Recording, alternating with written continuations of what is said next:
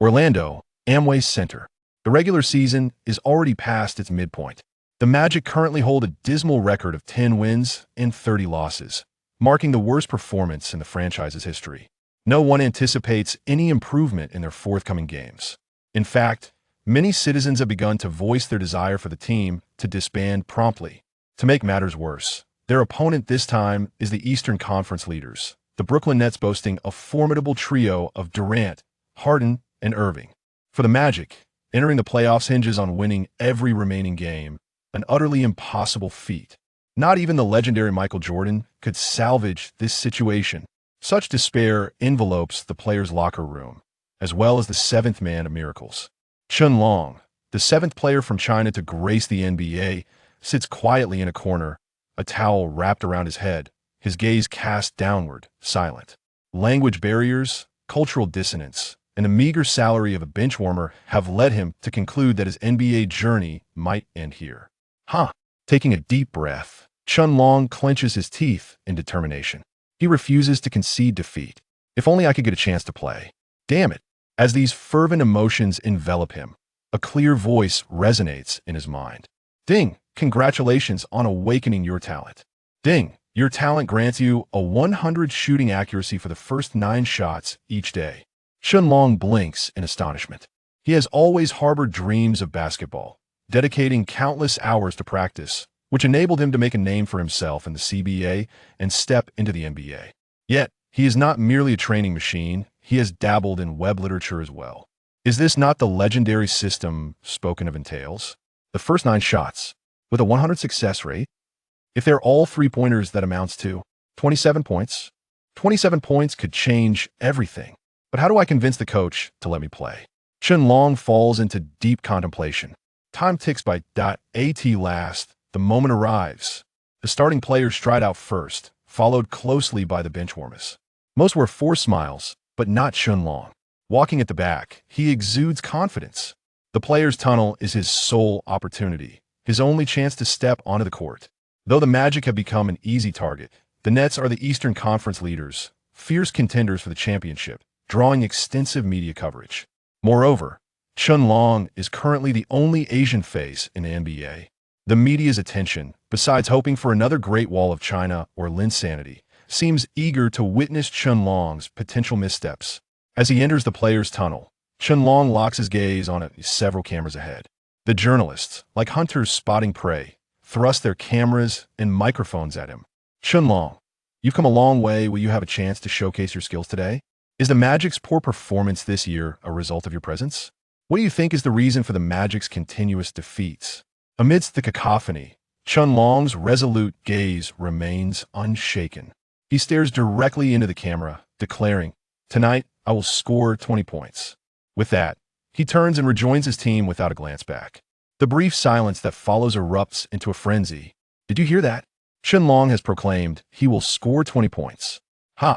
A bench warmer without even a chance to play making such boasts. It seems the Chinese are not so impressive after all. Which starting player dares to claim they can score 20 points? What a delusion! Quick, spread the word, let the Nets trio demolish them.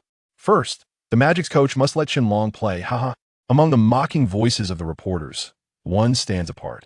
A blonde journalist named Katie furrows her brow, intently watching Chen Long's retreating figure. What's wrong, Katie? Her male colleague inquires. Jake, how many players have scored 20 points in their debut? You don't know that. There are many usually. They're all superstars, top-tier talents. Wait, you don't think Chen Long can score 20 points, do you? My instincts tell me this man from the Eastern continent possesses an unwavering aura. There's an old saying in China, fighting with one's back to the water, and that's the feeling I got. Katie, are you falling for him at first sight? Go away. Trust me, this won't prepare for an overnight report. I have a feeling tonight will be a miraculous night. Though referred to as a miraculous night, the audience is pitifully sparse. Even the local citizens have lost their support. On the other hand, fans following the Nets have flocked in droves.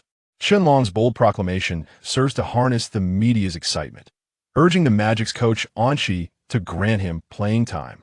Additionally, he aims to leverage this newfound talent system to its fullest. In a sense, Chen Long has been humble logically, If all his shots were three-pointers, he could easily achieve 27 points. Yet he merely claims he will score 20. Now all that remains is to wait. The game begins. The Nets gain possession, with Durant initiating the offense. As he dribbles, he glances at the Magic's bench, casting a smirk toward Chun Long. Clearly, the Nets are aware of Chun Long's earlier bravado, especially Durant, whose debut score was merely 17 points. Now, an Asian player boasts of scoring 20? What a jest. With a swift maneuver, Durant cleanly bypasses his defender, taking just 2 steps to the basket for a thunderous dunk. The crowd erupts in cheers. When the Grim Reaper makes his move, one knows the outcome. Even the citizens of Orlando cheer for the artistry of the moment. Transitioning into the game, the Magic starters resemble defeated roosters, devoid of spirit. After a careless shot that clanks off the rim, they lazily retreat on defense. After several exchanges, a relentless wave of points surges against them. 100, Coach Onchi hastily substitutes the listless starters for a bench player. Throughout all, Coach Onchi has not once acknowledged Chun Long. Chun Long remains silent, waiting for the uncertain opportunity.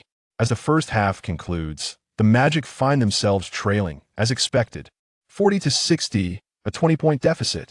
Whether by coincidence or fate, during halftime, Coach Onchi finally casts a glance at Chun Long, coldly stating, "Chun Long, what did you say in the players' tunnel earlier?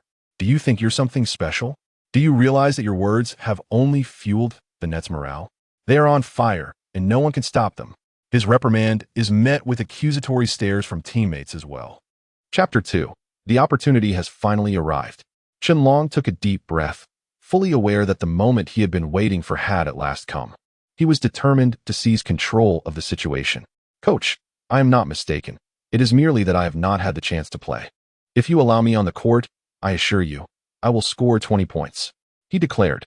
After all, our team's losses had become a regular occurrence.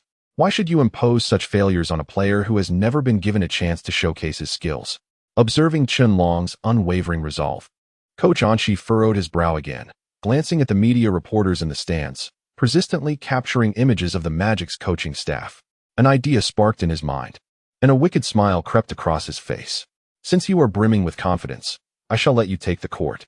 But if you fail to score 20 points, you will pack your bags and return to Huagua.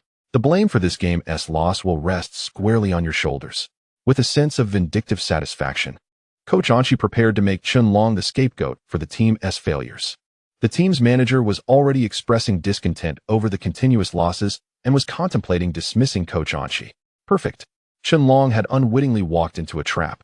Since he had boasted so boldly, let him assume the role of the sacrificial lamb and bear the brunt of the team's misfortunes. Chun Long stood up, brimming with excitement. All he needed was a chance to play. He swiftly removed his training vest to reveal the jersey he had meticulously prepared, a number 7. "Ah, you've come ready. To ensure your departure is fully justified, take this opportunity to warm up with some shooting while we still have a moment," Coach Onchi suggested. Noting that the cheerleaders had just left the court and the ball boys were busy cleaning the floor. However, Chun Long hesitated to step up. He had a perfect shooting record during practice, and he was not about to squander it on mere warm-ups. Training? Unthinkable. Warm-ups? He scoffed, in this day and age. Who still needs to warm up? With that, he picked up a basketball, dribbled with confidence, and began his personal warm-up routine, disregarding the disdainful glares of his teammates. News of Chun Long's entrance and his refusal to warm up quickly spread, possibly orchestrated by Coach Onchi to utilize the media's attention and portray Chun Long as the Andapos, toxic element Andapos, within the team. Finally, he was on the court, in the stands. Katie eagerly pulled Jack Andapos' hand, urging him to direct the camera towards Chun Long. "What is the point? He is so arrogant, claiming he doesn't need to warm up." Jack grumbled, yet complied. "Just do as I say. Make sure to capture him in a way that counters the other reporters who are here to see him fail." "But I can't explain it. My intuition tells me he is about to perform a miracle." As the halftime break concluded, Chun Long, representing Huagua in his number 7 Orlando Magic jersey, finally took to the court. In the predominantly black and white arena, the visage of an Asian player was a rare sight. Across the ocean, countless Huagua citizens anxiously awaited this moment. The Magic had already established a substantial lead. Durant and Irving had long since taken a seat on the bench, leaving only Harden on the court. Yet, Upon seeing Qianlong, the previously languid Durant straightened up, intrigued by the newcomer. "What's up?" Irving inquired, noticing Durant's sudden interest. "The one who boasted about scoring 20 points tonight has arrived." "Really? What's so special about him?" Irving questioned, glancing at Qianlong and Apos, as physique and the Magic and Apos, as tactical arrangements, deducing that he was likely a point guard. "Today is his debut. I scored 17 points in my first game. How about you?" Irving's expression darkened as he recalled his own debut, 6 points. Hilarity ensued as Durant laughed. "I almost forgot. Now you understand why I'm keeping an eye on him." With a sideline throw-in, Harris, clad in number 14, received the ball from the referee and began scanning for a teammate to pass to. Despite the substantial lead, the net substitutes remained vigilant, closely guarding the Magic players without the ball. Harris found himself in a dilemma until, abruptly, Qianlong dashed in, calling out loudly. Harris, eager to see Qianlong in action, passed the ball directly to him. Coach Anshi had previously instructed the team to focus on passing to Qianlong. After all, it was time for him to face the consequences of his brash claims.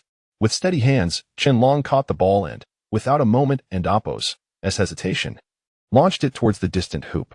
Just before releasing it, he felt an extraordinary force guiding his hands, propelling the ball from a unique angle. As the ball left his fingertips, a surge of energy coursed through him. The ball soared through the air, capturing the astonished gazes of all present. Time seemed to stretch as the ball traversed the 30-meter distance in what felt like an eternity. With a satisfying swish, the ball cleanly netted. The sound reverberated across the court, awakening everyone from their stupor. A three-pointer. An extraordinary shot from beyond the arc. Qianlong punched the air in celebration, exhilarated. If there had been doubts before, this moment confirmed the existence of his talent system. In practice, every 9 shots had been flawless. Missing a shot? No concern. For the talent system would automatically adjust the shooting angle and force, ensuring success. A brief silence was soon replaced by a chorus of cheers. Spectators were left in awe, witnessing an extraordinary feat. "Let us go, everyone." Qianlong rallied his 4 teammates. "Tonight, I am not only aiming for 20 points but also for victory. You've waited long enough, haven't you? It's time to reclaim our glory and relish the taste of victory once more." Chapter 3. He aims to strike at the heart. In a rather exaggerated manner, he unveils his debut. Beyond merely testing the veracity of the talent system, there lies a more significant reason: morale. Qianlong's primary role is that of a point guard. Not only does he excel in basketball, but he also possesses commendable skills in soccer. With a keen sense of the bigger picture, he is well versed in the art of war by Sun Tzu. He understands that although morale is intangible, it is exceedingly vital in the throes of battle. Thus, he requires such divine shots to invigorate the spirit. His ambition is to lead the Magic to the playoffs, then to the finals, ultimately securing the championship. He aspires to become the first Chinese individual to earn an NBA championship ring. After a brief moment of hesitation, his 4 teammates charged towards Qianlong. Wow! Divine shot! Divine shot! Divine shot! To echo the sentiments of his compatriots, it was indeed remarkable. Perhaps the coach had imparted some wisdom, or they were still grappling with doubts. But regardless, they decided to trust him. "Pass me the ball, and I shall deliver victory." Qianlong gazed sincerely at his teammates. Scoring 20 points merely levels the playing field. The outcome rests upon his teammates and Apos' performance. All right, possession to the nets. Now it was the Magic and Apos' turn to unite in defense. With a single divine shot from beyond the arc, all previous gloom dissipated from their faces. A 20-point deficit at halftime seemed almost within reach. Clearly, the nets were rattled by Qianlong's extraordinary shot. The inbound was executed smoothly, yet as Harden crossed half-court, he stumbled, resulting in a turnover. Cole Anthony, donning the number 50 jersey, seized the opportunity, swiftly intercepting the ball. With a clear path, he made a pass to Okeke, who, with a powerful approach, leaped and executed a thunderous dunk. As the ball crashed through the hoop, Okeke hung on the rim, unleashing a triumphant roar. Morale is indeed invisible yet profoundly significant. Qianlong's divine shot had ignited the Magic's spirits. As the second half commenced, the momentum shifted dramatically. Speed, efficiency, and a resolute determination halted the signs of despair. "Let us keep this going," Qianlong shouted. Following merely one divine shot, he had transformed into the victor on the court, commanding the morale of his team. Both sides exchanged blows. Yet the Magic capitalized on the opportunity, steadily chipping away at the score. As the third quarter reached the 6-minute mark, the Magic had amassed 15 points. While the Nets appeared still shaken from the impact of the divine shot, managing only 5 points thus far. After the initial divine shot, Qianlong refrained from further attempts. trusting his reliable teammates, for he did not need to take the spotlight. His slender frame, in contrast to the more robust players, yielded no rebounds, 3 points, 0 assists, 0 rebounds, and still 0 turnovers. However, the Magic and Oppo's fervent spirit waned as the Nets substituted in 2 players, Durant and Irving, re-entering the fray. "What's up, Beard?" Durant teased Harden. "What can we do?" Harden shrugged, aware that with the trio on the court, the Magic would be hard-pressed to triumph. They had regained their rhythm and were heating up, but that was only due to their absence from the court. Indeed. Let us show them the power of the big three. With the ball back in play, Okeke confidently dribbled past the half-court line. However, as the game tightened, the defenders and Oppo's intensity cast a palpable pressure upon him.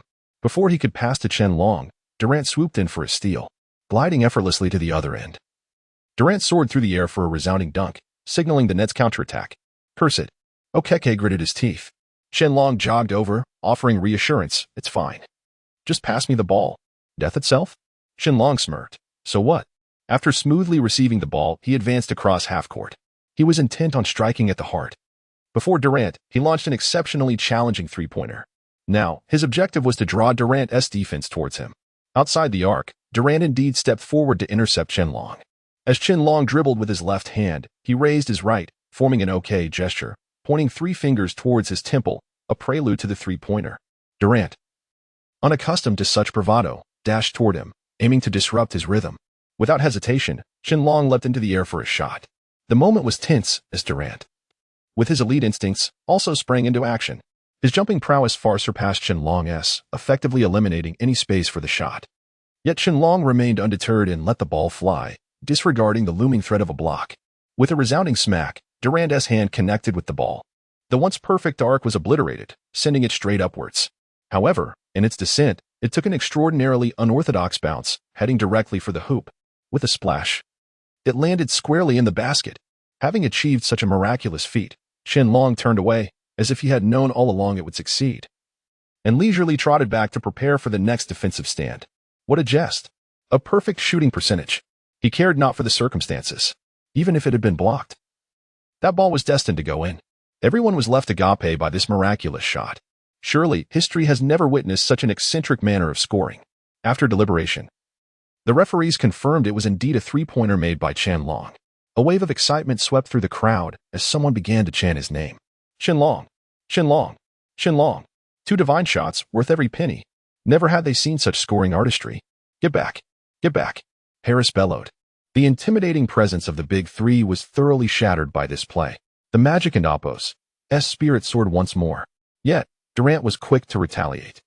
Another beautifully executed dribble led to a pull-up jumper, seemingly in response to Chen Long, though not everyone possessed his perfect shooting percentage. With a dull thud, the ball ricocheted off the rim. Anthony, with a fierce shout, secured the rebound and, without a second thought, passed it to Chen Long, seizing the moment. Chen Long charged forward.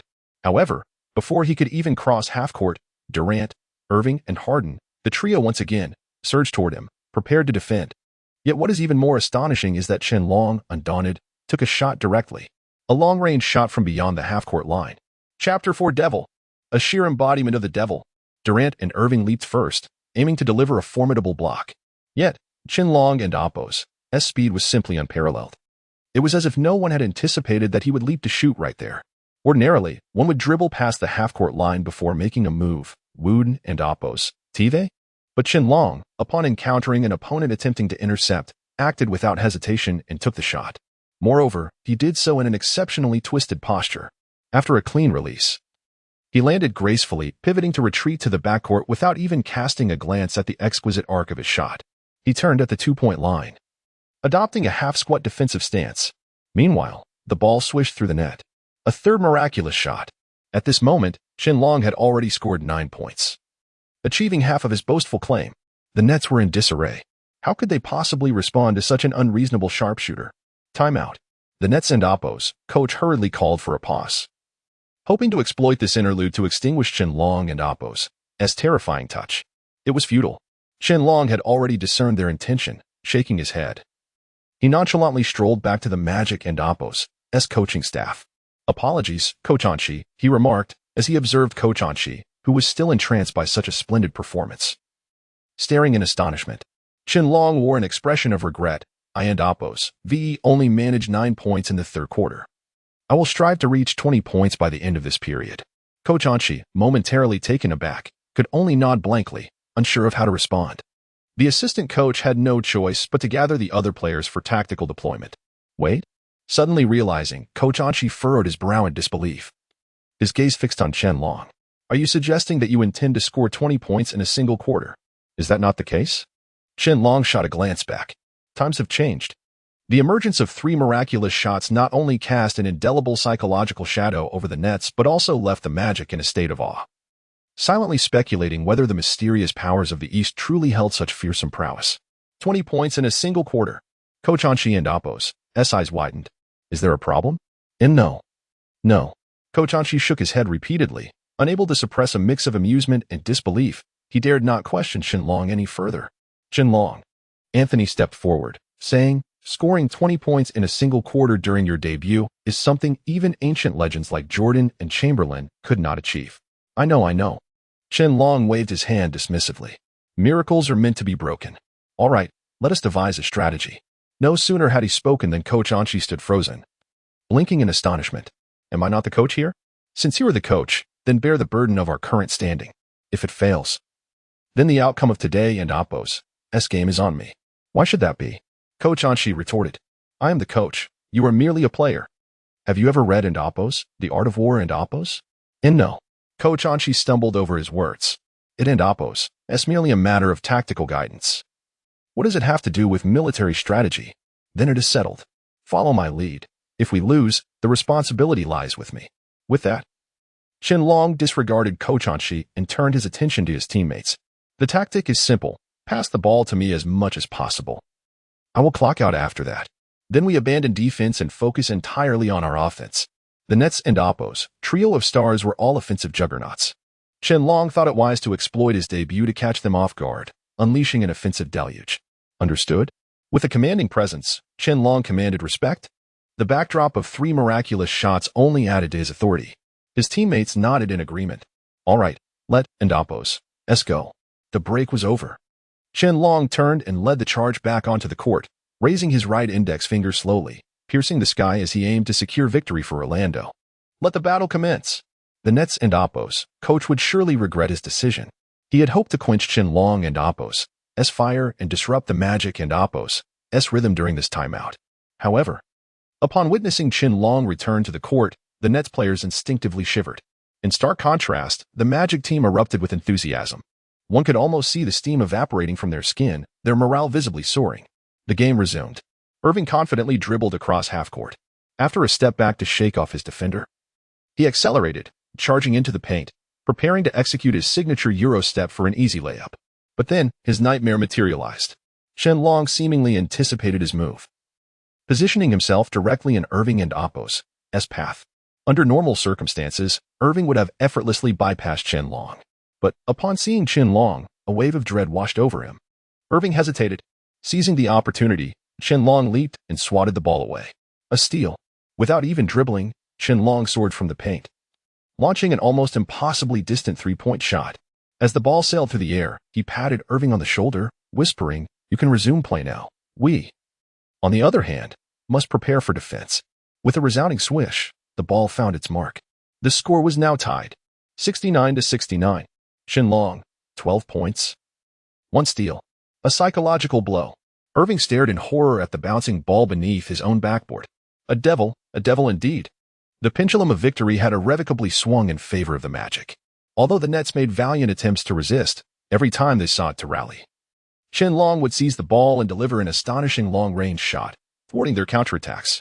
As the third quarter neared its conclusion with just 20 seconds remaining, Qianlong found himself double-teamed by the Nets, prompting him to collaborate with his teammates at the 3-point line, biding his time. Ultimately, thanks to a well-timed screen from a teammate, Qianlong received the ball and executed a graceful jump shot in one fluid motion. Alas, his foot had inadvertently landed on the 3-point line, resulting in only 2 points. Yet, it was precisely this 2-pointer that brought Qianlong and Oppos' total score for the game to 20 points. In this quarter alone, he had taken 7 shots, sinking 6 3-pointers and 1 2-pointer, achieving a perfect shooting percentage. 20 points. Breathless, Qianlong maintained his shooting stance, exhaling deeply. Rarely did he display such excitement. Raising his arm in triumph, he rushed to the coaching staff, tearing open his jersey as he shouted at Coach Anshi, "I told you, I am scoring 20 points tonight." With a sweeping gesture, Qianlong turned to the exuberant crowd, proclaiming, "I told you all. I am determined to score 20 points tonight. Coach, I am satisfied with my performance. I am done for the night." With that declaration, Qianlong strode away, not bothering to look back as he made his way to the players and Oppo's tunnel, returning to the locker room. Chapter 5. Regardless, I shall prevail. Amidst the electrifying atmosphere of the Amway Center, the crowd erupted in fervor. Qianlong, Qianlong, Qianlong, Huagua, Huagua, Huagua. A miracle was born. The spectators were astonished to witness Coach Anshi, seemingly at his wits and Oppo's end, directing substitutions, and to their disbelief, he replaced Qianlong. 20 points in a single quarter. And then he clocked out. Ignoring the coach and Oppo's strategy and the team and Oppo's needs, he exited the court. Unheard of, in comparison to the miracle Qianlong had created. This was equally unprecedented. He had not even had the opportunity to start the game, yet he boasted about scoring 20 points tonight. Not only had he successfully fulfilled his own bravado, but he had done so in just one quarter. A debut performance, 20 points in a single quarter. Unprecedented, and surely unmatched in the future. Not everyone possesses the audacity to play like Qianlong. What was even more terrifying was his and Oppo's divine shot, and Oppo's, and that impeccable shooting percentage was truly astounding. 7 attempts, 20 points. Such efficiency, even the basketball deity, and Oppo's, Jordan, and Oppo's, could not boast. And after achieving this remarkable feat, he simply walked off the court. Indeed, he had lived up to his grandiose claims, and now he could leave. Look. Katie in the audience was exhilarated, exclaiming, "I was right. My instincts are impeccable." Jack could only smile wryly, knowing he would undoubtedly headline tomorrow and Oppo's news. Tonight. He could scoop the story. Let us head to the back door and see if we can secure an exclusive. Not only Katie and Oppo's media outlet, but the other media present also sprang into action. At this moment, who cared about victory or defeat? Who cared about the Nets as a contender for the championship? The miracle that Qianlong had created was worth reporting. Meanwhile, Qianlong swaggered into the locker room, sitting down on a chair, panting heavily. What an exhilarating experience. Reflecting on just an hour ago, he had been merely a bench warmer, anxiously awaiting a pink slip, and now he had performed a miracle. His era had dawned today. Upon reaching 18 points, he had composed himself and mentally mapped out his earlier and Oppo's decision, and Oppo's. After all, he could only achieve a maximum of 27 points in a day. Given that his first 9 shots had been a perfect score, as for the rest, it would depend on his individual prowess, rather than revealing all his cards at once. It was wiser to hold back a little for future critical moments. His actions had already been audacious enough to deflate the morale of the entire Nets team. That was sufficient. He believed his teammates could excel in the fourth quarter and secure victory for Orlando. The lead had widened to 10 points. Now it was the Magic and Oppo's turn to take charge. With a creak, the door swung open. It was Coach Anshi. Coach Anshi? Qianlong blinked, puzzled. Why are you here? Shouldn't he be strategizing? Qianlong, what are you doing? Hurry back on the court, Coach Anshi urged, his excitement palpable. The surprise Qianlong had brought him was overwhelming.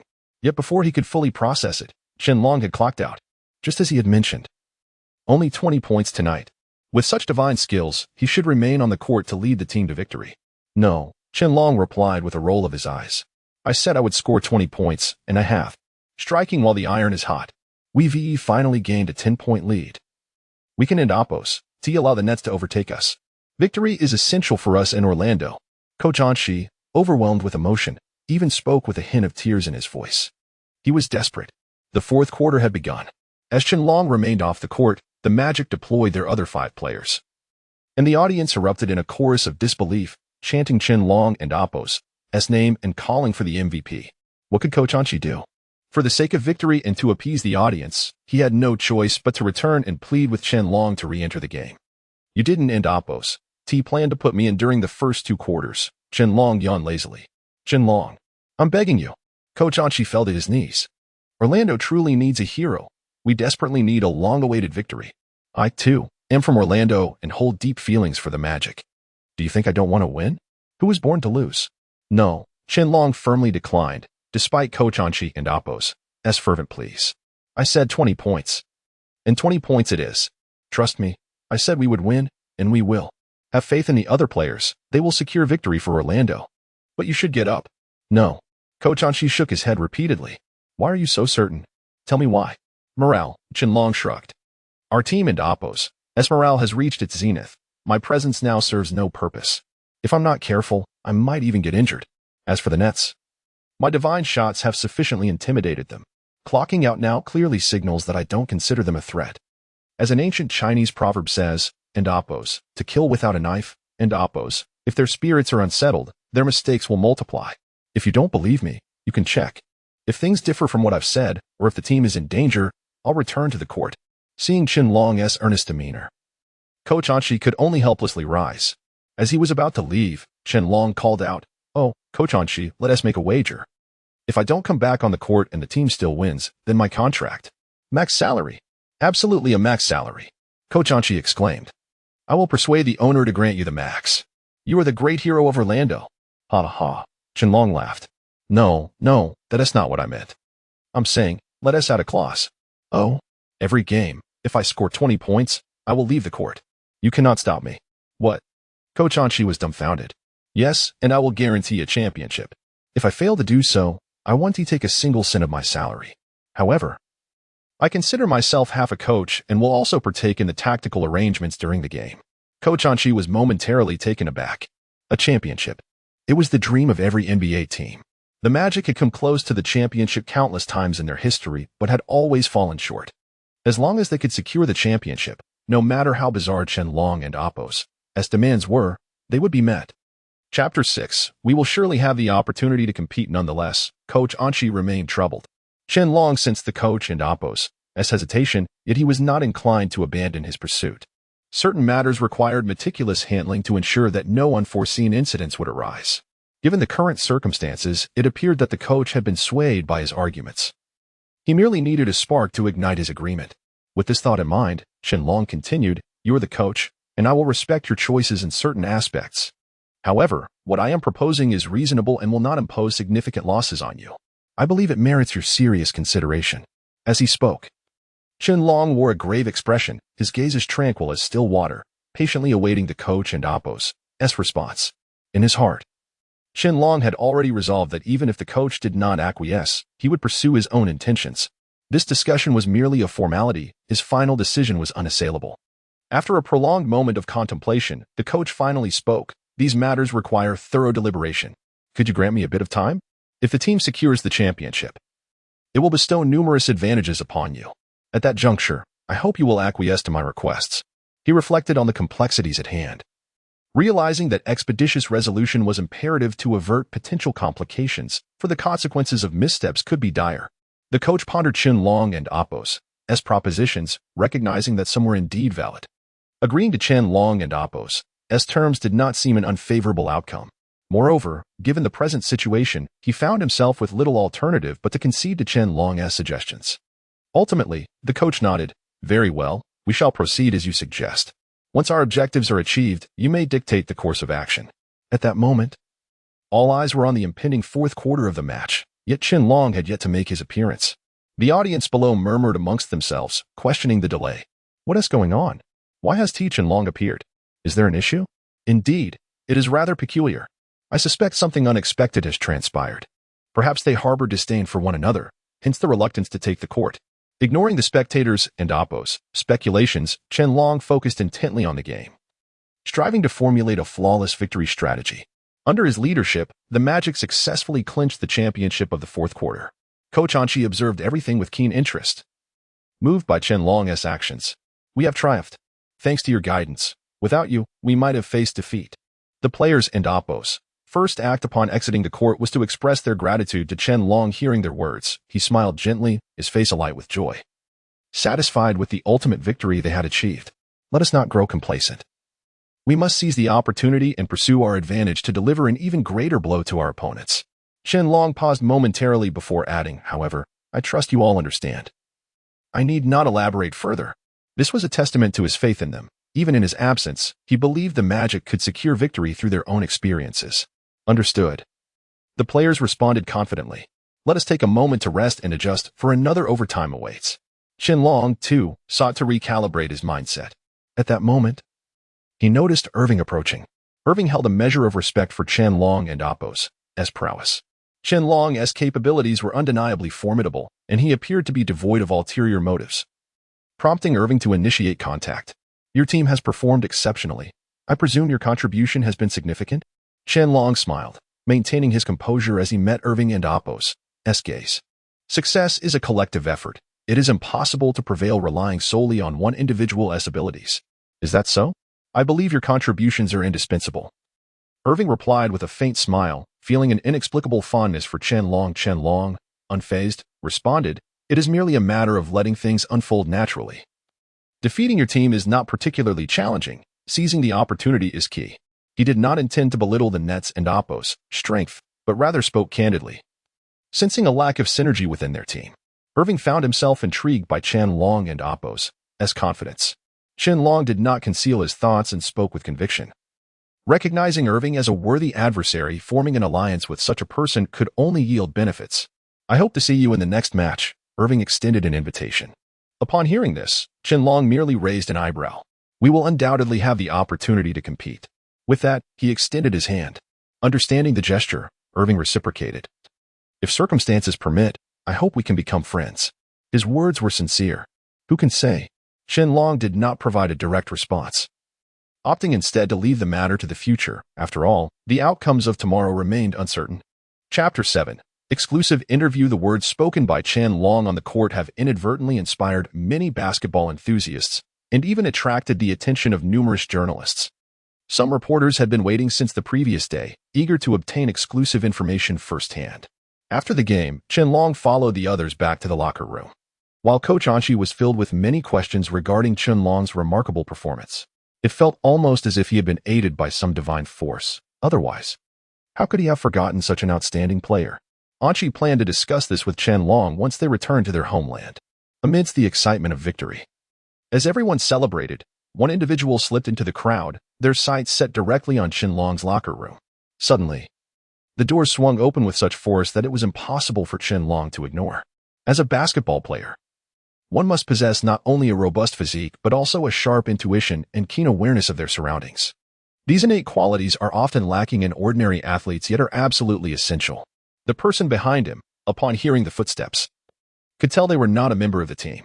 "May I assist you, Miss Reporter?" Qianlong asked calmly. Upon entering, the newcomer was greeted by the sight of Qianlong partially changed, and upon realizing he had not noticed her, she couldn't help but applaud. "Truly deserving of the MVP title. I wonder if the best player has any insights to share with me?" Katie said, confidently taking a seat opposite Qianlong, her long legs elegantly crossed. Qianlong paid little mind to her presence, instead observing the stunning blonde before him, who surpassed all the foreigners he had encountered on his journey.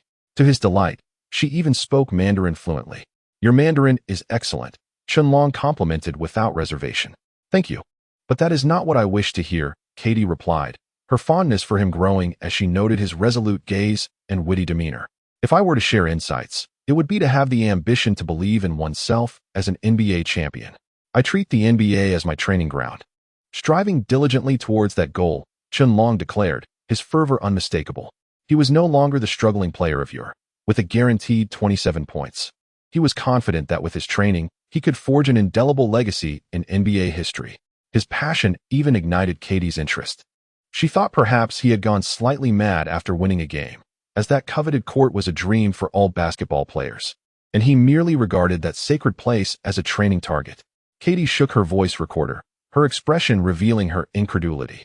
However, Qianlong was unfazed, seeing this as an opportunity to declare his intentions to the world and the NBA. "Sir, you are aware that I am recording, correct?" Katie kindly reminded him. Qianlong nodded naturally, "Of course. But a competent player stands by every word he utters." Katie was taken aback, attempting to unravel the source of his confidence. Despite his Asian appearance lacking a rugged exterior and his physique being unremarkable, there was a latent explosiveness within him. If there was a distinguishing factor, it was the dazzling determination in his eyes. "I understand." The astute Katie realized Qianlong's intent. She needed to rush this explosive news to publication. As she hurriedly departed, Qianlong turned to sit down, wiping the sweat from his neck scarf. It seemed that inadvertently sharing those thoughts had invigorated him. With the release of the newspaper, All Orlando citizens and basketball aficionados took note of the report titled, "The NBA's New Rookie, the Arrogant Boy Who Treats the Court as a Practice Game." The content was filled with exaggerated claims, and when Chen Long finally received the paper, he could barely decipher a few words with a translator. Yet he felt a pang of anxiety at the sensationalism. The reporter's creativity was indeed remarkable. However, this article spread like wildfire throughout Orlando, with discussions erupting in nearly every tavern regarding the game. Although Chen Long's debut had crafted a debut myth more miraculous than Durant's, he was still a newcomer. Every player dedicates their life to honing their body and spirit to reach that ultimate, exhilarating stage. What audacity did this fledgling possess? To aspire for the NBA Finals championship would naturally bring forth countless players like Durant. Not every time would he be so fortunate. Yet, the game was far from over. With the scores tied, the higher-ups decided to hold an overtime match the following day, a contest that would stake the pride of Orlando.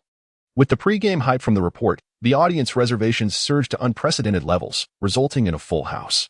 Yet, the focal point remained on that audacious young man from China. Would he make a spectacular appearance today? For the first time, Chen Long received Coach Anqi's concern, which was more of a temporary assignment than genuine worry. Anqi himself could scarcely believe how, in just one night, Chen Long seemed to have undergone a transformation, standing before him like a burgeoning basketball star. Yet, these were mere illusions. May fortune smile upon you today. The outcome rests in your hands, Anqi cautioned. Should Chen Long fail to deliver, even if the team triumphed, whispers of foul play could arise, an eventuality Anqi wished to avoid, especially after Chen Long's outrageous performance the day prior. Rest assured, as long as I am on the court, miracles will abound, Chen Long replied with a hearty laugh, raising his right hand to tap his left shoulder, pledging his promise. With that, Anqi smiled in reassurance. Regardless of what lay ahead, they could only gamble on the present, striving to prove their mettle against the foreign skeptics. Anqi patted Chen Long's shoulder and departed. Chen Long felt the warmth of responsibility settle upon him as he wiped away tears of emotion and turned back to the hotel for rest. At the elevator, he was greeted by none other than his former teammate from the preliminary matches, Lewis. "Hey, I never expected to run into you here, Chen Long. I thought you were weeping in some obscure corner while I was working hard on the court," Lewis remarked, unable to refrain from making a cheeky comment. However, Chen Long had grown accustomed to such jests and responded graciously, "Indeed, what a coincidence to bump into you here by the rubbish heap, Lewis." Chapter 8. Friendship Across Borders. "Lewis, you have lost your temper in your native tongue," Chen Long said, feigning calmness as he mocked. "All right, my brother. You can only feel as noble as a sunbathing cat for a brief moment. As your close friend, I sincerely hope you concede soon. Are you a dog?" Unfazed, Chen Long casually scratched his ear. Lewis was perplexed by the remark, yet his intuition suggested it was far from flattering. "What do you mean? What could it possibly mean?" "A cat's good friend is simply a dog," Chen Long smirked, gesturing at Lewis as if to say, "You are indeed that dog." Accompanying Lewis were several tall, blonde companions, and Chen Long added the English term for dog, which sent them into fits of laughter. "Moreover, I am an MVP in the qualifiers, while you are merely a minor clown. Hey Lewis, is this how your good friends usually refer to you?" Someone teased, oblivious to the darkening expression on Lewis's face. "Enough," Lewis shouted in fury, clenching his fist as he prepared to confront Chen Long. Chen Long, not one to back down, was aware that despite their size difference, neither would emerge unscathed from a brawl. As the two adversaries stood nearly nose to nose, fist raised, the onlookers hurriedly intervened. One was a recently celebrated athlete, while the other was an obscure benchwarmer. Should a fight break out, it would be the spectators who faced the consequences. "Hey, both of you, stop it. It would be a hassle if the officers showed up," one called out. "Are you two really considering stepping onto the court with bruised faces? You are mad." However, the crowd only dared to voice their concerns. None were willing to intervene, as the tension between the two resembled that of two wolves. One was furious, while the other, unable to comprehend the babble around him, was on the verge of confrontation. Suddenly, a tall, dark figure stepped between them. Chen Long looked up, unable to see the top of the stranger's head, while Lewis found himself shielded by the man's large hand. "You, Black Bear, my hunting rifle will show you no mercy," Lewis exclaimed, stepping back and swinging his fists at the imposing figure. Deep down, fear began to creep in. This black bear towered over him. "Oh, is this how you confront your prey with such a harmless rifle?" The stranger mimicked Lewis's stance, striking a pose that seemed capable of shattering stone, causing Lewis to shout, "Just wait," and retreat with his companions. Chen Long, feeling defiant, considered trading blows with the stranger, but then reconsidered. He didn't wish to become a national treasure on the basketball court. He glanced back at the man who had intervened and sincerely expressed a garbled thank you. The stranger, evidently surprised that Chen Long did not speak the local language, warmly inquired, "What is your name, and where are you from?" Chen Long generously shared his name and, with some difficulty, mentioned he hailed from Huaghua. The pride of being Chinese instilled in him the courage to stand tall and introduce himself, even in a language barrier. Embodying the pride of being a descendant of Yin and Huang, James's eyes flickered with surprise. He had seen Chen Long's name and report in the newspaper the day before and had wondered what could grant such a small figure remarkable explosive power. Now, witnessing it firsthand, he recognized that this courage, rooted in self-belief, and the relentless spirit of never yielding without a fight were indeed the traits that shone bright in Chen Long. James found himself increasingly curious about this Chinese individual. "My name is James," he said, extending a hand in a friendly gesture. Chen Long readily accepted, their differing skin tones clasping together in a moment captured by many onlookers. Destined to resurface when Chen Long achieved fame. "I read about you yesterday. I think you're incredible," James expressed, skillfully blending simple vocabulary to convey his admiration. Chen Long grasped only part of the sentiment but recognized the homage in James's basketball skills and mimicry of his moves. The two exchanged a ball, communicating through action, transcending linguistic barriers. This moment allowed the bystanders to witness that Chen Long's prowess was not solely a matter of luck, it stemmed from his dedication. It was the first time since arriving in this country that Chen Long felt such profound joy. "Thank you. We could become great friends," Chen Long said earnestly. James sensed the explosive energy and passion for basketball radiating from the young man and embraced him warmly. "I truly hope for an opportunity to compete against you. Mysterious little fellow from the East." "Haha, I don't understand what you're saying." As they continued their conversation, Chen Long discovered that they shared the same hotel, prompting him to curiously ask, "Are you also a competitor?" James shook his head but did not deny it, contemplating the allure of maintaining an air of mystery as a good friend might. "If the opportunity arises, basketball will reveal the answer to you," he replied before returning to his room. Throughout the day, Chen Long felt an insatiable desire for more, as the whirlwind of events required time to digest. Upon returning to his room, he sat on the bed, attempting to engage in dialogue with the system in his mind. "Can you hear me? System?" Chen Long hesitated, unsure of how to address it. The system, as if residing within his mind, promptly responded with a mechanical voice, "How may I assist you, host?" Chen Long's heart soared. He was not dreaming. Moreover, the response time was even faster than his virtual assistant. "Could you inform me of your functionalities beyond the 7 flawless shots during competitions? I wish to understand you better," he inquired. Immediately, a user guide for the system materialized in his mind. After merely flipping to the first page, Chen Long realized the system's capabilities were astounding. Not only did it feature a point system and item exchanges, but it also allowed for mental practice during sleep. However, Chen Long had no intention of dedicating all 24 hours to practice. Emerging from his thoughts, Chen Long exclaimed, "This truly is a marvelous tool." Chapter 9. Everything is under his control. Immersed in the benefits bestowed by the system, Chen Long felt a renewed sense of hope for the days ahead. After all, with such an invincible system at his disposal, who could possibly obstruct his forward march? As time ticked away, Chen Long suddenly grabbed his phone and, upon illuminating the screen, was startled to discover that it was already 10 o'clock at night. No, it would be wise to get some sleep. Tomorrow he had a basketball match to prepare for, one that concerned the glory of the entire team. Deliberating aloud, he hastened to shower and then immediately collapsed onto his bed, drifting into a deep slumber, perhaps due to the immense pressure of the upcoming match. He awoke at 7 in the morning. On the bus to the arena, the coach diligently outlined the battle strategies, points of caution, and other critical matters. Naturally, every teammate listened intently, their faces etched with seriousness. Chen Long, however, turned his head slightly, gazing calmly out the window, the scenery outside reflecting his tranquil mood. Upon arriving at the venue, they changed into their uniforms and entered the court in an orderly fashion.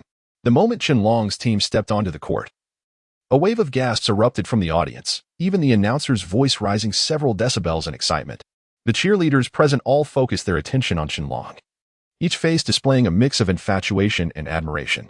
"Ah, Chen Long, go, Chen Long, we believe you can win. Go, we will always support you." Some fervent fans even went so far as to purchase flags and horns to cheer for him, including a few boys who were equally impressed by Chen Long's skills. Soon, Chen Long stood side by side with his opponent to draw lots for the opening serve. After the lot was drawn, Chen Long and his teammates communicated their tactics and prepared for contingencies, understanding the importance of having a backup plan in such serious matters. With a sharp blast of the referee's whistle, the match commenced officially. Among the many spectators, a tall, robust man sat in the front rows, his keen eyes, sharp as an eagle's, fixed intently on the synergy between Chen Long and his teammates. Since witnessing Chen Long's previous match, James had developed a sense of urgency and curiosity, driven by his own competitive spirit. With the possibility of facing Chen Long in the future, he felt it prudent to observe his playing style and defense, ensuring that should they become rivals, he would be well prepared.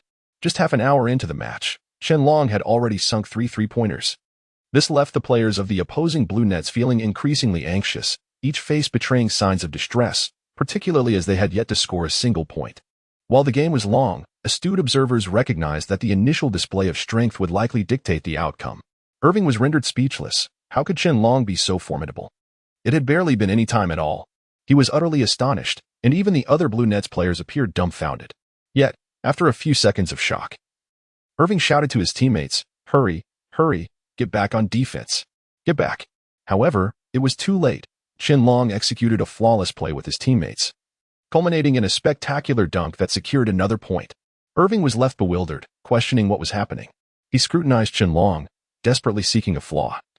But even by the time the coach called for a break, he had yet to discern any weakness in Chen Long's game. The Blue Nets players grew increasingly anxious, and even the coach began strategizing with them. Chen Long, well aware of their discussions, remained unperturbed, confident that their plans posed no threat. What transpired next, however, was utterly shocking, eliciting discontent from the audience. Perhaps fueled by their frustration, some Blue Nets players devised malicious intentions. At a crucial moment in the game, as Chen Long urged his teammates to press forward, he followed the system's guidance step by step. Pass the ball, pass the ball. His teammates, tightly marked, struggled to get the basketball to Chen Long. Just as he prepared to receive the pass, a shoe-clad foot appeared abruptly in his path. Disaster averted. Chen Long reacted swiftly, sidestepping the opponent's underhanded maneuver. Had he fallen, it would have been a painful landing, potentially resulting in an injury that could sideline him for the rest of the match. Turning around, Chen Long shot a fierce glare at the player who had nearly tripped him. Yet, the opponent showed no sign of remorse, seeming entirely unrepentant. The referee, noticing the anomaly, blew the whistle and issued a yellow card to the offending player. The player, clearly dissatisfied with the ruling, retorted defiantly, "What did I do to deserve a yellow card?" Faced with such brazen behavior, Chen Long felt a surge of frustration and indignation. He stepped forward, addressing the referee. "It was he who stuck out his foot and nearly caused me to trip." As the arbiter of the match, the referee was well equipped to discern right from wrong, especially since Chen Long had clearly pointed out the foul. With a frosty tone, the referee warned the offending player, "I've issued one warning. Another infraction will result in immediate ejection from the game." Recognizing the precariousness of the situation, the Blue Nets coach immediately called for a timeout. Observing everything from the sidelines, he was acutely aware of his players' missteps and understood that if this incident escalated, it could tarnish his reputation. During the break, the player who had committed the foul was summoned for a private conversation with the coach, while the other teammates quietly discussed the incident. Durant felt a profound sense of discomfort and anger regarding his teammates' actions that had resulted in a yellow card. While he desperately wanted to win the match, resorting to such despicable tactics was beneath him. This sentiment mirrored James and Apos, as thoughts in the stands, who also felt a similar outrage. Growing increasingly incensed, Durant blurted out, "I want to kick you off the team. Leave now and let a substitute take your place." His words provoked the previously offending player to angrily toss down his towel and storm off. Fortunately, Irving quickly intervened. Now is not the time for discord. We must stand united. Chapter 10. The decisive three-pointer. The Nets directly dispatched their reserve players onto the court. "David, perform well," they encouraged, patting him on the back while seated on the bench. Had it not been for that fool's blunder, the coach would not have considered David for this moment. He was their hidden card, yet also the most unpredictable element. David nodded, removing the sweatband from around his neck and rising to stretch. Throughout the wait, he had been keenly observing Chen Long's every move, intrigued by how this remarkable Chinese player could create miracles. However, from the start of the game until now, Chen Long had not exhibited any remarkable performance. A flicker of disdain crossed David's mind. Perhaps he was merely a lucky little monkey? The referee's whistle pierced the air, signaling the commencement of a new round. Both sides stood ready, with David positioned as a center while Qianlong was assigned to the forward position this round. Navigating past the opposing forward to the midline, Qianlong exchanged the ball between his hands, searching for opportunities. The opposing forward, realizing he had been evaded, quickly retreated to block Qianlong. Seeing himself surrounded, Qianlong's gaze locked onto a teammate beyond the encirclement, signaling for a high pass. His teammate extended his hand, prepared to intercept.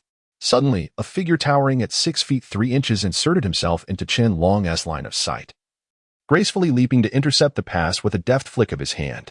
The other opposing players promptly scattered, following David in an offensive surge. Qianlong, realizing the urgency, swiftly transitioned to defense, executing a strategic maneuver to block for a potential pass. "Host, David has evidently seen through all your tricks," the system noted. "As if I needed you to tell me," Qianlong retorted with irritation. Just ahead, a player obstructed his path, adopting a perfect low stance with both hands extended. No matter the angle, Qianlong found it impossible to breach the opponent's barrier. This realization stirred a sense of anxiety within him. "Don't rush. He has only observed a portion and remains unaware of my presence. You are not omnipotent either." Qianlong's pace suddenly slowed as he acknowledged the inevitability of the play. With no options left, he could only watch helplessly as the opposing team scored, adding 2 points to their tally. The sound of the basketball hitting the floor echoed in his ears. Noticing David approaching, Qianlong felt his scrutinizing gaze, as if attempting to see through him. The mixture of confusion and disdain in David's eyes was unmistakable. For the first time, Qianlong felt a sense of pressure from a towering foreigner. Previously, he had always believed that no wall was insurmountable, even if faced with an iron barrier. Just moments ago, Qianlong hesitated, contemplating whether to leap over it. After all, half of his current achievements were intertwined with the system's assistance. "Host, have you given up?" The mechanical voice resonated in his mind. A spark ignited in Qianlong's eyes. Give up? After all these years of effort, surrender was not an option. "No. Just wait for my comeback." With renewed confidence, Qianlong's eyes gleamed as he pointed toward David. David glanced back at him, momentarily taken aback by the intensity of Qianlong's unsettling gaze. "I will surpass you, for you are merely a stepping stone." To David, Qianlong's bold declaration sounded like a mere cacophony of gibberish, for he spoke in Mandarin. Meanwhile, the anxious coach, initially worried about the preliminary match, felt reassured. His star players still had the spirit to make bold statements. The next play commenced swiftly, with the players' spirits not only undeterred but intensifying. As long as their mainstay was blocking the way, they felt no panic. After all, they were athletes, and every ball was a battle. It was the core of their spirit. "Are you ready to continue?" Qianlong proclaimed suddenly. The players echoed his fervor, rousing the audience. "Yes. Then let us strive for victory," Qianlong passionately concluded as the second play commenced. As David's team took the offensive, Qianlong discerned that the opponents had deliberately chosen a route to challenge him. Did they wish to showcase their prowess? Qianlong smirked. With the adversaries attacking head-on, he would not yield, charging toward the ball in David's hands. Caught off guard by Qianlong's boldness, David faltered. Seizing the opportunity, Qianlong snatched the ball from him and prepared to sprint. David quickly regained his composure, launching another attack against Qianlong.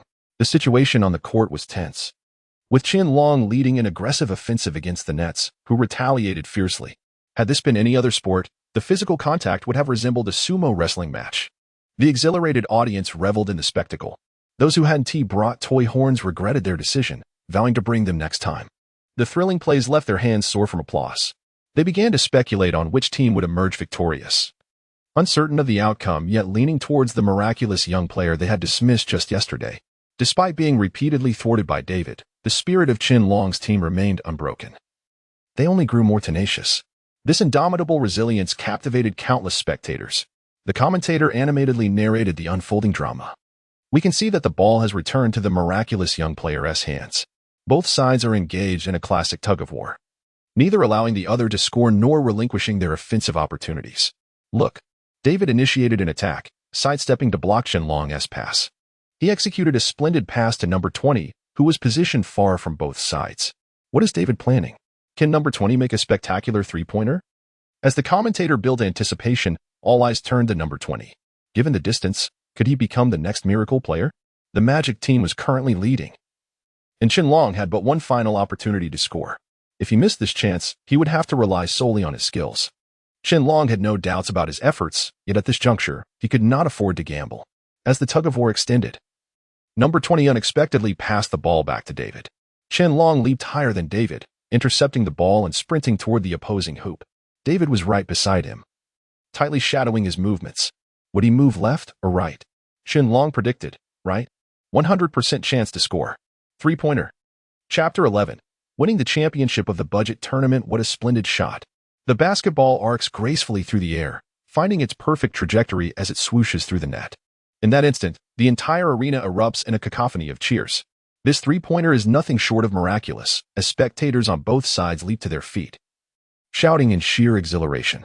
The referee and Oppo's whistle pierces the air, signaling a three-point addition to the Magic and Oppo's score on the scoreboard. Qianlong's eyes gleam with excitement. Despite the exhausting physical toll of the game, he gazes at the vibrant red numbers on the scoreboard, filled with elation. His efforts have borne fruit. Bro. A deep voice rumbles beside him, and Qianlong turns to see David. Before he can respond, David jovially pats him on the shoulder, saying, "You played exceptionally well. Keep it up."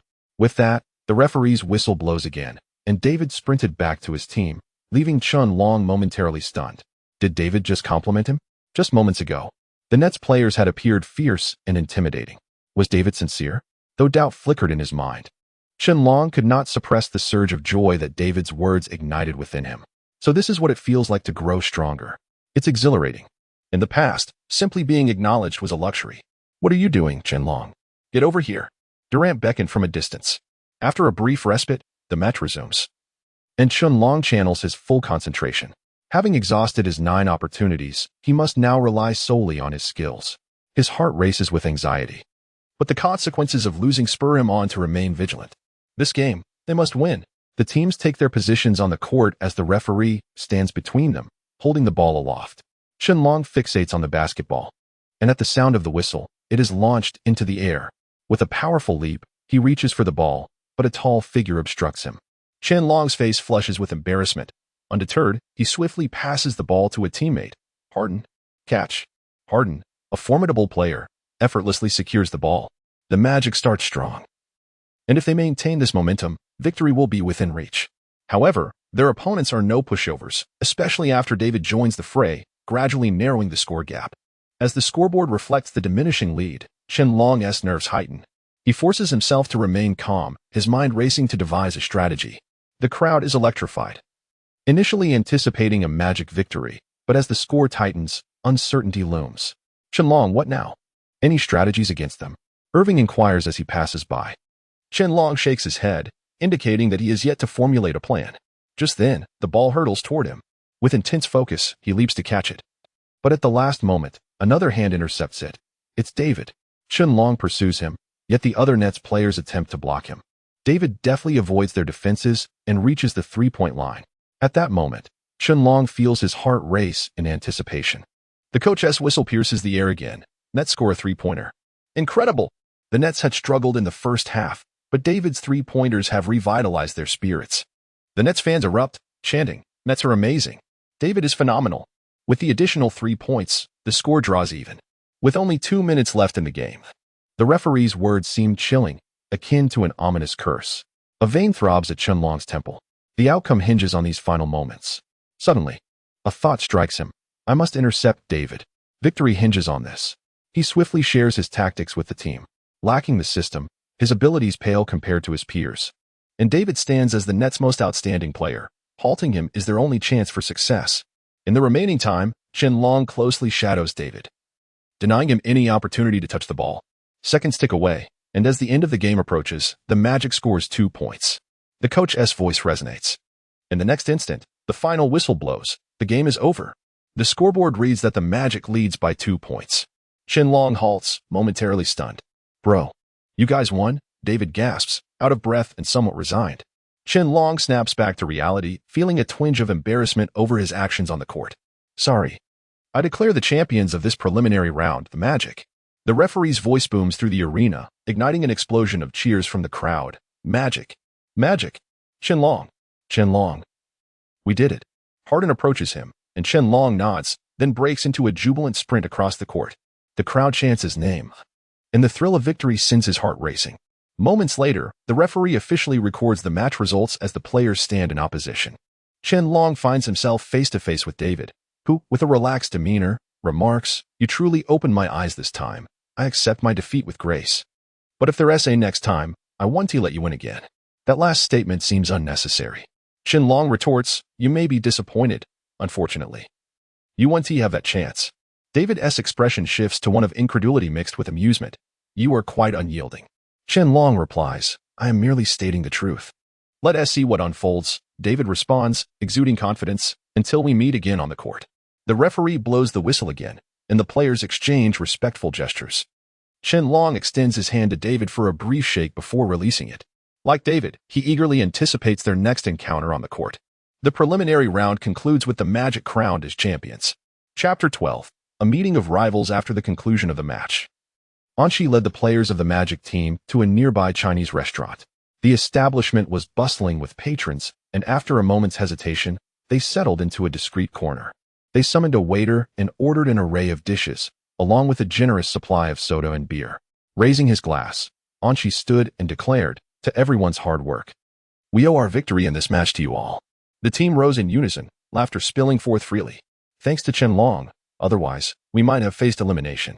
"Indeed." Anqi chuckled, grateful for his decision to trust Chen Long. He believed that they must continue to strive in the upcoming matches.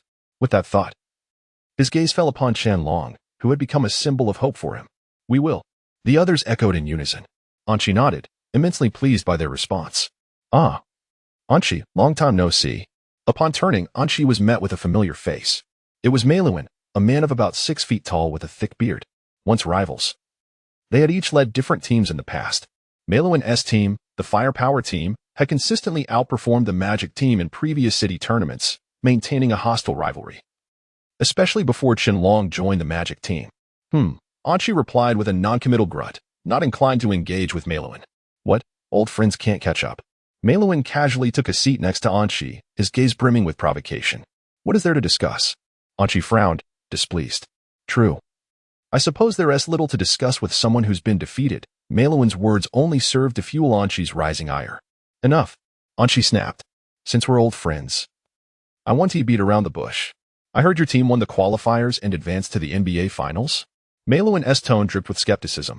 "And if we did?" Anqi retorted. "Just curious, old pal. You're still as useless as ever. Even if you made it to the finals, it would be easy for us to defeat you." Mei Luan scoffed. Such words should not be taken lightly. Chen Long interjected with a smile, having encountered many brash individuals, but Mei Luan's arrogance was a first. "Oh." Another young Chinese lad, not particularly impressive, Mei Luan assessed Chen Long, taking stock of his muscular build and height, which was around 5'11". "Your opinion doesn't matter. The court will decide the outcome." Chen Long chose not to elaborate, believing that strength would speak for itself. "Fine, just don't lose too badly," Mei Luan remarked, sensing that Chen Long would not be an easy opponent. With that, he departed with his Firepower team. Until the conclusion arrives, one must never hastily draw conclusions, lest they suffer a significant defeat. Once the Firepower team had left, the atmosphere among the Magic players grew somber. Facing a formidable opponent was daunting. And they were no exception. "Don't lose heart. We can certainly claim the championship." Chen Long raised his glass and stood, confident in his abilities. Even if they did not win the championship, defeating the Firepower team would be a simple task for him. "Indeed, we will triumph." Anqi concurred with Chen Long, rising as well. With their leader uplifted, the team regained their confidence. Even if they had to start over, what was there to fear? The Firepower team was nothing of consequence. They would prevail on the court.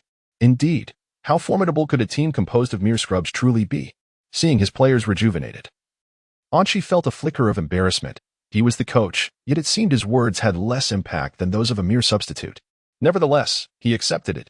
The team enjoyed their meal, revitalized. Chen Long, disliking the raucous atmosphere, found an excuse to step outside for some fresh air. Anqi followed suit. "Why is the coach out here?" Upon turning, Chen Long met Anqi's gaze. Anqi, in his 50s, bore the marks of age but retained a spirited demeanor.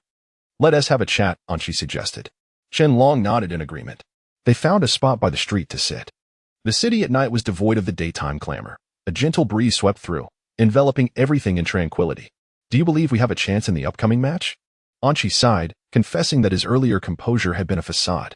"Of course, we will win." Chen Long perceived Anqi's trepidation, slightly furrowing his brow. It was not his own strength he relied upon, but rather his faith in the system. Then it rests upon your shoulders, Anchi smiled faintly, finally relieved of his burdensome worries. Chapter 13. The unexpected incident. Chen Long inhaled sharply, following Anchi back. Everyone was still toasting in celebration, and Anchi naturally ordered a large lamb chop to be placed on the table, expertly cutting into it with knife and fork. It was indeed a splendid day, and everyone was encouraged to indulge in the feast. We shall not hold back, the team members chorused. Chen Long, however, chose to remain in silence, seated quietly in a corner. Once the gathering concluded, Chen Long bid farewell to his teammates and turned towards the hotel. As he entered a narrow alley, he spotted James. Clad in a vibrant yellow outfit, James towered impressively. What a coincidence. I didn't expect to see you here. Chen Long approached, noticing the cheerful demeanor of his acquaintance. Did you win? James asked, pulling Chen Long aside to buy a bottle of soda, settling down in a nearby spot. Indeed, was the succinct response that encapsulated all that needed to be said between the two. Chen, you are formidable, James remarked earnestly, offering praise. Fortunately, you are no slouch either. Chen Long replied with a faint smile, believing that in basketball, strength is merely a reflection of effort rather than superiority. Suddenly, the ringing of Chen Long's phone broke the moment. It was Anchi calling. Given the late hour, it was unusual for him to still be awake. Could it be that he harbored concerns regarding the match? Excuse me for a moment, Chen Long politely informed James before stepping aside to answer the call. Coach, what is the matter? He inquired, but before he could finish, he was met with a frantic voice on the other end. An incident has occurred at the downtown hospital. You must come at once. Anchi's tone was grave, and Chen Long sensed the urgency. After bidding farewell to James, he hurried to the hospital. By now, it was past midnight. The moon was shrouded in clouds, and the city felt eerily silent. Upon entering the hospital, Chen Long inquired about the patient's room. Rushing to find a teammate lying in bed, his legs stained with blood and his body marred with numerous scars. His weak breaths indicated a dire condition. What happened? Chen Long immediately asked as Anchi approached, sighing deeply before recounting the sequence of events. At that moment, the family of the perpetrator arrived, angrily shouting. If he had stayed home after drinking, my son wouldn't be lying here. They indiscriminately blamed the Magic team for the incident. Such slander. Anchi, usually the most accommodating, was now visibly enraged. What slander? He crashed into my son. You must provide an explanation for this. The relatives of the perpetrator continued to argue, adamantly insisting that Chen Long's teammate was at fault. Until the facts are established, it is unwise to jump to conclusions. Chen Long's cold gaze fell upon the woman, causing her discomfort. What facts? She retorted, her voice rising. My son is still inside, and if your reckless player causes him any lasting harm, you can expect a lawsuit. The woman was indeed the mother of the perpetrator, and she showed no restraint in placing blame on Chen Long's team. I hope you have evidence for those claims. Otherwise, I will not hesitate to sue you for defamation. Anchi could no longer remain silent, knowing his players well enough to understand that no one would jeopardize their life for a game as the match approached. Chen Long, now overwhelmed by the commotion, interjected, Enough. To understand the truth of this matter, we should review the surveillance footage from the scene of the accident. After delivering his statement, he glanced at the mother of the perpetrator and strode outside. Upon hearing Chen Long and Appo's words, the mother felt a wave of panic. She was all too aware of her son's character, one full of misdeeds, yet he had never crossed a line until now. Anchi, contemplating Chen Long's departure, decided to follow, hoping to assist in any way possible during the investigation of the footage. Chapter 14. Bad news as the two individuals departed. The mother was enveloped in a state of panic, swiftly turning her gaze toward her husband. What shall we do now? Our son has truly landed himself in grave trouble. I just went to check on the person he hit, and they remain unconscious, their face covered in blood. If they die, our son will become a murderer. The middle-aged man, who had been silent until now, let out a gentle sigh, as if he had anticipated this moment. Fear not. When the incident occurred, I had the surveillance footage from that location destroyed. Even if they attempt to investigate, they will find nothing. Rest assured, he reassured her. Once that little wretch awakens, he will receive a thorough lesson. How much trouble has he caused us over the years? If it weren't for our family's influence, he would have long been incarcerated. Hearing her husband had resolved the matter, her anxiety dissipated, and a smile graced her face. All right, I understand. Once our son is discharged, I shall arrange a grand feast at the finest restaurant to celebrate. This incident was perilously close. He deserves a proper reward. Observing his wife seemingly disregarding his words, he felt a sense of helplessness. They had but one son, whom they had cherished and protected from even the slightest danger throughout his upbringing. This overindulgence had fostered a sense of arrogance within him, leading to a reckless disregard for consequences, culminating in this significant debacle. Chen Long and Coach Anshi arrived at the accident scene, inquiring at several nearby establishments that had visible surveillance. However, their responses were profoundly disappointing. The cameras were either malfunctioning or entirely non-functional, leaving Chen Long and Coach Anshi's hopes dashed. Chen Long, perhaps we should leave this matter to the police, otherwise we may find it impossible to clarify our position, Coach Anshi suggested. Chen Long nodded in agreement. Recognizing the necessity of involving the authorities to prevent their team member from being unjustly labeled as the perpetrator, let us return to the hospital. If the family of the offender continues to press this issue, I will not hesitate to call the police, he declared. Meanwhile, the parents of the perpetrator had devised their strategy, knowing that no evidence existed to prove that their vehicle was driving in the wrong direction. Even the police surveillance had been compromised by the father's underhanded dealings, rendering any police report futile. When they return, we will demand compensation. That group of basketball players likely lacks financial means, but we must obtain something. Only with their payment can we prove our son's innocence.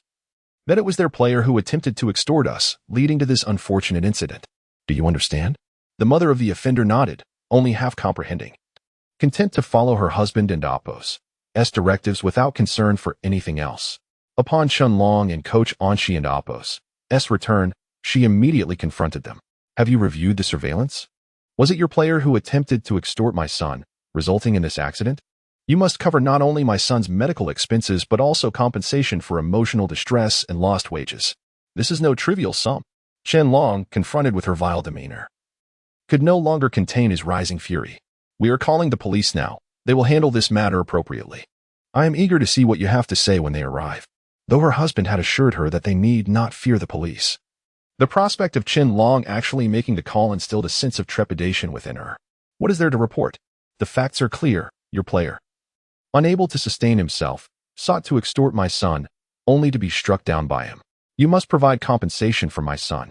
When a person speaks from a position of weakness, their voice often inadvertently rises. This mother, clearly in such a position, raised her voice, summoning the attending physician. This is a hospital. Please maintain decorum and refrain from disturbing the patients and Apos' rest.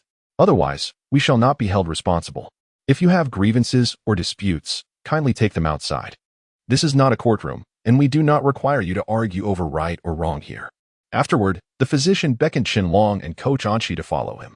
The patient has regained consciousness, though his condition is precarious. He wishes to speak with you. Upon reaching the patient's room, the doctor delivered the grim news. We have saved his life. However, one of his legs has been rendered useless. To preserve his life, we had no choice but to amputate. At these words, both Chen Long and Coach Anshi were momentarily stunned. Yet, Chen Long maintained a pragmatic outlook. Preserving life was far more important than anything else. Chapter 15. Joining the team for the basketball players, losing a leg meant the end of their aspirations in the sport, especially with a match looming next week. You've arrived, please take a seat. You are likely aware of my situation. Observing the expressions on the players' faces, both Chen Long and Coach Anshi felt a pang of sorrow. They had witnessed that forced smile far too many times. Coach, I am truly sorry. We have a match next week, yet here I am, facing this predicament. As the mention of the match echoed, the artificially crafted smiles on the players' faces faltered, and tears began to escape from the corners of their eyes. We have prepared for so long, and now because of me, the entire team cannot compete. I am so sorry. The player clenched his fists and struck the bed linens in frustration, deeply loathing himself. Yet, voicing these sentiments felt futile. Unable to bear the sight any longer, Chen Long interjected, Our team has sacrificed so much for this competition. How could we possibly give up over this setback? Rest assured. Focus on recuperating in the hospital. We will emerge victorious next week. Trust in me. Chen Long stepped forward and firmly grasped the player's hand, conveying his unwavering belief. The player glanced at Chen Long, his eyes welling with tears, and nodded resolutely. All right, you must win next week. I will be cheering for you from the hospital. Once the two departed, Coach Anshi could no longer contain himself. The team had suffered a significant upheaval, losing a member, and finding a temporary replacement at this late hour seemed impossible. With merely a week left, there was no time to foster cohesion. Chen Long, were your words genuine? Do we truly stand a chance? We are lacking even in players. How can we hope to win next week? Chen Long perceived the concern in Coach Anshi's eyes and gently patted his shoulder. Do not worry, coach. I will handle the player's situation, if he agrees. Our team's strength will quickly be restored.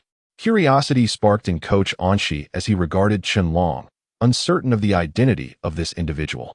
However, having faith in Qianlong, he acquiesced. Very well, then.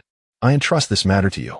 I am quite eager to discover who this person is, as your admiration suggests he must possess considerable skill. I will await your good news within the team. But do act swiftly. The match is only a week away. Delaying further may hinder our ability to gel as a unit. Yet, Qianlong did not dwell on the issue of cohesion. With James's prowess, even if he were to step onto the court immediately, a mere half of a game would suffice for integration with the team. However, such thoughts were not to be shared with Coach Anshi, for he knew that the concept of synergy was intricate. Some required relentless practice to achieve it, while others could blend seamlessly after just a single match. Rest assured, Coach Anshi, the matter of cohesion will not trouble you. Once I bring him to the team, you shall see. Although Coach Anshi felt perplexed, he chose to trust the protagonist, returning to prepare for the upcoming match, while Qianlong made his way to James's residence.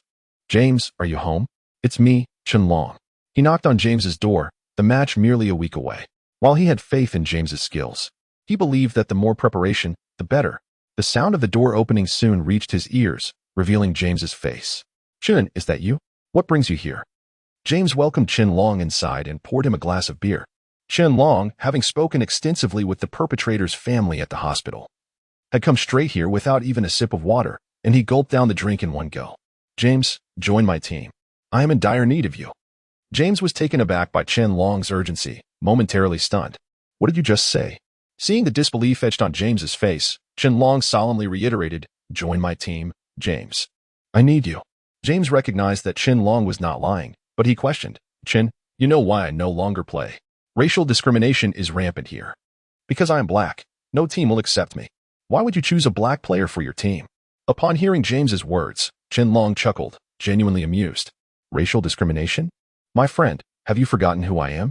I am of Asian descent, often at the very bottom of the racial hierarchy, yet I still thrive on the court, even becoming the core of my team. Why can't you? James was momentarily speechless. Indeed, Qianlong was of Asian descent and faced similar discrimination. Why then were their experiences so vastly different? James, I have reached this point through my abilities, and you possess the same potential. I believe you will be the finest small forward on my team. Qianlong's words struck James like a revelation. Yes, on the court, skin color and ethnicity were irrelevant. Only skill mattered. If one possessed the ability to impress, no one would care whether they were Asian or black. But I haven't touched a basketball in ages. Every time I step onto the court, I am ridiculed by those white players. No one wants to play with me. Am I really capable now? Qianlong smiled, sensing that James was already leaning towards acceptance. Rest assured, this time, you will have ample opportunity to play. Hearing Qianlong's words reignited the dormant flame of James and Appo's basketball dreams. He could no longer suppress his desires. Qian, thank you. Thank you for awakening my spirit. Now, let those white players witness our prowess. With James and Appo's agreement, Qianlong promptly returned with him to the team, initiating training.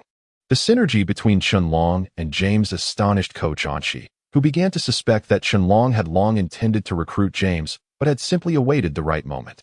Meanwhile, the police informed Qianlong that, due to the perpetrator's influential family, they were unable to assist. Consequently, Qianlong and Coach Anshi were left with no choice but to gather a sum of money to compensate the perpetrator's parents. Chapter 16. Time is running out for them all right. Let's take a break before we resume training. Coach Anshi could hardly believe his eyes. The events he had just witnessed were indeed quite unexpected. Previously, many players had struggled significantly in their coordination with Qianlong. However, judging by the performance of a certain newcomer just now, his capabilities surpassed those of the others, rivaling even Qianlong's exceptional synergy. Qianlong tossed a bottle of water to James, remarking, "You played well just now. It's rare to find someone who can coordinate with me so seamlessly. I knew I hadn't misjudged you. So, since you see me as a rival, why not join our team? After all, knowing your opponent is the key to victory. Being by my side will allow you to gauge my future prowess." I'm not interested, James replied, tilting his head back to gulp down a generous amount of water. Hey, what was that all about? Coach Anshi observed the two conversing from a distance and called Qianlong over. Just an acquaintance from before. What is going on? Qianlong was taken aback, Coach Anchi usually seemed indifferent towards certain players, so why the sudden curiosity about a newcomer? However, upon seeing the expression on Coach Anchi's face and recalling the earlier training session with James, he began to understand the situation. You truly have an eye for talent. To find such a well-coordinated player is impressive, Coach Anchi said, patting Chen Long on the shoulder. Chen Long shook his head in resignation. He is not a player I recruited. He doesn't have any significant ties to our team at this moment. He merely joined in for a bit of practice. Sensing Coach Anchi's concerns, Chen Long called James over. James, this is my coach, Coach Anchi. He would like to meet you. A good coach possesses a keen eye, capable of identifying the extraordinary within the crowd. Hello, I'm James. I've known about your achievements for quite some time, and I've been following your remarkable feats. James shook hands with Coach Anchi, though he didn't display any urgency or eagerness in his demeanor. Noticing the situation, Chen Long quickly interjected, fearing he might miss the opportunity to introduce James. He is a friend I met by chance, and his basketball skills are exceptional. His endurance and reaction speed have exceeded my expectations. He might just be the finest among the players. Not at all. I merely train at home, James replied modestly. I've always enjoyed basketball, even though I haven't found a team. I still engage in small training sessions by myself at home. Well, you have your own training regimen and have honed your skills to such a level. Truly, your abilities are formidable. Coach Anchi could sense James was a bit nervous, but his anxiety did not stem from conversing with him. Well, you don't have a team yet, so if you're considering signing, you should act quickly. Chen Long added, noticing their hesitance to speak up. James was momentarily taken aback by Chen Long and Appo's words. He had often faced racial discrimination and mockery due to his skin color. Why was Chen Long able to interact with him so naturally? I actually wanted to discuss this matter with you as well. It may seem sudden, but I see great potential in you. You possess an explosiveness I have seldom encountered. Coach Anchi remained calm, nodding at Chen Long as if to reassure him. I believe that if you join our team, given time, you will surely excel. After this series of statements, James hesitated, unsure of how to proceed, and simply shook his head. This is rather unexpected for me. I'm not quite sure how to express my feelings. However, I must inform you that I might not have the time to join. Not an issue. Our basketball training schedule is quite flexible. Plus, with your innate energy, I am confident I can arrange a suitable timetable for you, Coach Anchi reassured him. That's not what I mean. I have certain commitments that prevent me from joining your team, but I appreciate your recognition of my skills, James replied politely, neither overly elated nor disheartened by his lack of time. At that moment, Chen Long sensed James's composure. He did not suppress his emotions, yet remained remarkably tranquil. I have some matters to attend to, so I must conclude for today. If anything arises, feel free to call me, and I will be available if time permits. After saying this, James turned to leave. Coach Anchi expressed regret. Such a talented player, it would be a shame not to recruit him. If another team discovers him first, it would undoubtedly be a blow to us. Given time, this young man is destined for greatness, and I cannot afford to let this opportunity slip away. The coach placed all his hopes on Chen Long, as he was the one most familiar with him and had the best synergy.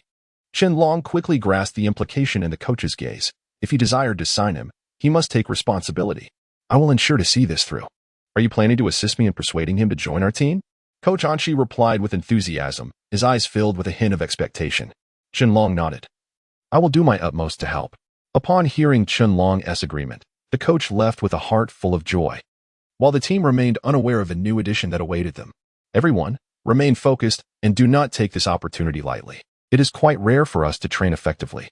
For the rest of today, I will lead you in practice, Chen Long declared as he casually dribbled the basketball on the ground. He recognized the necessity to guide the players in developing their synergy. He could not shine alone. After waiting so long, you're finally going to train us. Do you have any secrets to share? The players eagerly anticipated his guidance, while a reporter's arrival nearly interrupted Chen Long's thoughts. Chapter 17. Fortunate Draw. Greetings. I am a reporter here, and I would like to interview you. Your performance on the court has truly exceeded our expectations, and you now have a considerable number of fans. I apologize, but we are currently preoccupied and unable to accept interviews. With the upcoming match, our focus must be entirely on training. Chen Long decisively declined the reporter's request. After being rejected by Chen Long, Katie felt a chill. She had never encountered such a refusal before and was taken aback by the unexpected dismissal. In that case, could we perhaps interview you during a break? During the break, we need to review our previous strategies and naturally will not be inclined to accept an interview. You should return for now, Qianlong replied, resuming the game with the other players, entirely disregarding the reporter. Although Katie was perplexed, she returned to her studio, refraining from disturbing Qianlong's training further. In the basketball hall, Qianlong's earnest voice resonated. The regular season has commenced, and we must confront it with determination. We are all integral members of this team, and regardless of the circumstances, we must exert our utmost effort. Reflecting on the past when he was looked down upon, Qianlong's conviction strengthened. I heard you will be drawing lots on behalf of our coach. I wonder which team we will face this time. Come what may. Even if there is no clear path, we shall forge ahead with unwavering resolve. That is our way. Qianlong scanned the competition's outline. Although it was merely a regular season, 55 teams were participating. The tournament would follow a best-of-7 format, and they must strive for the championship, ensuring others do not underestimate them. As Qianlong discussed the process with his teammates, he prepared to draw lots in place of the coach. Upon completing the draw, he glanced nervously at the jubilant players below, yet he harbored a hopeful premonition. The players in their team were unfamiliar with many opponents, and they might struggle in the forthcoming matches, possibly leading to frustration. The absence of the coach, who entrusted him with this task, indicated a belief in his capabilities. Eagerly, the teammates gathered around Qianlong, awaiting the revelation of the draw. Taking a deep breath, he opened the box only to find it empty. In that moment, Qianlong felt an unexpected surge of fortune. 55 teams, best of 7. To our astonishment, we have been directly advanced to the next round. You are our lucky star. The players exuberantly embraced Qianlong. However, he understood that they could not afford to relax. All right, let and amp, Oppos, prepare swiftly. The forthcoming challenges will not be easy. We must be diligent.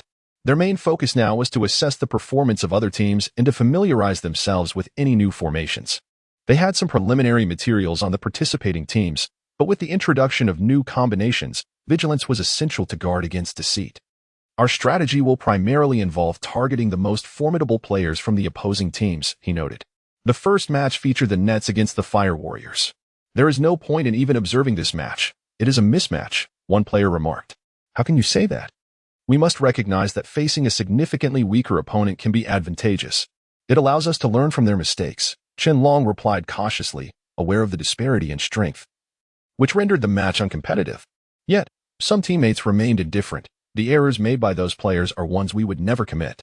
These past days of grueling training have been arduous. Perhaps we should allow ourselves some relaxation. Though a simple statement, it incited Qianlong and Amp, Oppos, ire. The coach may not be here today, but if you continue to be lax, defeating another team will be nearly impossible. We must analyze not only the losing side but also the characteristics of the victors. As he elaborated, Qianlong utilized a laser pointer to highlight key points on the screen, prompting the surrounding players to attentively observe the entire match. The Fire Warriors displayed significant weakness.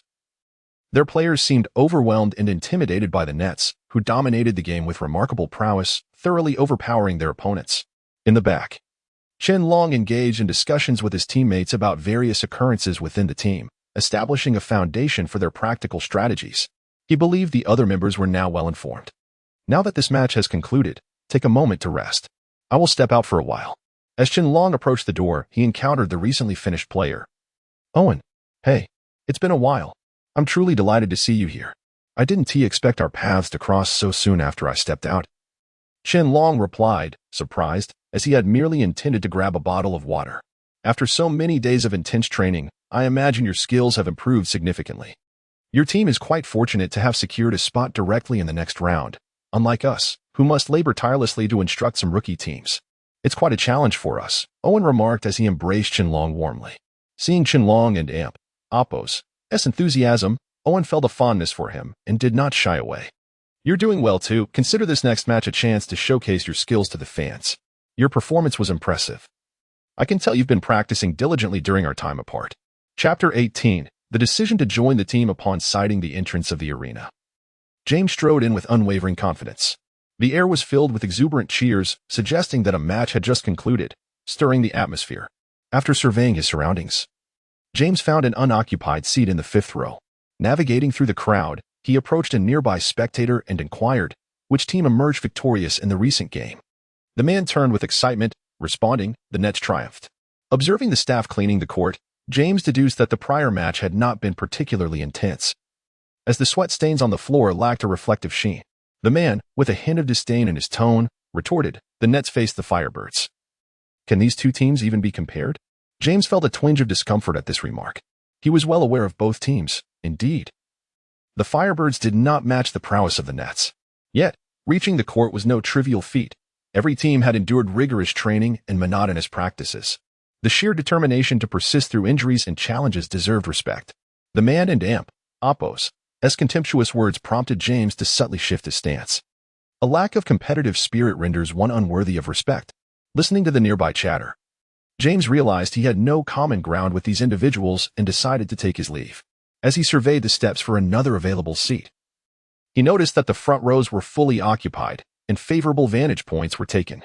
With a sigh, he resolved to find a secluded corner to settle down. After all, basketball games were not a frequent occurrence, and it was a rare opportunity to observe the action closely. The ambience of a live game surpassed that of online streams or replays. Even a fleeting moment of observation was invaluable. Just as James contemplated retreating to a corner, he was spotted by Chen Long, who was waiting to observe the match. Alerting his teammates that he was off to find a friend, he maneuvered through the throng and swiftly reached James, giving him a light pat on the shoulder. Startled, James turned around and, upon recognizing the familiar figure, his heart lifted. "What brings you here?" he asked. Chen Long explained, "I was on a break before my turn to play and was planning to meet Irving when I spotted you."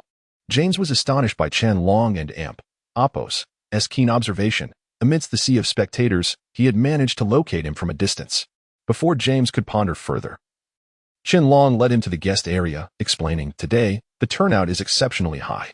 This is the guest section, and since some individuals are absent, you can enjoy the game from here." Grateful, James settled into the seat as Chen Long playfully nudged Irving and Amp, Oppos' arm. In a hushed tone, Irving asked, "Who is sitting next to me?" "This is James. I was previously amazed by his skills," Chen Long replied. Though brief, the introduction encapsulated James and Amp, Oppos' prowess. For earning Chen Long and Amp, Oppos' respect was no small feat. Having played numerous matches, he could sense an opponent and Amp, Oppos' strength through their demeanor and gaze. James and Amp, Oppos' presence radiated a commanding aura that overshadowed all his prior rivals, not to mention the commendation he had received from Chen Long, which piqued Irving and Amp, Oppos' curiosity. Chen Long elaborated, "James possesses exceptional physical abilities and surpasses most athletes in various aspects." Modestly, James responded, "I merely train a bit more diligently." Chen Long and Amp, Oppos' praise is somewhat exaggerated. Chen Long chuckled, recognizing James and Amp, Oppos' humility, which often bordered on self-effacement. The trio sat together as James expressed, "I hope that one day basketball can proliferate across all regions. People should recognize the significance of sports, and basketball can be a dream for many youths, if not all." Chen Long added, "Indeed, it is a dream for a portion of the younger generation." Hearing Chen Long and Amp, Oppos' words, James glanced at him, feeling an unnameable shift within him. Irving remarked, "Though many parents still fail to understand why their children choose to pursue basketball, and Amp, Oppos, it essential to have dreams?" "Dreams," James interjected. "We all hold steadfast beliefs. Yet few maintain their resolve from childhood to adulthood." James could not help but add, however, the journey to realize one and Amp, Oppos' dreams is arduous.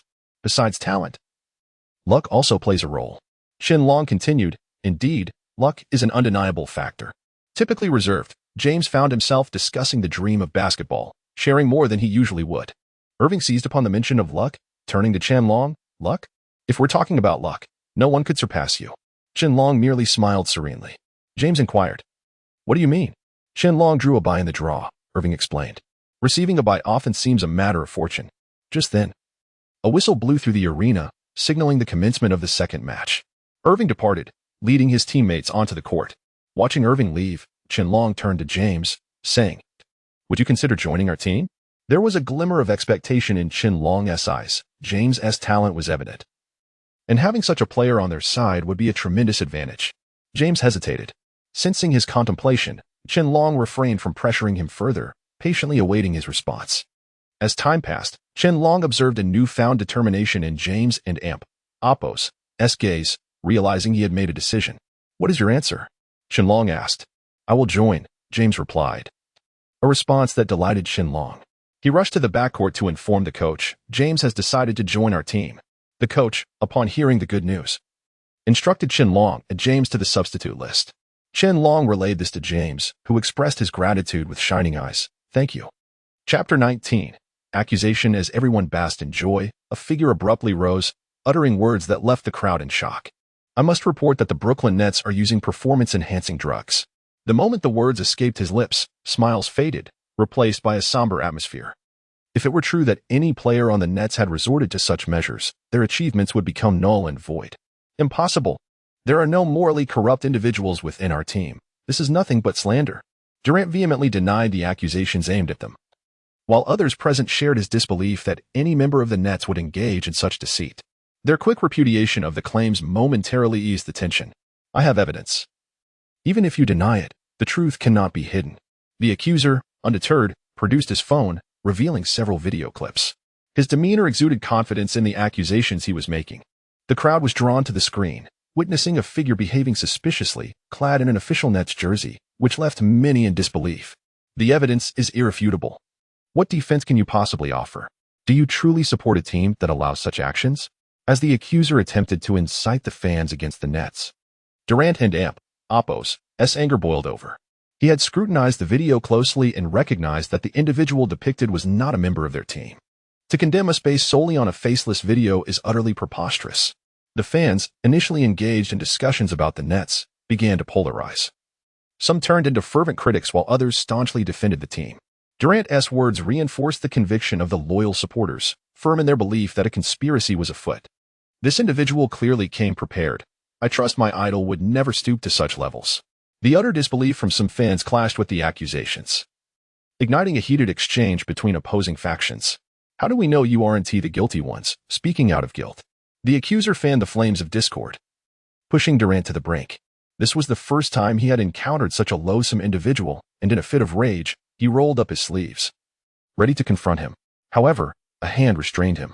He turned to find Irving silently urging him to refrain from acting rashly. If you proceed in this manner, you will push our team into a corner. Impulsiveness is our greatest adversary. Durant, recognizing the wisdom in Irving and Oppo's words, lowered his arms. The atmosphere had grown chaotic as fans engaged in verbal skirmishes, with some even considering physical confrontation, though thankfully, others intervened. Everyone, let us not allow our emotions to escalate. There is something amiss here. Let us remain calm, the host implored loudly, striving to quell the tumult. Yet, the fans were too riled up to heed his words. With no other option, the referees summoned security personnel to restore order. The sight before them bewildered even the security staff, but directives from their leader helped them regain control. Gradually, the fans began to settle, though a few still simmered with unrest. Now that we have quieted down, let us not allow this incident to tarnish our camaraderie. I believe there is a twist to the story regarding the allegations of doping. We all seek clarity, so let us grant the Nets the opportunity to explain. The host articulated with remarkable finesse, distancing himself while addressing the public's unease and placing the onus on the Nets for resolution. Of course, answers would not be forthcoming in an instant, so the host declared, "We shall pause for an hour. I hope everyone enjoys their break." As the game was temporarily halted, spectators began to disperse, leaving the Nets alone on the court. At that moment, Chen Long approached the Nets. I trust you are not the individuals being portrayed. I have requested the referees to assist in investigating this matter, and they have agreed. Allow me to help you uncover the truth. Dude, we cannot impose this task upon you. Durant expressed his heartfelt gratitude. He was astounded that even in this dire moment, someone was willing to believe in their innocence. Chen Long remained silent, reflecting on the day's events. The accuser had clearly come prepared, catching the Nets off guard, rendering them vulnerable. Recognizing that the person in the video was not a member of the team but wore their uniform, he surmised that the filming must have occurred in a rush, leaving behind some trace. With this realization, he proceeded toward the locker room, convinced that the video had been recorded there. After a thorough search, he found no clues. He decided to wait patiently, observing a small partition at the back of the locker room that could obscure his presence. Cautiously, he concealed himself behind it, grateful for his agility which allowed him to remain silent. He waited there for what felt like an eternity, his legs growing numb, despair creeping in. Perhaps his assumptions were misguided? Just as hope began to wane, he heard footsteps approaching, an erratic rhythm of movement that piqued his interest, sharpening his focus on the outside world. Chapter 20. A thief's guilt. The footsteps outside fluctuated between distant and near, showing no intention of entering, which left Chen Long perplexed. Just as he was about to step outside to investigate, A noise came from the doorknob, prompting him to hide quickly. A tall figure entered, typically the build of an athlete, which unsettled him. Could it be that this person had left no evidence behind? If he failed to assist the Brooklyn Nets in clearing their name, the weight of his failure would be unbearable. Upon entering, the figure paused briefly before beginning to search for something. Chen Long cautiously peered out, noticing the individual was indeed looking for something. The way he walked seemed oddly familiar. Yet Chen Long could not pinpoint it until he caught sight of his gait and suddenly had a hunch. Coincidentally, at that moment, the figure slightly turned his head, allowing Chen Long to clearly see his profile. In an instant, he recognized him as the player previously dismissed by Durant. If this was indeed a retaliatory act by a player expelled by Durant, then everything that had transpired could be explained. Watching the figure continue his search, Chen Long emerged from his hiding place. His legs were numb, leaving him somewhat unsteady, and he quickly steadied himself against the table. The noise startled the individual, who turned to find Chen Long propping himself up. "Are you feeling guilty?" Chen Long queried directly, refusing to beat around the bush. But the man was not about to concede easily. "What? Who are you? How did you suddenly appear from the lounge? What are you talking about?" "I was merely resting here," he stammered, his demeanor betraying a hint of panic. Chen Long was unsurprised by the denial. "No need to feign innocence. Were you not just searching for something? What was it?" "Nothing. I merely glanced at the decorations on the table," the man replied. A statement that only reinforced Chen Long's suspicions. After hiding for so long, it would be a waste to let him escape without answers. The man had not anticipated anyone waiting for him in the lounge. His meticulous planning could not unravel in such a confined space. Exposure would spell his doom. No. He must not be exposed. If I am not mistaken, the individual featured in that video you were holding must be you, and the other person is someone you know. Colluding with you, correct? The man froze, grappling with disbelief. How could this person have deduced everything so swiftly after all his preparations? "What are you saying? Are you referring to the incident today? The Brooklyn Nets? I never imagined their players would resort to performance-enhancing drugs," he retorted, attempting to divert attention. With arms crossed and a knowing expression, Chen Long observed the man feigning ignorance, a cold smile gracing his lips as he contemplated how long this charade could continue. "But why are you here? Aren't all the others resting? Why are you the only one present? Could it be that you two are a suspect? Perhaps the true perpetrator, performing a deceitful act to cast suspicion elsewhere?" Hearing such shameless remarks from the man, Chen Long could only smile in disbelief. The man's audacity only deepened his own doubts. He had assumed that deflecting blame would deter Chen Long from pursuing him, yet here he stood, unfazed. "What is your connection to the person who reported the Brooklyn Nets for using performance-enhancing drugs?" "Connection? I do not know him at all. Please refrain from making such baseless accusations, or I will have to claim you are defaming me," the man insisted obstinately. Chen Long, seeing the man's refusal to admit anything, felt a pang of frustration. He could not remain here indefinitely, nor could he afford to linger in this standoff. "If you have nothing further to discuss, I shall take my leave, as I have other pressing matters to attend to." With that, the man attempted to slip away. But Chen Long intercepted him. The man, clearly reluctant to create a scene, halted his steps. "Are you so eager to depart because of your guilt?" "I do not know what you are talking about," he replied, still playing the fool. "Is that so? I possess evidence. Otherwise, why would I assert you are the perpetrator? Surely, I would not make such claims without basis." Chen Long's words sent the man into a frenzy of panic. It was impossible. He had left no evidence behind. How could anyone possess proof? "In that case, produce the evidence, and I shall admit my guilt," the man declared, convinced that Chen Long could not produce any proof. However, Chen Long calmly retrieved his phone, causing the man to panic.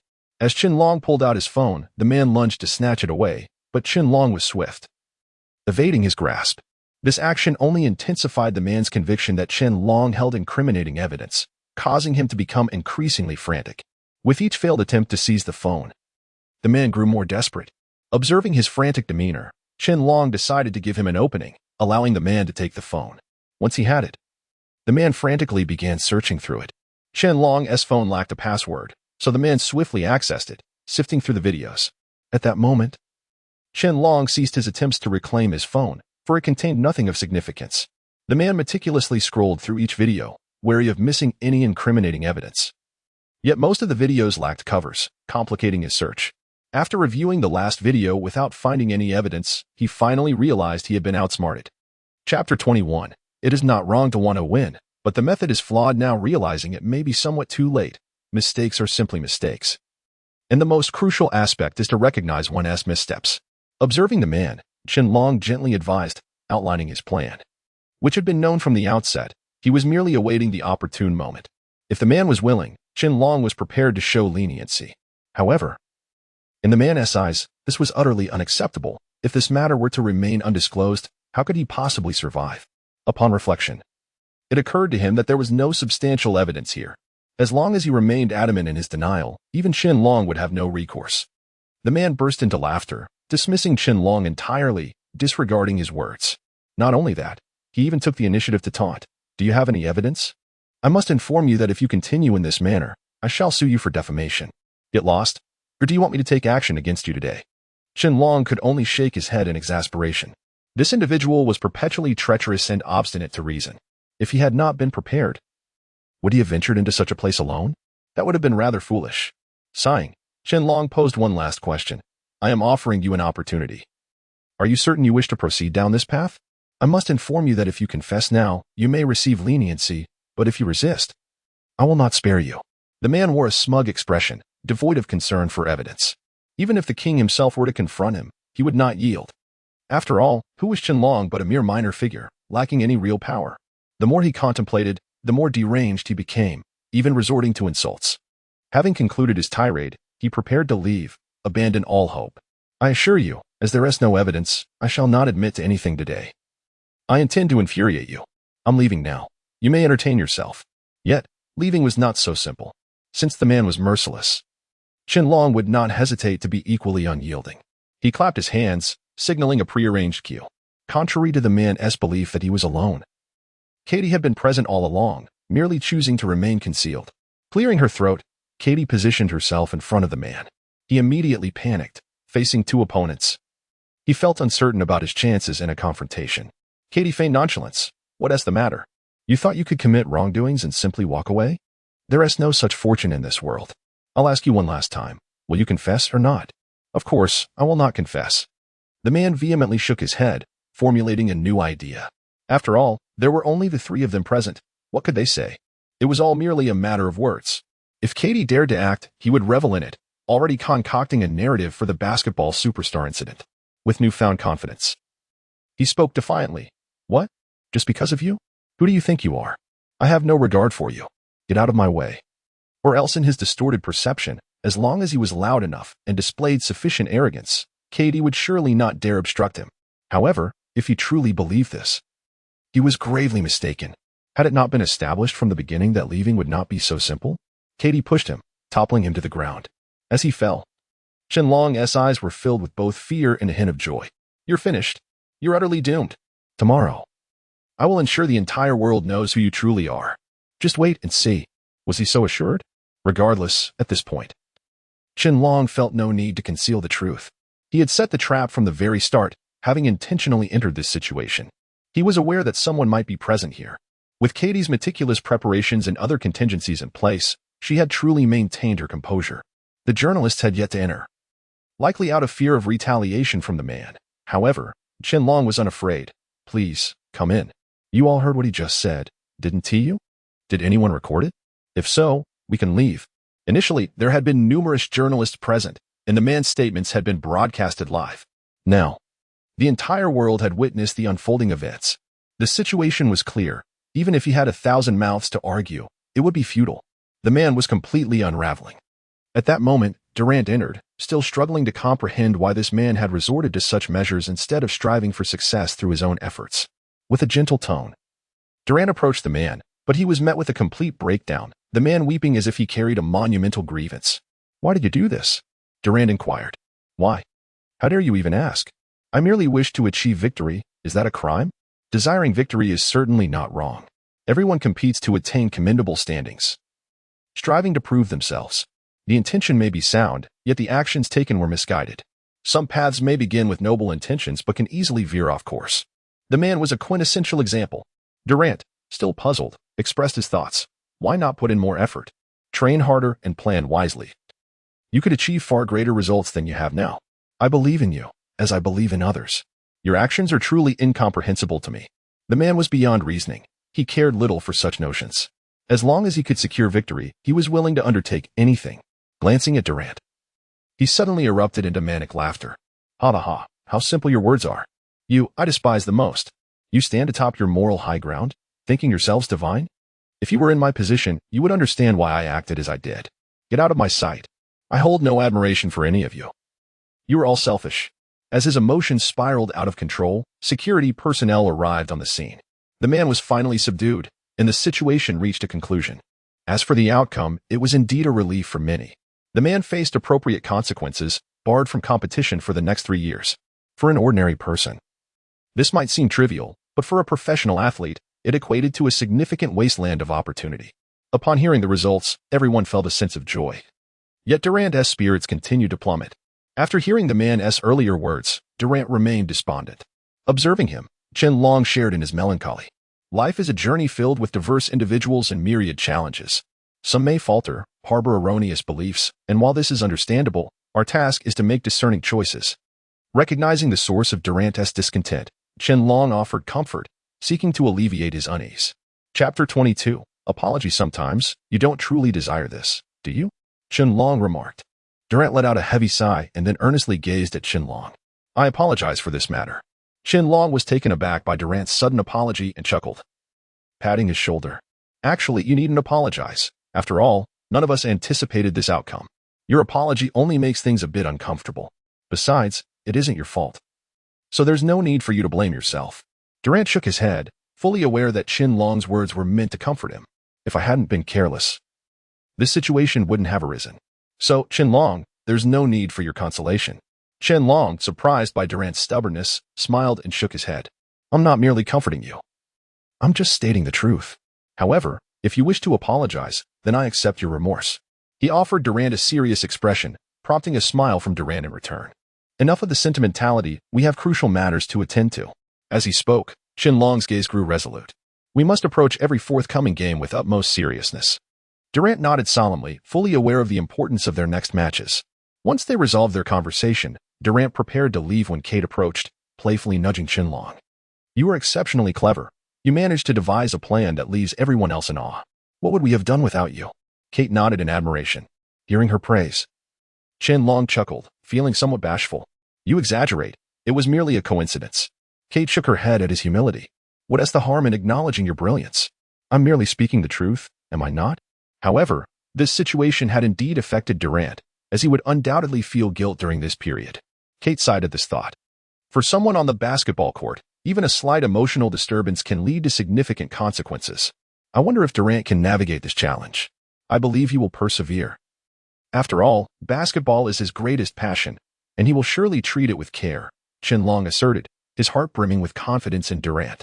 Kate was taken aback by Chen Long's conviction and nodded in agreement. I hope he doesn't dwell on it too much. The incident has already transpired, hasn't it? Chen Long acknowledged her with a grunt. He glanced at the unfolding action on the court and patted Kate's shoulder. It's time to resume the game. Let us give it our all. Due to the Nets' voluntary withdrawal, the Firepower team advanced directly. All the players felt a sense of helplessness. Yet no one could alter this predetermined reality, for the Nets were undeniably at fault. Durant felt particularly distressed by the outcome and approached Chen Long. I will take the next round seriously. You can trust me. Chen Long smiled at his words and patted his shoulder. I know you will be earnest, after all. This is our shared endeavor, isn't it?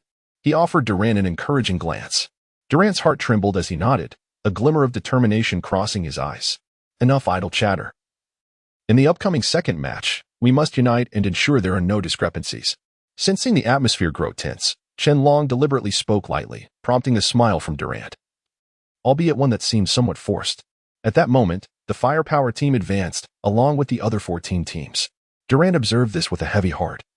Feeling as if he bore the blame, Chen Long sighed at the sight. Let us quickly prepare for the second round. I heard the referee mention that the seeding would follow the previous performance. We should be at the forefront. Durant nodded resolutely. In the next matches, I will not allow myself to be complacent. This was a result of my overconfidence. Hearing Durant's words, Chen Long nodded in agreement. Regardless of what lies ahead, as long as we invest our hearts, we will prevail. Chen Long spoke earnestly, and Durant responded with an affirming hum. As the current match was yet to conclude, the atmosphere was charged with urgency as everyone pursued victory, reminiscent of a battlefield, capturing the attention of many spectators. Durant, watching intently, clenched his fists. It was because of him that they were unable to unleash their full potential on the court. Long observed everything silently, while Kate, puzzled, inquired, "Aren't you worried Durant might misinterpret things? What if something goes awry?" Glancing at Durant, Long smiled. He must process this himself. I believe he will successfully overcome his struggles. A glimmer of hope flickered in Long's eyes as he spoke. Kate pondered his words. The match neared its conclusion. "This game is almost over," Kate remarked, just as the referee's whistle signaled the end of the match. At that moment, Mei Luan approached, looking down at Long with an air of superiority. Long held no fondness for Mei Luan, merely scratching his nose and greeting him. Mei Luan scoffed and bluntly stated, "Tell your coach Anshi that I, Mei Luan, await him on this battlefield. He must understand that he will never be my rival. In fact, I shall never regard him as one." With that, Mei Luan chuckled arrogantly. Long found Mei Luan's arrogance absurd and responded with exasperation. "Do you genuinely believe your bravado equates to strength?" Upon hearing this, Mei Luan shot him a disdainful glance. "Of course, just relay that message to Anshi." Raising an eyebrow, Long replied, "I will convey your message to Coach Anshi, but do you truly think you stand a chance against us?" Chapter 23.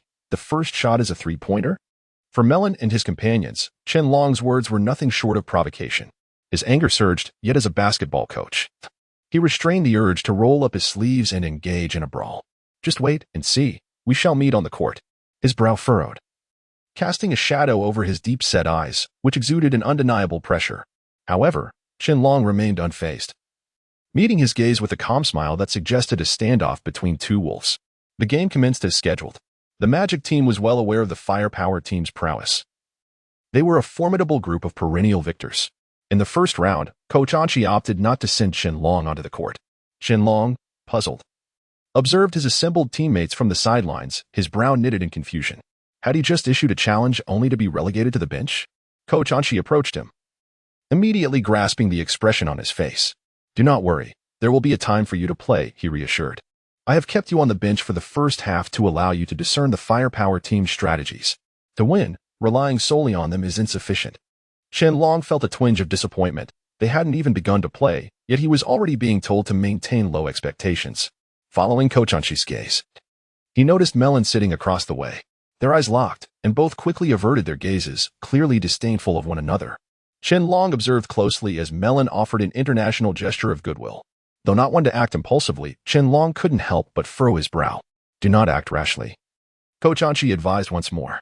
Long fell silent, choosing to focus on the game.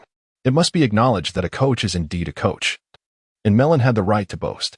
Following an impassioned commentary, the referee's whistle pierced the air, instantly immersing the arena in excitement. The basketball soared high, as if striving to touch the sun. Both teams leaped into action, vying for the first possession.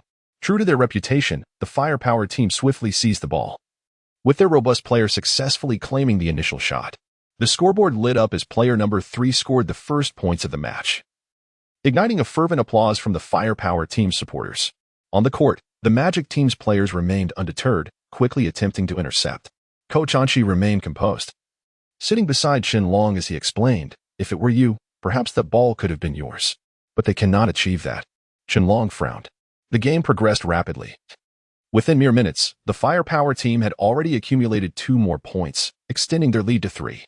It became evident to him that a significant gap existed between the two teams. A premonition washed over him. If this continued, their score would widen considerably by halftime. "You see it too," Coach Anshi remarked. "The Firepower team's strategy is seamlessly coordinated. Their scoring ace is Rick, their star player, a fact that Melon takes pride in." Indeed. After a round of observation, Long realized that he had mistakenly believed that the scoring player was number 10. With an impressive 3-point shooting percentage, no? 10 rarely missed a chance to score. Precisely, which is why I instructed them to focus on number 3, ensuring he rarely receives the ball, Coach Anshi stated earnestly. "While our team can effectively guard against number 10, we struggle to contain Rick. He possesses explosive agility and an unpredictable style, having transitioned from street basketball, making it difficult to anticipate his attacks." As Coach Anshi spoke, he directed Long's attention to the game. Just then, Long witnessed a deceptive maneuver from the opposing team, easily leading to a layup. Another point for the Firepower team. Rick flashed a radiant smile toward the audience as the first half concluded. The referee's whistle signaled a break, and the score had stretched to a full 10 points. Leaving the Magic team somewhat disheartened, it was disingenuous to claim that Coach Anshi was unconcerned, He believed that no one on the court could technically surpass Rick. Qianlong understood the reasoning behind Coach Anqi's decision to keep him on the bench during the first half, primarily to conserve energy and to better comprehend the opponent's tactics. As the second half approached, it was time for Qianlong to take the court. Coach Anqi patted the shoulders of his players, prompting them to look at Qianlong with a glimmer of expectation. "Coach, you did this on purpose, didn't you?" If Qianlong had played in the first half, the score wouldn't be so lopsided now, one teammate lamented. Qianlong scratched his head but resolutely replied, "Don't worry, in the second half, we will catch them off guard." With that, he declared, "Rick is yours to contend with, my friend." Immediately, a teammate patted Qianlong's shoulder in support. Those capable should bear the burden. They were unified in their reasoning. Clearly, his teammates acknowledged his abilities. Qianlong felt a mix of resignation and determination. The halftime intermission passed swiftly, and both teams quickly devised their strategies. Upon entering the court, Qianlong found himself facing Rick. Their gazes clashed, sparking an electrifying tension. 10 points. Let's see how you catch up, Rick taunted. Qianlong raised an eyebrow in response. Ready, the referee's whistle blew, and the basketball soared into the air. Qianlong leaped first.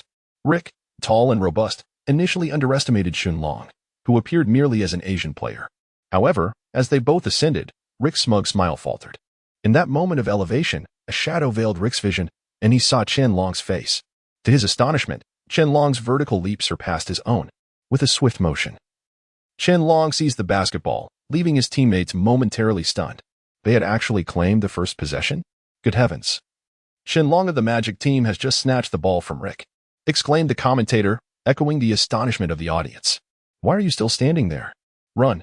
One of his teammates urged as they were momentarily stunned. Rick, shaking off his shock, shouted, "Stay close." He was aware of the Magic team's capabilities. Even if they had possession, it did not guarantee an immediate score. The Firepower team pursued relentlessly, making it challenging to shake them off. The player with the ball grew flustered as he approached the two-point line, unsure whether to take a shot, knowing the accuracy might be lacking. Suddenly, from the corner of his eye, he noticed Qianlong signaling for the ball. Almost instinctively, he passed it to Qianlong, who stood just beyond the three-point line. The Firepower team's players were taken aback, realizing they had neglected to guard Qianlong amidst their focus on the others. The first shot, a three-pointer? Qianlong beamed, already springing into action as he received the ball, twisting his body to align with the basket. The basketball arced gracefully through the air, executing a flawless parabola before swishing cleanly through the net. The crowd erupted in astonishment. Chapter 24, surpassed again before long, the second half of the match commenced, and Qianlong brimmed with confidence. Having leveled the score single-handedly under such dire circumstances, victory seemed to him a mere formality, almost effortless. With a disdainful smile, he casually brushed his thumb across his full lips, and at the sound of the referee's whistle, not only the players on the court but also those in the stands wholeheartedly immersed themselves in the game. As usual, the tactics employed by the Firepower team were devious. The players primarily focused on thwarting Qianlong's attempts to shoot, aiming to create opportunities for their teammates and enhance their chances of victory. However, Qianlong dismissed their obstructions with a nonchalant attitude. He even entertained the notion of toying with them, yet he understood that a basketball court is akin to a battlefield, where one must not let their guard down for an instant. Just as he prepared to exert himself, a ball arced gracefully through the air and swished through the hoop, 2 points. Qianlong's expression darkened as he glanced in the opposite direction, only to find Kelly grinning triumphantly at him, brimming with contempt.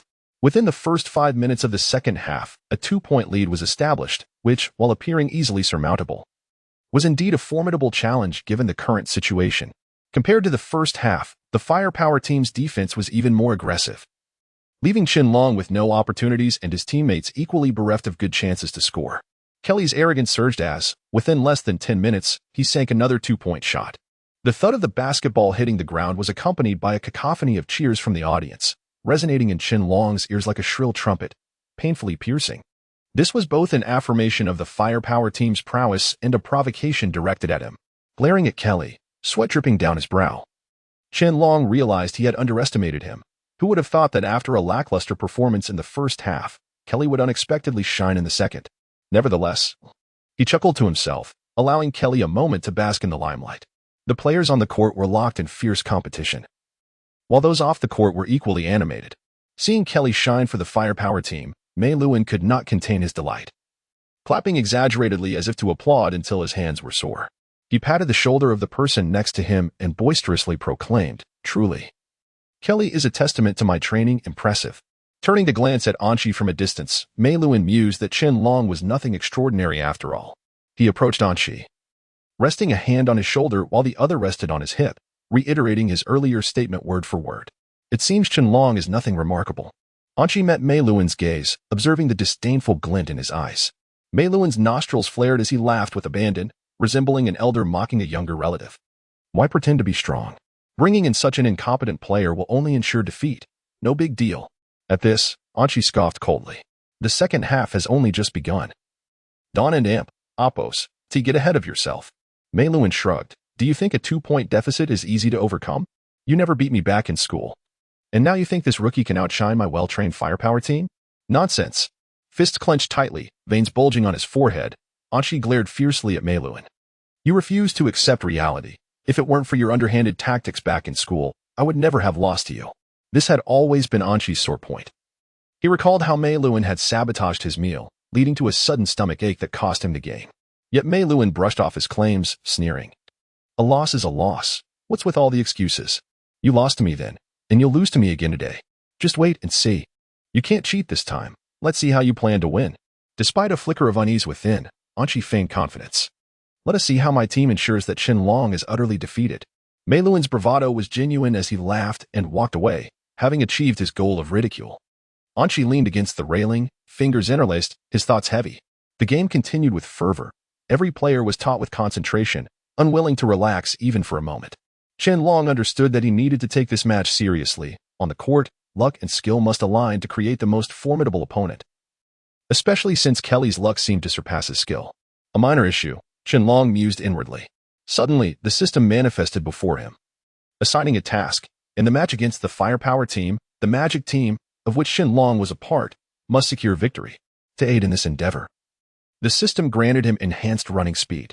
In that instant, Chen Long felt a tingling sensation in his legs, an inexplicable force urging him to run, to unleash his pent-up energy. Yet, he found himself entangled among a group of formidable opponents, unable to break free. In the gaps between the players, he noticed Kelly dribbling the ball with confidence, a smile plastered on his face as he sprinted towards the hoop. This was bad. Kelly was preparing to shoot. Realizing the urgency, Chen Long took a few quick steps to the left, gathering momentum before swiftly darting past the players in front of him, charging towards Kelly. His speed startled the Firepower team players, who barely registered his movement. Before they could react, Chen Long had already reached Kelly, blocking his confident shot.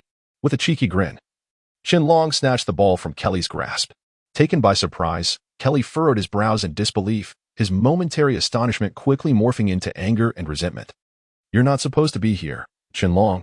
Kelly seethed, determined not to let anyone rob him of his moment to shine, for it might be his only chance. Chapter 25. Are we really going to lose? It has been proven that once a person's potential is ignited, it becomes unmatched by ordinary individuals. With fingers curled into a fist, Kree angrily snatched the basketball from Chen Long and charged toward the hoop. However, Chen Long was no pushover. He positioned himself in front of Kree, attempting to seize the ball back. He initially believed this task to be simple, but to his astonishment, it seemed as though a mechanism within Kree had been triggered. At that moment, Kree resembled a ferocious beast, fiercely guarding the ball and leaving no opportunities for anyone to exploit. After a brief struggle, Kree pivoted swiftly and sprinted in the opposite direction, with Chen Long hot on his heels. Chen Long was acutely aware of Kree's cunning strategy. He realized that prolonging their standoff would yield no results. Thus, he opted for a seemingly foolish tactic, running half a lap around the court to attempt a long-range shot. This method, while appearing imprudent, was indeed the best choice at that moment. Kree's path was predominantly filled with players from the Firepower team, allowing him to focus solely on running and shooting, confident that his teammates would clear the way and thwart any obstacles. After extensive training, the players had developed a basic synergy.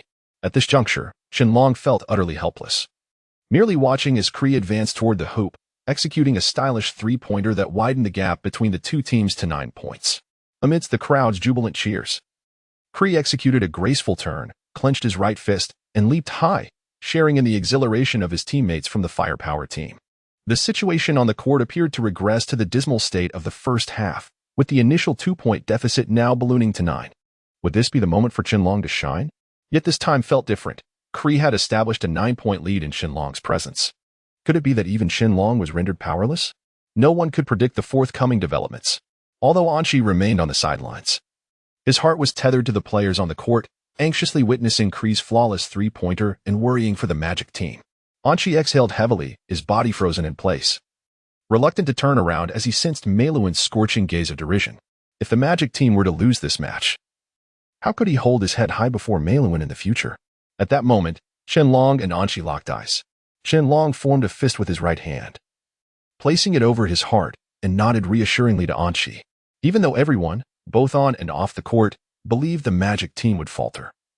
Basketball is a sport where victory cannot be claimed until the final moment. Shenlong possessed confidence, yet he understood that not all his teammates shared such optimism. Harris panted heavily, consumed by anxiety as he observed the firepower team members brimming with confidence, while glancing back at his own teammates, who presented a starkly different image. Although they were far from jubilant, they had not completely lost faith. Harris sighed deeply, casting a glance at Coach Anshi, whose somber expression further undermined Harris's dwindling belief. He shook his head and murmured that given the current circumstances, it would be better to end the game right then and there. Soon, everyone resumed their positions, including Harris, who resembled a mere shell of his former self, his eyes devoid of the initial excitement and fervor of the match. He felt that a 9-point deficit was insurmountable, leading him to be the first to surrender. As Harris mechanically ran, Shenlong suddenly approached him from a short distance away, dribbling the ball as he advanced toward Harris, surrounded by firepower team members. At that moment, Shenlong was at a loss for escape when he fortuitously encountered Harris.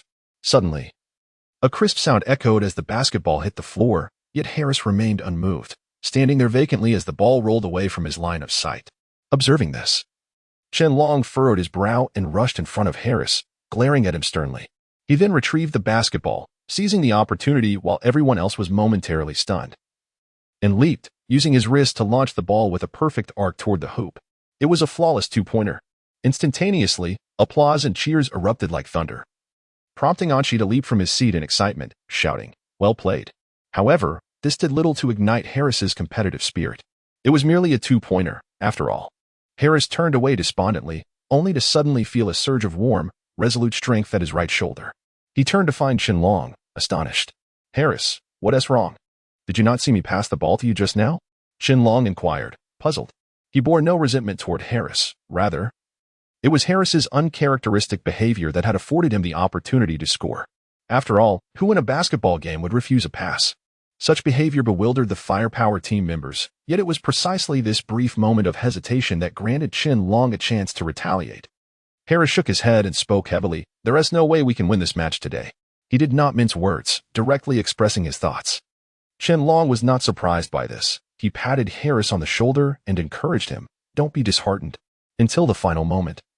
How can you be certain we won't turn the tide?" Harris turned to Shenlong, seemingly unable to believe these words were coming from him.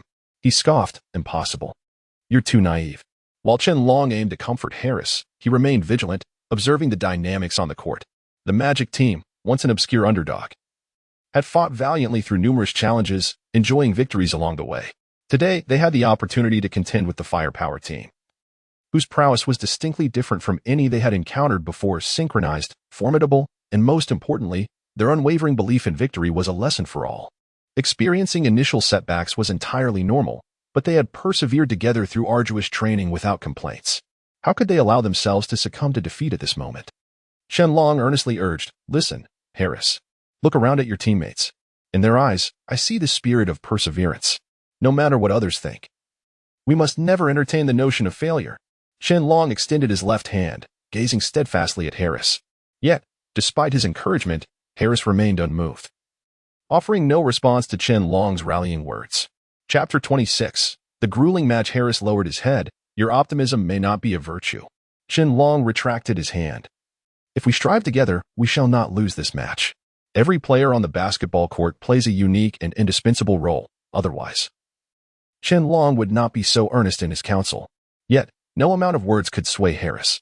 "Just wait and see. We will certainly win," Shenlong declared with unwavering resolve. Upon hearing this, Harris merely smiled. "You keep striving." With that, without waiting for Shenlong's reply, he listlessly jogged to the back of the team. Since this match was destined for failure, his participation seemed inconsequential. After all, he had never been the star. It would be better to leave this opportunity for glory to Qianlong. As Harris ran off, Qianlong initially intended to chase after him and continue persuading him. But every second on the basketball court was of utmost importance. There was no time to console a despondent teammate. With just a glance, Qianlong noticed that Klee was charging ahead, relentlessly pursued by others. It appeared he was seizing the opportunity to shoot, but this time, Qianlong would not allow him that chance. Thankfully, Qianlong was positioned perfectly. After a brief calculation, he spotted a line of opportunity. With everyone's attention on Klee, he glanced at the still dejected Harris and swiftly dashed forward, seizing the basketball from Klee and sprinting in the opposite direction. Qianlong's speed was so remarkable that Klee was caught completely off guard. By the time he turned around, his hands were empty, the air still thick with the scent of Qianlong's sweat. Arriving at the center of the court, Qianlong dribbled the ball while eyeing the hoop. The distance was just right for a three-pointer, but from this angle, the probability of success was slim. Nonetheless, he had to give it a shot. A testament for Harris that hope always exists. As he raised the basketball with his right hand, just as he was about to leap, a member of the firepower team suddenly dashed out, blocking his shot. The collision sent Qianlong crashing to the ground, the ball rolling away. Damn it, Qianlong muttered quietly. Klee quickly retrieved the ball, intending to shoot again, but this time, he was thwarted by James. With his towering stature, James completely obstructed Klee's line of sight, making any attempt to shoot an absurd notion. As the second half progressed, James had been playing conservatively, hesitant to make reckless moves, especially since he had only recently begun training. However, the current situation forced his hand. The circumstances on the court were decidedly unfavorable for the Magic team. Although they had narrowed the gap to 2 points, the firepower team still held the advantage. Klee scoffed disdainfully, pivoting to execute their previous strategy, but James was relentless, refusing to allow Klee any opportunity to shoot. Klee, in a state of desperation, held the ball yet found himself with no openings. He signaled to his teammates, and several members of the firepower team rushed to obstruct James. Even the imposing James, under such tactics, gave Klee a fleeting chance. Seizing a narrow gap, Klee darted forward with astonishing speed. This allowed Qianlong to free himself to confront Klee, swiftly dispatching the few firepower players in his path and trailing closely behind Klee to snatch the ball from his hands. The match had reached a fever pitch, with spectators as tense as the players on the court, particularly Anchi and Malouin, who had forgotten their banter and were fervently hoping for their team to make that crucial shot. At this juncture, if the firepower team could sink another three-pointer, victory would be nearly assured. Conversely, if a member of the Magic team were to score from beyond the arc, the game would become increasingly exhilarating. Hurry, hurry, hurry, Anchi chanted repeatedly, gripping the railing tightly, more anxious than the players on the court. If you make this shot, you will be invincible, Klee. Malouin was equally tense, yearning for a legitimate victory over Anchi for once. Klee ran with great speed, yet he could not outpace Qianlong, who in mere seconds had gained several meters on him. Qianlong deliberately controlled his pace, even teasing Klee at this critical moment. You look exhausted. Perhaps you should give up. You cannot possibly win. Klee was drenched in sweat, while Qianlong appeared effortlessly composed, as if sprinting at such speed required no exertion. Klee attempted a retort, but his fatigue hindered him. I won't play with you anymore. Qianlong waved his hand dismissively, snatching the ball from Klee and racing in the opposite direction. Though he evaded Klee, the other firepower players posed a more formidable challenge. Despite his speed, Qianlong could not escape the pressure of their strength and numbers. Just as Qianlong turned to make his move, the other firepower players surged forward like a pack of wolves, effectively containing him and denying him a shot. Seizing this moment, Klee quickly regained his composure, disregarding his fatigue, and plunged back into the fray. Qianlong was frantic. Had this group of players lost their minds? At that moment, James emerged from the throng, his height standing out among the players, allowing him to lock eyes with Qianlong, conveying a silent understanding. Qianlong looked at James, and with a mere glance, James comprehended entirely. Though they had never trained together individually, their synergy transcended the ordinary. Klee noticed this connection but was helpless against the throng before him, forcing him to take a detour. James maneuvered around the edge of the crowd, biding his time. Qianlong dribbled the basketball toward the left, drawing the attention of the crowd. With a slight smile curling his lips, he darted right for a few meters before leaping, launching the ball in James' direction. Oh no! Harris noted this scene, but he had not anticipated such seamless coordination between the two. He had underestimated the Magic team. James, on his toes, caught the basketball thrown by Qianlong, sharing a knowing smile with him before pivoting towards the hoop. Qianlong gasped for breath, shrugging at the remaining players. Chapter 27.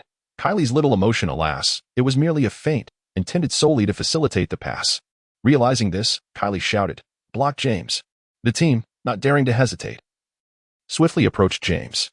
Sensing the shift in circumstances, James quickened his pace, with little time to linger.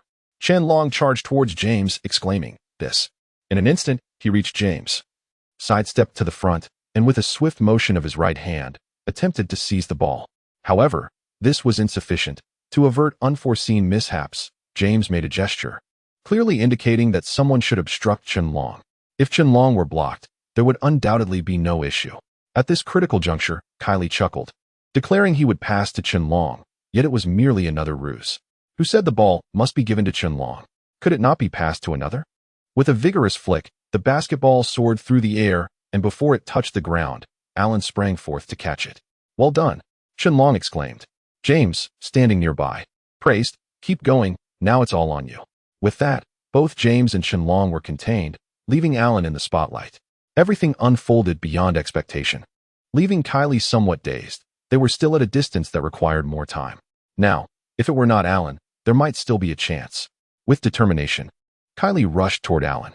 Sensing trouble, Alan opted for a detour. Making a layup was certainly not feasible.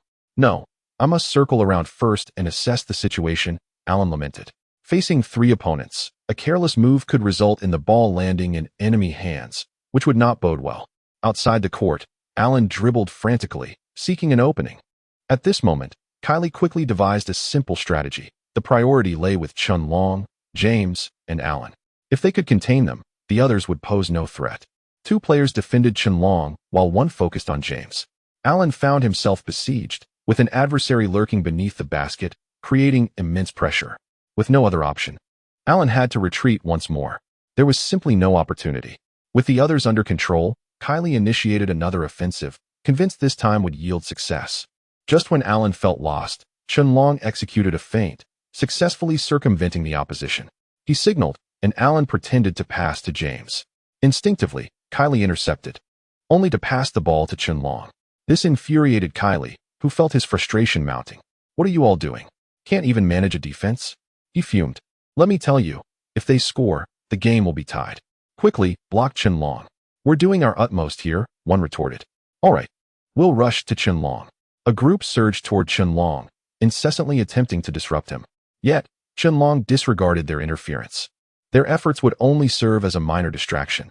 The true threat remained Kylie. Dribbling the ball, Qianlong advanced to the center of the court, preparing to shoot. Kylie leaped, nearly executing a block, but fell just short. In the final moments, Qianlong released the ball, hitting the target with precision, a 3-pointer. Cheers erupted from the crowd. Observing Malouin, Anchi teased, "Oh, Coach Malouin, weren't you quite boastful just now? Where's that bravado now?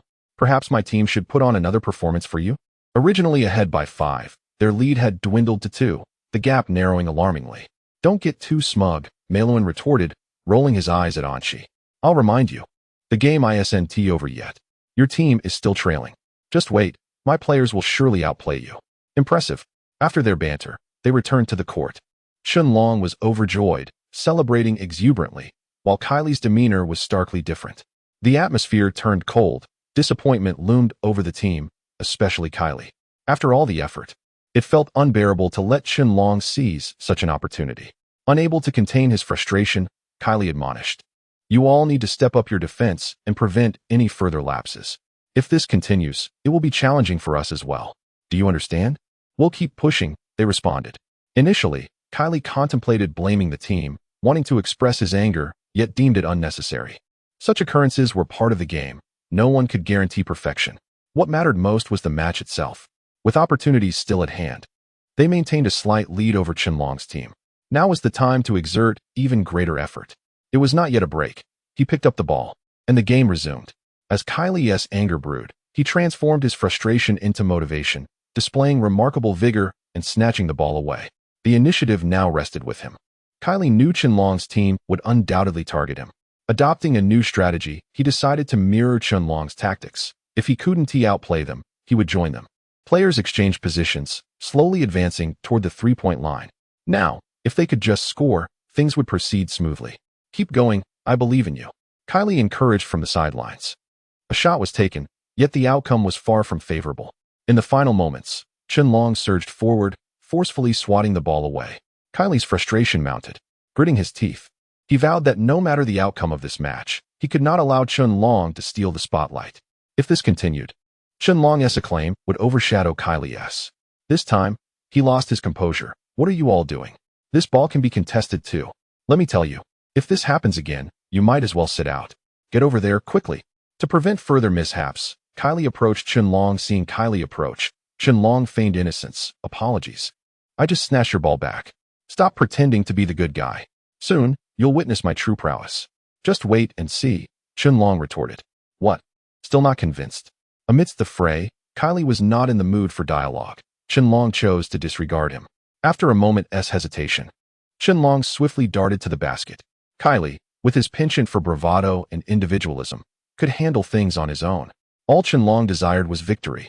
Now, it was time to test whether Kylie could back up his claims of superiority. He was ready for the challenge. Chapter 28.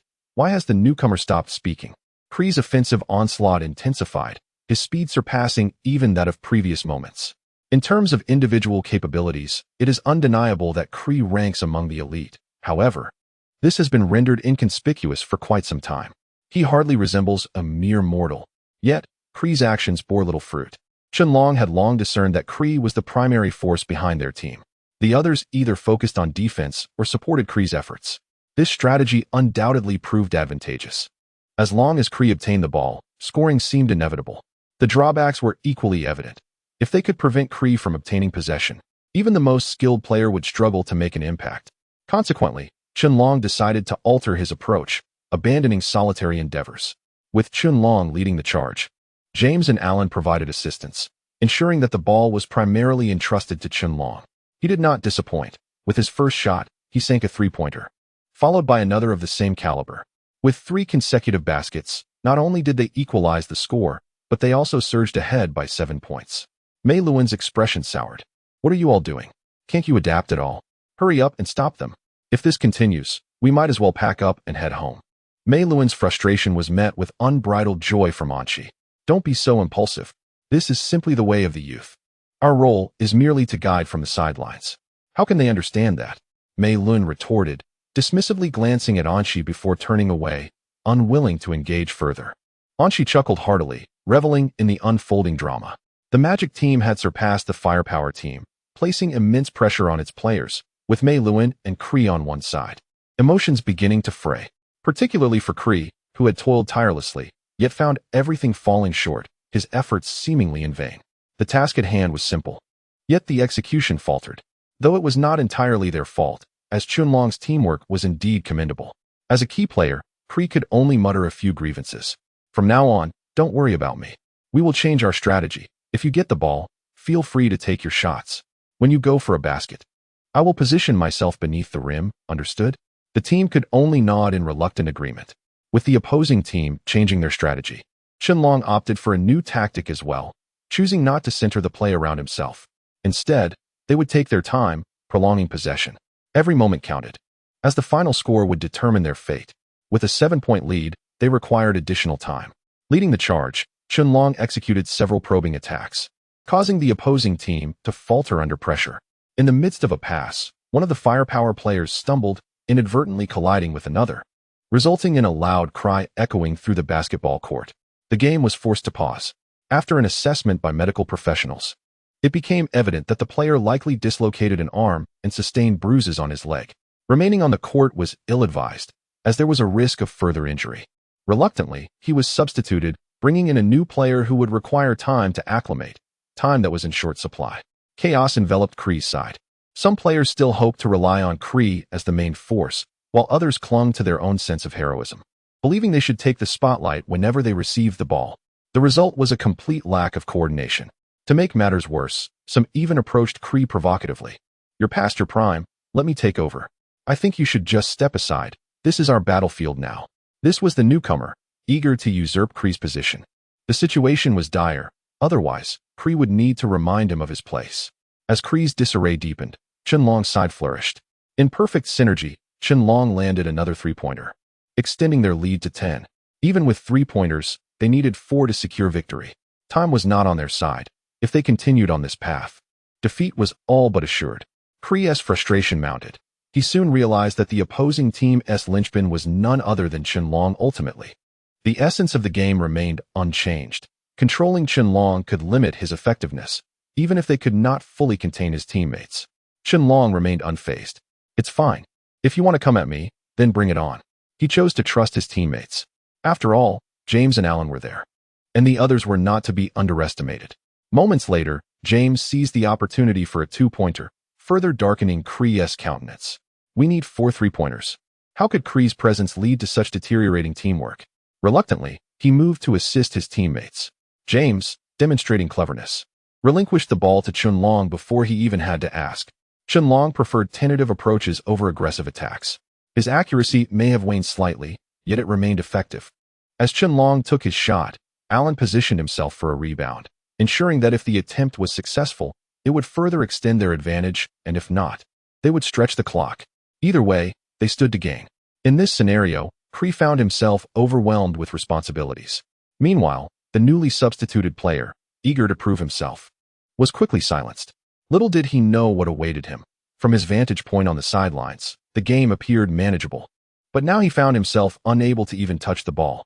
Kree's irritation deepened. You better guard me properly, or I will have words with you later. What are you all doing? I'm going to intercept Qianlong. You all need to stay focused. Without further ado, Kree rejoined Qianlong's side. However, after a few attempts, the results remained unchanged, with possession slipping away.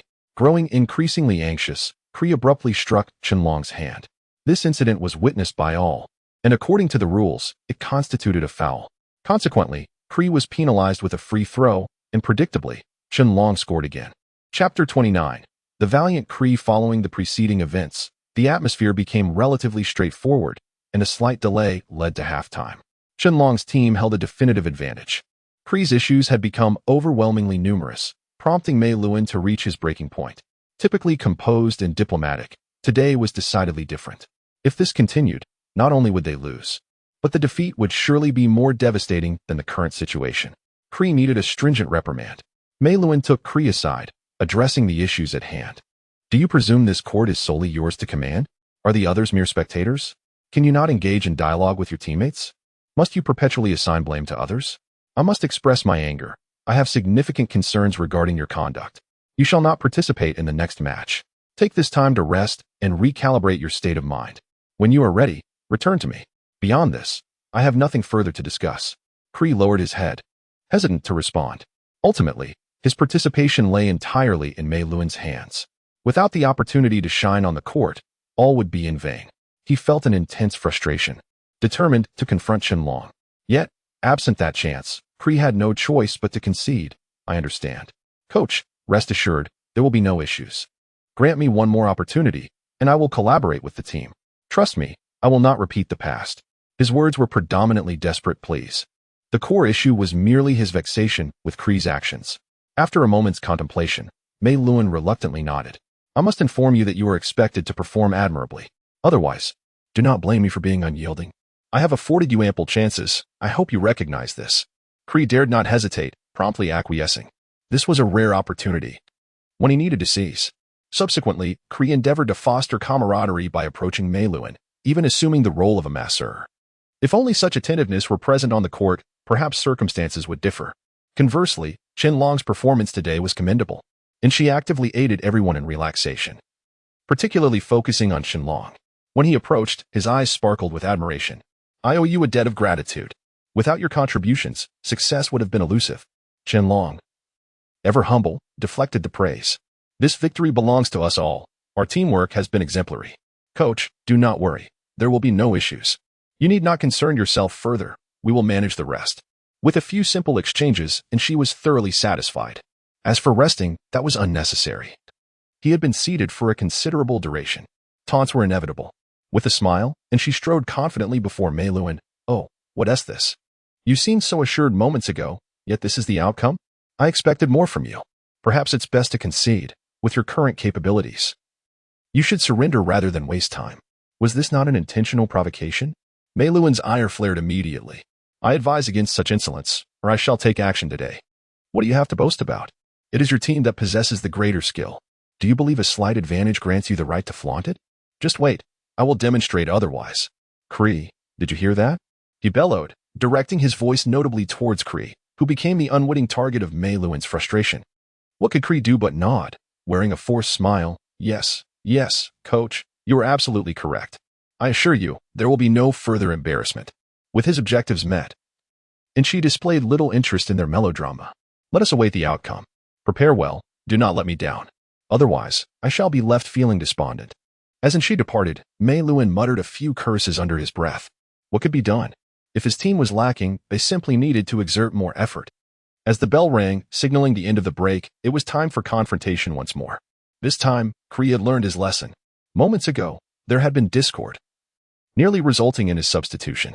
This time, however, it was imperative to collaborate effectively with the team. Only through harmony could they achieve higher scores. With this in mind, Kree devised a new strategy. As the match commenced, Kree's team seized the initiative.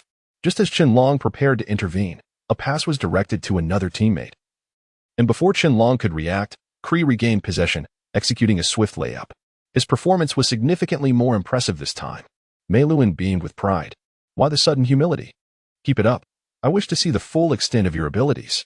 Press on, do not grant them any opportunities, continue to dominate. Kree indeed performed admirably, rapidly closing the score gap with a series of successful plays.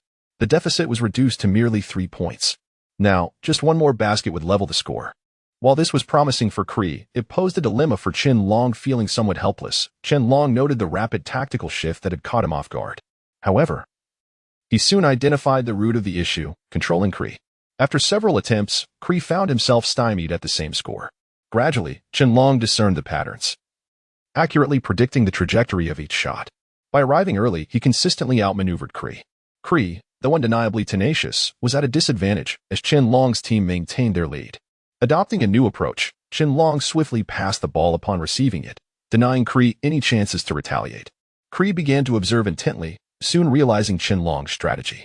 He sought to prolong the game, but this time it would not be so simple. Chapter 30. The intensity of the match reaches its zenith. Due to Qianlong's strategy, cooperation from everyone is essential. LeBron, Allen, and the other players are somewhat scattered. At present, it remains a matter of individual effort on Qianlong's part. Securing the ball allows for continuous shooting and a series of trial and error. However, Klee is also engaged in self-reflection. After a while, Klee seizes the opportunity to rush behind Qianlong, intercepting a ball. It dawns on Qianlong that Klee's previous actions were intentional.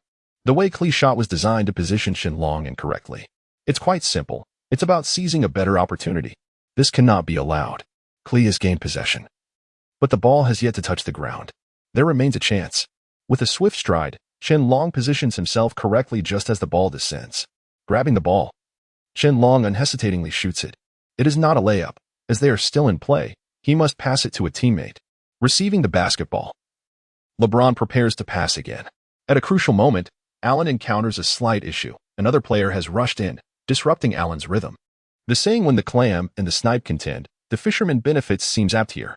As Allen and another player tussle for the ball, it inadvertently flies out. A member of the firepower team unexpectedly catches it, almost caught off guard. At the 1-point mark, as long as they can make the shot, they will score. Since they haven't team made a layup yet, the shot will count. Without a moment's hesitation, they take the shot, and it truly goes in. Now, only 2 points remain. If they can seize these 2 opportunities, they can equalize. A 3-pointer could even allow them to take the lead. Allen expresses his apologies, feeling remorseful for the earlier mishap. Qianlong, however, does not share this sentiment. Why does it seem that Klee's momentum has returned? It seems their adjustments were quite successful. Indeed, there is something to it, but Qianlong is no pushover. This is not the time for sentimentality. Managing the ball is of utmost importance. With great tenacity, Qianlong weaves through the crowd, securing the ball in his possession. He simply needs to shoot it in to widen the score margin. There should be no issue. This time, Qianlong opts for a solo effort. With the others being constrained, this is the only option available. But Klee is deliberate. Klee intends for Qianlong to take the lead and reclaim the previous humiliation. Just as Qianlong prepares, Klee swats the ball down with a remarkable display of skill. Without a moment to ponder, Klee grabs the ball and dashes off. Qianlong swiftly charges forward, positioning himself in Klee's path. leaving Klee with no choice but to pass the ball. A member of the firepower team receives it. LeBron rushes ahead, offering no chance to counter. The same scenario plays out again, but this time, it's not Klee in the spotlight. It's another player. A pass is made directly to the three-point line. In such circumstances, it indeed holds promise. Allen attempts to advance, but the player with the ball initiates an offensive play, leaving no room for opportunity. Under the basket, Qianlong leaps and swats the ball away, coming very close to LeBron's position. Just 2 more steps will grant him possession of the ball. Klee, seemingly fueled with adrenaline, accelerates with remarkable speed, denying any opportunity. Before LeBron can react, Klee has already launched the ball. The throw is impressively far, reaching the half-court line. With just a bit more force, it might have gone in. Of course, that's merely jest. In a professional match, who is afforded such opportunities? Klee's actions are not without purpose. This has been prearranged. At this moment, the firepower team resumes their offensive with fervor. Opportunities arise. Yet Qianlong is not inclined to grant them. His speed rivals Klee's, perhaps even surpassing it. Before Klee can reach the designated player, Qianlong arrives first, forcefully snatching the ball away. This situation feels perilous. There is an unsettling sense of vulnerability. The intensity of the confrontation has reached its peak. Without time to ponder, Qianlong prepares for a three-pointer. Yet, before he can execute, the ball is snatched away. How absurd. In the blink of an eye, the ball is in another's possession. Yet the opposing team also chooses to pass the ball to Klee. The coaches on both sides grow increasingly tense. Come on. Don't relax. Keep it up. Their shouts hold little sway. It ultimately hinges on the player's performance. Klee attempts to advance, but Qianlong blocks his path, refusing any opportunity. Klee decides to cooperate with his teammates, hoping for effective results. The intensity is overwhelming, igniting everyone's competitive spirit. No chances are afforded. The ball ricochets between the two teams, seldom remaining with a single player for more than a few seconds. In an instant, it is snatched away again. Klee's side appears more strategic, having kept a player positioned outside, ready to intercept and distribute the ball. Klee secures the ball once more and launches it to the outer perimeter. It nearly goes out of bounds, yet is salvaged at the last moment. This player, demonstrating cleverness, begins to target the basket. Now, they need just another two-pointer.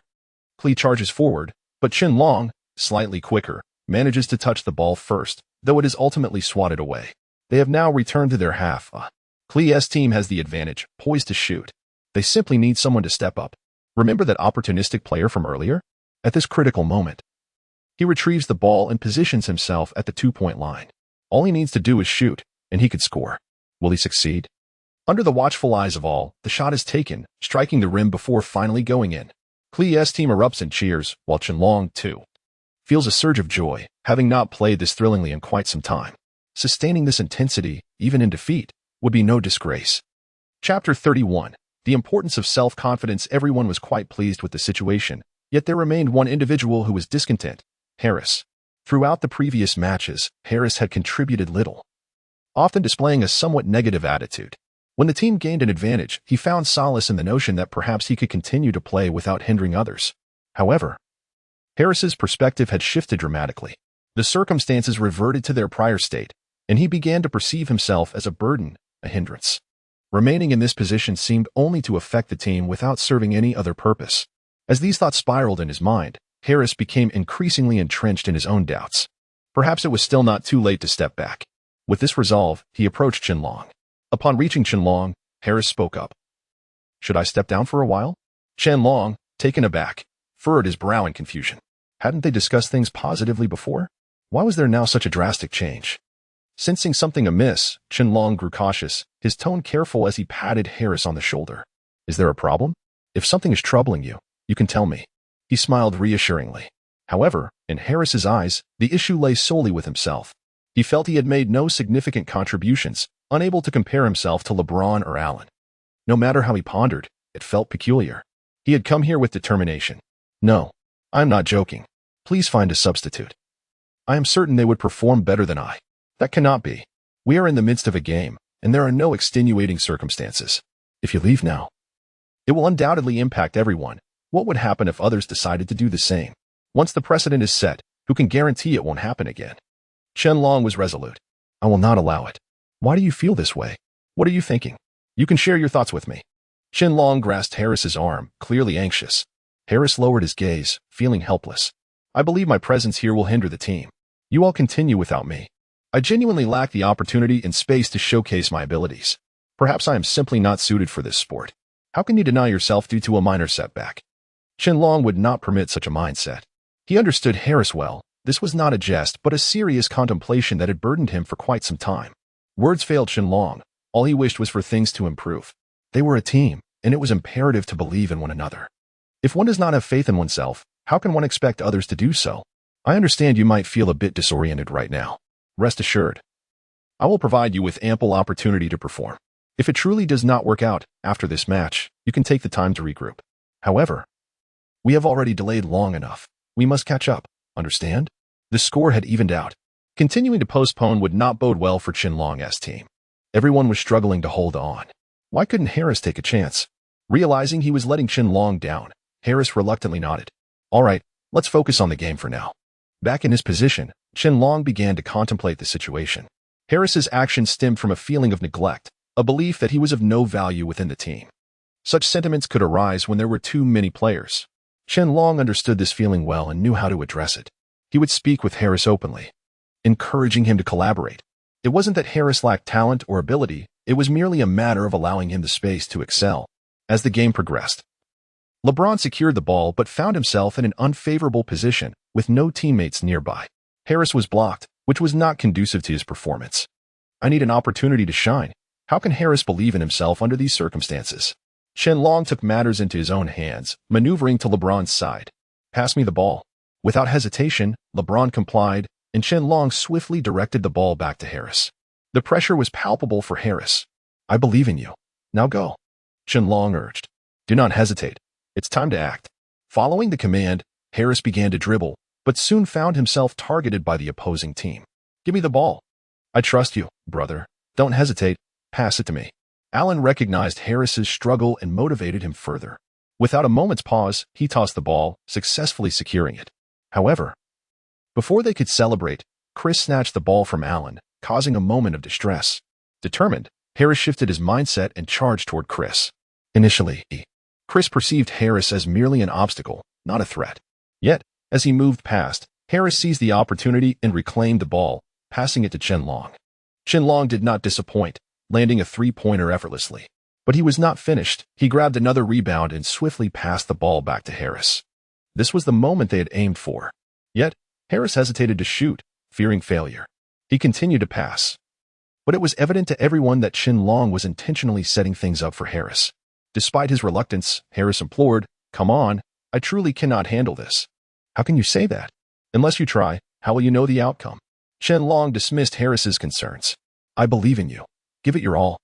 His unwavering confidence and encouraging gaze bolstered Harris's resolve. Finally, with determination, Harris stepped beyond the three-point line and took a shot, striking the target perfectly. Qianlong beamed with pride. Yes, that is the Harris I know. Chapter 32. The intense battle. Harris's three-pointer undoubtedly provided a significant boost to the Magic team. Revitalized. The Magic squad engaged in a fierce back-and-forth with their opponents, quickly leveling the score. After several minutes, the Magic held a slender 2-point lead, though the margin was minimal. The tension of this relentless exchange began to fray Chris's nerves. Distracted, he soon lost possession of the ball. Calm down, Chris, called out his teammates, who recognized his agitation. Patting him on the shoulder, Chris was aware that his performance was faltering. As an athlete, physical prowess is essential, but mental fortitude is paramount, as one's mindset profoundly influences the outcome of the game. Chris took a moment to collect himself. On the sidelines, Melon had already noticed his state and could not help but rise, his expression grim. Are these kids still asleep? How could they let that ball slip away? Although Chris remained oblivious to Melon's outburst, the fans behind him were not. Melon had begun to vent his frustrations. Naturally, the fans were supporters of the Firepower team, and their coach's ire served as a signal. The Firepower team was not performing to expectations, leaving the audience disappointed. Coach Anshi, seated on the opposite side, caught wind of the situation and smirked. Player performance often reflects the coach's influence. Melon's tirade could either galvanize the Firepower team or demoralize them, a risky gamble. Anshi felt assured that he would not resort to such tactics. Fortunately, the Firepower players possessed commendable mental resilience. As Melon berated them, the team felt a chill run down their spines, igniting their determination. One player swiftly snatched the ball, launching a shot from beyond the arc. The scores were tied. "Have they been injected with adrenaline?" exclaimed Harris, who had sidled up to Chen Long. Chen Long's expression mirrored a mix of intrigue and concern. The firepower players seemed spurred into action by Melon's scolding, their energy palpable. Observing their positioning, Chen Long sensed a shift in their strategy. "Do you think if our coach yelled at us, it would yield different results?" Harris continued to jest. Chen Long sighed, patting his shoulder, urging him to glance at Coach Anqi, who was observing them intently. "I don't know about the outcome, but if you keep slacking off, Anqi will surely let you have it," Chen Long remarked quietly. Harris, feeling the weight of Anqi's gaze, quickly retreated to his position. The atmosphere grew tenser as the sound of sneakers squeaking against the rubber floor and the rhythmic thud of the basketball echoed throughout the arena. Spectators sensed the fierce competition unfolding before them. The scoreboard reflected the relentless scoring, a constant ebb and flow that left no room for complacency. The audience, captivated, dared not blink, aware that in such a tight race, predicting the victor was a fool's errand. As the two teams unleashed their full potential, Rick from the firepower team seized the ball. Chen Long was quick to follow, knowing that Rick was essentially his solo opponent. The spectators buzzed with excitement as they anticipated this clash of skill. Chen Long braced himself defensively. However, just as he prepared for confrontation, Rick flashed a mischievous grin. In a startling turn, Rick executed a dribble through his legs and passed the ball backward. Seemingly choreographed, a firepower team member broke through the Magic's defense to receive the pass. Gasps rippled through the crowd. Rick had unexpectedly altered his strategy, opting for teamwork over individual play. This clever decoy was nothing short of brilliant. The audience, recognizing the firepower team's tactics, erupted with enthusiasm. Finally, a smile crept across Melon's face, as if to say, "At last, there is some growth." The player who received the ball leaped effortlessly, executing a side shot for 2 points. Meanwhile, Chen Long found himself caught off guard as Chris deftly turned the tables on his defensive stance. With the ball descending, another scramble ensued, and the Magic team secured 2 points. However, in the ensuing minutes, Chen Long distinctly felt Rick and his teammates growing increasingly synchronized. Whenever Rick obtained the ball, if Chen Long pursued, he would pass to a teammate, catching Chen Long unprepared. Conversely, if Chen Long hesitated, Rick would exploit his advantage and drive to the basket. This passive approach was unsustainable. Furrowing his brow, Chen Long contemplated his next move. Harris approached. "We cannot allow this to continue. The best strategy is to prevent Rick from getting the ball." After a pause, he added, "Chen Long, you pursue him while I attempt to intercept his passes. Once I secure the ball, the others can focus on Chris, granting you an opportunity." This plan resonated with Chen Long's own thoughts. After a brief discussion, they nodded in agreement. As expected, the firepower players quickly passed the ball to Rick, attempting to repeat their earlier success. Chen Long boldly pursued. At this point, trust in his teammates was paramount. "Here we go again," Rick chuckled at Chen Long's approach, convinced of his flawless strategy. "This time, I will intercept your pass," Chen Long declared resolutely. "Just you?" Rick replied with a smirk, performing a series of flashy passes before suddenly sending the ball to his left. Chen Long lunged to block it, but Rick skillfully obstructed his path. In that moment, Harris charged forward, intercepting the ball from the awaiting firepower player with a powerful move. The crowd erupted in astonishment. Chen Long couldn't help but smile. "Fall back," the firepower team shouted. Harris maneuvered past one defender, only to be met by 2 more. As Chris focused on Chen Long deftly sidestepped him, only to be intercepted by a Magic player. Chen Long sprinted. With a quick glance, Harris made a split-second decision, sending a low pass toward Chen Long, shouting, "Chen Long." In an instant, Chen Long received the ball. Chapter 33. A collaborative effort. It is difficult to ascertain the thoughts and emotions that compelled Cree to refrain from rushing forward for the ball this time. This singular detail instantly captured the attention of Melon, who stood rigidly on the sidelines, his eyes widening in disbelief, his previously crossed arms falling to his sides. His face flushed with indignation, he began vociferously directing his players. "What are you doing standing there? Go seize the ball. Take control." Melon's fervent outburst quickly drew the attention of the players, each donning a serious expression. A closer observation would reveal their furrowed brows and tightly pressed lips, transforming the atmosphere into one of grave seriousness. Chen Long felt a profound sense of astonishment. After all, Kree's behavior indicated that his spirits were far from high. Moreover, Chen Long harbored a strong aversion to Melon's boisterous manner from the sidelines, attributing their current stalemate to his disruptive antics. Such conduct was excessively tumultuous, especially considering the spectators were captivated by the game. occasionally rising to cheer or gasp.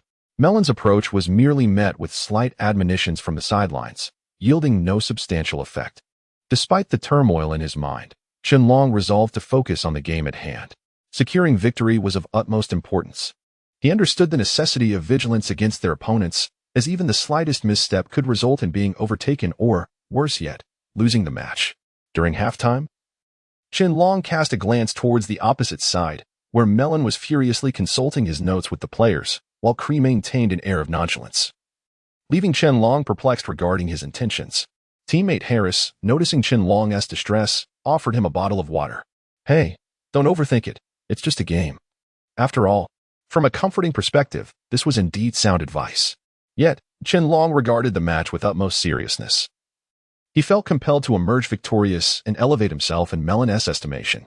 After a brief silence, Qianlong finally spoke. "Harris, make sure to keep a close watch on Cree. I have a feeling he is up to something."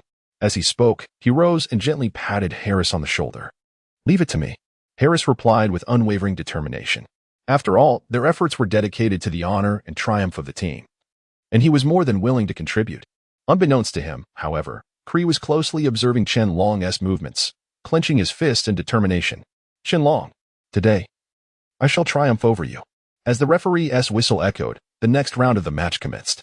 Initially, everything unfolded smoothly. Qianlong advanced with purposeful strides. As opponents closed in, he leaped and expertly passed the ball to a teammate stationed near the hoop. "Catch it." The teammate responded admirably, leaping to secure the ball. The two defenders surrounding Qianlong were left momentarily dumbfounded, unable to fathom his unexpected maneuver.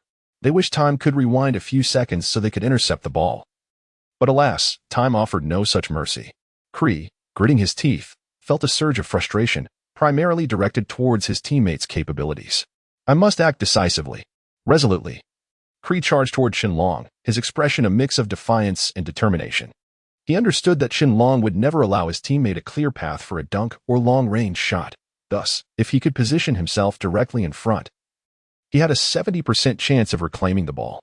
Harris, observing from behind, silently acknowledged Qianlong's astute prediction. Quick on his feet, he maneuvered around his own defender and deftly approached Cree.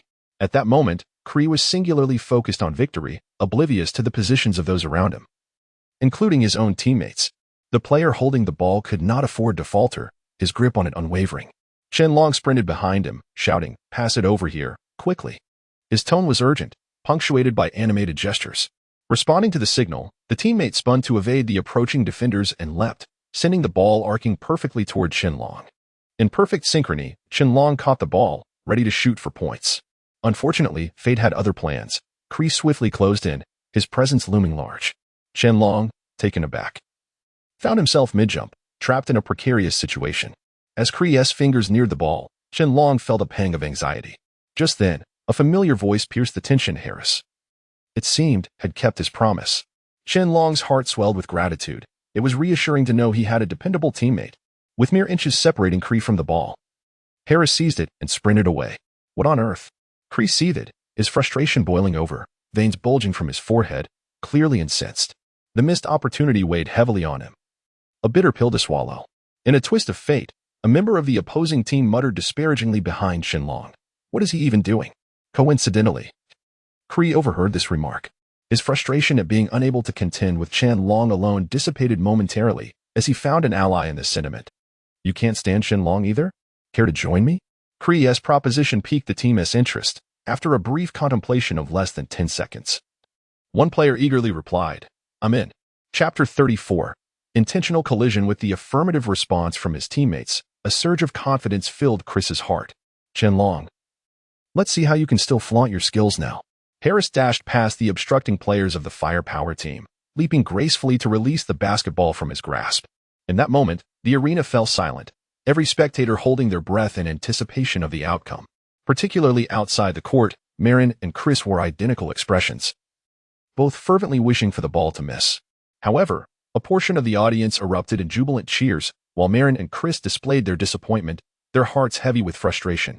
Just before the basketball descended, Qianlong skillfully caught it, feeling a wave of relief and joy wash over him. With such coordination and speed, victory was undoubtedly within reach. This moment ignited elation among the Magic team players, who embraced each other in celebration of their triumph. Hooray for the Magic team. Go, go, go. I believe in you. The cheers from the audience were deafening, every face radiating joy, with some even whistling in delight. This spectacle cast a pall over the Firepower team, whose members lowered their heads in silence, their morale evidently diminished. Marin, standing on the sidelines, wore a grim expression, observing the players and substitutes of the Firepower team, feeling a deep frustration akin to wishing for iron to become steel. As the basketball successfully swished through the net, the scoreboard flickered, revealing a 12-point deficit for the Firepower team against the Magic team. 12 points is neither too much nor too little, but in a game where every second counts, scoring even a single point is a formidable challenge. During the cheerleaders' performance, Chris conferred with his teammates on how to thwart Qianlong's quest for victory.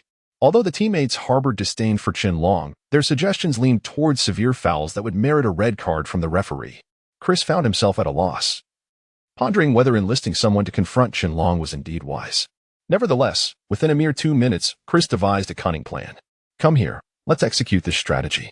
The teammates leaned in to hear Chris's idea, casting him astonished glances upon its conclusion.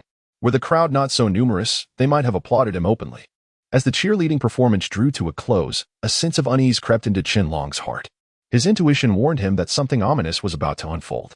Harris, stay close to me, and keep a vigilant eye on Chris. Harris nodded, acknowledging the gravity of the situation.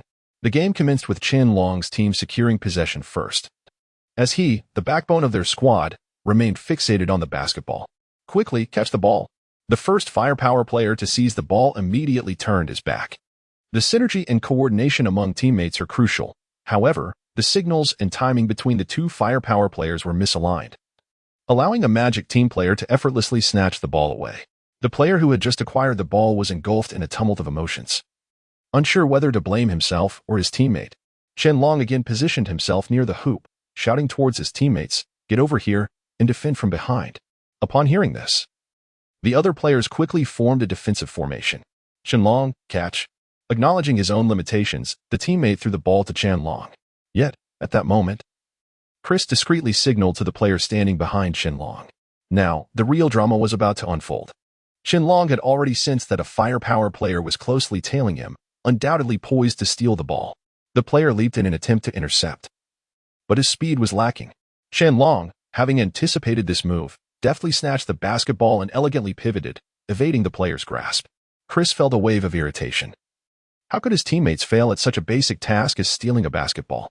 Harris remained vigilant, standing behind Chris, apprehensive of any potential mischief.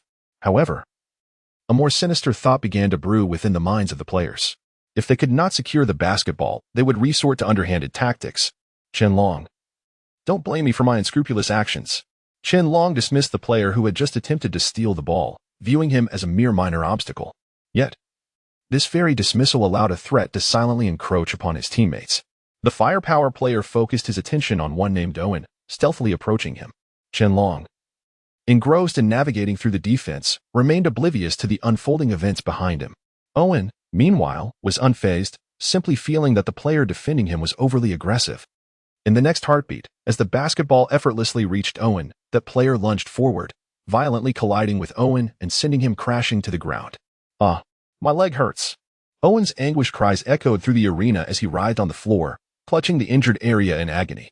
The assailant also collapsed, kneeling in a similar posture on the ground. The referee, witnessing the unfortunate turn of events, immediately blew the whistle, halting the game. "Quickly, bring the stretcher." The referee rushed toward Owen, anxiously inquiring about the severity of his injury. Though Owen was a man, the relentless pain contorted his face in distress. "It hurts. I think it's broken." Qianlong hurried over, startled to find both Owen and the assailant sprawled on the ground, confusion washing over him. The referee examined the injury, grimly concluding, "It is indeed a fracture. Take him away for treatment." Thus, Owen departed the court amidst a sea of bewildered gazes. With no alternative, Owen had to seek medical attention, leaving the West team to scramble for a substitute. The atmosphere grew tense and desolate, yet no one dared to speak. At that moment, the assailant exchanged a knowing glance with Chris. Inwardly, Chris felt a surge of satisfaction, though the outcome was not as anticipated. At least it meant the opposition had lost a key player. Chapter 35. The competition continues. The subtle exchange of glances between the teammates and Klee did not escape Qianlong's notice, filling him with unease. Owen's leg fracture could not possibly be unrelated. However, this was a critical moment in the match, Halting the game over such an incident would undoubtedly affect his teammates. As the referee called for medical personnel to bring a stretcher and escort Klee off the field, Qianlong's anxiety deepened. He suspected that the firepower team was orchestrating a conspiracy against him and his teammates. Yet, the exact nature of this plot eluded him, especially since he was not privy to their inner thoughts. Due to this unforeseen incident, the referee paused the game for a 15-minute halftime break. Before leaving the court, Klee cast a smug glance at Qianlong, seemingly taunting him. "Let's see how you continue the game now." During the break, the cheerleaders formed a line at the center of the court, commencing an exuberant dance. The lively music brought a measure of joy to the audience. Yet it did little to alleviate Qianlong's internal turmoil. Once the music faded, the commentator launched into an enthusiastic address. The score between the firepower team and the Magic team was narrowing as the conclusion of the game drew near. Who would ultimately claim victory? Seizing the moment of respite, Qianlong felt a pressing need to share his concerns and approached Anqi, who was sipping water. "I have something to discuss with you regarding Owen," he stated. Anqi, eager to listen, promptly set down his cup. "Just speak plainly. There's no need for subterfuge. Earlier, I inadvertently discovered that the player who injured Owen is in cahoots with Klee, but I lack direct evidence, so I wanted to inform you first." Anqi's eyes widened in shock. He did not anticipate such underhanded tactics from the opposing team. While the rules allowed for a request to the referee for an investigation and the gathering of evidence from the implicated parties, exposing this matter could attract media attention. Such publicity might dampen the players' spirits and distract them from the game. Thus, they both agreed to keep this information under wraps for the time being. "Is it just you who knows about this?" Anqi inquired. Qianlong nodded affirmatively. This revelation relieved Anqi considerably. It was fortunate that no one else was aware, or the situation could escalate. Presently, the priority was to substitute in a replacement player, and Anqi already had someone in mind, alongside a defensive strategy. After all, having suffered once, they could not afford to be caught off guard again. Resolute, Anqi called a meeting with the other players. He articulated his defensive strategy first. "I believe that our focus for the remaining match should be on defense, with offense taking a back seat. We must minimize contact and collisions with the firepower players to avoid any further incidents." The other players unanimously agreed with Anqi's approach. "Since there are no objections, we shall proceed as discussed. If any unexpected circumstances arise, we will reconvene." After the meeting, the players returned to their respective areas to rest, and Qianlong refrained from further discussing the earlier topic with Anqi. Meanwhile, Harris lingered, his expression reflecting a mix of discomfort, seemingly wanting to voice something. Anqi, puzzled by Harris's demeanor, initiated the conversation. "Do you have something else on your mind?" After a moment of hesitation, Harris replied, "I wanted to inquire about Owen's condition." He looked unwell and was carried off the court. Anqi's expression shifted to one of seriousness, although he did not intend to conceal Owen's injury from the players. This was not the right moment. "Harris, you need not concern yourself too much with Owen's injury. Your focus should be on the game at hand." With this straightforward remark, Harris was rendered momentarily speechless. Indeed, the game took precedence. The halftime break swiftly concluded, and the commentator's voice resonated again. "Let us resume the match and see if the Magic team can surprise us or if the firepower team will maintain their steady performance." Just before the players took to the court, Anqi pulled Qianlong aside and quietly cautioned, "Be wary of Klee. If you get injured, our team will lose a vital asset." Qianlong reassured him, "Rest assured, I will safeguard myself." As the referee's whistle pierced the air, the basketball landed securely in Qianlong's hands. He was determined to win, not only for the sake of victory but also to bring joy to the injured Owen. On the court, Klee shifted tactics, aware that using the same strategy twice would likely lead to scrutiny from the referee. As he pondered this, a teammate shouted, "Klee, catch." Demonstrating remarkable reflexes, Klee leaped to seize the basketball. However, two players from the Magic team quickly closed in on him. Ignoring the swift defense, Klee turned with the ball, squeezing through the crowd and tossing it to a teammate. "Hurry, shoot," he urged, urgency in his voice, as time was of the essence. Scoring opportunities were fleeting. Qianlong could not allow the ball to slip through the hoop unchallenged. He dashed forward, closing the 3-meter gap to the basket at lightning speed. Just as a firepower player prepared to shoot, Qianlong forcefully intercepted the ball. "Qianlong, well done." The crowd erupted in enthusiastic applause. Harris felt a surge of relief. Had Qianlong not intervened, the outcome could have been dire. Enraged, Klee resolved to take matters into his own hands. The moment the Magic team regained possession, Klee lunged forward to snatch the ball, leaving no room for his teammates. Realizing the gravity of the situation, Qianlong swiftly pivoted to defend. but it was evident that Klee's relentless assault was difficult to thwart. The commentator leaped to his feet, exclaiming, "The firepower team scores." Qianlong found Klee's performance perplexing. He seemed unfazed by any repercussions. Chapter 36. Consecutive goals. Qianlong felt increasingly perplexed. He expected Kelly to be more brazen and smug after his previous foul play. Yet he remained eerily quiet. Something felt amiss, though he could not pinpoint the source of his discomfort. There was nothing to do but observe the unfolding events. At the other end of the court, a glimmer of cunning flickered in Kelly's eyes. He would not continue his foolish infractions. Kelly, receive. Kelly swiftly positioned himself to catch the basketball and, with a series of swift steps, sprinted toward the Magic's hoop. His speed was remarkable. And given that the Magic players were wholly focused on scoring, only one remained to defend. Qianlong was anxious, beads of sweat forming as his expression grew tense. In the realm of sports, even a single point could alter the outcome of the match. Defend. Everyone, return to position, he shouted, frantically rushing back. But he could only watch helplessly as Kelly effortlessly maneuvered past the defenders, executing a spinning leap, and the basketball clanged perfectly into the rim. As the ball bounced on the ground, the spirits of the Magic players sank. Fortunately, Qianlong was not easily swayed by emotions. He gently patted the shoulders of his teammates. "It's all right. It's just 1 point. Let's rally and widen the score gap." Instantly, his words rekindled their spirits. And they nodded in agreement. Kelly observed their reactions, a subtle smirk gracing his lips, his mood buoyed. The time had come for their team to showcase their prowess. In the stands, a chorus of sighs mingled with cheers. Every spectator held this match in high regard, eager not to miss a single detail. At that moment, the male commentator's voice resonated once more. "Kelly from the firepower team scores first. Do you think they have a chance to surpass the Magic?" Another commentator cleared his throat and chimed in. "I believe there's a possibility. It seems the firepower players have been biding their time, and now they are bursting forth." "Indeed. Let us continue to watch the match." Qianlong was too preoccupied to heed the commentary. Even the chatter of his teammates fell on deaf ears. He genuinely suspected Kelly was up to something, yet lacked any substantial evidence, and after all, it was merely conjecture. What if Kelly intended to feign injury during the game? That would only repeat past mistakes, leaving Anqi and the team unsettled. The brief intermission quickly elapsed, and Harris, noticing Qianlong standing alone, assumed he was contemplating strategies. "Qianlong, let us go. Don't think too much. We will emerge victorious." Irving believed he was articulating Qianlong's thoughts, but that was far from the truth. Qianlong was reluctant to burden others with his worries, replying with a noncommittal mm. In the ensuing moments, Qianlong focused entirely on Kelly, even trailing closely behind him. Another pass was made, and Kelly leaped, poised to catch the ball. However, Qianlong would not allow him to succeed so easily.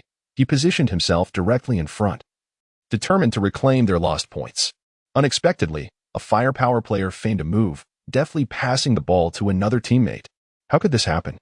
Qianlong's mind raced with disbelief and suspicion. They had deceived him. Kelly, not lingering, quickly turned to intercept the Magic players. He was confident that the tide would surely turn in their favor. All he needed to do was maintain solid defense and support. The firepower player, upon receiving the ball, halted just outside the three-point line. In less than 3 seconds, he leaped, sending the ball soaring toward the hoop. Everyone's breath caught in their throats, and 5 seconds later, the outcome was revealed, a three-pointer. Gasps of astonishment filled the air, and the commentator excitedly exclaimed, "A three-pointer from the firepower team. Does this signal a shift in momentum? Can the Magic players halt their relentless advance? Let us keep watching." Qianlong intensified his defense against Kelly, resolute in his belief that he would thwart any of Kelly's underhanded schemes. Meanwhile, Kelly reveled in his growing amusement, the more Qianlong pressed, the closer he drew to realizing his plans. As the game progressed, the firepower team's momentum surged, their offensive prowess no longer stifled as before. They seemed transformed. While the Magic players consecutively faltered, unable to defend effectively or seize the ball, let alone shoot. Qianlong surmised that they were undoubtedly affected by the firepower team's successive points and approached them one by one to offer encouragement. However, the results were disheartening. As the firepower team's score climbed by 6 points in quick succession, the firepower players joyously embraced one another, loudly chanting words of encouragement. Anqi, seeking to stabilize morale, gathered the team. "Listen, the most important thing in this match is not to lose. It's our mindset. Look at your current demeanor. Rally yourselves." After a brief silence, they replied in unison, "All right, we will." This served as a calming tonic for the team, while Anqi silently began to pray for their success. As time wore on, Qianlong's actions piqued Harris's curiosity. As a key player, it was unusual for him not to charge forward for the ball and shoot, but rather to follow Kelly closely. During a break, Harris voiced his concern. "Qianlong, what is going on with you?"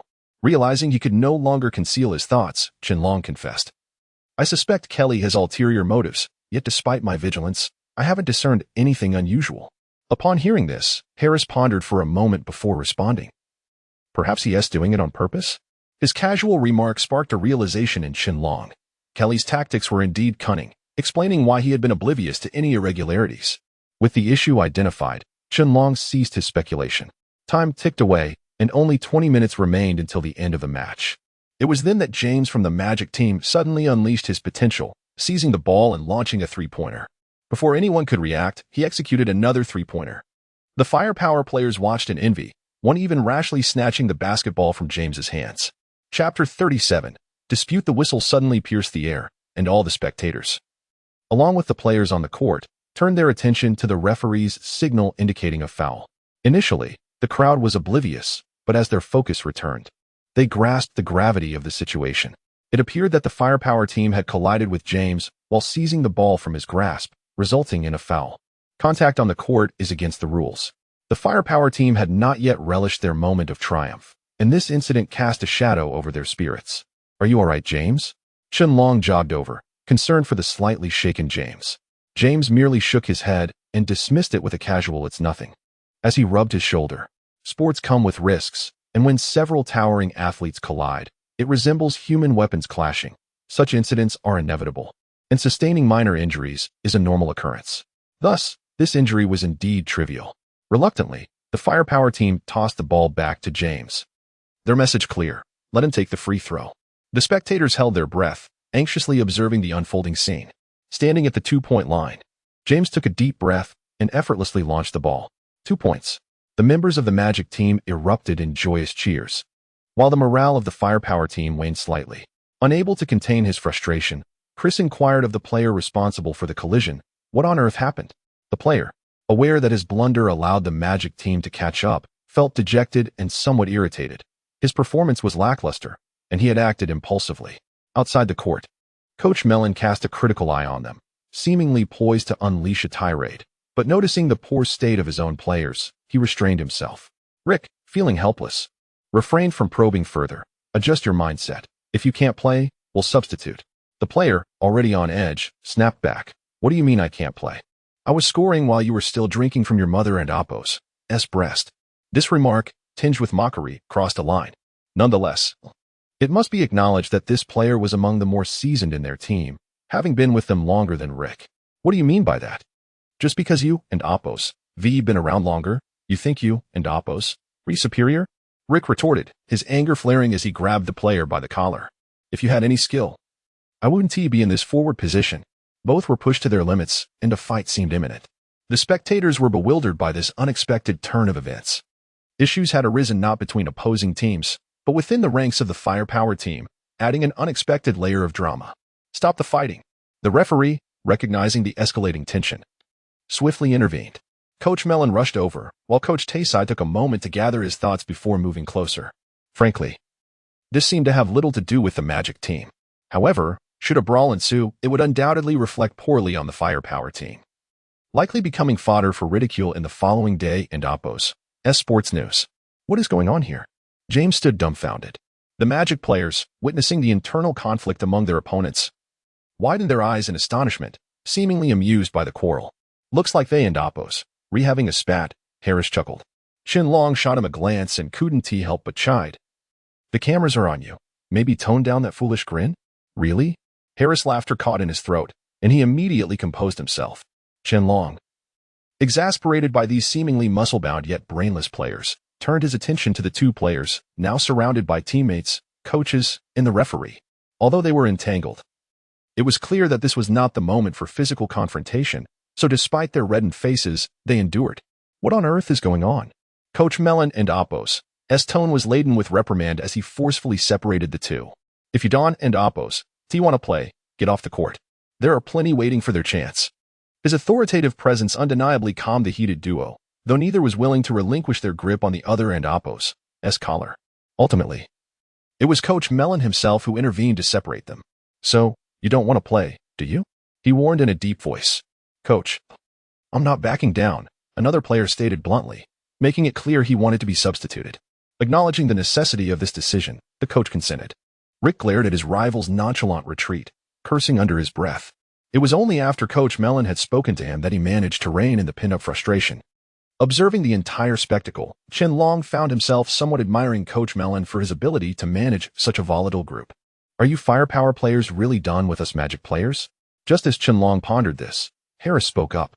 However, his comment drew the collective gaze of everyone present, especially the firepower team and Coach Mellon. When the referee thought a fight was about to break out, the players finally shifted their attention away. Harris took a deep breath. "Why do I feel a chill running down my spine? Do you want to take a seat? That last move of yours was pretty antagonistic." "I suspect they'll come after you now," Chen Long offered supportively.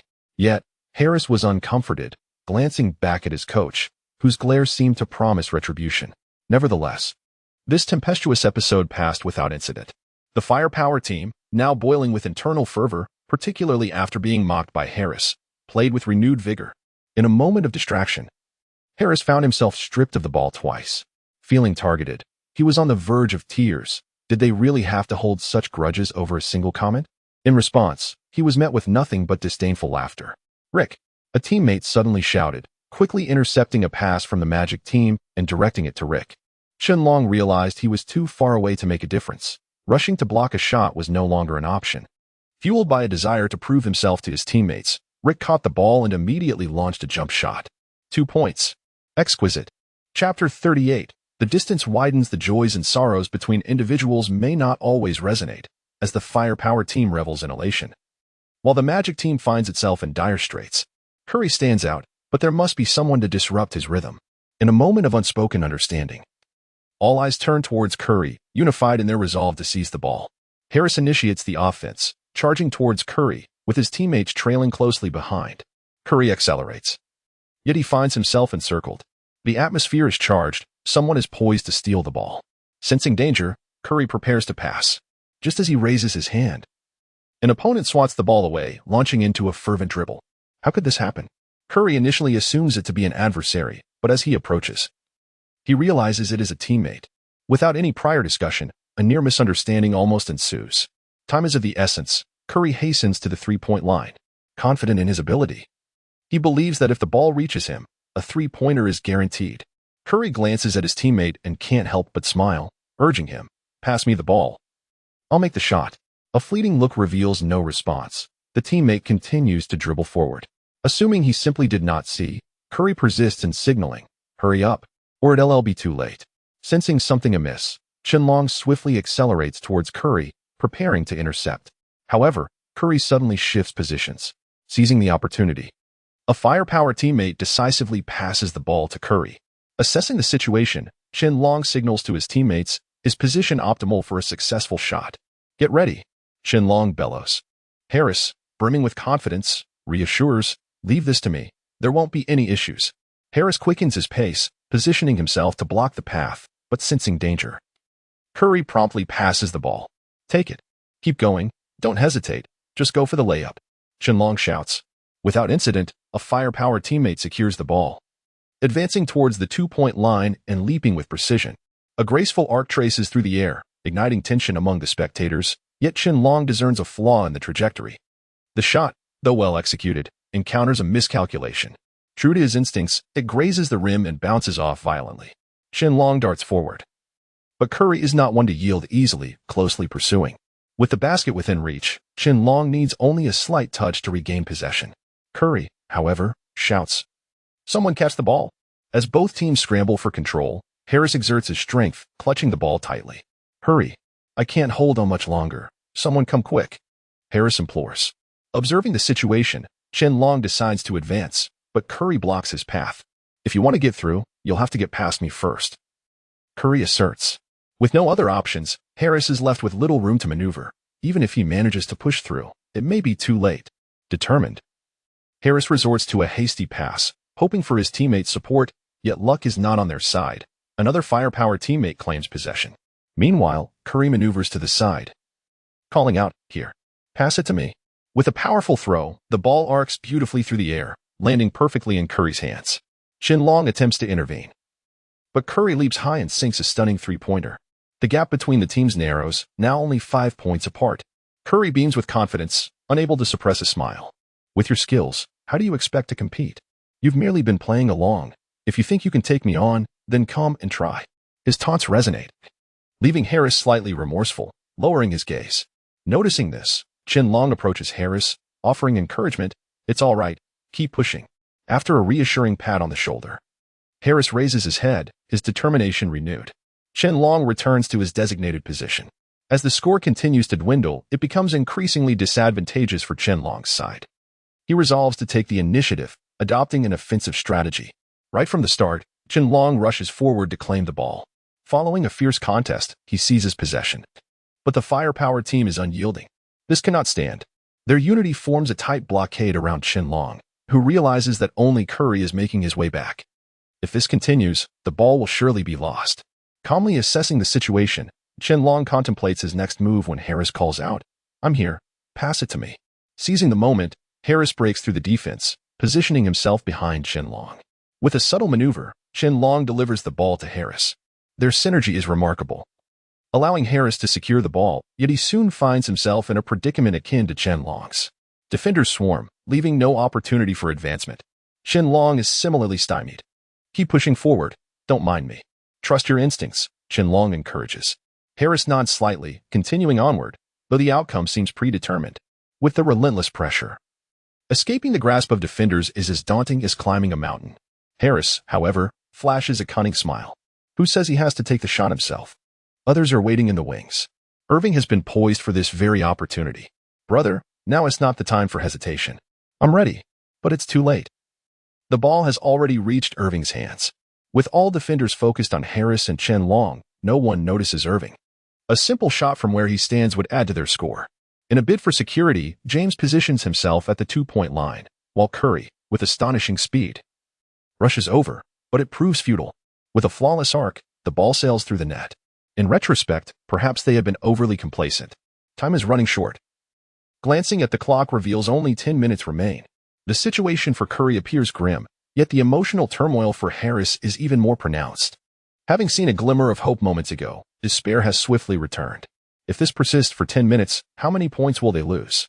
Not to mention the opposing team might score again. Even this 6-point deficit feels insurmountable. Observing Curry, Harris stands resolute.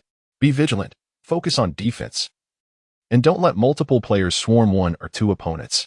If this continues, how will you compete? Is there no division of roles among you? Let me be clear. If this situation recurs, I will not hold back my frustrations.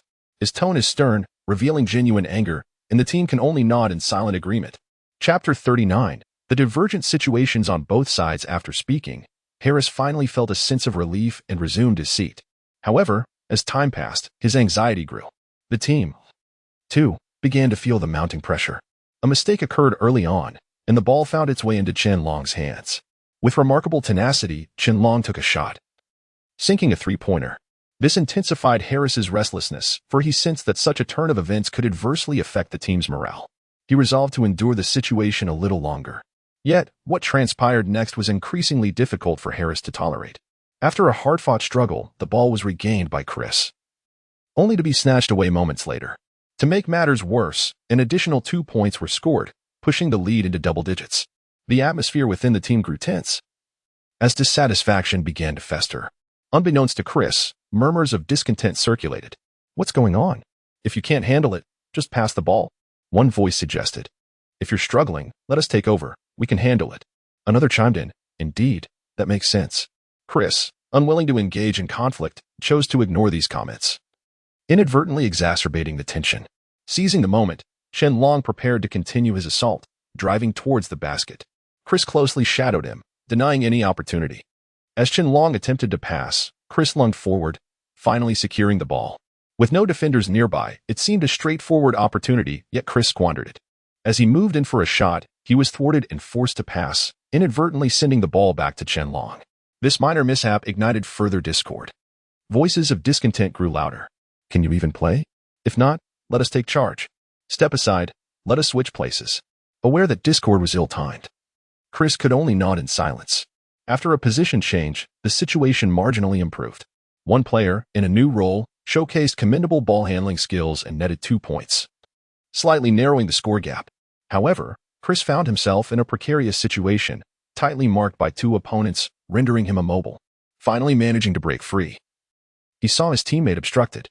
"Just pass me the ball, and we can score," he urged excitedly. "I'm open. There's no one here." Yet, his teammate appeared oblivious, continuing to dribble and ultimately losing possession. At this moment, a wave of frustration washed over Chris. It was evident that the oversight was deliberate. Harris observed the unfolding drama. "What are you doing? You are part of a team. Cooperation is essential. If you can't break free, find someone to assist you instead of standing idly." After making his point, Harris sat down again, as the competition intensified. Each side fought fiercely, neither yielding ground, with possession swiftly changing hands. Scoring opportunities dwindled, and the previous scene replayed itself. Chris found himself with a prime opportunity. Securing the ball would surely lead to a score. Yet, his teammate remained uncooperative. Chris, feeling incensed, exclaimed, "What are you doing? Can you even make that shot from where you are? This is a team game. If you want to play solo, go ahead." The teammate, frustrated by the circumstances, merely sought to showcase his skills. Chris had already lost numerous possessions. Had he uttered a word of complaint? The conflict reignited as they argued heatedly. "On what grounds do you criticize me? Do you think you alone deserve the ball? I can play too. I suggest you return to your designated position and stop interfering. I have my own rhythm. Do you think you're so special? Do you feel accomplished when the ball is taken from you?" Chris retorted defiantly. At this critical juncture, Harris intervened. "What are you two doing? If you can't play together, I will substitute you both. You're part of a team. Why create discord?" This ultimatum temporarily quelled their quarrel, but the score still lagged by 10 points. The rift widened as Chris and his teammates seemed fundamentally incompatible. During passing plays, the ball was frequently intercepted. Even when opportunities arose, both players would deliberately ignore one another, opting to pass to others instead. The situation was increasingly frustrating. Meanwhile, Chen Long's team displayed a harmonious synergy. Adopting a conservative strategy, they deliberately stalled for time, passing the ball amongst themselves and only shooting when certain of success, laughing and enjoying the game together. In stark contrast, Chris S. side appeared despondent, with simmering frustrations regarding Chris S. apparent arrogance. Yet, one particularly assertive teammate had another misstep. Chris, initially poised for a breakthrough, found himself thwarted once more as, in the final seconds, Chen Long successfully blocked his shot. The team erupted in discontent. "What are you doing? Are you trying to play solo? I assure you, if this continues, I will not support you any longer." "Indeed, how can you act this way? Chris, why are your mistakes so frequent today? We aim to play well and make good passes. Your actions leave us helpless," they lamented, placing all blame squarely on Chris. In response, Chris merely rolled his eyes in silence. The scene shifted back to Chen Long's side, where Harris had just played a pivotal role by blocking a shot and regaining possession. A minor hiccup occurred, but the ball was ultimately passed to James, who gleefully related to Chen Long. With swift footwork, Chen Long drove for a layup. As the game progressed, Chen Long seemed to find his rhythm, seamlessly integrating with his teammates. Meanwhile, Chris S. team, plagued by internal strife, resorted to isolation plays, clearly outmatched. Eventually, the majority of the ball found its way into Chen Long's hands, highlighting the stark contrast in team dynamics. Chapter 40, a feast not to be missed. Time passed swiftly, and before they knew it, the final minute had arrived. Chen Long scored yet another goal, and according to the rules of the game, no further goals could be made, lest they provoke their opponents. The minute ticked away quickly. The faces of the firepower team were grim, while Chen Long's team was jubilant. When the score was announced, the Magic team had astonishingly surpassed their rivals by 23 points, a significant margin indeed. Anchi had been preoccupied with certain matters and arrived just as the game concluded. Upon seeing the score, he was utterly astonished. How could they have achieved such a lead? It seemed they had offered no chances to their adversaries at all. Anchi rubbed his eyes, questioning the reality before him. It was nothing short of a delightful surprise. "Well done. Truly worthy of being my outstanding players. Maintain this momentum. I expect to see more performances like this in the future. Understood?" In unison, the team responded, "Understood." With the match concluded, the Magic team emerged victorious by an overwhelming score. After such a splendid game, a celebratory feast was undoubtedly in order. Immersed in a joyful atmosphere, Anchi beamed with delight, while Mei Luan's expression was twisted in frustration. Plans were made to indulge in roasted lamb that very evening as a celebration for the team. Yet, the most intriguing aspect was to witness Mei Luan's current demeanor, which surely must have been more dismal than one who had tasted bile. Driven by curiosity, Anqi led all the players to Mei Luan's side. Mei Luan, feeling utterly helpless, lamented the substantial score difference. If word got out, it would surely become a laughingstock. He was filled with a sense of disappointment akin to a mentor observing a wayward pupil. Why are you all fixated on the door? If you're so interested, then go outside and look. I'll tell you this. You are a team, and if such a thing happens again, none of you shall play. The team remained silent, their gazes fixed on the entrance. Anqi's side was surprisingly quiet, all eyes on the unfolding scene.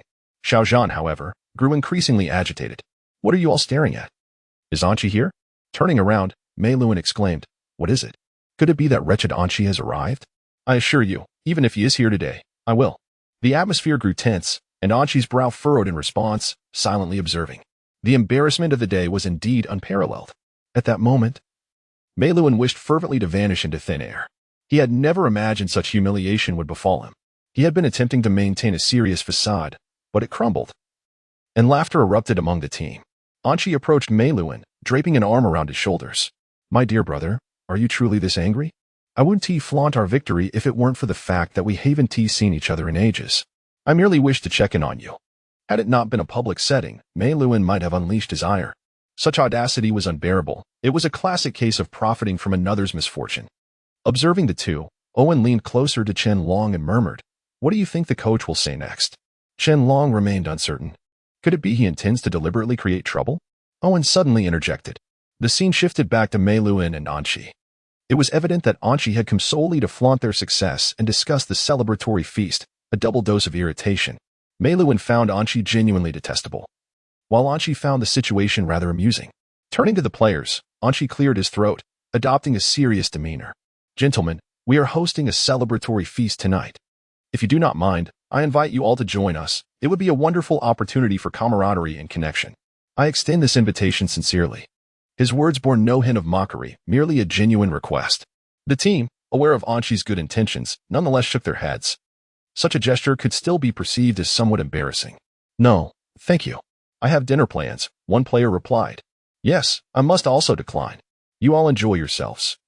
Another echoed. Seeing their reluctance, Anqi felt a twinge of disappointment. He had no ill intentions. He simply wished to extend an invitation, hoping for a more vibrant gathering. Chen Long too felt a sense of regret, but respected their choices. Then it was Mei Luan's turn. His approach mirrored that of the previous players.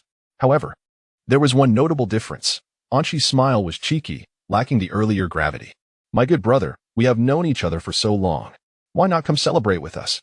After all, we haven't spent time together in ages. We should share a drink. It's not as if you have anything pressing tonight. If you feel awkward about it, you can always tell me directly. This was a quintessentially irritating maneuver. Mei Luan understood Anqi's intention and felt his anger boiling. Yet he had other thoughts. Rumor had it the feast would feature roasted lamb, a dish he relished. Besides, attending meant he wouldn't have to pay and wouldn't need to worry about dinner. It was merely a jest, an attempt to provoke. What harm could it do? If Anqi sought to irritate him, then he would reciprocate in kind. With a mischievous grin, Mei Luan replied, Brother, if you insist, I shall not hold back. When is it? Anqi was taken aback. The unexpected turn of events left everyone astonished. Yet, with words spoken, there was no turning back, especially with so many witnesses present. Anqi nodded. Fine, I won't torment you. You shall join us tonight. However, I expect you to treat me to a meal next time, or I shall not let it slide. Mei Luan remained silent, merely smiling. He had been furious moments ago, but upon reflection, he realized that one should seize the opportunity when it presented itself. As evening fell, Owen approached Chen Long, somewhat sheepishly, to apologize. Chen Long simply chuckled, No worries.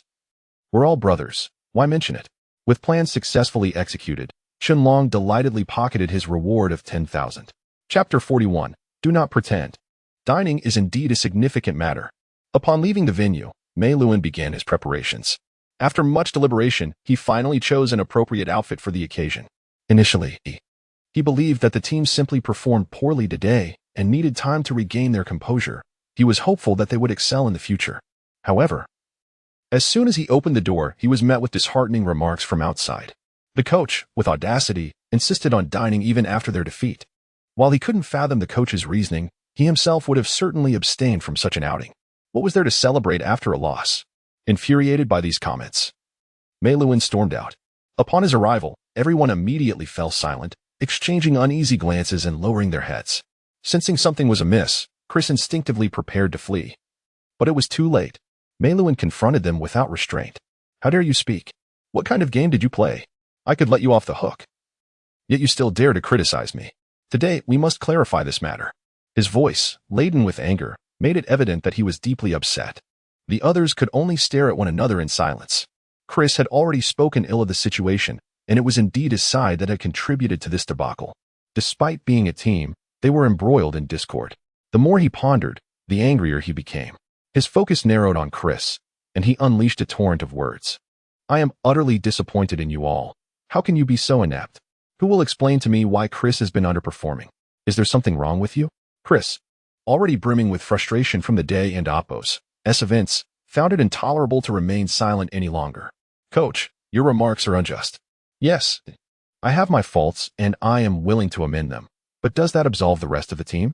The confrontation escalated, and Mei Luan and Oppo's anger intensified. The two were locked in a fierce argument over the events of the day. Chris pointed out the crux of the issue. If my teammates had been willing to pass the ball, would we be in this predicament? The others, harboring their own frustrations, were incited by Chris and Oppo's words. How dare you speak to us like that? Look at the state you're in. Do you think your solo plays are impressive? Why Don and Oppo's? Do you just play by yourself? The disagreement grew heated, transforming from a mere squabble into a full-blown conflict. The atmosphere became charged with tension, and it was evident that the balance of power lay with the others. Watching the turmoil unfold, Mei Luan felt as though his heart were being torn apart. It was akin to witnessing one's own children fighting. He cared deeply for each of them, and though they failed to grasp his intentions, he bore their discontent in silence. But could they still call themselves a team under such circumstances? Suddenly, Mei Luan stepped between them. Are you all planning to revolt? If you wish to engage physically, then let it be with me. As long as I stand, you shall heed my words. The group fell silent, taking a step back, while Chris seethed with indignation. How could this be? It was not his fault, yet he felt belittled by the accusation. Did the others not share in the blame? Acknowledging Chris and Oppo's troubled state, Mei Luan attempted to soothe him. Enough, enough. Let us not escalate this. It is merely a minor issue. We must not let it grow. I admit my outburst was unwarranted. I lost control of my emotions and was too harsh. My hope is for you all to listen and strive for a better future. All heads bowed in silence, except for Chris, who continued to grumble, oblivious to his own faults. Mei Luan and Oppo's frustration flared once more. Not for any other reason than Chris and Oppo's obstinacy. Admit your mistakes, it's no great shame. Sometimes, one simply needs time to reflect. Unable to manage his own emotions, Chris was given a punishment, to spend some time alone until he could gather his thoughts. Thus, the farce came to a close. The others, recognizing Mei Luan and Oppo's genuine anger, refrained from further confrontation. As Mei Luan walked, he reflected on the day and Oppo's events and considered the situation with Anchi. Was this not intentional? The earlier promise seemed so resolute. Yet now he felt a pang of regret while still feeling compelled to attend. If he abstained, Anchi would surely scold him. Upon arriving at the venue, everyone was prepared and waiting for Mei Luan. However, his expression was grim. Sensing something was amiss, Anchi approached, wishing to offer comfort. They were still classmates and friends outside the competition. There was no need for such tension. To Anchi's surprise, as soon as he approached, Mei Luan lashed out. Do not come near me with your false sympathy. Let me tell you, what kind of place is this? A whole roasted lamb? Look at these conditions. This restaurant is insufficiently large. I feel humiliated for even being here. Anchi recognized Mei Luan and Oppo's anger but chose to remain silent, accepting the reproach without rebuttal. Chen Long could no longer endure the scene. I kindly invited you to dinner, and you agreed enthusiastically. Now you come here to nitpick? Is there something wrong with you? Chen Long interjected. What venue would you consider suitable? This place is quite reputable. Mei Luan, coach, I believe we should bridge our differences and simply enjoy a meal together. Is a roasted lamb not enough to satisfy you? Moreover, regarding the firepower team, did they truly believe these conflicts were new? Chen Long had long perceived their darker side and, growing increasingly agitated, revealed his thoughts. Mei Luan fell into silence. Did he not know? It was impossible. Mei Luan was acutely aware but had struggled to articulate it. With just a few words, Mei Luan found himself unable to counter, his face flushed with anger. Was there any point in continuing this meal? He felt fed up with the anger alone. To linger would mean slapping his own face, which Mei Luan could not tolerate. Chapter 42. Anqi's disagreement with a casual excuse, Mei Luan slipped away quietly. It was apparent to everyone that he was in a foul mood today, and given his words, no one was inclined to listen. His departure was a welcome relief, providing a moment of peace. As for Qianlong, it held no significance. Life continued. And the feast resumed. After such a long wait, who would care to listen to a barrage of meaningless chatter? It was time to indulge. As the gathering feasted joyously, Qianlong was suddenly confronted with a new task. A notification chimed. A new mission had arrived, proposing to host a small competition and inviting challengers, with rewards to be gained. The abruptness of the announcement caught Qianlong off guard. Could you repeat that? He tentatively inquired. Not only would he receive a reward, but the participants would also be compensated. When had things become so generous? The system reiterated the details. It required Qianlong to organize a soccer match and invite others to participate. Rewards were to be distributed based on rankings, 100,000 for the first place, 50,000 for the second, and 20,000 for the third, sums that were certainly not trifling. The competition was open to all, with rankings to be established accordingly. What was my reward again? Qianlong asked, uncertain. 1 million, the system replied nonchalantly. 1 million was no small amount, leaving Qianlong momentarily stunned. Yet, he ultimately accepted. The system always had its tricks, perhaps due to the extended timeline this time. After all, anyone could join. However, there was a prerequisite. Anqi's approval was essential. Only with Anqi's consent could the event be held. Additionally, the system mandated that discussions must occur with Anqi, otherwise, it would be deemed invalid. Qianlong had no issues on his end, but he was left pondering Anqi's current thoughts. Given Anqi's apparent displeasure, likely stemming from Mei Luan's earlier behavior, Qianlong took several deep breaths, realizing the gravity of the situation. It was best not to disclose anything prematurely. If it failed and Anqi disapproved, it would be quite embarrassing. Drawing Anqi aside, Qianlong led him to a secluded corner. The lack of a smile on Anqi's face indicated that things were not looking favorable. What's the matter? If there's something to discuss, just say it. Don't be so cryptic. I won't know how to respond otherwise, Anqi urged. Qianlong adopted a more serious tone. There's a matter I need to discuss with you. I'm broke, Anqi stated bluntly. When had money become an issue? The crux of the matter was the competition, and Qianlong addressed it head-on, expressing his desire to host it. Without hesitation, Anqi declined. I think your idea is good, but we lack the necessary conditions at this stage. We're just getting started, and you're already proposing a competition. What if we lose? Look at our current situation. Do you really think we can manage that? Anqi's resolute rejection took Qianlong by surprise. He had expected a more negotiable stance. It was no wonder the system regarded this as the first step. A trap had been set long ago. Anqi preferred a cautious approach, focusing on gradual growth. Even if a competition were held, participation would likely be minimal, leading to potential embarrassment. Should they lose, it would only compound the humiliation. Some ventures could be pursued, but the risks were too substantial. Noticing Qianlong's discontent, Anqi offered a few comforting words. Now is not the time for this competition. Perhaps in the future, there will be a day for it. Let's refrain from pursuing this matter until the timing is right. When would that timing arrive? The ambiguity felt like mere empty promises. Qianlong contemplated, ultimately deciding it was not worth dwelling on. They had only just begun to rest, and there was no strict timeline imposed. The system would surely provide the funds. There was no need to rush. Just as this thought crossed his mind, the system chimed in again. He had a mere 3 days to change Anqi's mind. Failure to do so would render the task void. 3 days to instigate a significant shift in Anqi's perspective? Was this a jest? Qianlong considered negotiating with the system for more time or removing the constraints altogether. However, no response came. The silence could be interpreted as an answer in itself. 3 days felt unreliable, especially with such a substantial task at hand. Anqi noticed Qianlong's lingering intentions and spoke more gravely. When will we have the strength? When will we reach that level? Rest assured, I will never hinder your endeavors. And you may pursue whatever you wish. But right now, it's not feasible. Let's return to our meal. Without waiting for Qianlong's agreement, Anqi departed, leaving no room for discussion. 3 days to persuade Anqi? That was more challenging than embarking on a quest for enlightenment. What could be done? After a period of reflection, Qianlong devised a new strategy. If he could not sway Anqi, perhaps someone else could. Harris had always maintained a close rapport with Anqi. If Harris were to intervene, there might be a chance, though Qianlong was uncertain about Harris's willingness. Hesitating briefly, Qianlong sought out Harris, meeting in their familiar spot. The same corner where he had spoken with Anqi earlier. Harris sensed something amiss. "What's going on? Is something troubling you?" he inquired. Qianlong, not wishing to conceal anything, laid his cards on the table. It was nothing to be ashamed of. Harris chuckled. "If such a competition were to take place, I would be thrilled. It would also provide a chance to gauge everyone else's abilities." He readily agreed, but the real challenge lay with Anqi. This meeting was meant to discuss precisely that.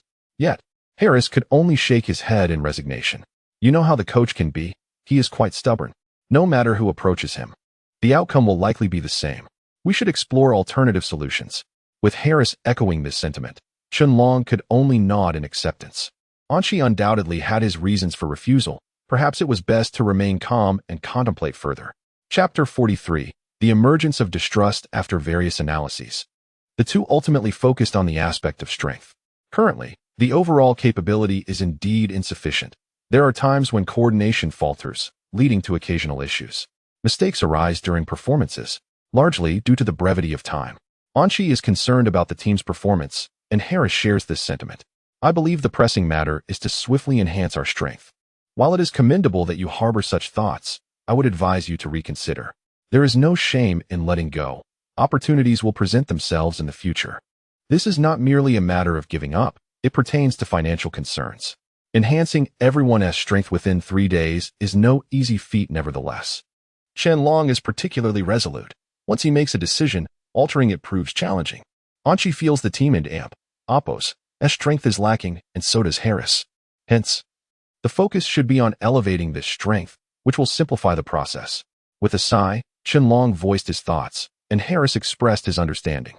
"If you are truly determined, I will stand by you. Regardless of your actions, I will always support you, rest assured." Such words were more than sufficient. The two exchanged smiles and returned to the dining table, not mentioning the matter until the following day.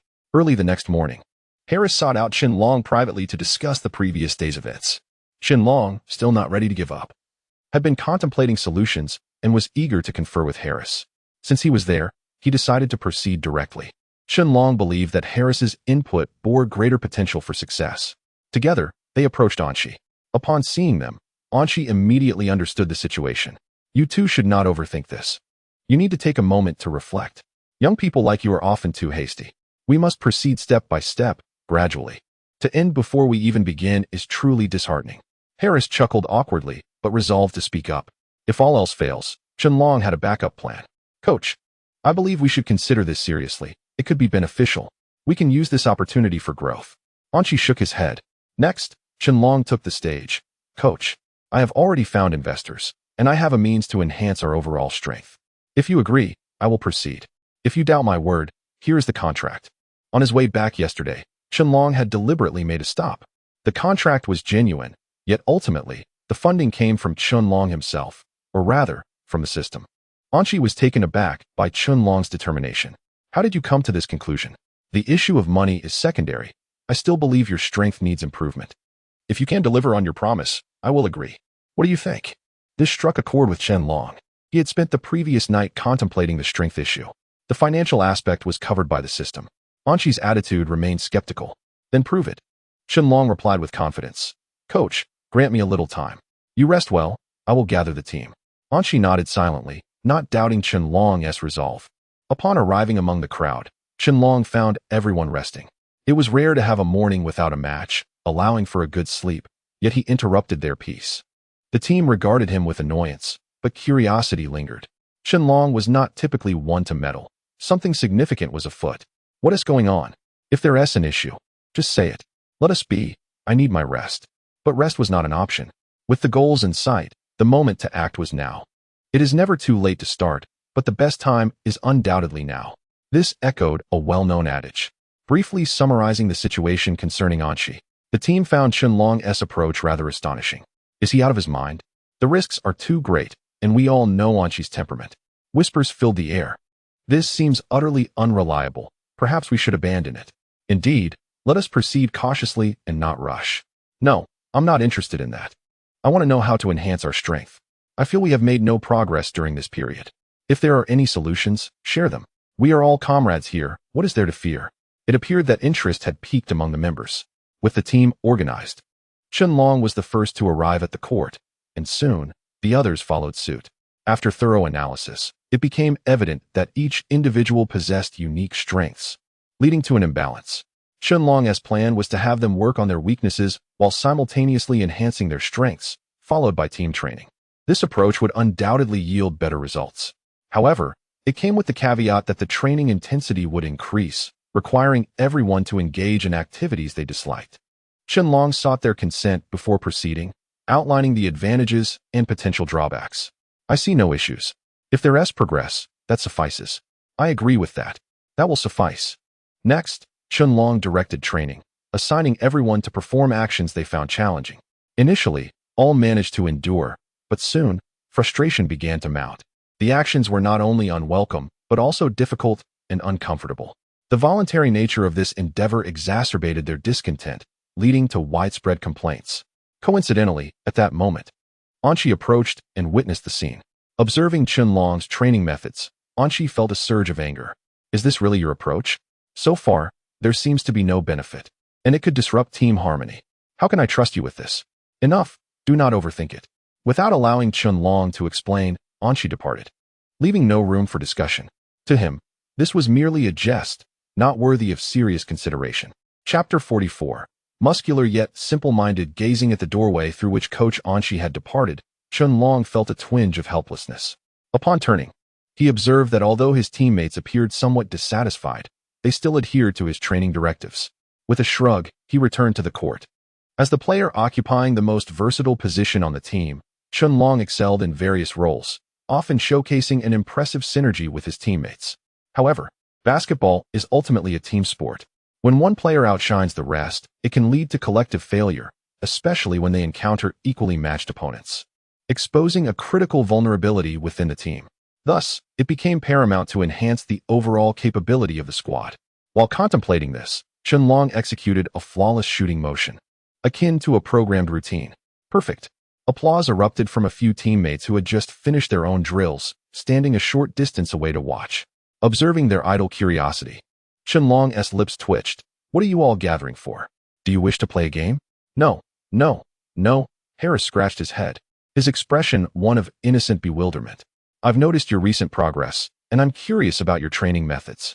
Indeed, share some secrets. Harris's words prompted others to gather around, feigning eagerness.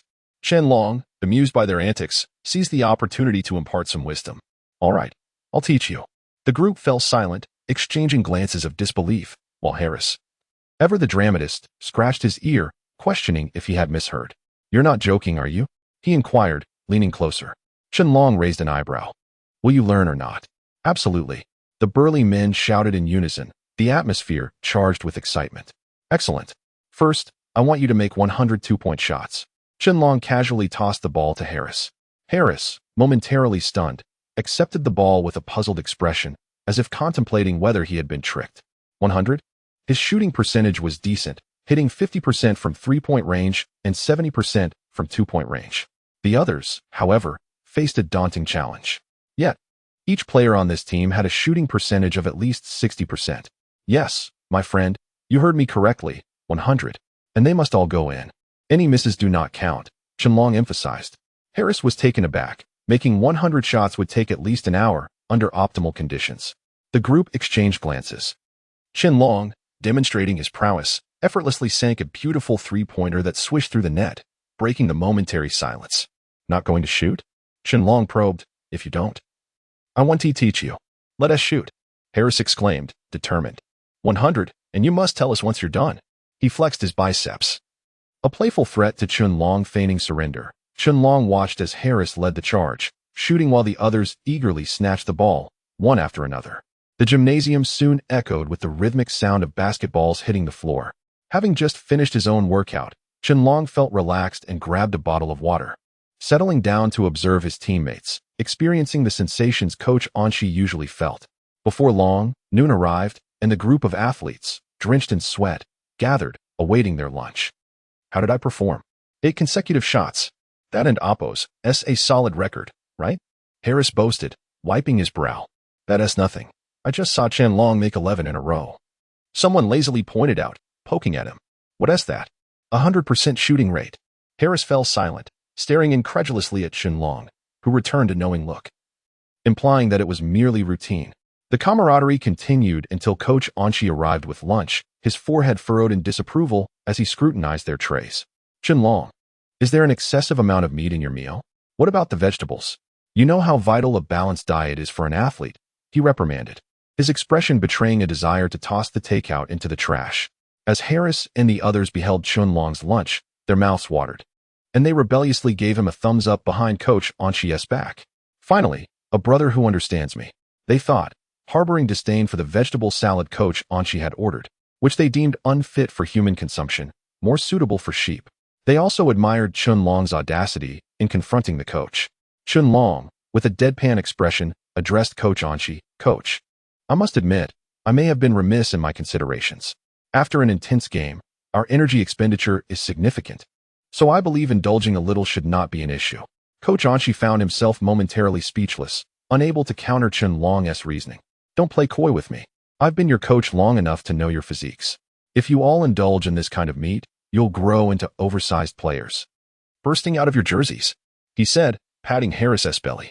Harris, caught off guard, pinched his midsection while his eyes remained glued to the food, clearing his throat.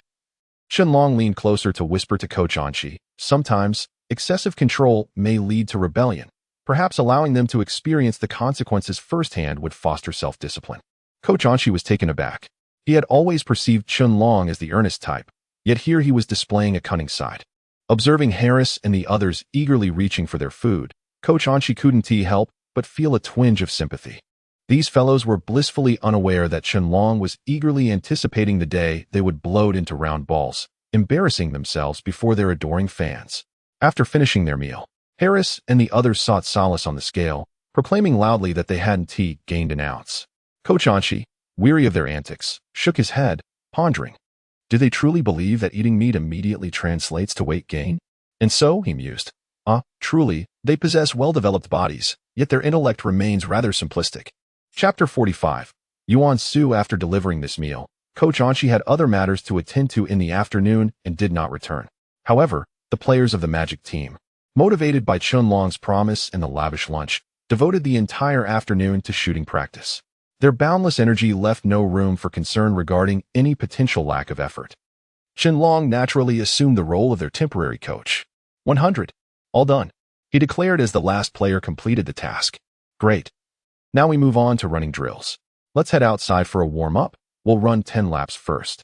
A collective grimace spread across the faces of the group as they exchanged incredulous glances, seemingly questioning his intentions. Wasn't he supposed to be teaching us?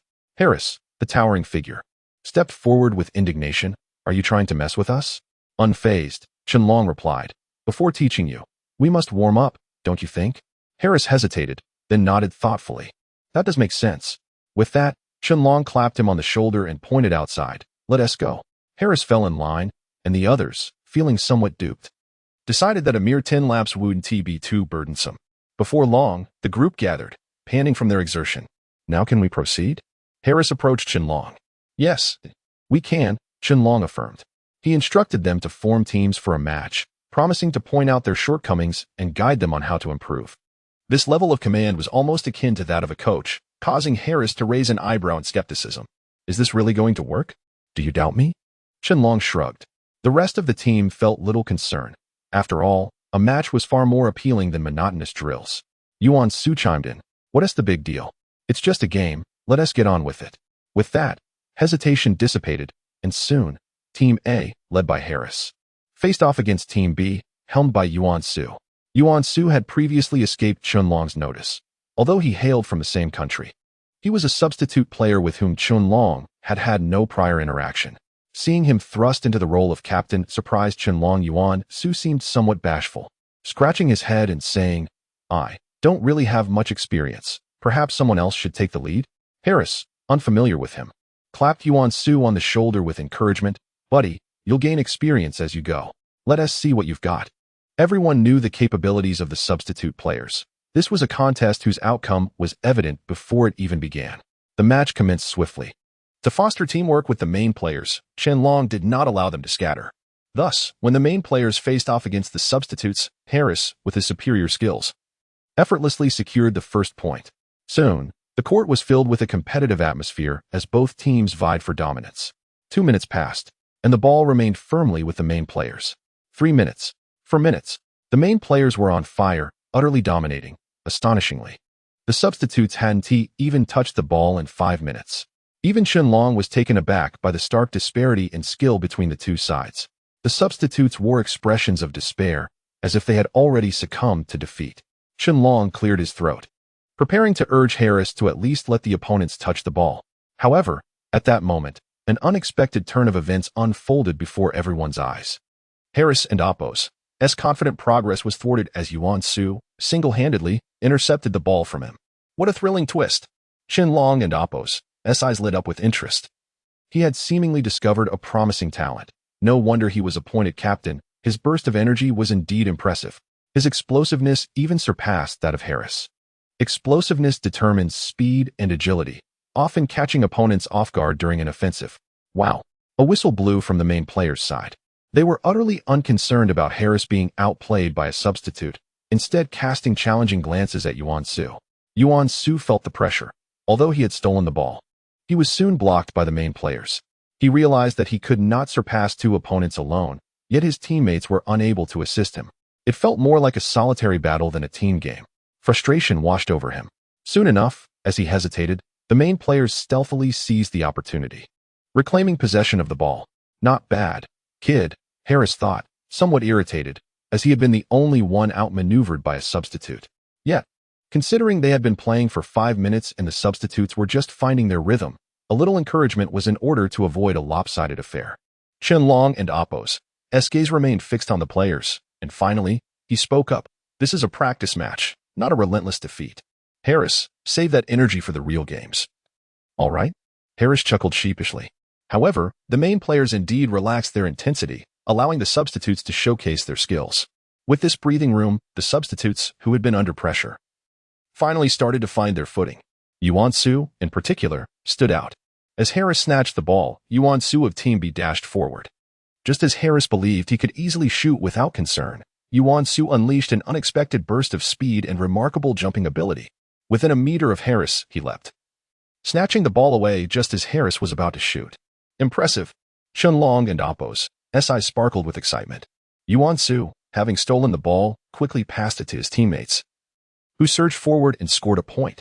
Harris stood there, astonished. He glanced at Yuan Su, who was now closely guarding him, incredulously asking, "How did you get past me?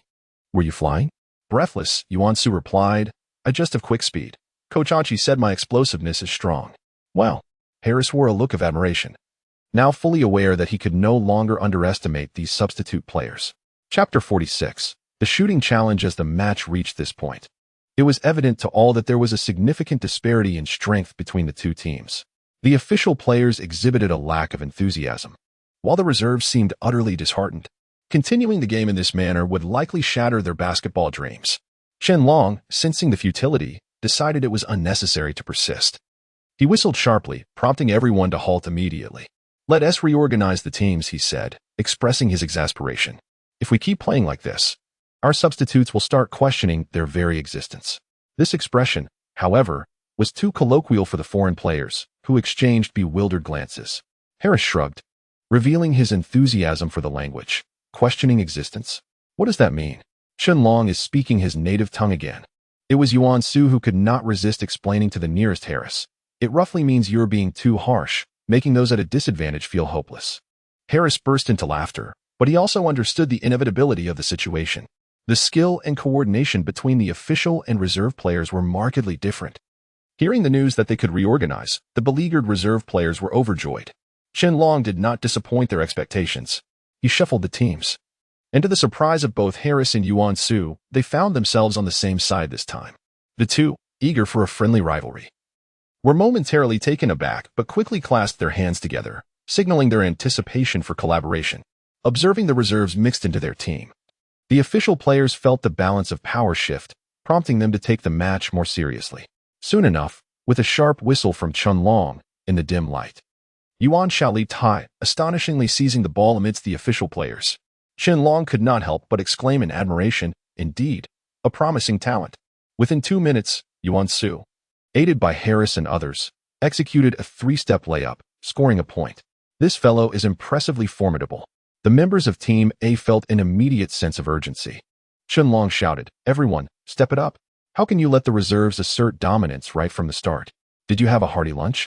The crowd turned in unison, perplexed by Qianlong's suddenly sharp tongue. Yet, the effect was undeniable. Team A, invigorated as if fueled by adrenaline, commenced their efforts with renewed vigor. In no time, both sides engaged in a rapid-paced contest.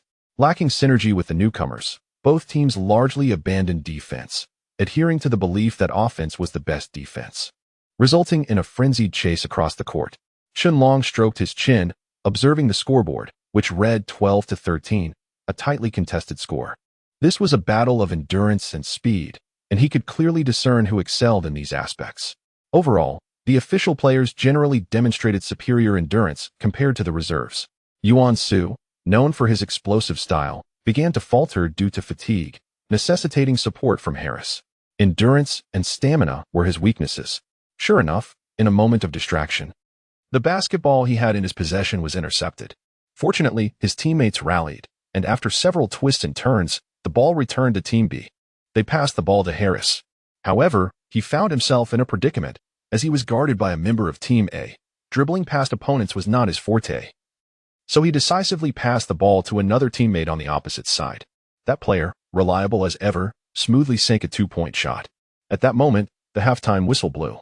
"Brother, that pass nearly gave me a heart attack," Harris exclaimed dramatically. "We almost lost those 2 points." The teammate chuckled in response. Qianlong approached Harris, placing a reassuring hand on his shoulder. "In the second half, your goal is to score 10 three-pointers." "Huh?" Harris looked utterly bewildered. Glancing at Team A, he noticed their faces collectively breaking into mischievous grins. What did it mean for Harris to aim for 10 three-pointers? It signified that Team B would need to pass him the ball consistently, making them a target for Team A. Harris, incredulous, exclaimed, "That's an impossible task." "And they all heard you." Qianlong dismissed his complaint with a smile. "It's not entirely unfeasible. I believe you possess that potential." Harris's face contorted as if wearing a mask of despair. Before long, the halftime break concluded. With a bitter expression, Harris noticed Team A itching to pounce, their eyes gleaming like hungry wolves. Two of the more amicable players approached him, assuring, "Don't worry, to unlock your potential, we want to go easy on you." Harris raised his fist at them, then displayed his middle finger. Just as Team A was about to add more, Qianlong suddenly slapped his forehead and exclaimed, "Oh right. I almost forgot. For you and Team A, each player must score at least 3 times in the second half." The smiles on Team A South faces froze in place. Did they hear correctly? They too had a scoring task to fulfill? Harris, who had just felt the weight of despair, now found his spirits lifted, beaming with relief. With these objectives in place, any malicious intent from the opposite side had to be weighed against their own time constraints. The professional three-point shooter, Harris, now felt that 10 was merely a piece of cake. He could easily score 11. Both teams were compelled to devise new strategies. Team A whispered amongst themselves while Harris remained composed. He exuded a zen-like demeanor, prepared for whatever came his way. Yuan Su readily declared, "I will prioritize passing the ball to you. This round, if I have the ball, I will pass it to you first." Harris sincerely expressed his gratitude. "You're a dependable brother. Knowing they have scoring tasks too, I'm feeling much more relaxed. The three-point line is my territory. I'm ready for you all to feed me." After a brief pause, he added, "Given their tendencies, they will likely arrange for someone to complete the three-point tasks first. This time, we cannot afford to defend as lackadaisically as before. You must intercept their passes with vigor. Once you do, pass the ball to me to ensure they struggle to regain possession." As the cornerstone of Team B, Harris orchestrated the defensive positions for several players. Meanwhile, Team A gestured for collective effort, indicating they too had devised their own counter-strategy. Qianlong observed from a distance, unable to discern their plans. Yet this only heightened his anticipation for the sparks that would fly from their competition. With preparations in place, it was time to commence. He blew his whistle vigorously, tossing the basketball high into the air, and soon, everyone lunged for it in a frenzy. The second half of the match officially began. Chapter 47, out of line on the basketball court, the sound of sneakers scraping against the floor echoed as an intense match unfolded, with both sides showcasing their formidable skills. Once again, Yuan Su seized the first ball. Having successfully stolen the ball, he wisely passed it to the swiftest player on his team. The B team immediately fell back in defense, with James, their key player, sprinting to closely guard his opponent, effectively blocking any chance of a successful shot. Realizing this, the B team swiftly prepared to intercept any potential passes. Indeed, the ball was about to be passed. Upon regaining possession, the B team prepared to dash back. Yet the player was caught off guard as Yuan Su had already set his sights on him. In the split second he turned, the ball was snatched away by a fleeting shadow. What the? The B team player gasped, momentarily believing he had entered a fantastical realm. James, observing Yuan Su's approach, was astonished by his speed, remarking, "Brother, you're exceptionally quick." Yuan Su nearly lost his footing but managed to maintain control, adhering to his pre-game declaration as he passed the ball to Harris, stationed beyond the three-point line. Clang! Harris executed a powerful three-point shot. His preparation was evident, and he effortlessly scored. He gave Yuan Su a thumbs up. Yuan Su, missing the opportunity, boldly declared, "Yes, I aspire to be the fastest man on the court." Laughter erupted, accompanied by a few whistles. Being men, they were surely aware of the underlying implications. Qianlong pinched the bridge of his nose. Setting aside the slightly risky joke, it was undeniable that Yuan Su was indeed the fastest player on the court. However, this advantage would only last for 5 minutes. Once that time elapsed, the swiftest player would find himself depleted of energy. Qianlong pondered the optimal strategy for Yuan Su. Meanwhile, Harris's three-pointer had propelled the B team ahead in points. The determined group promptly focused on preventing Harris from taking any more shots. Harris, taken aback, exaggeratedly exclaimed, "I never thought I'd experience being targeted one day. Harris, I want you to feel what it's like to barely touch the ball in an entire game," came the reply from his defender. Harris, with a twitch of his lips, was already scanning for an opportunity to seize the ball. Yuan Su had his own strategy. Knowing the first 5 minutes were his moment of glory, he aimed to maximize his advantage during this period. Thus, he dashed forth, displaying an aura of invincibility as he dribbled past his defenders. However, James and his teammates were determined not to let him succeed so easily, quickly dispatching players to thwart him. Yuan Su faced obstacles, and the B team soon capitalized, scoring points and narrowing the gap. Before long, the B team regained possession. James, eager to make his mark, had yet to attempt a single shot. He exchanged glances with his teammates, who understood the unspoken cue. They began passing the ball, and it soon landed in the hands of one of their players. "Keep up," Yuan Su shouted at the defender. The player was a reserve, but fortunately, the ball was in the hands of another reserve, making their skills comparable. It was a contest of luck. The player with the ball approached the two-point line, hesitated, and then suddenly halted. He prepared for a fadeaway jump shot. An unsuspecting A team member jumped up to block him. However, the opponent feigned a shot, only to pivot and pass the ball back with lightning speed. None of the A team anticipated such a trick. James, already privy to the plan, seized the opportunity, sprinted forward, caught the ball, and executed a layup, securing a point. Qianlong observed, shaking his head in resignation. If these players had been more cognizant of the B team player's skills, they would have known his fadeaway was merely a ruse. After all, Qianlong was aware that the player was not adept at that particular shot, with a mere 50% success rate. Realizing their mistake, Harris and the others quickly understood they had underestimated a less experienced reserve player. As the match intensified, an unexpected turn of events unfolded. Qianlong straightened in his seat, watching the player with the ball. According to a team strategy, Harris was meant to take the next three-point shot. Their earlier teamwork had been commendable, with Harris having scored 6 three-pointers thus far. However, the current player seemed to deviate from their plan. Mo Weisheng? Qianlong recognized him. His impulsive nature often led him to act on whims, and while his overall skill was decent, he was neither exceptional nor poor. Frowning, Qianlong anticipated the unfolding scenario. Indeed, Mo Weisheng disregarded the awaiting Harris and stepped beyond the two-point line, preparing to shoot. Yet, he acted too hastily. James, ever astute, had anticipated this deviation from the plan and shadowed him closely. Even Yuan Su could not intervene in time. Just as Mo Weisheng was about to release the ball, James executed a slam dunk, disrupting his shot. The B team could hardly contain their frustration. Clearly, this approach was flawed. Was Mo Weisheng so overconfident as to act independently at such a critical moment? Mo Weisheng's expression soured, but lamentations were futile. Everyone was already on the move. Fortunately, thanks to Yuan Su's earlier contributions and Harris's 10 three-pointers, the A team ultimately triumphed in the second half with a commanding lead. Qianlong diligently noted the standout performances of Harris, Yuan Su, James, and others. To him, Harris's adaptability in the latter half had been astute, leading the A team to an impressive victory. Now it's our turn, right? Harris approached, clearly still fixated on Qianlong's earlier promise. Raising an eyebrow, Qianlong replied, "Have I not already imparted my wisdom?" Harris paused, momentarily taken aback. "This $100, I'll distribute it on behalf of Coach Anshi." "Go on. Enjoy yourselves," Qianlong said, patting his shoulder.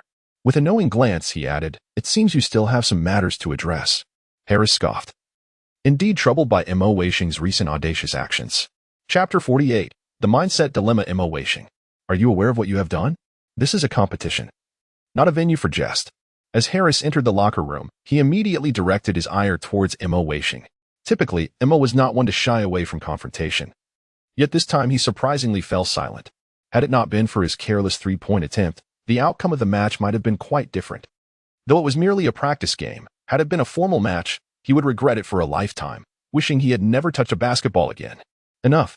Weisheng lost the game, and he felt the weight of his failure. Some within the team, unable to tolerate the discord, stepped in as mediators. Let's all calm down. There are more matches ahead. In such a tense environment, Harris found himself at a loss for words, glaring at Mo Weisheng as if attempting to pierce through him. Mo felt a shiver run down his spine and clenched his teeth to apologize. "I acted too presumptuously during today's game. Had I been more attuned to the situation, I wouldn't have taken that shot. I sincerely apologize for the loss we incurred." Mo Weisheng bowed his head in remorse, his hands tightly clenched by his sides, exuding an aura of sorrow. Even Harris could only toss his towel aside and plop down on the sofa, choosing silence. Others echoed that it was sufficient to admit fault. There was no need to let a practice game ruin their camaraderie. This struck a chord with Harris. A practice game? Such a light statement. If one could be forgiven for a mere practice game, what chaos might ensue in a formal match? Harris snorted disdainfully, and some nearby agreed with him, causing a rift within the team. Mo Weisheng, noticing Harris's growing displeasure, felt a surge of indignation, almost compelling him to confront Harris. The mediators fell silent, after all. Losing a practice match was somewhat embarrassing, especially with Qianlong present. Harris, feeling agitated, reflected that as teammates, they shouldn't escalate things further. He recognized his previous comments were somewhat unjust and contemplated lowering his stance to avoid further embarrassment for either side. Before Harris could utter a word, he was interrupted. "I apologize for our failure in this match, yet I believe that my shot was the best offensive strategy at that moment. If that unsettled you, then that reflects your mindset." At this, many in the room could no longer remain seated. Mo Weisheng, hold your tongue. The captain could no longer bear it. If he didn't control himself, he might find himself gripping Mo Weisheng by the neck to have a serious discussion. Harris, with his volatile temper, was on the verge of confrontation. The two nearly face to face. If these two athletes truly clashed, neither would hold back, should they inflict serious harm. They might find themselves unable to field a complete team the following day. Just as the captain prepared to intervene, a voice called from outside. Qianlong summoned Harris. "Qianlong." Everyone felt a jolt. They were being called to receive the legendary Qianlong's instruction, aiming to become legendary athletes themselves. The thought sent Harris's heart racing. What could the man want with him? He released his grip on Mo Weisheng's collar, disdainfully shoving him aside, muttering a threat to settle the score later before hurrying to find Qianlong. Coincidentally, Qianlong had heard about Team A's performance and, considering the match that day, noted that Team A should have outclassed Team B, given each player's unique strengths. Their performance today was indeed somewhat lacking. Harris was excited yet nervous. Having never been this close to Qianlong was direct, cutting to the chase. What was going on? Team A's abilities should not be at this level. Upon hearing this, Harris's enthusiasm was quickly doused. The memory of Mo Weisheng's earlier arrogance ignited his ire. He was not inclined to defend Mo Weisheng and chose to recount the events without embellishment. Everyone was aware of the stakes and understood that losing was sometimes inevitable. But such poor attitude was solely Mo Weisheng's fault. Harris expressed his indignation, all the while observing Qianlong's reactions. Qianlong, perceptive as ever, recognized Harris's sentiments. Yet, he knew that to cultivate a cohesive team, disunity could not be tolerated. Moreover, this was merely a minor issue. Everyone harbored ambitions. And even Qianlong had fantasized during his trainee days. Thus, it was not a matter of great significance. After deliberation, Qianlong decided to gather Team A for a discussion. As the players assembled, many eyes fell upon Harris, reminiscent of childhood fears of being reported to a teacher. Qianlong, maintaining neutrality, did not fully trust Harris's account, who could ascertain the truth of his words. Once everyone had gathered, Qianlong addressed them. Given today's performance, I have decided to implement special training. The room fell silent, though many had joined the special training to improve themselves. They knew that Qianlong's usual drills often bordered on excessive. After a match, most were reluctant to move, and dissatisfaction was palpable. Noticing a few stragglers, Qianlong, having emerged from the trainee ranks, understood their reluctance. He had chosen retired athletes precisely because they comprehended the player's nature. If you feel the training is too demanding, do not blame me. Instead, blame the chaotic atmosphere that plagued your team today. Should I witness any further instances of insubordination or detrimental behavior, especially towards Team B, you will run 20 laps before returning. With Qianlong's firm declaration, Tima suddenly comprehended. This was not merely additional training. It was a lesson aimed at making an example of them for Team B. Realizing Qianlong's intentions, Tima no longer held grievances against him. After all, this debacle was largely Mo Weisheng's doing. Chapter 49. Discontent. The training match essentially divided the team into two factions competing on the half-court. While it might have been tolerable for substitutes who rarely played in the morning, it posed a significant challenge for the main players. The internal competition sparked a fierce determination among the team members, each fixated on outdoing the other. A defeat would signify an inability to match one's opponents, leading to a loss of face in future interactions. All players understood this reality and, during the preparation phase, were eager to prove themselves, fearful of being overshadowed during warm-ups. Regarding the internal discord within Team A, Qianlong maintained a neutral stance, feeling it unwise to favor any particular individual. However, unvoiced, his keen observations were constantly attuned to the dynamics of the battlefield. Despite having the system as his unexpected ally, Qianlong remained acutely aware that, without its support, he could easily become ineffectual. He had asked himself this question seriously, and the answer was a resounding no. Thus, his observational skills had not diminished. Rather, they had intensified. Harris and Mo Weisheng were conspicuously assigned to opposing teams, and a palpable shift in morale was evident from the outset. Harris, endowed with impressive height as a natural advantage, possessed a quick intellect that enabled him to swiftly analyze the evolving situation, often swaying the momentum in favor of his team. In contrast, Mo Weisheng, a balanced player, could greatly improve if he tempered his overly clever demeanor. Left, Harris signaled, urging for the ball to be passed to him. Mo Weisheng, noticing this, advanced to block Harris's next move with his body, although his teammates were still behind. Mo Weisheng believed that preemptively obstructing Harris was the best method to prevent a score. However, Harris swiftly altered his gesture and, seizing the moment when his opponent hesitated, executed a layup, a somewhat unconventional two-pointer. Mo Weisheng stood dumbfounded as he witnessed the basket being made, puzzled as to why his instincts had failed him. With an impassive expression, Harris brushed aside Mo Weisheng's shoulder, coldly stating, "You interfered with my celebration with my teammates, troublesome fellow." "What did you say?" Mo Weisheng retorted, gripping Harris's jersey. But Harris turned back with a calm smile. "Do you dare to provoke me on the court?" Mo Weisheng immediately fell silent, releasing his grip in bewilderment. Harris and his teammates celebrated their score, and the next game commenced swiftly. Qianlong deliberately shifted the direction of the offense. To his surprise, Mo Weisheng found himself the first to touch the ball, but this time he decided to abandon his instincts. The first half unfolded in a rather conventional manner, with neither side gaining a clear advantage, resulting in a tense standoff. Once again, the ball was intercepted by Harris, who leaped to seize it in a risky maneuver prone to failure. Mo Weisheng thought to himself that if he were less constrained, he could execute such a play as well. 2 at the back, 1 at the front, the captain commanded, gesturing rapidly. While this was somewhat effective with unfamiliar teammates, it had little impact now that they were all members of Team A, serving primarily to confuse. At a crucial moment, the ball fell to Mo Weisheng. He noticed 2 opponents closing in behind him, with another approaching the basket. Attempting to grab the rebound was evidently unwise. Instead, Mo Weisheng chose to trust his instincts. Taking a 3-point shot, with the ball in hand, he arced it perfectly through the air, and it sailed over the crowd, landing squarely in the hoop. The arena fell silent for a brief moment before someone patted Mo Weisheng's shoulder. However, the events of the day lingered in memory, preventing any close camaraderie. For Mo Weisheng, that was sufficient.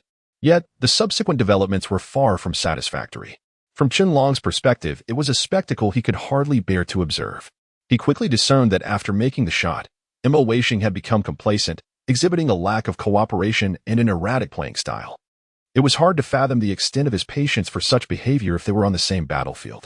The team's performance deteriorated to chaos, prompting Chen Long to avert his gaze entirely, concluding the training session prematurely. During special training, there were no hierarchies. Since Chen Long was responsible for the training, he faced both compliance and dissent. His philosophy was straightforward. If he could exhaust their energy, there would be no room for distractions or internal strife. Chen Long intensified the training regimen, subjecting everyone, including himself, to relentless exertion. Eventually, some players found themselves ravenous, as the cafeteria's provisions were woefully inadequate to match Chen Long's grueling demands. The nutritional meals could not keep pace with their energy expenditure, leading to an overwhelming sensation of hunger. Some team members approached Chen Long. "Brother Chen, we truly appreciate your efforts during this period." Chen Long glanced at the speaker, noting the telltale signs of fatigue. He recognized the underlying reason for their visit. His training methods were drawn from his own experiences, and he could not fathom why those deemed geniuses could not endure what he had. Consequently, his patience for explanations waned. If the cafeteria's meals were insufficient, they could supplement their diets elsewhere. The expression on the man's face soured, realizing Chen Long's apparent lack of empathy. It was currently the off-season, and these athletes likely had little money to spare. The momentary flicker of despair was quickly replaced by flattery. "That won't do. If the cafeteria staff discovers I'm sneaking out to eat, they'll be furious. It would be better for you, our leader, to handle the conversation." The flattery landed on Chen Long's ears, as the individual assumed he would be swayed by such remarks, leading him to negotiate with the cafeteria and possibly overhaul the entire training schedule. This bizarre training regimen was something no one could endure. With a cold smile, Chen Long's resolve was unyielding. "During this special training, I am your superior. After it concludes, I shall be another teammate among you. If you have time to voice your grievances now, you might as well wait until the training ends to discuss it properly." Upon hearing this, discontent brewed among the others, including those who would join the conversation later. Did they have to endure this lifestyle until the training concluded? Calculating the duration of the special training, they wondered how they could possibly withstand it. Some began to contemplate retreating, seeking to exert pressure on Chen Long. Yet, he remained impervious, as unyielding as stone, leaving them momentarily speechless. "This is too much. It seems you wish to provoke us to the point of retaliation. You've already crossed the line." Some dared to speak, while others rallied in agreement. Chen Long had no fear of dissenters. Those who dared to challenge would be met with resolve. Clearly, they had not trained enough. "Everyone, add 10 laps to your run." Chapter 50. Intensified training. The crowd couldn't help but moan in despair, yet they had no choice but to comply. As they shouted "devil," they began to sprint. Observing their seemingly abundant energy, Chen Long couldn't resist commenting with such vigor, "Why not run a couple more laps to truly express your passion for basketball? You devil!" Harris cursed under his breath. He appeared quite defiant. Instantly, Chen Long raised a finger, signaling for them to take heed. Upon witnessing this gesture, a sense of foreboding washed over them. James, running alongside Harris, swiftly slapped the back of his head, exclaiming, "If you seek your doom, don't drag us along." If they allowed this fellow to continue his ruckus, they would surely be exhausted. Unable to restrain himself, James turned to Chen Long, pondering who had ever claimed that this fellow's temperament was easier to manage than Coach Anshi's. This was an entirely different kind of devil. Once all the rebels had vented their frustrations, Chen Long satisfiedly picked up the water bottle he had hidden beneath the chair and leisurely took a sip. After an arduous day of training, the players of the Magic team felt as if their legs were no longer their own, with some collapsing on the basketball court. At this moment, Chen Long strolled over to distribute clean towels and water. When it was Harris's turn, he cheekily flashed a middle finger at him. Chen Long couldn't help but give his hand a gentle kick, saying, "Do you still want to run?" James, utterly exhausted, wore a ghostly expression. Yet he couldn't deter Harris's reckless spirit.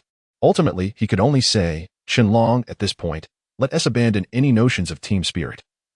I support you in making him run an extra 2 laps alone." "Hey," Harris exclaimed in disbelief, his eyes wide with incredulity, clearly stung by this plastic friendship.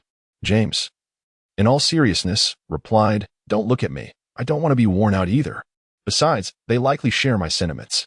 As he spoke, he directed his gaze towards Yuan Su and the others, who nodded in perfect unison. With his teammates backing him, Harris felt deflated, muttering, "You all are so inconsiderate." Chen Long chuckled heartily, finally handing him the water. Then, he shifted the topic, addressing them, "Stop complaining. If this little bit tires you, you will surely regret it when you find yourselves weeping on the court after being trounced by your opponents." "Who could make me cry?" Harris retorted defiantly. Chen Long chose to ignore him, gazing earnestly at the group, declaring, "The training ahead will be even more grueling, but I trust there are no cowards among us." The moment he spoke with such seriousness, the group perked up, their ears attentive. "Moreover, I will tailor the training to each of your positions," Qianlong added. Stroking his chin thoughtfully for a moment before continuing, "These drills will surely be familiar to you."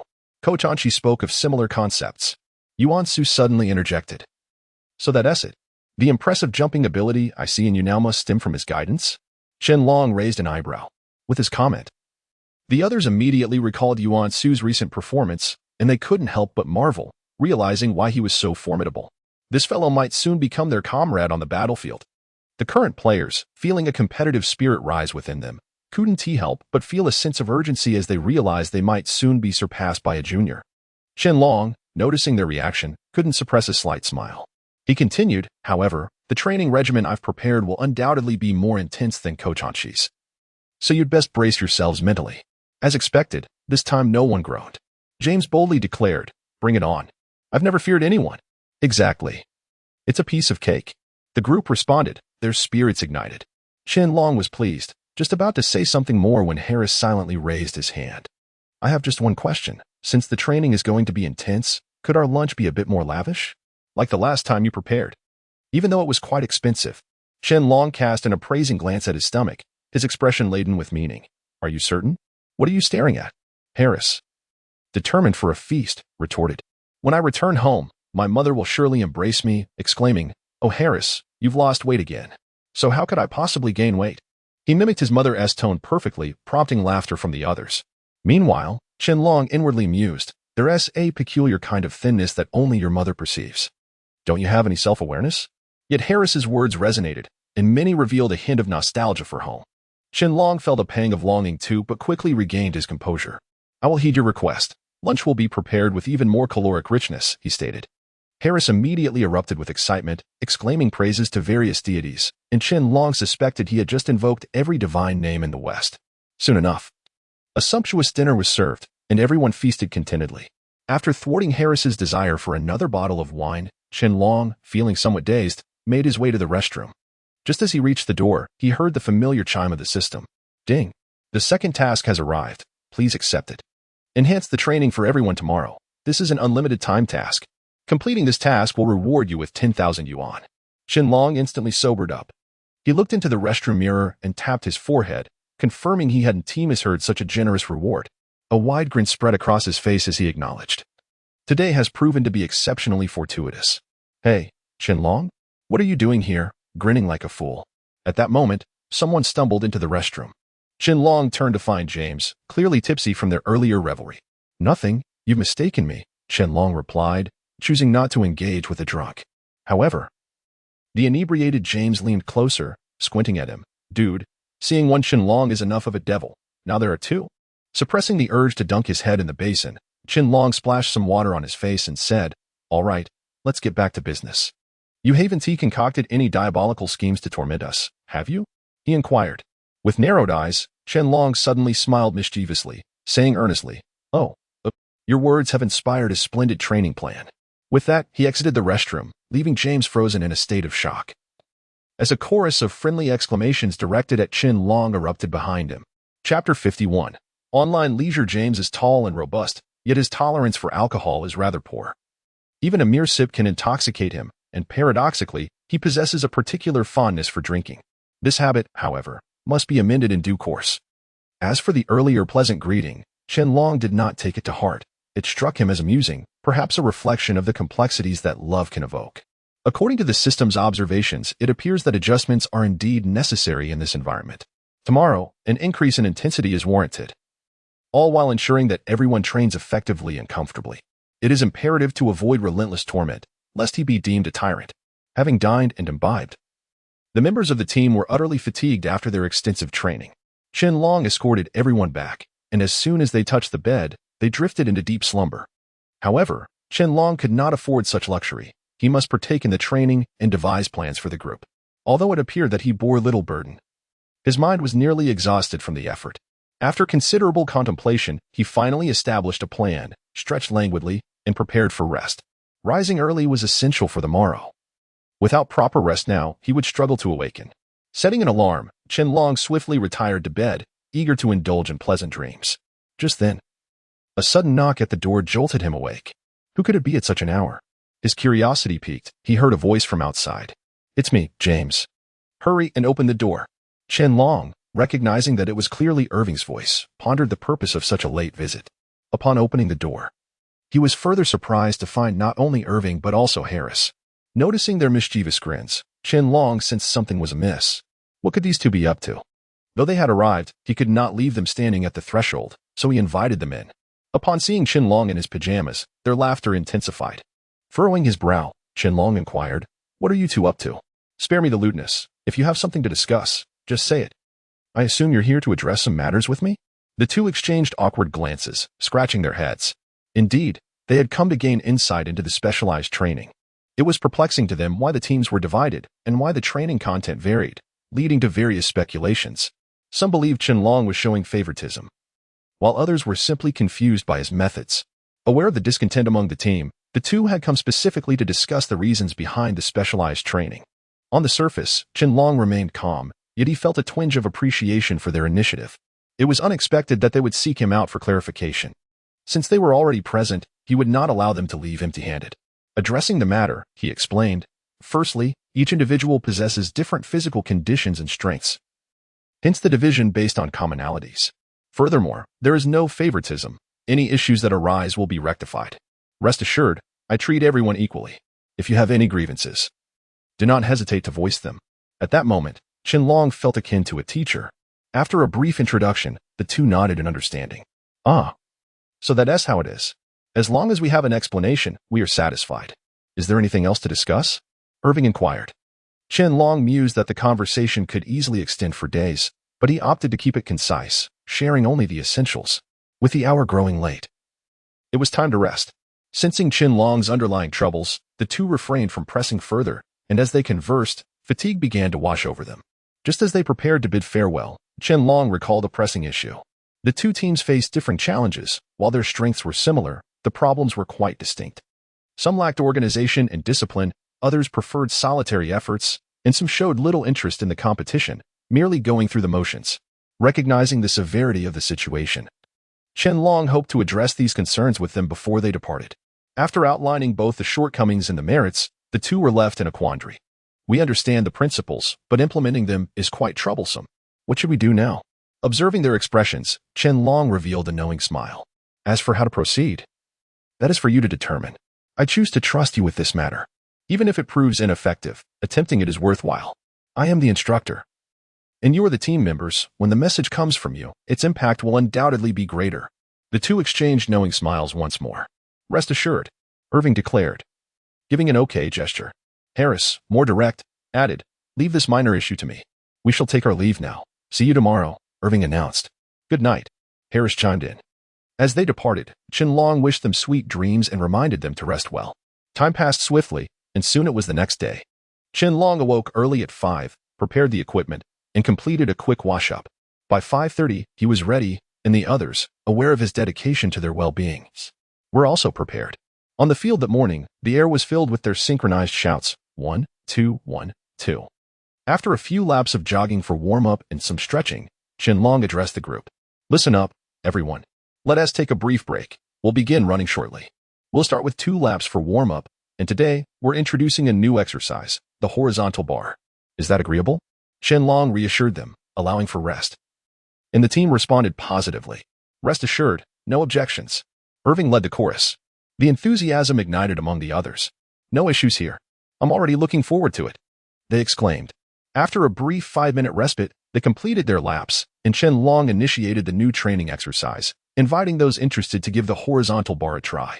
After tallying the results, it was evident that nearly everyone could manage over 20 repetitions, displaying great enthusiasm, except for one individual, who lingered in the corner, Emma Weisheng.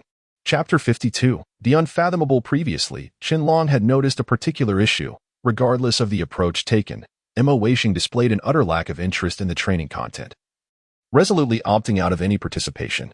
The others were preoccupied with their own affairs, showing little inclination to address his indifference. Were Qianlong merely a team member, he would have likely turned a blind eye as well. However, having chosen the role of an instructor, he felt a sense of accountability. Any shortcomings reflected upon him. After contemplating the situation, Qianlong devised a plan. He intended to utilize a demonstration as an opportunity to involve Mo Weixing. Surely, he could not object to such an arrangement. Moreover, it would allow Qianlong to gauge Mo Weixing's abilities. There were glimmers of potential, albeit modest. With diligence, perhaps he could be cultivated into a more competent individual. With this in mind, Qianlong called everyone together. You all performed admirably just now. Next, we shall have a brief 3-minute activity. Afterward, we will reconvene to tackle the extensive training agenda ahead. Let us cherish this break. This tactic was a clever ruse, and the team dispersed eagerly. Mo Weixing retreated to a corner once more, casting a disdainful glance at the others, clearly unimpressed. He turned away, preparing to resume his repose, convinced that their endeavors bore no relevance to him. Mo Weixing's irritation flared as he swatted away a hand resting on his shoulder, only to find it belonged to Qianlong. The latter was unperturbed by the encounter. His intention was to engage Mo Weixing in a private conversation regarding his thoughts on the recent training. What is your opinion on the recent sessions? I believe you possess considerable talent, Qianlong initiated, hoping to sweeten the discourse. Yet, Mo Weixing remained indifferent. It's nothing significant, merely standard training. Do you require something from me? If not, I would prefer not to be disturbed, he replied, his tone icy. Qianlong sought resolution but sensed Mo Weixing's reluctance to engage. After exchanging a few more pleasantries, Mo Weixing's responses remained curt. Coach, if there is nothing pressing, please refrain from interrupting me. I have my own matters to attend to. Qianlong found himself at a loss, realizing that some individuals cannot be roused from their apathy. As the 3 minutes elapsed, he departed with a smile. The group reconvened to discuss the next training activities. But Qianlong shifted the conversation. Let us not be overly enthusiastic. We need someone to demonstrate the proper techniques. Who shall it be? Performing well would garner attention, while faltering would lead to embarrassment. Opinions varied widely. Some were eager to observe, while others were more proactive. The coach asked me to demonstrate. Irving chimed in, unabashedly claiming, let me take the lead. I am the most proficient. Qianlong, however, was already leaning towards a particular candidate, Mo Weixing. Given that he had just been idle, it seemed logical to call upon him to perform. Mo Weixing, you're up. Qianlong's declaration left Mo Weixing feeling uneasy, instinctively wanting to evade the spotlight. Let us choose someone else. I truly cannot do this, he protested, backing away. Have you even tried? How can you declare your inability without an attempt? Does this imply incompetence in other areas as well? Qianlong retorted, prompting laughter from the crowd, which lifted the atmosphere. Come on, what is the worst that could happen? We all believe in you. Just give it a shot. Harris encouraged from the sidelines. With the pressure mounting, Mo Weixing reluctantly approached the horizontal bar.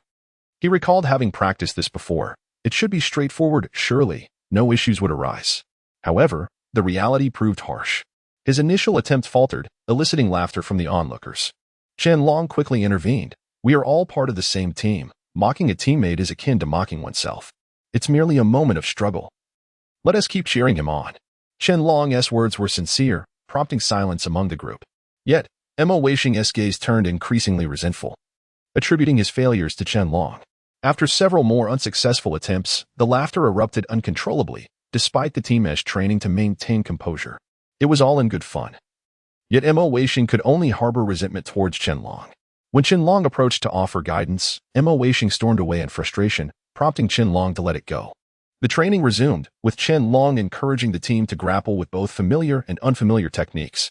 As they progressed, their proficiency improved, and the atmosphere became jubilant, filled with laughter as their movements became increasingly chaotic. Finally, as the training concluded, everyone collapsed in exhaustion. At that moment, Qianlong transitioned into another role, actively distributing towels and water to the team. Observing him, someone initiated a curious inquiry. What is it like to be a coach, Qianlong? Share your thoughts with us. After a moment's reflection and several deep breaths, Qianlong's demeanor shifted to seriousness. Allow me to enlighten you. You will never grasp the joy of standing and speaking without the burden of discomfort. It is truly exhilarating. His words ignited uproarious laughter among the team. Chapter 53. The possibility of disqualification. After that, the atmosphere became rather mundane. Everyone took the opportunity to rest and consume some food. The clock struck 2 in the afternoon. The journey from 5 in the morning to noon had been arduous, to say the least. Yet, perseverance was essential. Having rested for a considerable duration, it was time to commence the next training session. Qianlong clapped his hands, calling everyone to attention. The morning and noon sessions had already been intense. So for the evening, Qianlong decided to ease up a bit. As spirits lifted, he announced that they would transition to a shaded area for training and undertake 5 more repetitions. 5 more? The announcement left the group somewhat perplexed. Coach, what do you mean? One player asked, seeking clarification. Yes, what exactly are you saying? Owen echoed, equally confused. Qianlong briefly clarified that it was simply a repetition of the previous training routine 5 times. While it would require some time, it would certainly not be as grueling as the morning session. The team expressed their satisfaction. They had only had a light lunch, mindful of the upcoming training. Overeating could lead to discomfort. Qianlong casually mentioned dinner plans, piquing the interest of a cheerful teammate. What are we having for dinner? Coach, I have a question. A player raised his hand, adhering to the rule Qianlong had established. Any inquiries must be prefaced by a raised hand. Acknowledging the player, Qianlong asked, what else on your mind? Please, share. The player scratched his head, feeling a bit bashful. Well, it's not a major issue. But I want to voice a question that concerns us all. He deliberately built suspense, and curiosity swept through the group. What is it? What question has everyone intrigued? The others began to urge him on. Come on, don't keep us in suspense. Yes, what is it? I'm genuinely curious now. Qianlong also expressed mild interest, wondering what the question could possibly be. Finally, the player revealed. The question is simple. What are we having for dinner? Aren't you all curious about this? Laughter erupted among the group. However, Emma Weisheng interjected with a sarcastic remark. What is wrong with you all? Are you only focused on food? You can't even get through training properly, and you're already thinking about dinner? His jibe was clearly rooted in lingering irritation from earlier events. Qianlong paid him no mind, as the rest of the team turned their attention back to him. Coach, what are we having for dinner? You must give us something to look forward to. I read in a book that if dinner is at 5, I start anticipating it at 4. Isn't that a scene from The Little Prince? How can it apply here? Someone quipped, creating a light-hearted atmosphere. What are we eating? This is indeed a serious question. Qianlong had yet to finalize his thoughts. With a diverse group from various regions, each individual had different tastes. Pleasing everyone would be a challenge. Acknowledging this reality, he realized it was time for some contemplation. However, he had pondered the matter the previous night, albeit whimsically, never expecting it to resurface in such a tangible way. What was lacking? Perhaps the best solution was to let the team decide for themselves. Listen, tell me what you want to eat, and I'll arrange it for you. As long as it's feasible and can be procured, I will gather it all for you. But then he added, however, this pause heightened the tension in the room. There must be a catch, right? Indeed, there was. Qianlong made it clear that lunch, including dinner, wouldn't be free. He had one stipulation. If they wished to choose their meals, they would have to agree to increase their training intensity. Those who opted for the added training would have the freedom to choose their meals. If they chose not to, they would receive the standard fare, which was still quite satisfactory, depending on individual preferences. After this announcement, the cheerful player was the first to respond. Forget you all. I'm definitely choosing. Harris and Owen were equally eager. If they could select their favorite dishes, they would gladly endure additional training. Owen rushed to the front, exclaiming, I choose to add more. Me too. Don't forget about me. Harris chimed in. The others quickly followed suit. Everyone opted for the additional training, which was sufficient for the first day. Afterward, they proceeded with the training, having already covered the 5 additional repetitions, marking the end of their session. As preparations unfolded, Qianlong sought the group's readiness. With time passing, they approached the final round, and anticipation grew.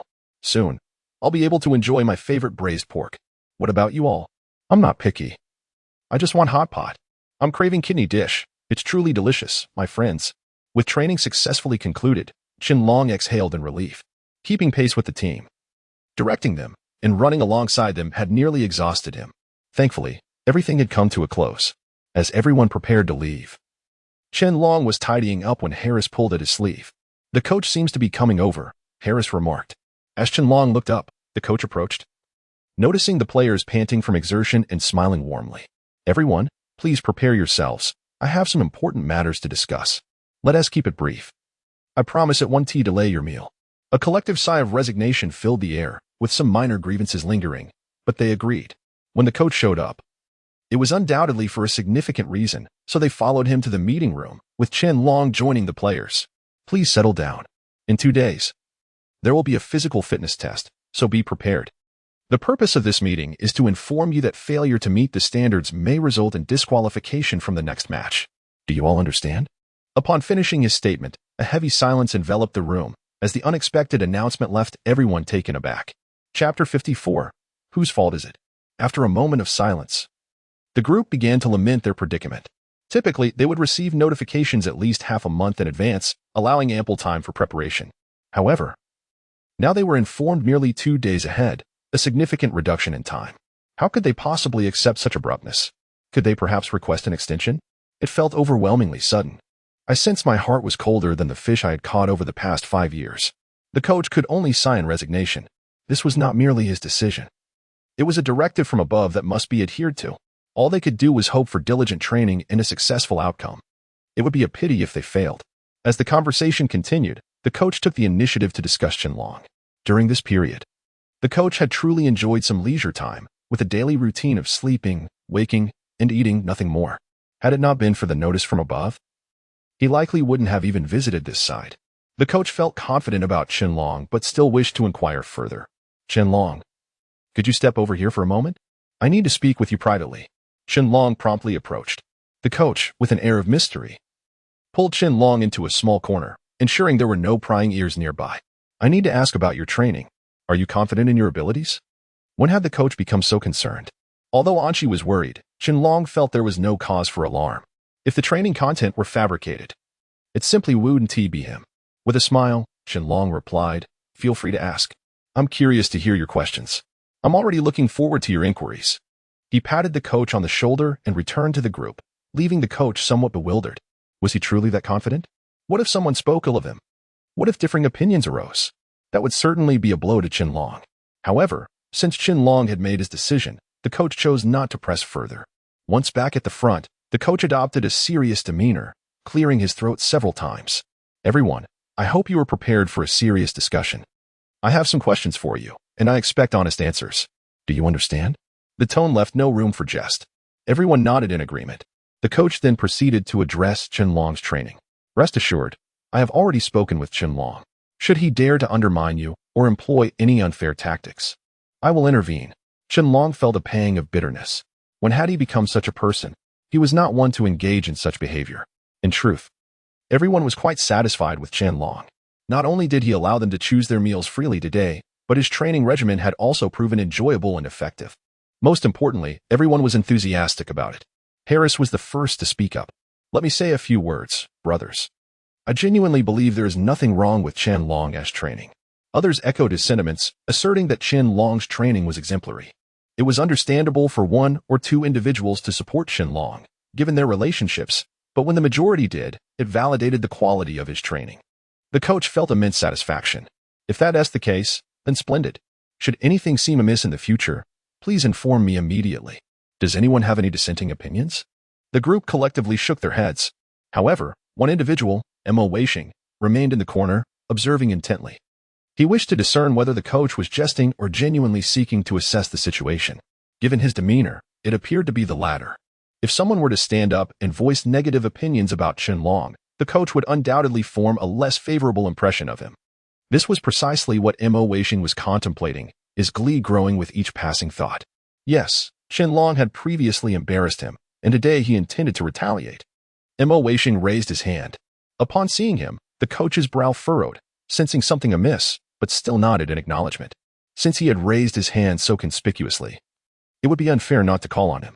The coach genuinely wished to hear the group's honest thoughts. Had Qianlong done something improper? The coach felt a twinge of anxiety. Mo Weisheng often spoke in a mocking tone regarding Qianlong. While the training had indeed been commendable, Mo Weisheng claimed it lacked effectiveness and real combat experience. "We are exhausted every day, returning home in pain, yet no one seems to care." With this, all eyes turned to Mo Weisheng, questioning whether typical training was not meant to be arduous. This was akin to nitpicking for flaws, purely seeking trouble. Qianlong could no longer contain himself. He had once viewed Mo Weisheng as a promising talent worth nurturing, but now realized he was merely a petty individual seeking to undermine others. Qianlong, with his temperament, would not allow such behavior to go unchecked. At that moment, the system issued a new task. Ding! A new task has arrived. Confront Mo Weisheng angrily. Reward, $100. Please confirm if you wish to accept.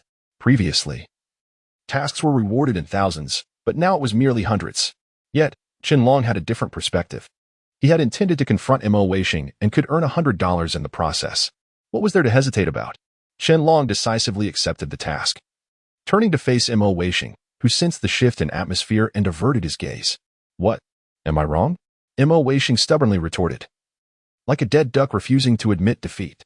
Qianlong scoffed at his petty demeanor and chose not to engage in trivial disputes. If the coach desired honesty, he would lay everything bare.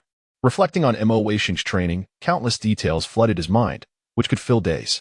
Firstly, there was a lack of teamwork. Regardless of what others did, he remained lifeless. He also harbored a penchant for heroism, always preferring to act alone while resorting to underhanded tactics. These were all veritable truths. And Mo Weisheng's face darkened as they were articulated.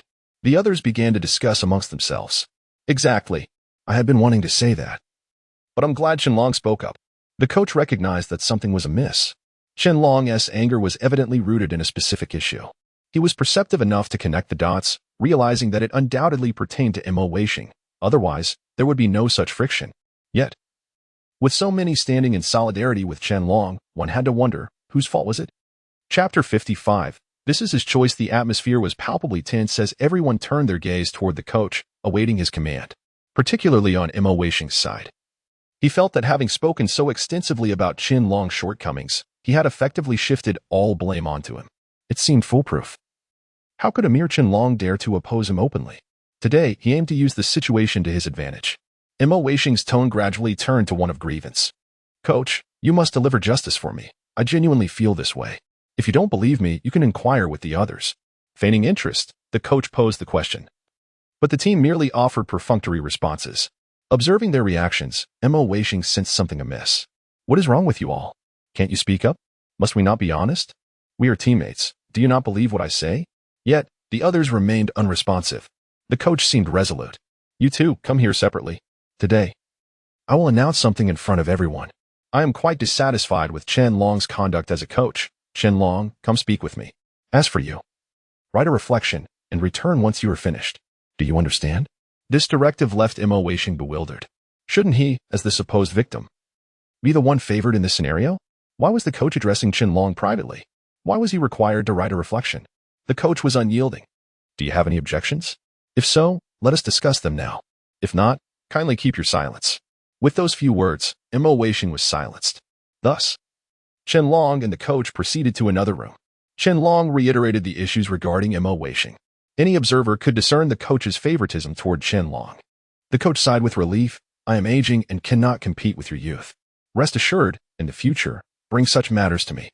Remember my words. As long as you are true to yourself and your actions, that is what matters. Understood? The coach spoke earnestly, pouring out his heartfelt thoughts.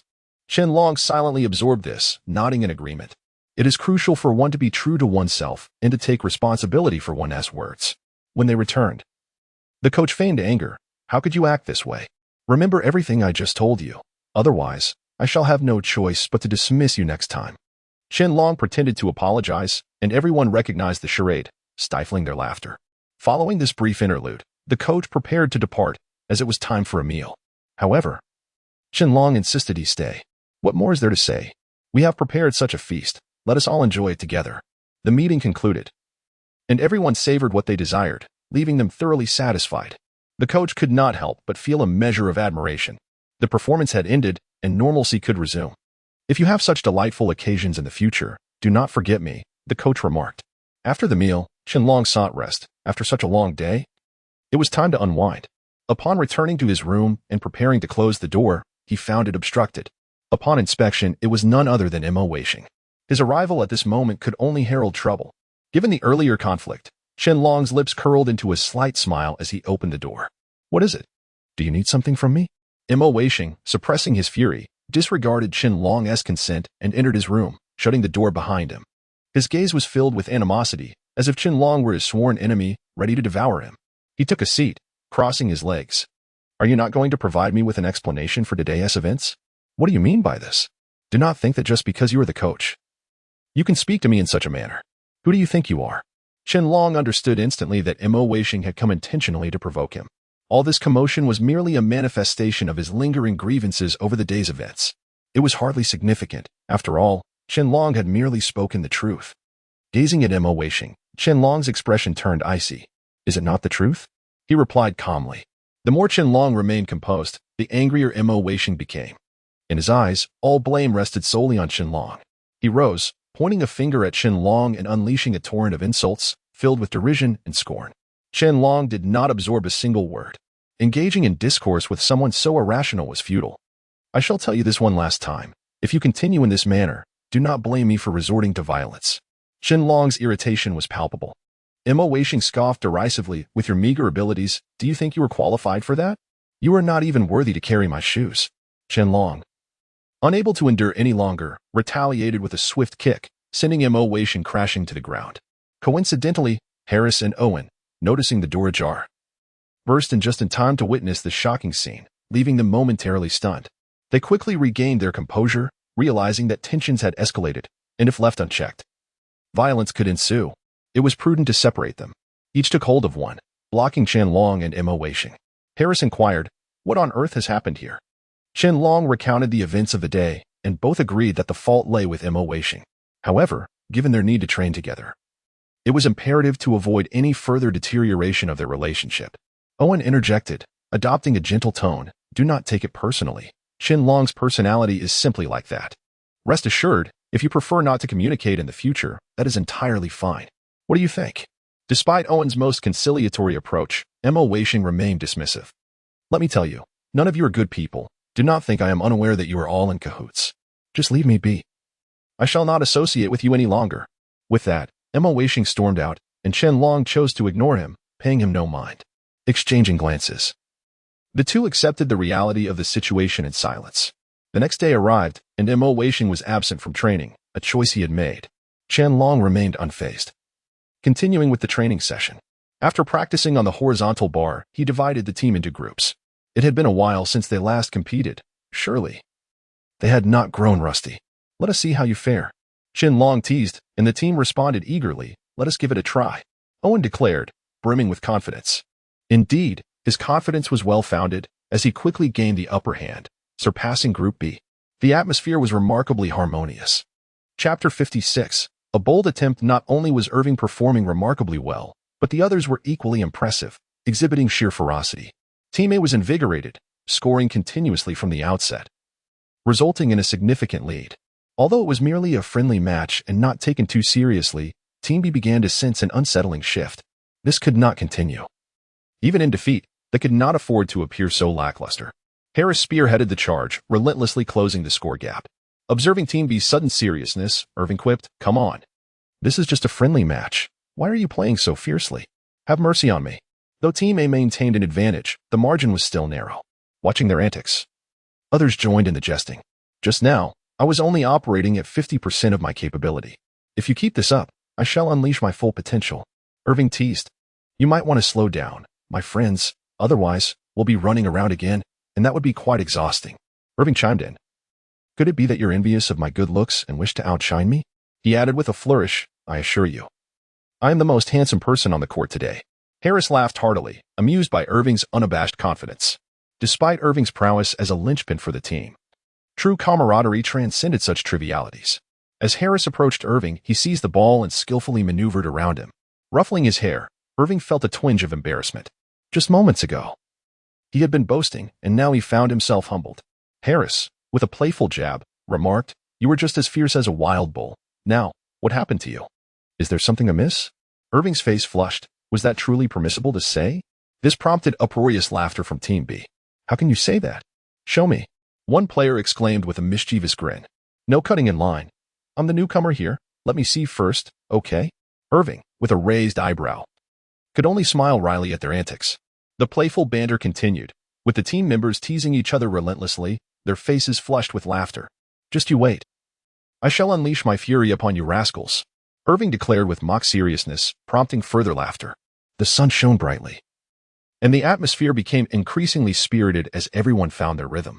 After the light-hearted teasing, it was time to get serious.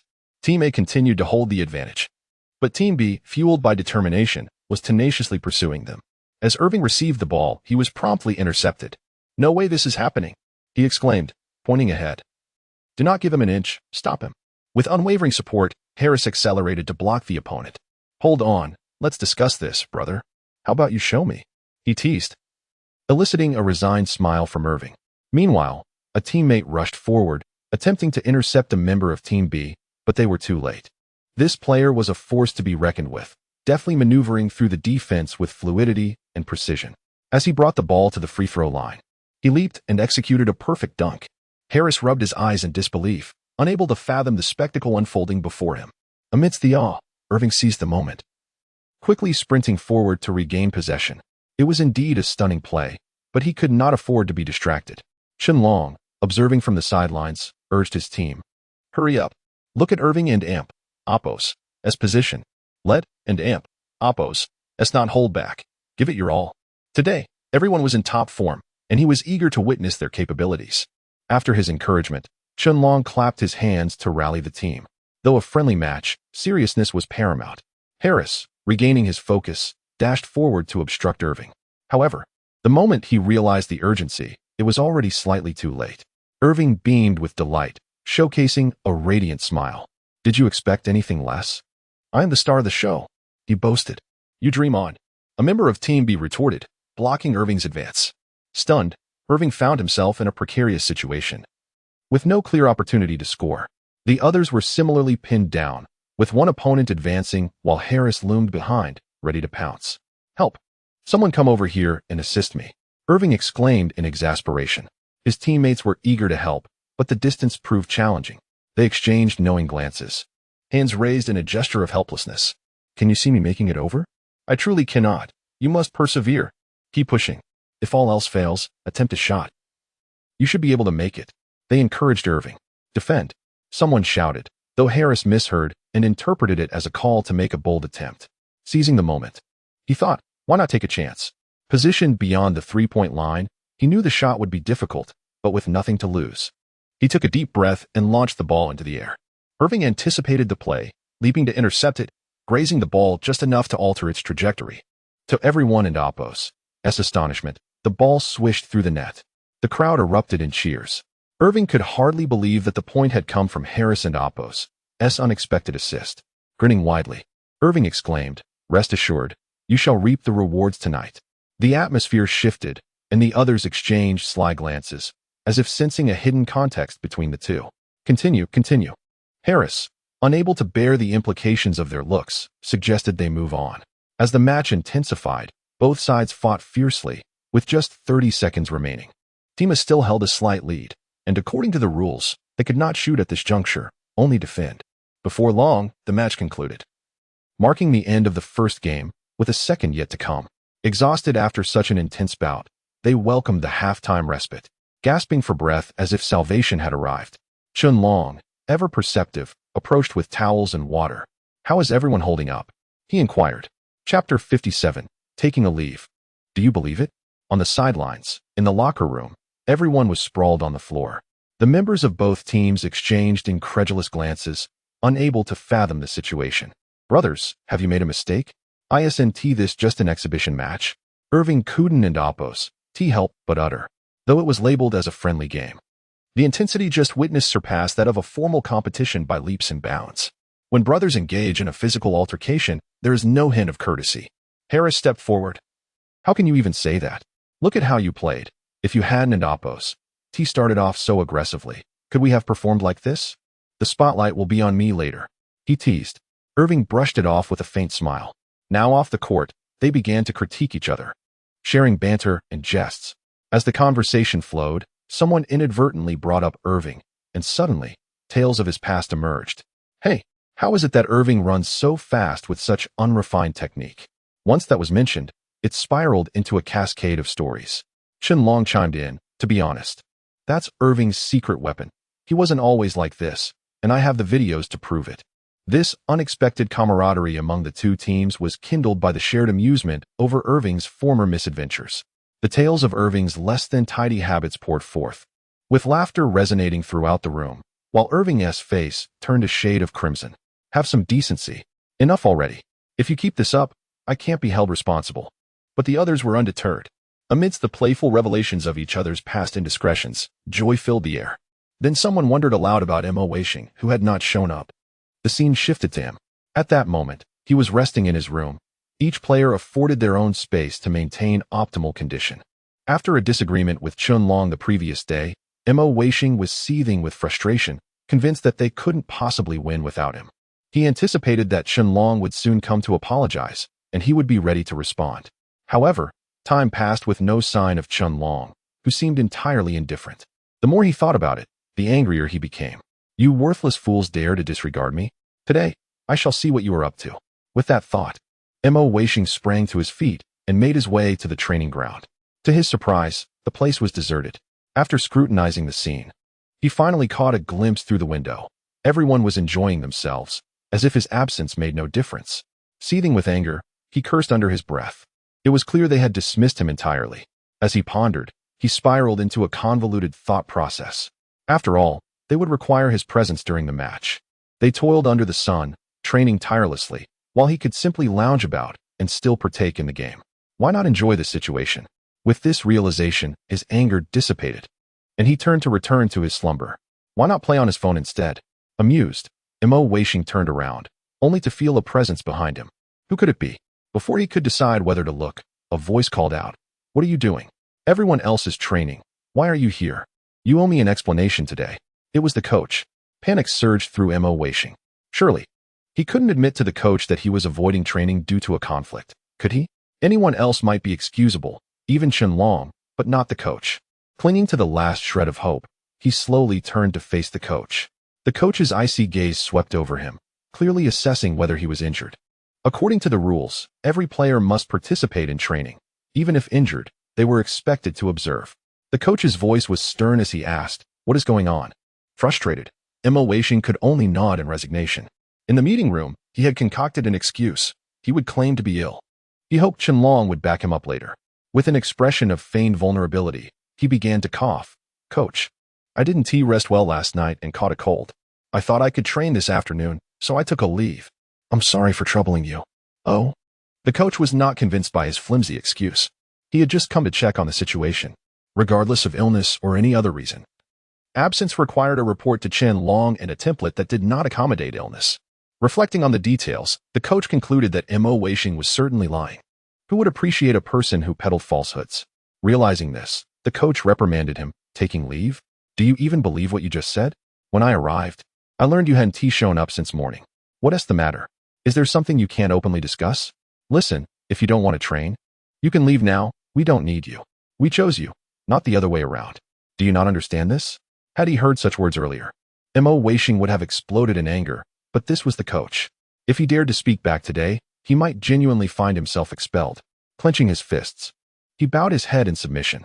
Meanwhile, after their break, the match resumed. As the game commenced, Harris wore a broad grin. "Everyone, listen to me. Look over here." He waved his hand, beckoning the attention of his teammates, who were intrigued and turned their gazes toward him. What was he up to? What is going on? Is he about to concede? Irving teased. As the match was about to start, Chunlong expressed his curiosity. Whispers filled the air. Harris was not typically one to stir the pot, so why was he acting this way? Ignoring the chatter, Harris turned to Irving. "I'm going to outshine you today. So step up your game, or you'll find yourself left behind, little buddy." The room erupted with laughter, and the players' spirits soared. The two teams were filled with determination, and as the whistle blew, Chunlong felt a chill run down his spine. It felt as if someone was standing right behind him. Who could it be? Chapter 58. The courageous Harris the coach appeared, and Chunlong furrowed his brows, his eyes reflecting a deep sense of confusion. He had just visited moments ago. What could have possibly gone awry? Rather than remain passive, he decided to take the initiative. "Coach, what seems to be the problem?" he inquired. The coach sighed, his face etched with deeper lines of worry. "There are matters I wish to discuss with you privately. Do you have a moment?" He spoke earnestly. Chunlong nodded, assuring the coach that he had the time, as there was little else occupying his thoughts. They returned to the same conference room, where Chunlong immediately spotted Mo Weisheng, his head bowed in silence, and he understood. It appeared the coach had summoned them to address the issues between the two of them, which had indeed escalated. However, Chunlong felt it necessary to maintain his composure. "Coach, I do not wish to portray myself as the victim, but I must admit that his behavior has been excessive. If you require further validation, feel free to summon others," he stated, exhaling with a hint of resignation. He was beginning to grasp the burdens the coach bore, not only the need for management, but also the responsibility of nurturing each individual. Who relishes the idea of bearing the blame should anything go awry? Mo Weisheng remained silent, still avoiding eye contact. Have a seat, both of you. Since we are part of the same team, let us resolve this matter.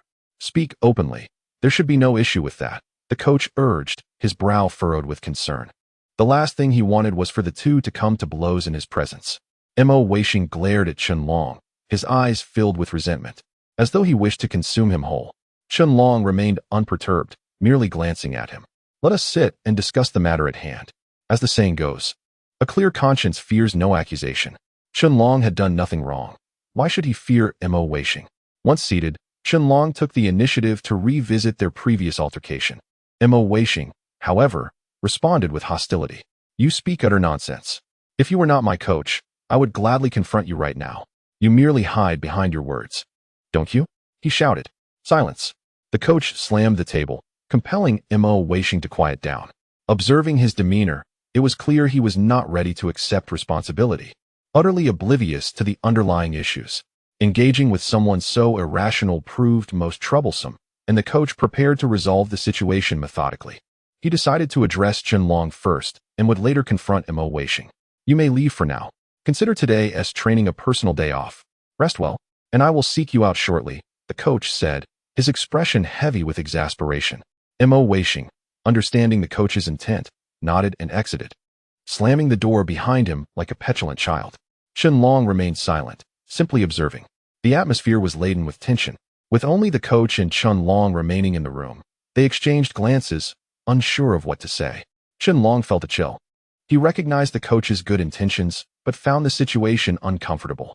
If it weren't for the coach's presence, he would not have tolerated Mo Weisheng's behavior.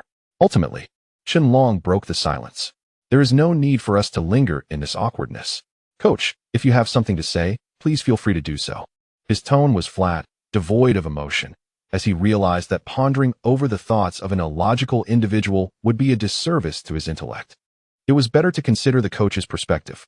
The coach, his brow knitted in concern, rubbed his forehead as he spoke. I truly hope you can find a way to ease the tension between you two. After all, you are both members of the same team. What are your thoughts? Chen Long neither agreed nor disagreed, choosing instead to reflect.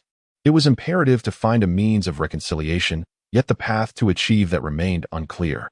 The coach recognized Chen Long's discomfort and did not press further. Take your time to contemplate. When you arrive at a conclusion, act accordingly. But remember this, refrain from physical confrontation. Everything else is at your discretion. Chen Long nodded in acknowledgement and stepped outside. Taking several deep breaths in the open air, he felt his mood gradually improve. There was no need to allow Mo Weisheng's antics to affect him. It was best to return to the training ground. Upon his return, Chen Long donned a smile once more, determined not to let Mo Weisheng's issues disrupt the atmosphere. The moment he re-entered, his teammates expressed their concern. Dragon brother, where did you go? You seem a bit down. What's wrong? Is it something we did poorly, coach? They queried, their youthful eyes keen. Not at all. You all performed admirably. Keep it up. I merely stepped out for a moment. Now let us focus on the match. Give it your all. Chen Long encouraged. Redirecting their attention, the teams resumed their vigorous match, the intensity escalating as they played with fervor, leaving little room for Chen Long's presence to be noted. Observing the fervor of the game, Chen Long felt a deep sense of satisfaction. The training had not been in vain. This was the greatest affirmation for him. The spotlight, however, remained on Harris and Irving.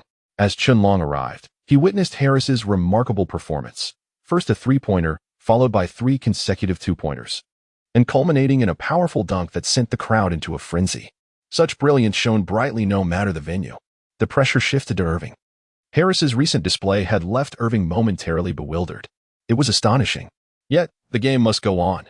Brothers, let us not grant him any chances. We must strive harder. It's time to equalize. He rallied his teammates, determined to seize the moment. Harris felt confident, signaling to his teammates to adjust their strategy. Previously, it had been a showcase of individual prowess, but fatigue was setting in. Continuing that way was merely a fantasy. They needed to play strategically, securing the ball, passing, and seizing opportunities. Every point counted in their favor. Irving, too, revised his tactics, preparing to tightly guard Harris, denying him any opportunities. Yet, he found himself lacking. When the game commenced in earnest, Irving could scarcely touch the ball, and Harris shared the same sentiment. "Brother, do you think I am unaware? You should focus on your own side," Harris remarked with a smirk. "This match is far from over. Do not become overconfident. Just wait and see," Irving retorted. Once more, Irving shifted his approach, opting for a surrounding strategy, yet the outcome remained unchanged. Whether through encirclement or double teaming, he found no opportunity to secure the ball. Harris's team held a significant advantage as the match neared its conclusion. Glancing at the game clock, Qianlong blew his whistle. Chapter 59. A narrow margin standing at the sidelines, Qianlong shouted, "Everyone, rally together. There are only 10 minutes left in the match, and the score is tight. It all hinges on you. 10 minutes. If the current situation persists, Team B is assured victory."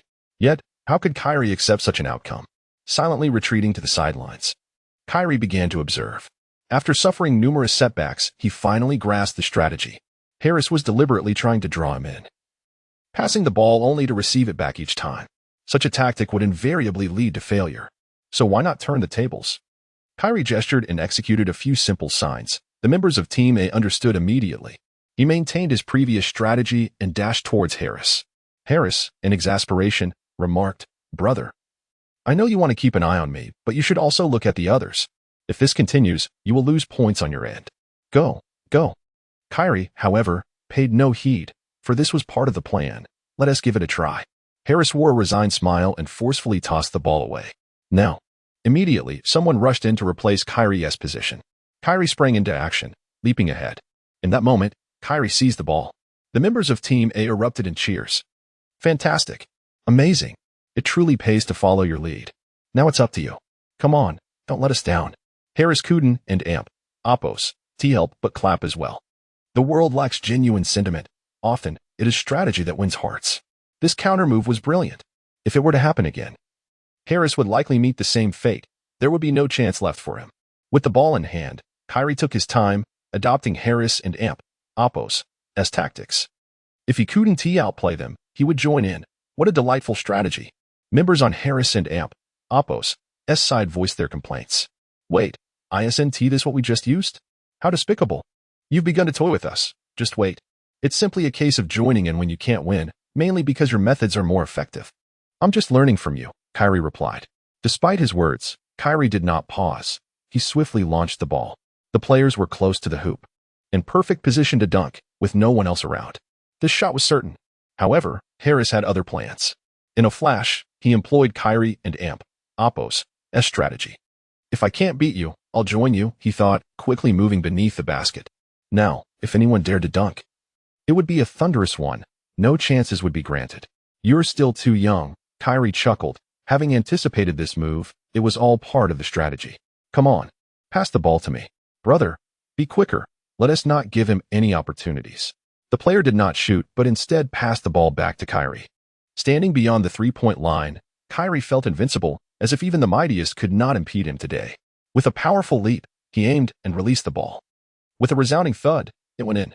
This strategy was executed flawlessly, prompting Qianlong to clap in admiration.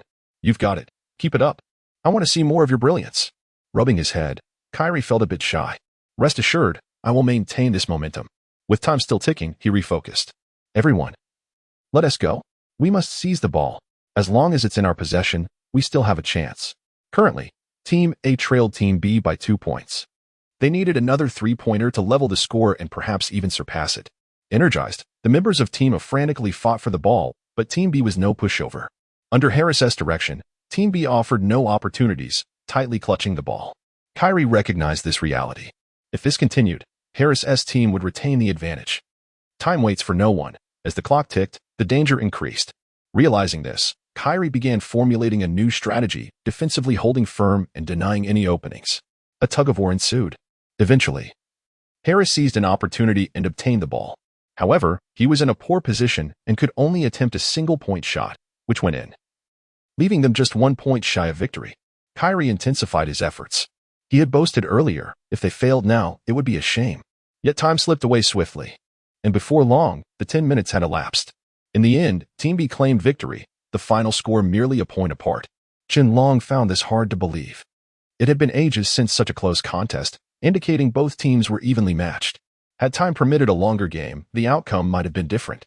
Returning with towels and water, Shenlong reappeared before everyone. Everyone did wonderfully today. Keep it up. I hope to witness such an exhilarating match next time. Do you all believe in yourselves? Once the match concluded, the players were nearly collapsing from exhaustion, yet the satisfaction was palpable. It had been a long time since they had played so thrillingly. Today was the most enjoyable game for him. He had to admit, the opposing team was formidable. Yet they had managed to win by a stroke of luck, grateful for the experience. The most thrilling moments had been between Harris and Kairi. They had been so close to winning, having held a strong advantage at the start, which was regrettable. In the end, Harris had been relentless. Approaching Shenlong, Kairi sighed softly. Alas, it seems luck was genuinely not on our side this time. The opposing team is indeed skilled, but next time, the fortune will not be in their favor. Just wait. Harris chimed in with a teasing tone. So, next time, will you annihilate us? Just wait. I will surely win next time. Observing their banter, Shenlong found it quite entertaining. In the end, competitions yield winners and losers. He was satisfied that they played so well together. He began to anticipate what sparks might fly between Harris and Kairi next time. Rest assured, you will undoubtedly win next time, but do not underestimate your opponents, Shenlong advised, patting Kairi on the shoulder, to which Kairi grinned. With the match concluded, they could finally rest. What shall we eat today? He pondered. Oh right, I haven't asked everyone what they want to eat today, my oversight. Let us take this opportunity. Shenlong clapped his hands, gathering everyone together, and posed the question they all loved. What would you like to eat today? Tell me, and I will satisfy your wishes. Chapter 60, Rebellion. After enduring an arduous training regimen akin to that of demons, the moment of truth arrived for the team. And their collective efforts bore fruit. Their performance had significantly improved. When Anchi beheld the results, his eyes widened in disbelief. He even rubbed his eyes, as though to confirm that what lay before him was not an illusion, but reality. Harris clapped Irving on the shoulder and remarked, It's a pity I don't have my phone on me right now. Otherwise, I could have captured Coach Anchi and Amp, Apos, S expression just now. Irving, having missed the moment, expressed his surprise. What expression? James joined them, the three standing side by side like brothers, and added, the astonishment at our rapid progress. Laughter erupted among them. Meanwhile, Shenlong had approached first. Coach Anchi, what do you think of their progress now? He inquired with a hint of pride in his eyes. This was the first time Anchi had witnessed such an expression from the usually composed Shenlong. It was a mix of excitement and a touch of annoyance at being challenged by this young lad. He shrugged, shaking the documents in his hand. It's just average. Are they ready for competition? Shenlong pressed on, relentless in his inquiry. His training had all been in preparation for this moment, naturally leading him to ask. Anchi coughed, reluctantly retracting the documents, and then smiled at Shenlong, his eyes shimmering with a flicker of hope. You have successfully tamed me. He patted Shenlong's sturdy arm in concession, acknowledging his commendable efforts. It was every coach and Apos' desire to witness their team ascend to greater heights. And Shenlong had presented him with a higher possibility. In that instant, Anchi envisioned the immeasurable future of this team, as well as the mutual growth of himself and his players. Shenlong smiled subtly, understanding that Anchi's words signified his agreement with Shenlong's earlier proposal regarding the competition.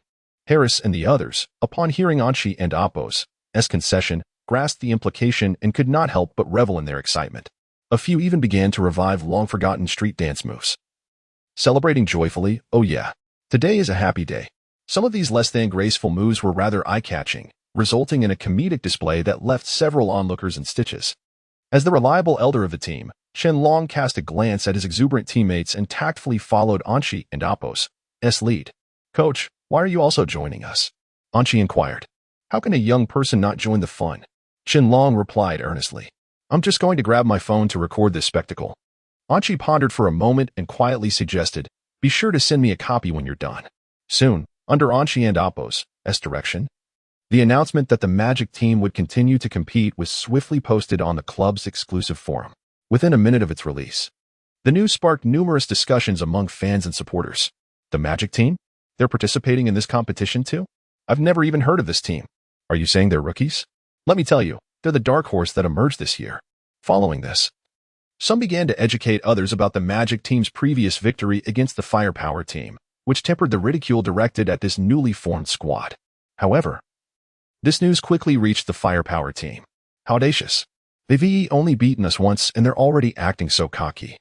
The online chatter about the Firepower team being overshadowed by the Magic team stirred discontent among Firepower's players. They believed that the match had been evenly contested, and the loss was due to insufficient team coordination, leading to disputes that allowed the Magic team to seize victory. They were unwilling to concede that the Magic team possessed superior strength. Coach Malouin noted the discontent among his players and wore a serious expression, which soon morphed into one of deeper dissatisfaction. Since you understand why you lost, then refrain from any further nonsense. His command silenced the team. Malouin surveyed them and finally asked, "Where is Kelly? Isn't he in confinement?" One player replied lazily. It was evident that there was a rift in relations with Kelly. Malouin, disapproving of this situation, shot a glance at the player, who quickly composed himself. Malouin pondered the time and couldn't help but curse under his breath. Confinement? Who gave him such an extended sentence? He should be here today. Someone go fetch him. Upon hearing this, a few players who were on good terms with Kelly eagerly raised their hands and hurried off to retrieve him. Kelly, feeling disgruntled about the situation, was found venting his frustration into a soda can. However, upon learning that Coach Anchi had sent for him, he felt slightly appeased and returned. When he learned that the Magic team would also be competing and that their training had intensified, Kelly realized the truth. They feared being surpassed by the Magic team, which was why he was being summoned back. He scoffed, speaking in a nonchalant tone. The other players' expressions darkened upon hearing this, as if the Magic team cannot perform without you. With such an attitude towards training, they felt it would be better to confine him once more. Malouin frowned. Kelly, basketball is a team game, not a solo street performance. All right, I understand, Kelly replied, meeting Malouin's gaze, but none of the others saw any sign of remorse in his eyes. Nevertheless, a practice session commenced amidst this peculiar atmosphere, whether intentionally or not. Kelly's style became increasingly individualistic. He would seize any ball within reach, refusing to pass to his teammates, and even intercepting their attempts. As the minutes passed, the expressions of those deprived of their shooting opportunities grew increasingly grim. Kelly, what exactly are you trying to accomplish? One aggrieved teammate confronted him, gripping Kelly's shirt in frustration. Who are you blaming for your own inadequacies? Unfazed by the threat, Kelly retorted mockingly, if the ball comes near me, of course, I'm going to take it. Besides, my shooting percentage is higher than yours, isn't it? Or are you challenging me? Coach Malouin said this isn't a solo game. The player seethed, grinding his teeth in fury, wishing to land a punch on Kelly's face. Kelly dismissed the coach entirely, arrogantly asserting, on the court, I dictate the play. If you can pass to me, then do so. I'm your scoring option. Chapter 61. The Nail Cree's words thoroughly enraged the other members of the Firepower team. However, Melon stood by, silent and unmoving, indicating that the match must continue. The players exchanged glances, and resolute, they decided to teach Cree a lesson for his arrogance. Indeed, Cree soon noticed something amiss. Both his opponents and teammates deliberately avoided him, refusing to pass him the ball. Bewildered, he could hardly believe that he could not secure a single basketball. It felt as though he was caught in a brawl while attempting to play a solo match. Despite his skills and stamina, he could not get his hands on the ball amidst a group of giants who strategically refused to pass it to him. He was utterly ostracized. What is going on? Cree exclaimed, approaching one teammate and gripping his collar. Why won't you pass me the ball? I am in the optimal position. The teammate, unfazed, coldly replied, it's because I can pass to someone else, and they will score just as well. He gestured towards the court, and indeed, Cree witnessed another player executing a stunning two-point shot. Cree was left speechless. Cree, sit out, Melon's voice interjected at that moment. Reluctantly, Cree released his grip, and the teammate smoothed his collar, throwing a taunting glance at him. Didn't you say the Firepower team couldn't win without you? Well, let's see how they perform without you. Forced to sit beside Melon, Cree's expression darkened. At that moment, he did not wish for his team to triumph. Rather, he longed to witness their dismal failure in his absence, as it would validate his superiority. Pay attention to the game, Melon's calm voice reached him. Cree had no choice but to comply, and he soon found himself captivated by the unfolding match. His teammates' abilities were far more impressive than he had anticipated. Their teamwork was exceptional, and their individual skills were remarkably sharp. The one with the ball has been playing since he was 5. He is quite adept at dribbling past opponents, Melon noted at an opportune moment. Cree swallowed hard. Ah, look at that pass. Did you see his technique? Our three-point shooter is exceptional in that regard. Your shooting percentage pales in comparison to his, Melon continued with a composed demeanor. It dawned on Cree that his arrogance had clouded his judgment, rendering him momentarily speechless. Melon added, each of them is formidable. Their average skill level surpasses that of the Magic team, yet you lost due to a lack of teamwork. After stating this, Melon rose to his feet. Now, I hope you can reflect on this. Cree bit his lip, still somewhat unconvinced. Melon locked eyes with him, serious and unwavering. You must understand. I am a coach, a seasoned one. I have been coaching longer than you have played basketball. You should trust me. When I say your training ranking today is at the bottom, it is for a reason. Cree, I acknowledge your talent. Otherwise, I would not have allowed you to join our team in such a short time. However, basketball relies not only on skill but also on team spirit. If you fail to grasp this, you will not go far. Cree was taken aback, left in a daze. Melon did not press further but instead patted his shoulder before walking away, believing that Cree needed some time alone. This moment of guidance proved immensely effective.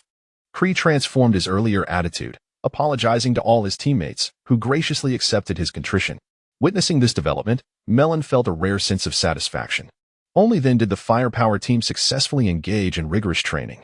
Meanwhile, Coach Anchi finally began to take things seriously, to prepare his players for the game ahead. This usually frugal coach generously rented a vast basketball court in the bustling city. The venue was pristine, situated within a nearly completed sports complex. At that moment, it was empty, providing an ideal space for their training. The structure's framework suggested it would soon be a grand arena. And as Chen Long and his teammates stepped onto the court, they could almost hear the enthusiastic cheers of the spectators surrounding them. This place is fantastic. I feel invigorated already, Harris exclaimed in awe. Wow, Coach Anchi is really splurging. He must be taking this match seriously, he added gravely. It's easy to imagine what would happen if we failed to achieve good results in this game. We might face his wrath. The thought of Coach Anchi's fury sent shivers down their spines, as they had all experienced his terrifying rants before and had vowed never to endure such an ordeal again. Enough chit-chat. Let us commence training, Chen Long declared, approaching with a basketball. Coach Anchi has been lamenting the cost of every second spent on this court since we arrived. He pretended to rub his ears, eliciting sympathetic glances from his teammates. Every minute you waste standing here is money down the drain, Chen Long said. And the team nodded in agreement before diving into their practice. Time passed from the blazing noon to the setting sun. And the empty court echoed only with the sounds of sneakers skidding on the floor and the heavy breaths of exertion. Sweat soaked their backs, and Harris, in a burst of energy, lunged for the ball, only to collapse from exhaustion. Come on, get the ball, he gasped, directing his teammates. Chen Long, who was on his team, quickly followed suit. Yet, in the next moment, he winced in pain, crashing to the ground. What the hell? Why is everyone falling like me? Harris exclaimed, bewildered.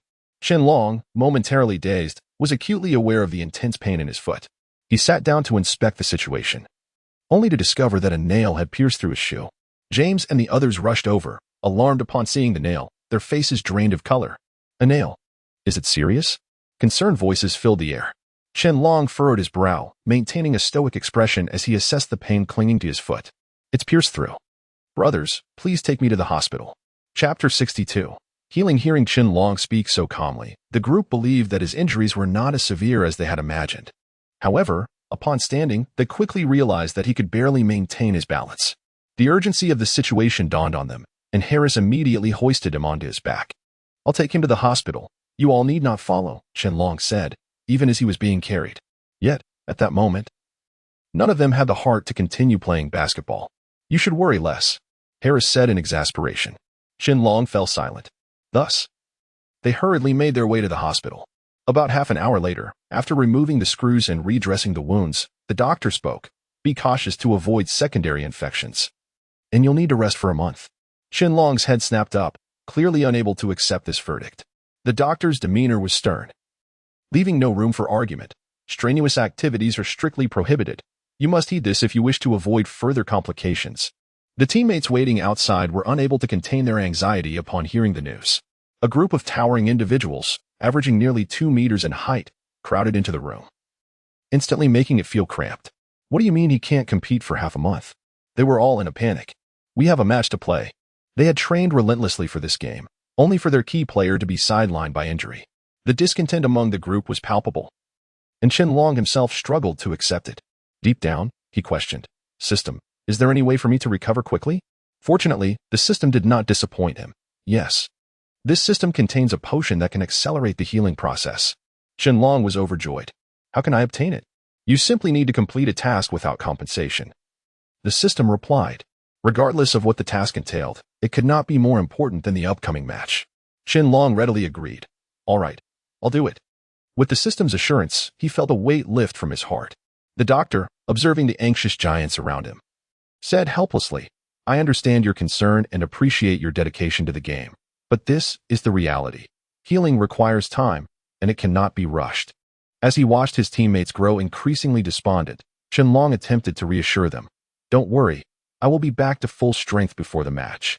The doctor, lacking optimism, replied, "That's unlikely. Can you not say something encouraging?" Harris retorted angrily, nearly ready to confront the doctor. Qianlong quickly intervened, preventing any escalation of the situation. Upon hearing that Qianlong had been hospitalized, Coach Anqi was nearly driven to despair. "What on earth happened? Did you get into a fight?" He rushed toward the group, seeing their dejected faces and Qianlong in a wheelchair with bandaged feet. "No, I just had a mishap with a nail," Qianlong hastily explained. "I'll be fine in a couple of days." "No, the doctor said you need to rest for over half a month, and even when the match is over, you'll still be in a wheelchair for 2 days." Harris interjected. Coach Anqi's frustration mounted. Even Qianlong found it difficult to refute this. Consequently, the atmosphere within the Magic team grew increasingly bleak.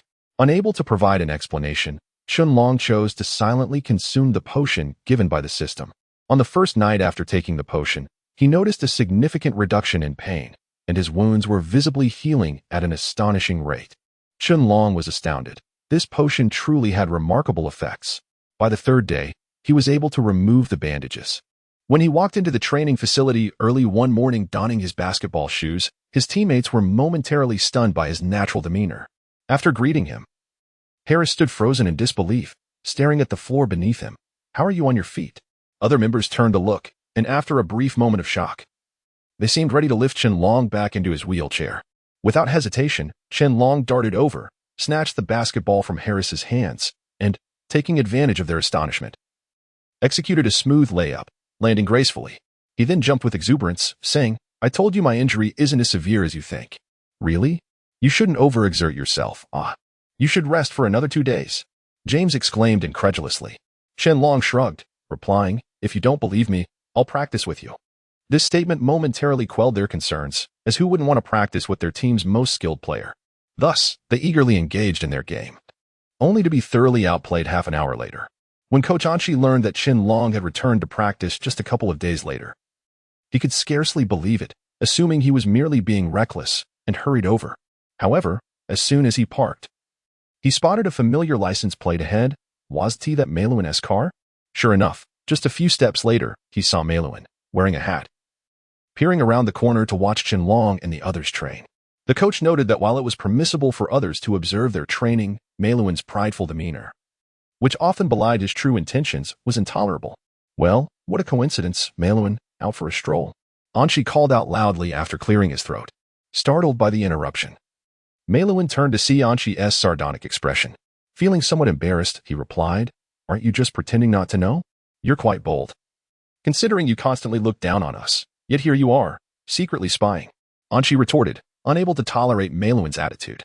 "Your team only has Qianlong worth mentioning. Do you think I'm intimidated?" The two were often at odds, and this encounter was no exception, escalating into a heated exchange. Anqi, fuming, shot back, "What other talent does your team have? Just wait. We'll be the victors in the next match." Chapter 63, The Devilish Training of the Firepower Team. Did I ever fear you? Meiluan dismissed Coach Anqi's words entirely.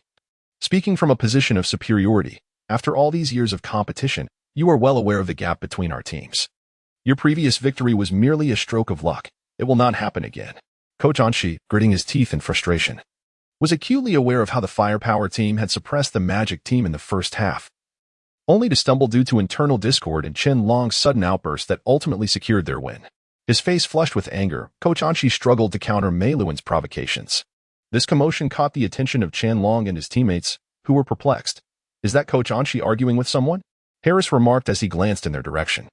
Qianlong quickly recognized the figure, the Firepower team's coach, Meiluan. "What?" The group was taken aback. "What is the Firepower team's coach doing here? Are they spying on our practice? This is underhanded." They grumbled, casting hostile glances at Meiluan's retreating figure.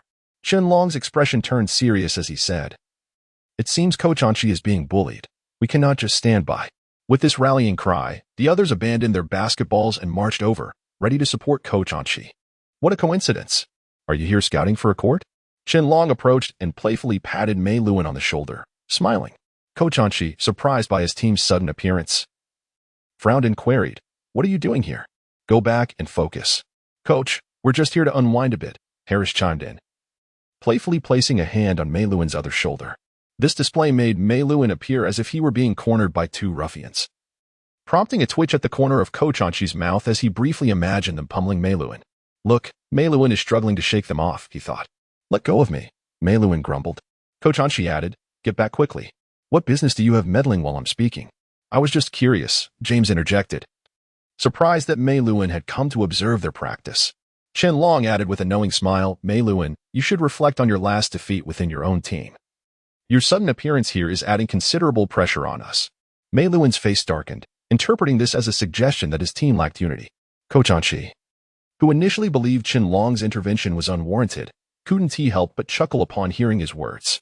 Remarkably, Qianlong's eloquence outshone his own as a coach.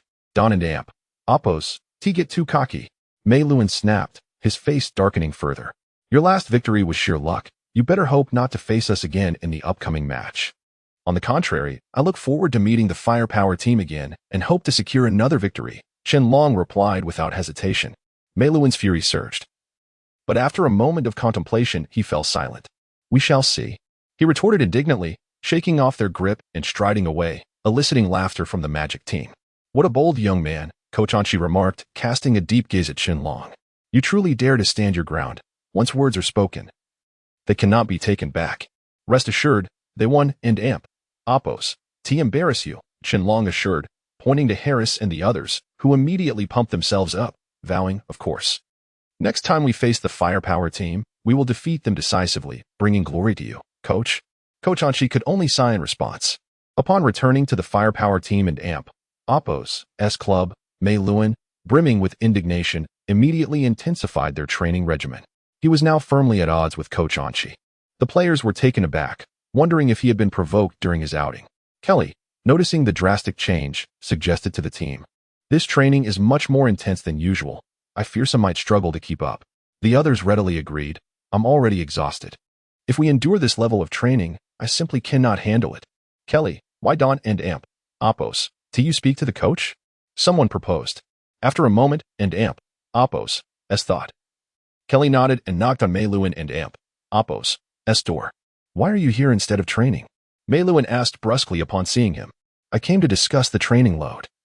The team is concerned they might not cope," Kelly quickly explained, detailing the situation. Mei Luan glared at him, retorting, "You cannot manage this little amount of training and still expect to compete for the championship?" Kelly, feeling defiant, replied, "With the competition approaching, excessive training might hinder our optimal performance. Who is the coach, you or me?" Mei Luan shot back, leaving Kelly momentarily speechless and frustrated. "Out now? Train harder. How can you expect to win a championship without putting in the effort? Tell those lazy kids they cannot negotiate with me unless someone guarantees me that championship." Defeated, Kelly exited. He conveyed Mei Luan and Oppos' words to the rest of the team, leaving them all speechless. Reluctantly, they followed Kelly and Oppos' lead, running laps. Yet, it was no surprise that after just one day of intensified training, the entire team collapsed in exhaustion. It seems Mei Luan has been riled up.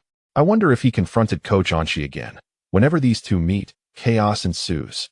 One player speculated, correctly predicting the outcome.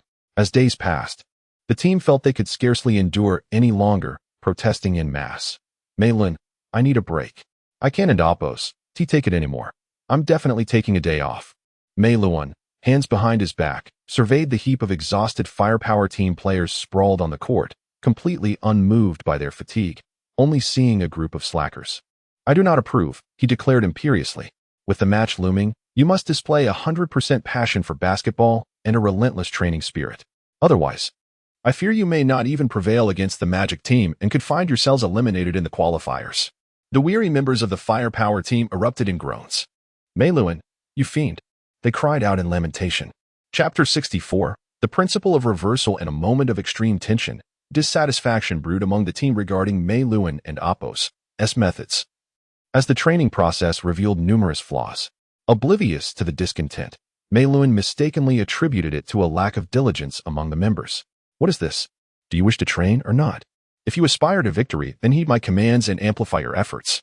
Do you not comprehend? Furthermore, is your speed akin to that of a snail? If you fail to perform adequately today, you may as well forego your meals. The team exchanged uncertain glances, yet ultimately acquiesced.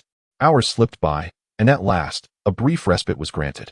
However, after merely a few minutes of rest, Mei Luan's impatience surged.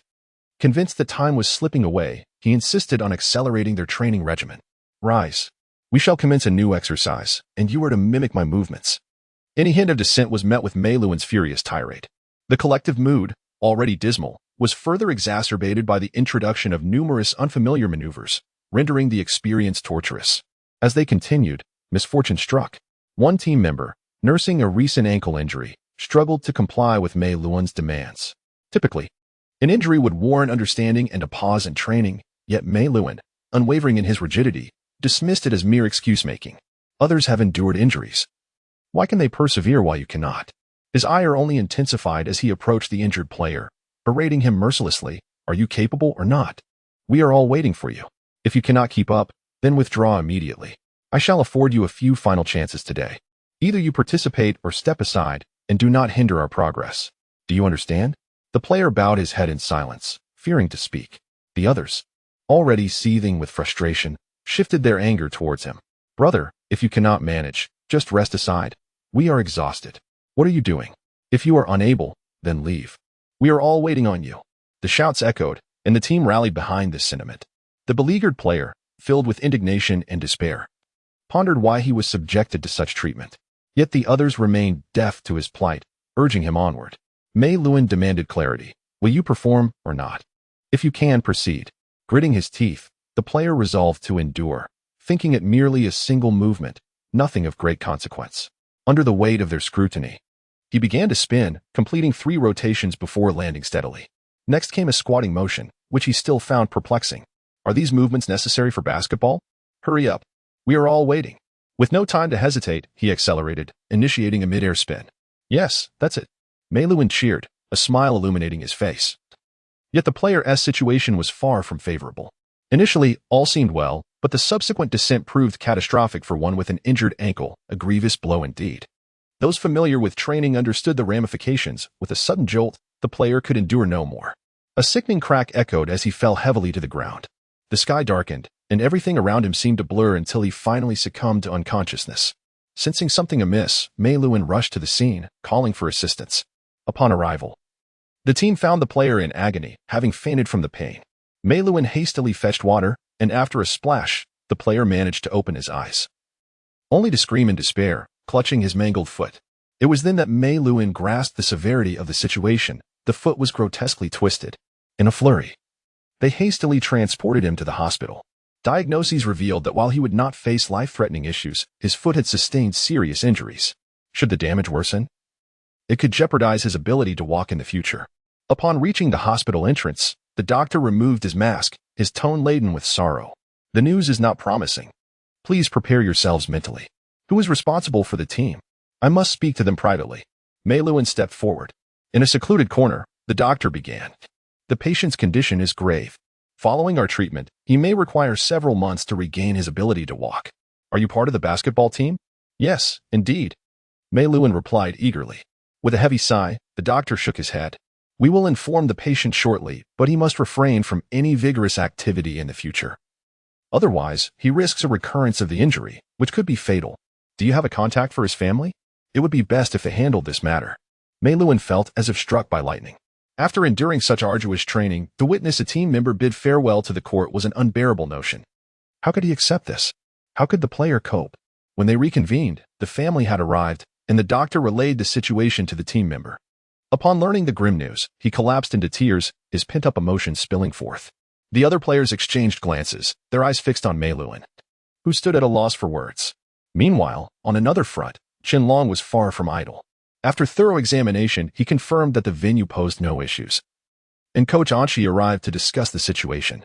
Coach Anchi clarified that the site was indeed sound, albeit somewhat rough around the edges. Furthermore, it had become an aging facility.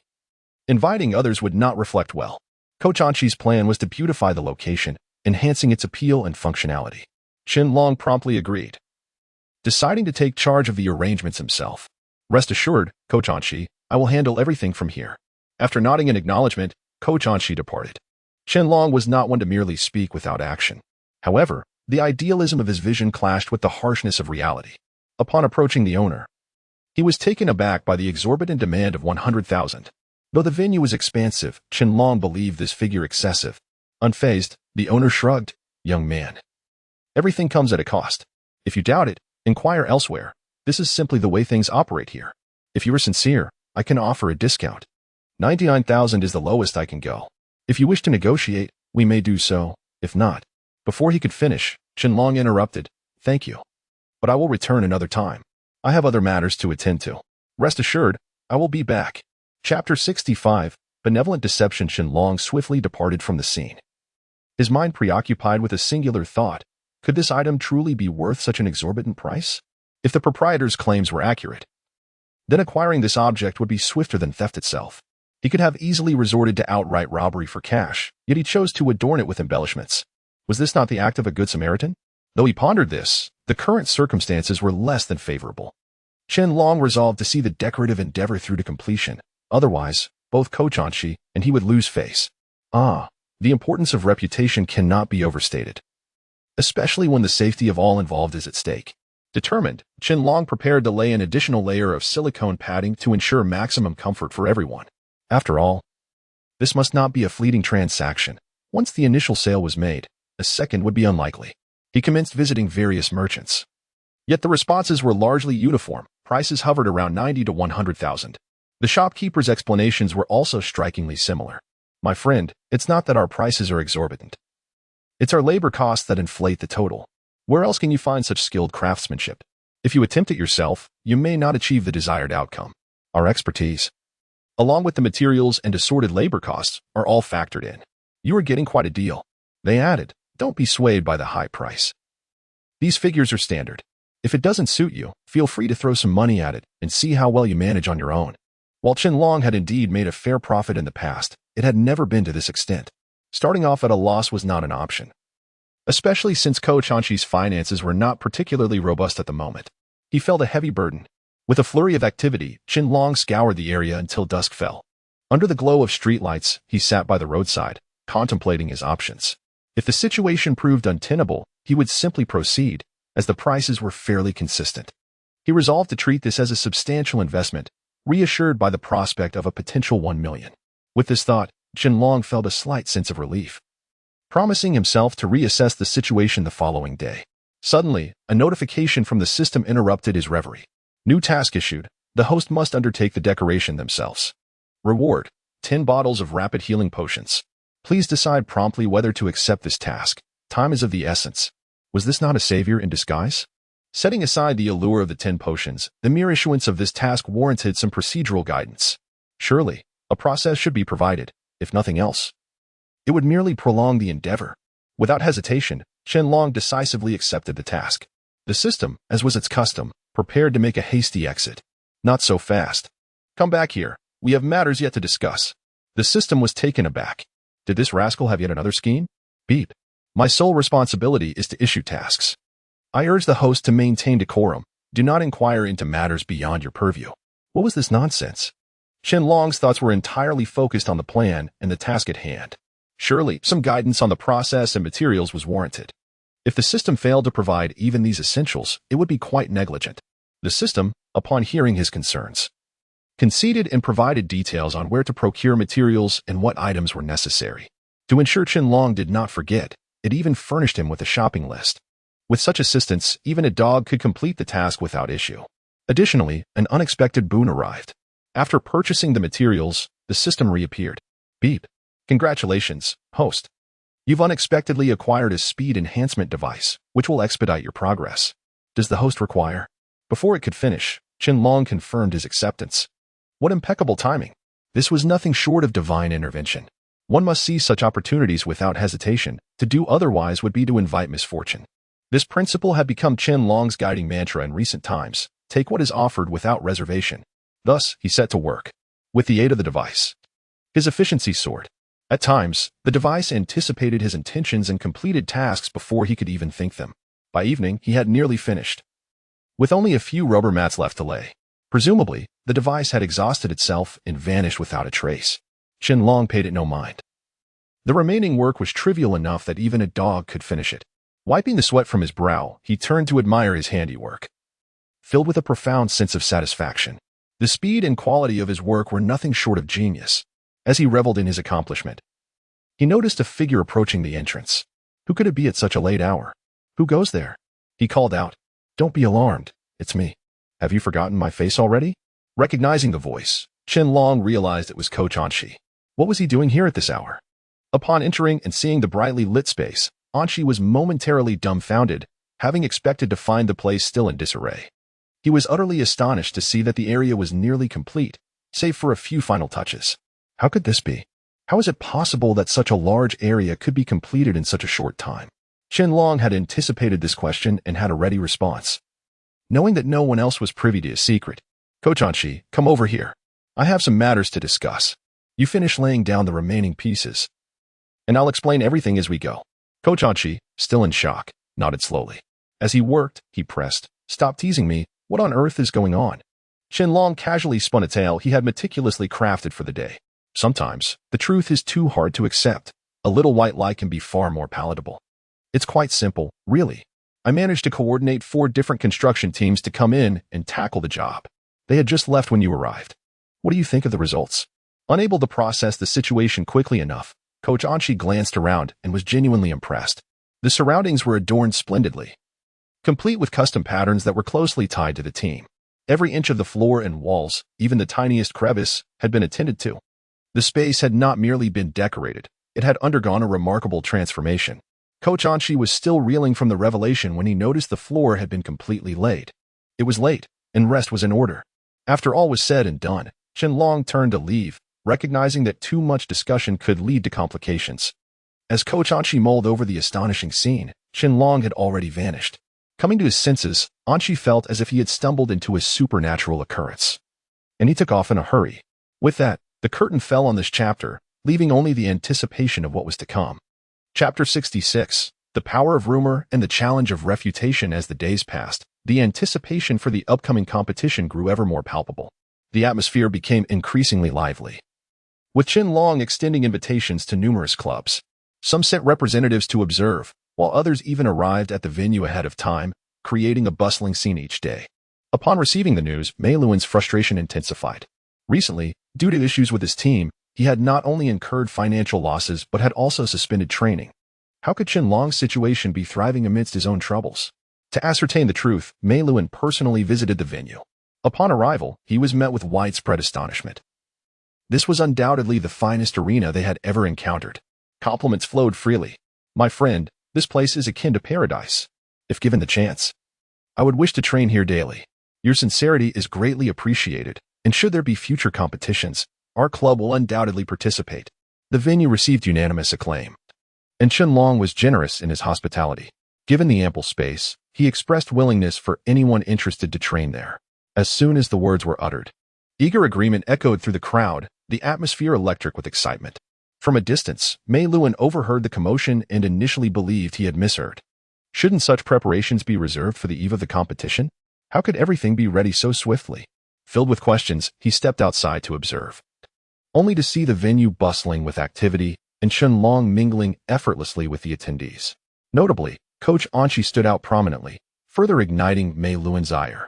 How was it possible that Qianlong could afford such exceptional conditions when Mei Luan himself lacked them? The more he pondered, the more incongruous the situation seemed, with various expenditures failing to align. His visit, intended for registration, also required a financial commitment, including promises of bonuses.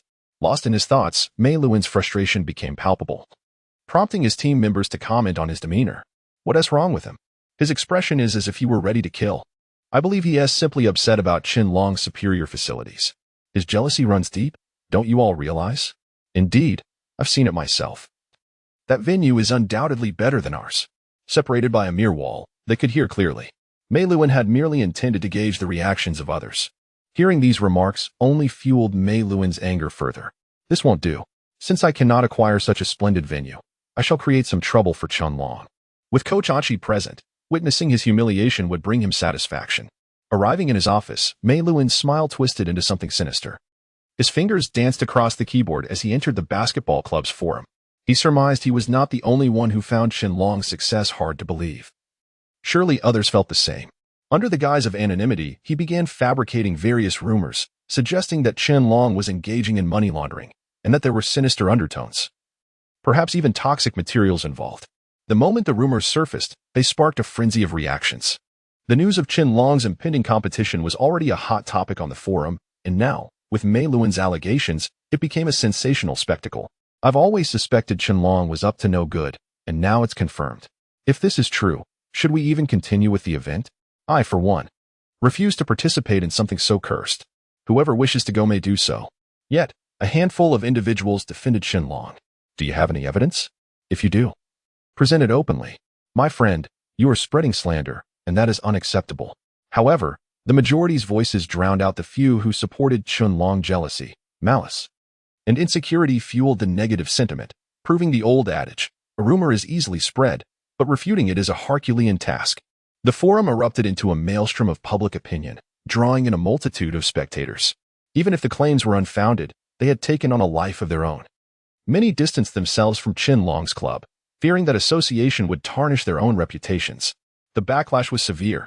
We placed our trust in you, and now this scandal arises? Our club is withdrawing. Our club also no longer believes in you. You'll have to find a solution yourself. As most withdrew from the competition, the situation diverged sharply from Qianlong's plans, leaving him bewildered. Coach Anshi, upon receiving the news, promptly visited Qianlong to relay the situation. Qianlong was infuriated. Is this not a blatant defamation? Even if I utilized the system, I did so transparently, never harming anyone. I have invested my own resources. Why would they resort to such underhanded tactics? The reality of numerous clubs retracting their participation would undoubtedly impact Qianlong adversely. Determined to stabilize the situation, he took to the forum himself. I sincerely apologize for the concerns raised regarding our event. Rest assured, there is no connection to the allegations made. We are conducting a thorough investigation and will inform everyone of the findings as soon as possible. I hope you will continue to support our competition, and together, we can expose the truth. Reactions varied widely, mockery predominated. Now you choose to speak? Where was your voice before? Is that Qianlong? Now you have something to say? Yet, a faction chose to stand by him. Let us not be hasty. The accuser has no proof. This is nothing but defamation. Regardless of others' opinions, I stand with Qianlong. His response garnered some attention and stirred minor fluctuations in sentiment. However, the message from Qianlong soon faded into obscurity, while Mei Luan thrived on the momentum of his previous statements.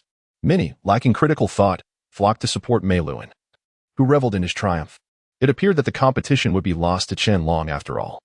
Chapter 67. Returning the favor in kind amidst the clamor of diverse opinions, the match could only be postponed. Furthermore, during training sessions, every time Qianlong witnessed his teammates diligently practicing, the online discourse was rife with various criticisms. Why bother training when you play so poorly? You might as well give up. I must inform you that if you continue in this manner, it would be prudent to first clarify the situation. Without a clear understanding, how can you expect to resume practice? Who would believe in your commitment? Alas, all the pressure fell upon Coach Anshi, who had no choice but to suspend training. Not only Coach Anshi, but Qianlong was also overwhelmed. Due to the anonymity of the critics, he could not ascertain the identity of those spreading the rumors. Mei Luan was particularly cunning, having registered his account overseas. Even if traced, it would not lead back to him, and the speculation only grew. As Coach Anshi felt his hair thinning, he pondered, what should we do now? I truly feel at a loss. Looking at Qianlong, his eyes were filled with resignation. He had not anticipated that his earnest efforts would result in such a notorious reputation. Who could harbor such disdain? Soon, the mystery unraveled. Mei Luan basked in his triumph, becoming increasingly arrogant. Subsequently, he began to mock Qianlong and Coach Anshi on forums, posting images alongside biting remarks. We train diligently and do not engage in frivolities. Unlike certain individuals, we remain steadfast, taking each step with integrity, never resorting to deceit. Initially, Qianlong remained unperturbed, as he recognized this as part of Mei Luan and Coach Anshi and Appo's usual banter. However, the situation gradually escalated. Mei Luan sharpened his criticisms, increasingly targeting Qianlong and detailing the club and Appo's affairs. His taunts became relentless, and Coach Anshi bore his share of the vitriol, while others remained silent. Mei Luan reveled in the chaos. Even a fool must have realized the orchestration behind this. it was undoubtedly Mei Luan's doing. Qianlong was fully aware of the machinations at play, yet felt powerless. Mei Luan operated under various pseudonyms, and even if Qianlong retaliated, it seemed futile. But observing Mei Luan's antics spurred Qianlong to devise a clever plan. Recognizing that Mei Luan was the mastermind, and knowing that the person most familiar with him was Ko Changxi, Qianlong resolved to turn the tables. Through Ko Changxi, he gathered a trove of incriminating evidence against Mei Luan, spanning his entire life, and shared these revelations on the forum. The audience relished the revelations, as they reveled in the juicy gossip. To their astonishment, it was unveiled that Mei Luan had a rather dubious past. Once, he had spent over an hour in a restroom, emerging to claim he was full. Qianlong, now astute, decided to play along with Mei Luan's clandestine games. Anonymity was simple to maintain. As long as he concealed his identity, he could share images and narratives without impeding the audience's enjoyment. Determined to expose Mei Luan to the full force of online backlash, Qianlong was relentless. Mei Luan, unable to endure the onslaught of photographs and anecdotes about his past, was left bewildered. He wondered who possessed such intimate knowledge of his history.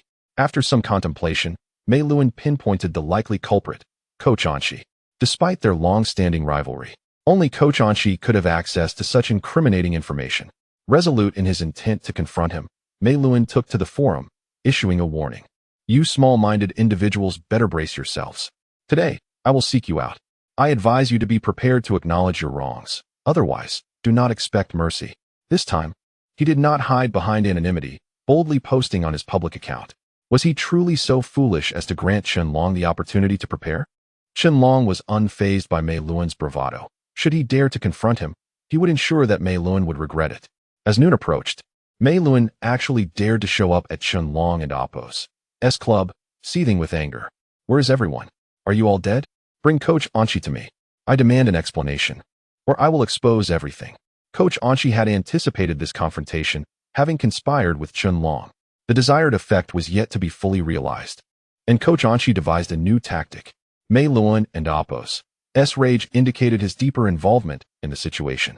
Upon their meeting, Coach Anqi immediately confronted Mei Luan. What brings you here? You rabid dog? Have you nowhere else to go? If you have something to say, let us discuss it privately. Do you dare to challenge me? With that, Coach Anqi charged at Mei Luan, but Qianlong seized the moment to restrain him. This was all part of the plan. Startled, Mei Luan grew even angrier.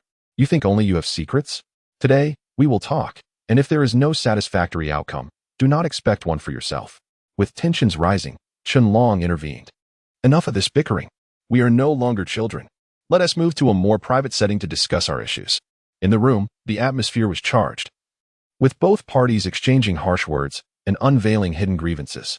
As the tension escalated, Coach Anqi seized the opportunity to broach the subject of the competition. So, were you behind this match's troubles? Do you possess such power? If you are not satisfied, come to my competition and make your move. Mei Luan, now completely consumed by anger, retorted, so what if I did? And if I didn't, what of it? I have the capability to do so. Do you think everyone wishes to participate in your match? I certainly do not. What is the big deal? Isn't it all falling apart anyway? His subsequent remarks were mostly insults, revealing his own vulnerabilities. Qianlong had already set the recording in motion, eagerly waiting for this moment. As soon as Mei Luan finished speaking, Qianlong swiftly disseminated the entire encounter online, eager to see Mei Luan's reaction. Chapter 68. Lifting a stone only to strike one's own foot. The matter has reignited after a surge of online discussion. The voice everyone hears belongs to Mei Luan. Previously, he frequented various clubs, and while others may have been unaware, surely the club members were not. His words were so harsh that they utterly disregarded his dignity. Moreover, he leaked some information regarding the competition, leading to ruthless discussions. Could that anonymous individual have been Mei Luan? If that were the case, it would indeed be quite revolting. I no longer trust anything Mei Luan says, nor do I believe that anonymous person. What is truly going on?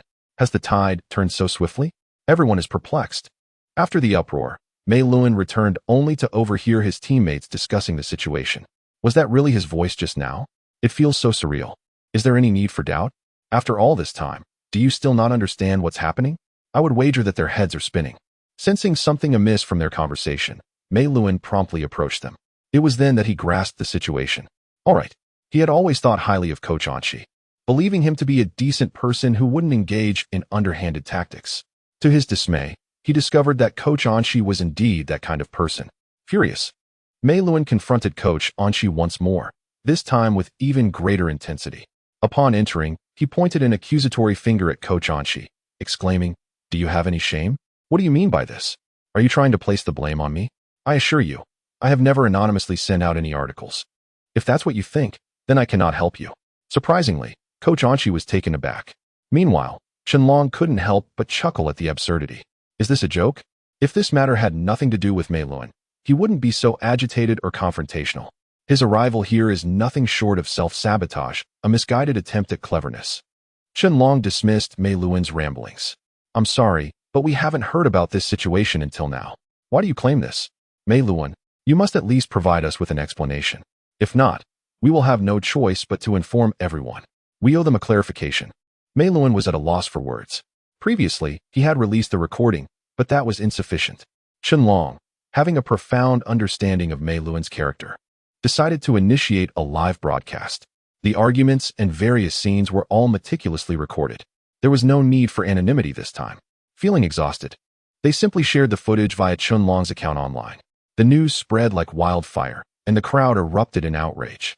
It turned out that Mei Luan truly was that kind of person, and many found him utterly repugnant. On Qianlong's side, they were merely victims.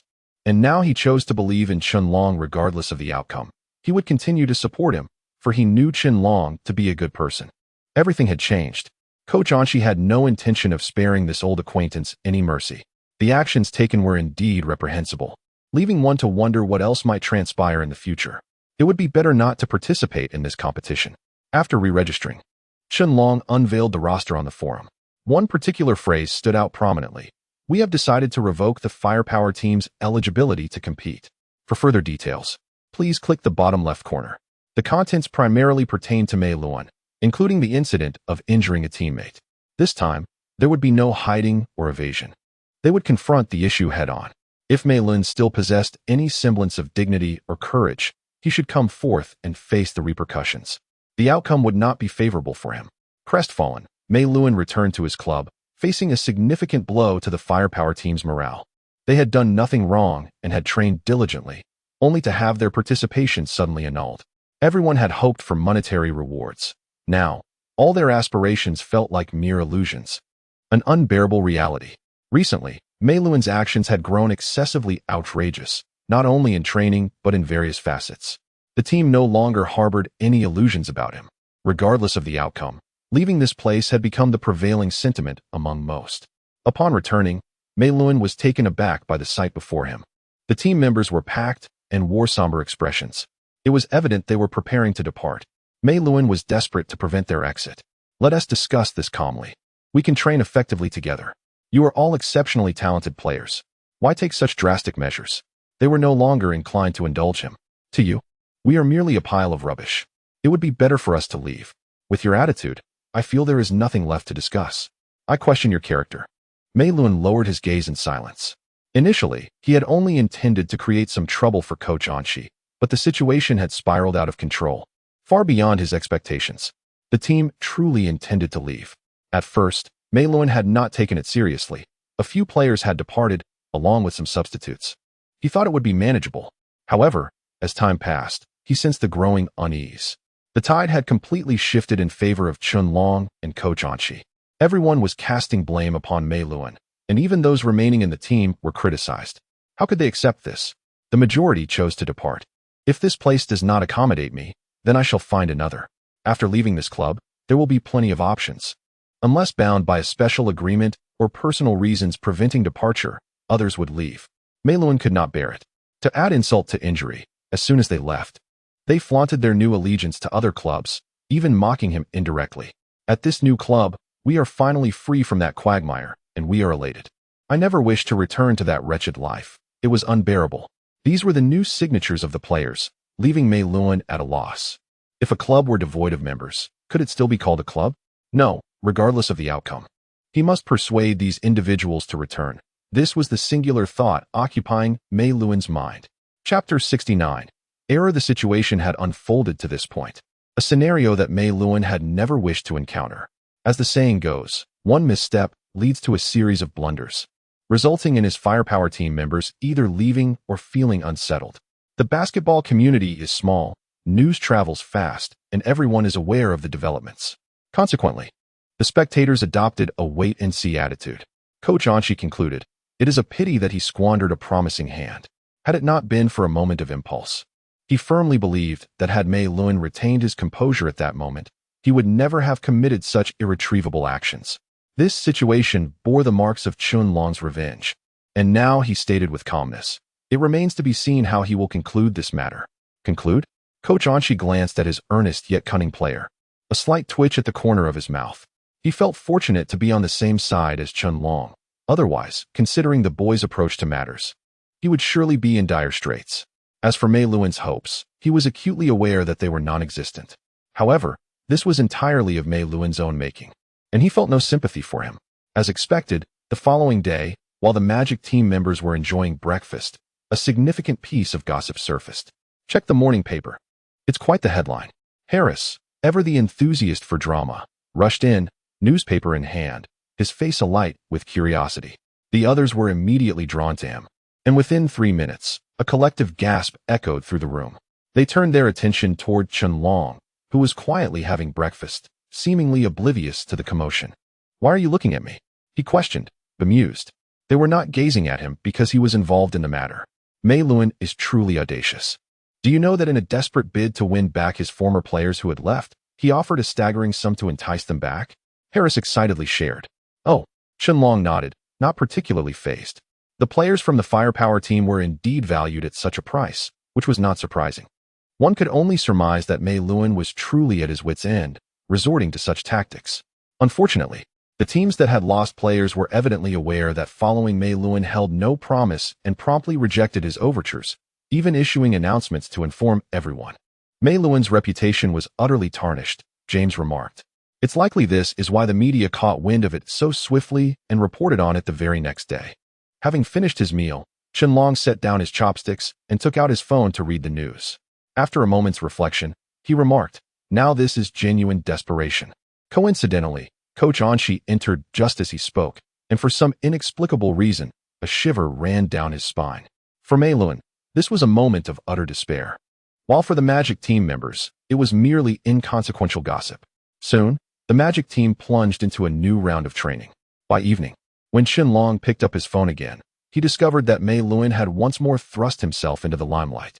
Frustrated by his inability to reclaim his departed players, he resorted to a tirade. This time, he took to the internet with a lengthy diatribe, disparaging other clubs. In his final remarks, he vehemently asserted that those players who had left would inevitably regret their decisions, realizing that no club could compare to the firepower team. This reckless outburst offended numerous reputable clubs, inciting an online backlash from both clubs and fans alike. See, Coach Anshi, fearing that this kid might meddle further, rushed over to keep an eye on him. "Don't get involved. Let them argue. Just focus on playing ball," he advised. Chun Long nodded, but Coach Anshi had already noticed his fingers swiftly confirming something. Taken aback, he asked, "What have you done?" "Oh, I reported him," Chun Long replied nonchalantly. As if it were a completely ordinary action, Coach Anshi leaned in, astonished. "Goodness, you actually reported him." Chun Long had indeed reported Mei Luan for defaming basketball clubs, creating a negative impact within the basketball community, demanding that the Basketball Association provide the public with an explanation. His actions garnered some support from bystanders. This was truly pushing someone to the brink. Coach Anshi stared at him, dumbfounded. Chun Long justified his actions. "Coach Anshi, I was merely reacting in anger. You see, our Magic team has not had any of his players join us, yet he still insulted us. It was only natural that I reported him in a moment of rage." Coach Anshi wore a look of disbelief. Was this merely anger? All he saw was Chun Long's face emblazoned with the desire to stir up trouble. Not only was Chun Long stirring the pot, but he was also succeeding. The president of the Basketball Association, after careful consideration, issued an announcement without any prior warning to Mei Luan, effectively stripping him of his coaching credentials and declaring that he would never be recognized as a basketball coach again. This incident quickly went viral. A once promising basketball coach had entirely ruined his own career. "I must call you brother. You will forever be my brother." This is simply astonishing. Upon discovering that the anonymous reporter was Chun Long, Harris knelt in admiration, giving him a thumbs up and claiming kinship. At this moment, Mei Luan was truly finished. They felt no sympathy, only an uncontrollable sense of schadenfreude. The basketball community would be fortunate to be rid of coaches like Mei Luan, who resorted to unscrupulous means. James sincerely pondered, I assure you, in this lifetime, I will never provoke Qianlong. Coach Anqi cast a look of admiration at him, as if to say, who would have thought there was another person as clear-headed as me? Meanwhile, Mei Luan was too preoccupied to consider who had lodged the anonymous complaint. He was in a state of frantic disarray. The Basketball Association was poised to destroy his career and future. He could not simply acquiesce. He immediately issued an apology. Regrettably, the comments section was filled with people who refused to accept his apologies, vociferously declaring that the Basketball Association had acted aptly, and a coach devoid of professional ethics like him should never be rehired.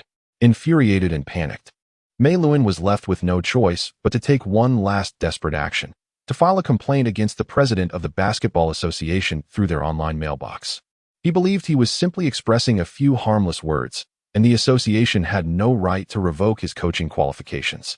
However, the Basketball Association outright dismissed his reasoning, leaving Mei Luan seething with frustration, nearly smashing his computer. He was thoroughly alarmed. It was over. Everything was over. Chapter 70. The path to earning money. The president of the Basketball Association's rejection letter once again thrust Mei Luan into the spotlight. The internet erupted in laughter, with everyone mocking him. Oh, poor Mei Luan. This only serves to illustrate his lack of popularity. Otherwise, he would not consistently face such misfortune. Indeed, this marked the first instance of the Basketball Association swiftly and decisively revoking someone's coaching credentials. In a certain light, one might even say that Mei Luan is quite a character. The online community is notoriously lacking in self-restraint. Once an individual becomes the target of collective scorn, they swiftly become a victim of cyberbullying. Unsurprisingly, both bystanders and former fans-turned-critics inundated Mei Luan's account with insults. Already tormented, Mei Luan suffered another devastating blow. Yet, in the midst of this turmoil, an unexpected article emerged. It was penned by an individual claiming to be a fan of Mei Luan. This person objectively recounted Mei Luan's illustrious tenure leading the Firepower team, and, while acknowledging a slight decline in recent performance and questionable decisions, urged netizens not to relentlessly attack him for his mistakes. Ultimately, he expressed hope that Mei Luan would recognize his errors and make amends, assuring that he would continue to support him if he could return to his former self. The response to this statement polarized opinions online. However, for Mei Luan, it was like a lifeline amidst despair. He resolved to repent, specifically reaching out to this user to express his gratitude via a private message. This incident caused quite a stir online, and Qianlong was naturally aware of it. He did not deny his role in instigating the situation, but he was not one to revel in another's misfortune. After reporting the issue, he refrained from further involvement. Coach Anqi remained focused on his responsibilities, for the competition was of utmost importance.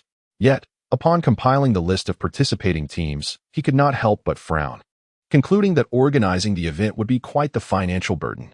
It was not that he was miserly. As the organizer, certain expenses were inevitable: equipment, venue rental, and personnel costs all required funding. Although Qianlong bore the brunt of these costs, he remained reluctant to part with his money.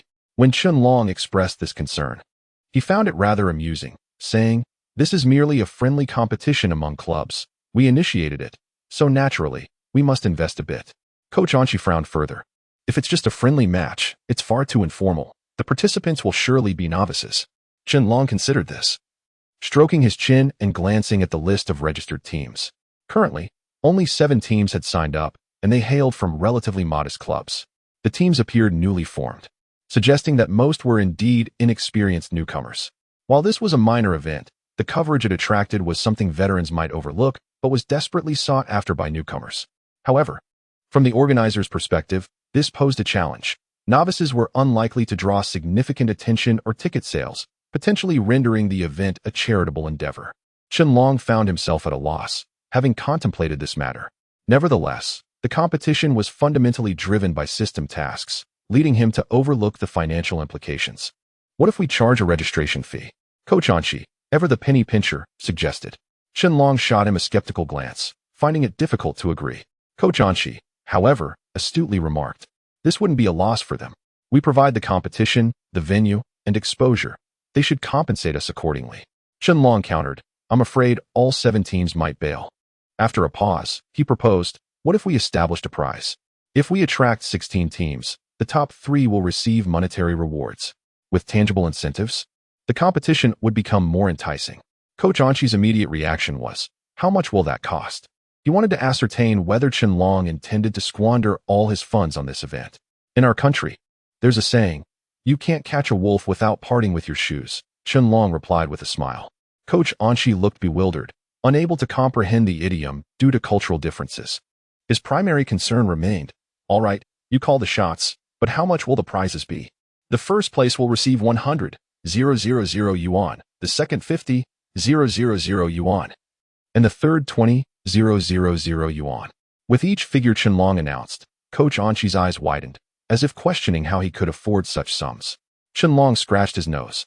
While he currently lacked the funds, he anticipated receiving a reward of 1 million yuan upon successfully hosting the event and completing the system and Oppo's challenge. "Rest assured, I will cover these costs myself, and besides, this competition is akin to them coming to challenge us. Perhaps we will even secure first place," Qianlong asserted. "In that case, the 100,000 yuan will become our team and Oppo's funding." Upon hearing this, Coach Anshi and Oppo's expression visibly softened. Seizing the opportunity, Qianlong earnestly analyzed. "In such a minor competition, the participants will undoubtedly be novice teams, so we need not worry.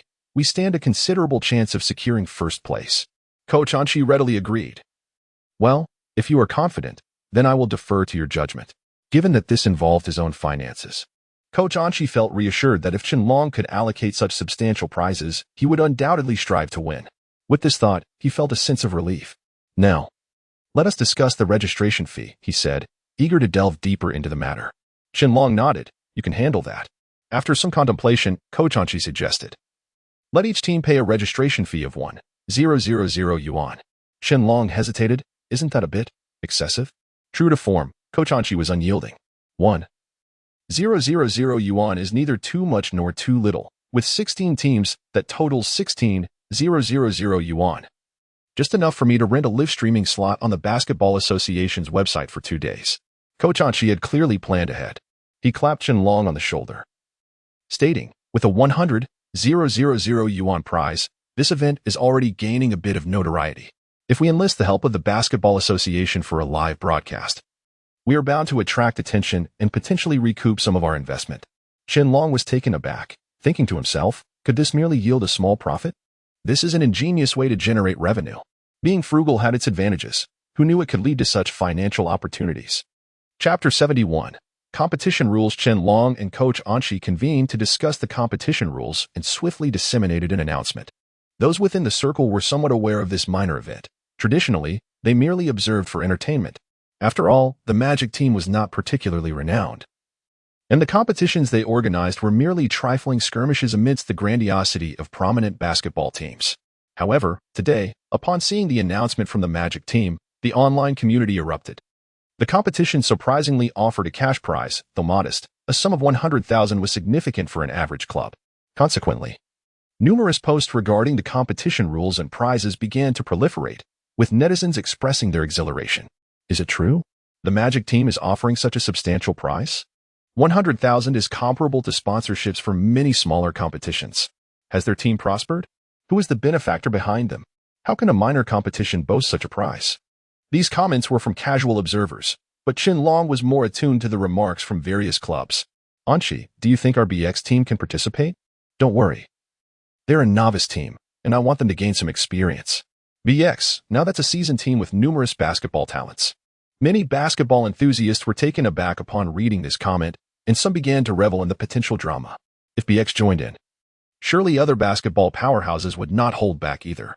Yet Qianlong couldn't help but smile. 100,000 truly was an enticing lure. If even BX was considering participating, who else could they be concerned about? Coach Anshi, upon reading this mention, felt a twitch of anxiety.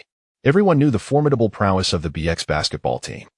He was fully aware that the Magic team couldn't possibly compete at that level. This was a recipe for disaster. No, we can't let them join, Anshi thought firmly, deciding to reject their participation. Even as a novice team, they had several promising players, and they simply could not compete.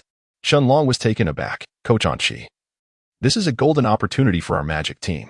However, Anchi remained resolute. This is a financial matter. If you want opportunities, arrange private scrimmages with BX later. And you should focus on training instead of meddling in this affair. Had Coach Anchi forgotten who had proposed this idea? Qianlong felt a twinge of frustration. As expected, Anchi indeed turned down BX's request. Following the BX coach's inquiry, he responded, "Why would you come here? We seek purely novice teams. Everyone knows that BX is constantly scouting for talents. Any new team is merely a collection of young players. We would prefer you not to disrupt our plans." BX was left speechless. Meanwhile, other netizens chimed in, some claiming that Coach Anchi was unable to handle competition, while others, well acquainted with BX, deemed Anchi's refusal a reasonable decision. The online discourse buzzed with excitement, and clubs that had signed up for the competition were informed of the entry fee of 1,000. Some accepted this gladly, while a few withdrew entirely. The withdrawing teams were completely novice squads, believing their chances of securing a top 3 finish to be non-existent, thus wisely opting out of the contest. Anchi felt a pang of regret, but soon other clubs approached. After assessing their capabilities and eliminating those with excessive strength, he finally allowed them to register.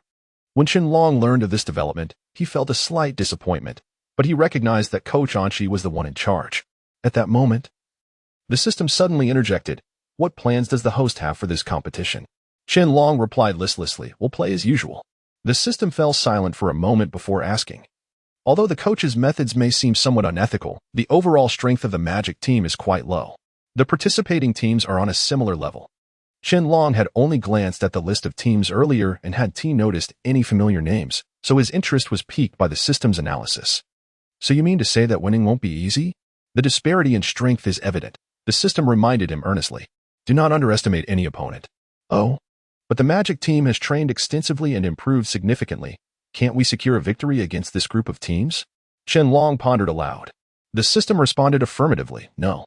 While your strength has increased, the overall capability of the Magic team remains average, so your inclusion does not guarantee a win."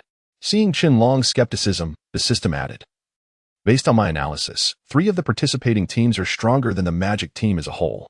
Qianlong was taken aback. He was well aware of the Magic team's level. Although not particularly strong, they had triumphed over the Firepower team. He was surprised to learn that among these seemingly insignificant clubs, 3 could surpass them in strength. This realization excited him. He relished challenges. Only against stronger opponents would he find motivation for self-improvement. "It seems this competition will indeed be intriguing," he declared. Upon hearing this, the system promptly responded, "Since it's intriguing, let us add a task. The latest mission has been issued.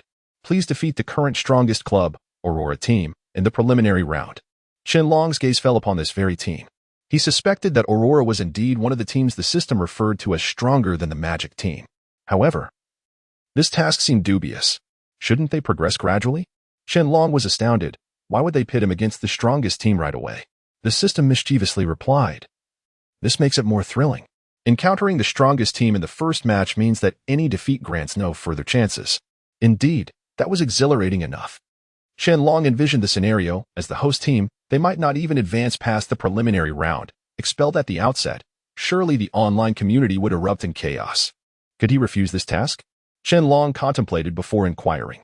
Despite his commendable strength, the overall capability of the Magic team was daunting, and he hesitated to gamble. The system seemed to anticipate his reaction and promptly replied, "No, you cannot." Chapter 72. The most powerful club. The task release is a matter for the system. It has already been issued, and whether to undertake it is Qianlong's decision. In the world of martial arts, one often finds oneself at the mercy of circumstances. Wishing to refuse is futile, and Qianlong can only nod in acquiescence. With a sigh, he begins to contemplate. The most powerful club has reached its current standing not merely by facade. The pressure is immense. Recently, the results have been promising. Yet to claim a certainty of victory would be a bold assertion. After considerable effort, a new strategy has emerged, encompassing Qianlong's recent discoveries and a meticulous summary of details. Adhering to this plan, he is confident it will elevate everyone's performance. And he believes there shouldn't be significant issues. After all, Qianlong is well aware of the team's capabilities. This is a coveted opportunity. And surely Coach Anchi would have no objections. With this in mind, Qianlong knocks on Coach Anchi's door. "Come in," Coach Anchi replies. Upon entering, Qianlong sees Coach Anchi engrossed in analyzing their opponents, his desk a chaotic array of documents. Without a careful glance, one might overlook the disarray. Qianlong furrows his brow slightly. "Coach Anchi, what is this?" He feigns ignorance but seeks clarification. Oh, this is the opponent's dossier. I was planning to review it and then share it with you. Are you interested? If so, come over and take a look at what I've outlined on the wall, Coach Anchi responds calmly. At this moment, Coach Anchi remains oblivious to any underlying tension. But Qianlong's expression becomes somewhat uncomfortable. Coach Anchi, yes, I believe what you said is correct, but he trails off mid-sentence. Only then does Coach Anchi realize that Qianlong's visit, following their initial greeting, must hold significance. Lately, Qianlong has been occupied with training.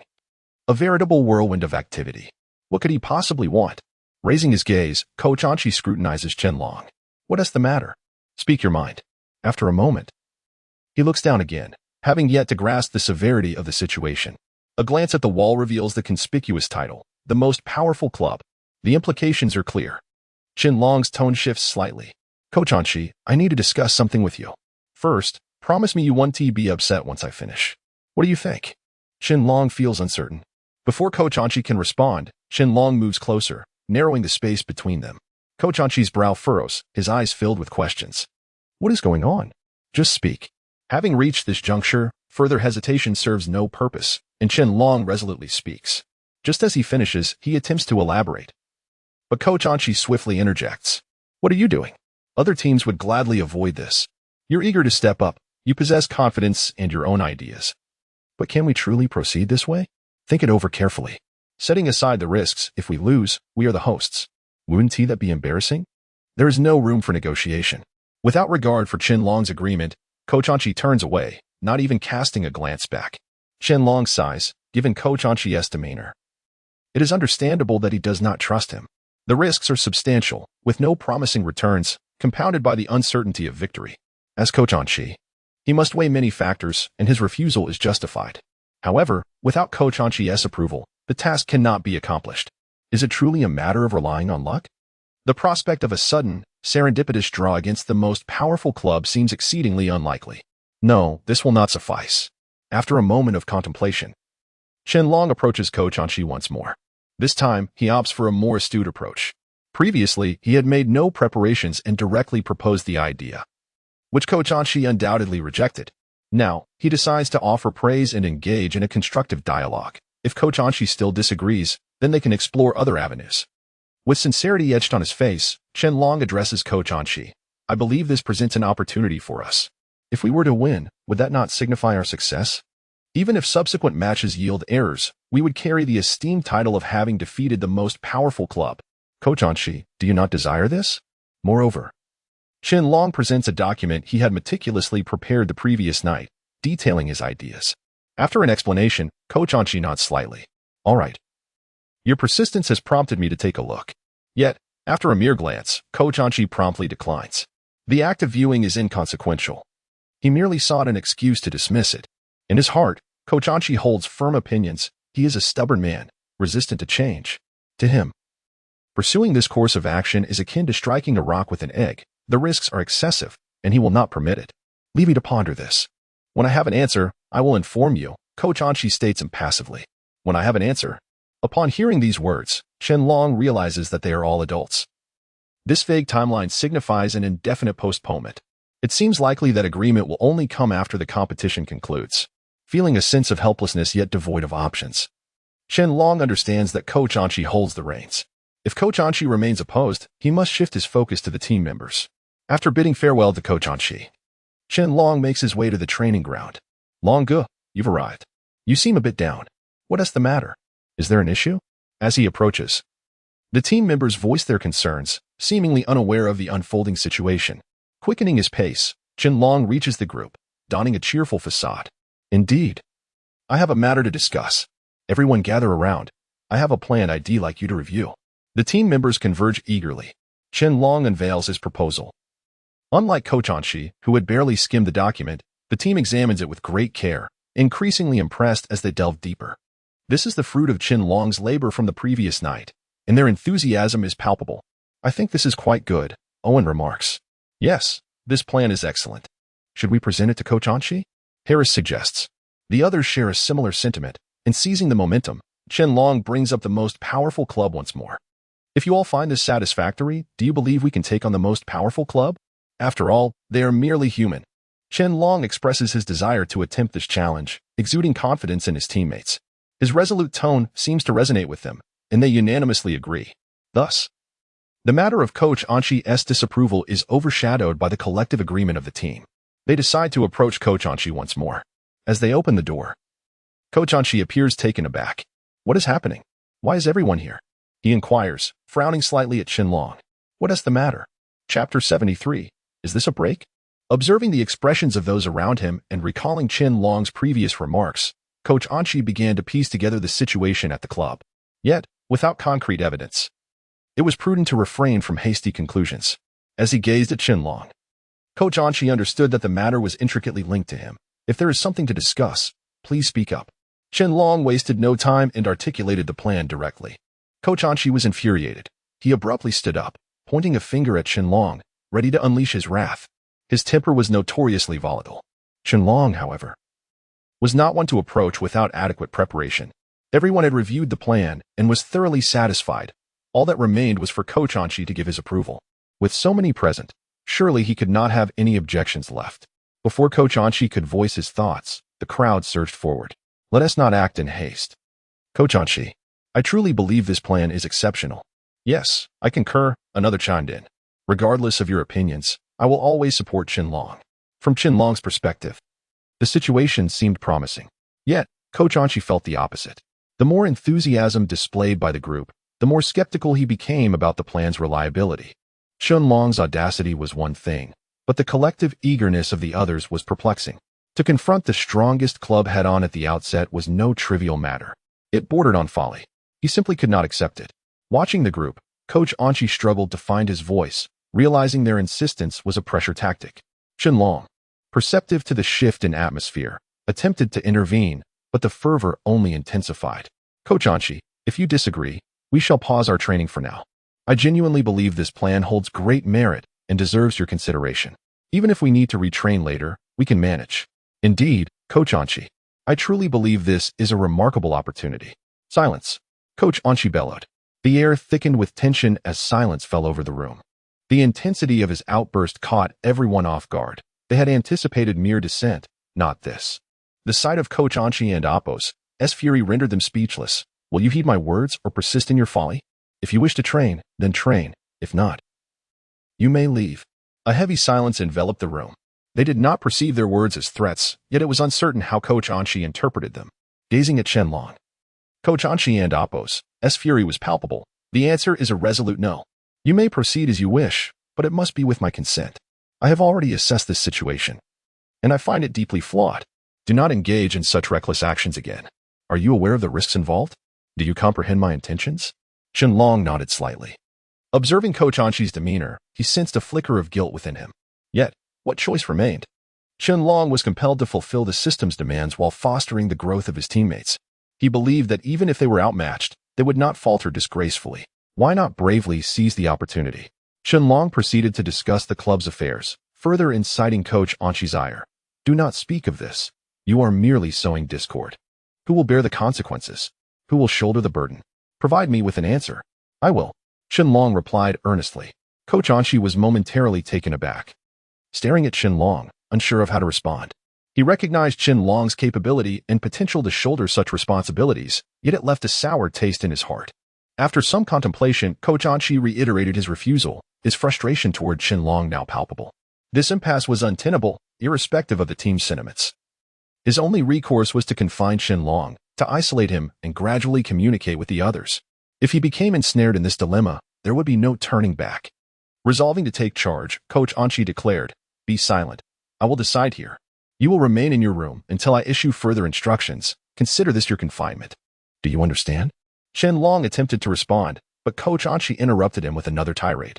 Following this, he began reprimanding the team. Chen Long, unwilling to burden his teammates with his troubles, nodded in acquiescence and quietly retreated to the confinement room. At this point, a modicum of calm was restored. The team longed to advocate for Chen Long, but given Coach Anchi's current state, their attempts would likely backfire. Observing Coach Anchi, they ultimately opted for silence. According to the original plan, Coach Anchi should have led the team in training at this juncture.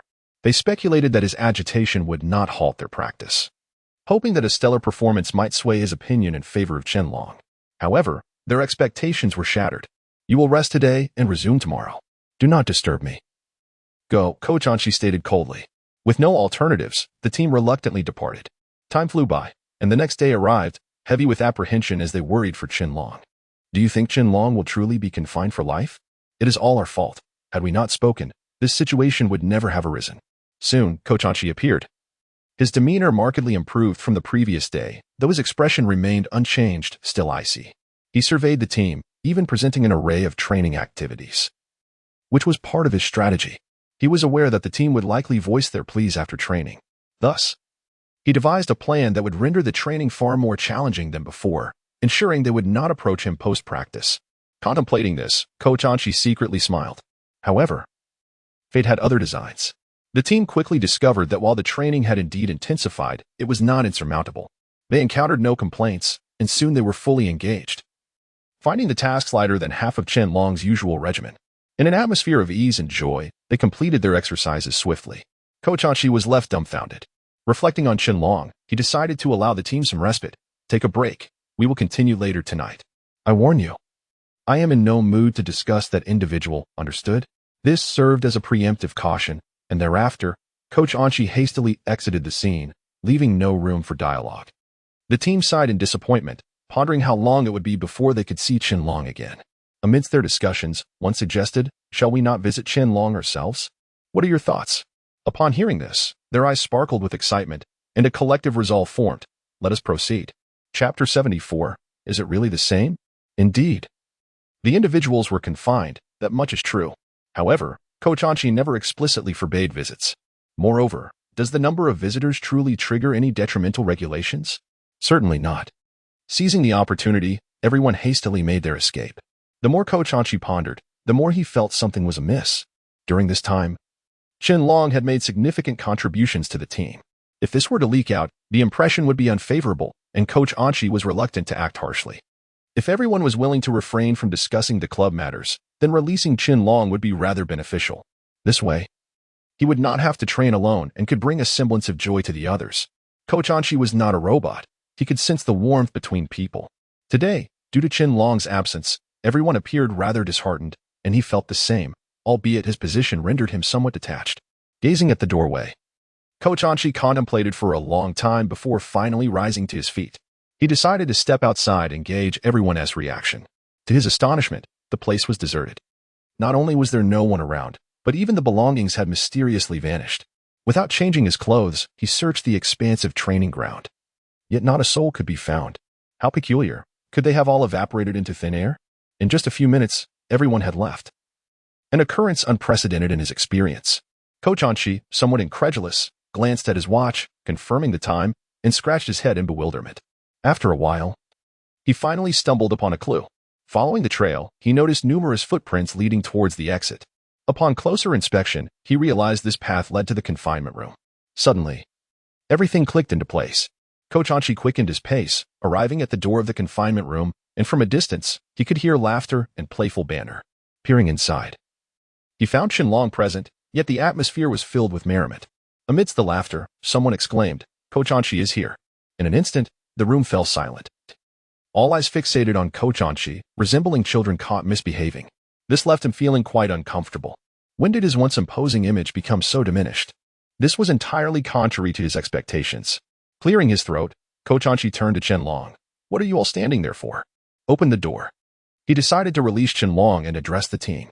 He intended to have a candid discussion, believing that as long as the club's matters were not mentioned, everything would be fine, letting bygones be bygones. However, Qianlong's first remark was about the club. "Have you come to a conclusion? If you have, we should begin preparations immediately. I will gather everyone, and we will prepare to face the strongest club." This was Coach Anshi's singular opportunity, and he had to seize it.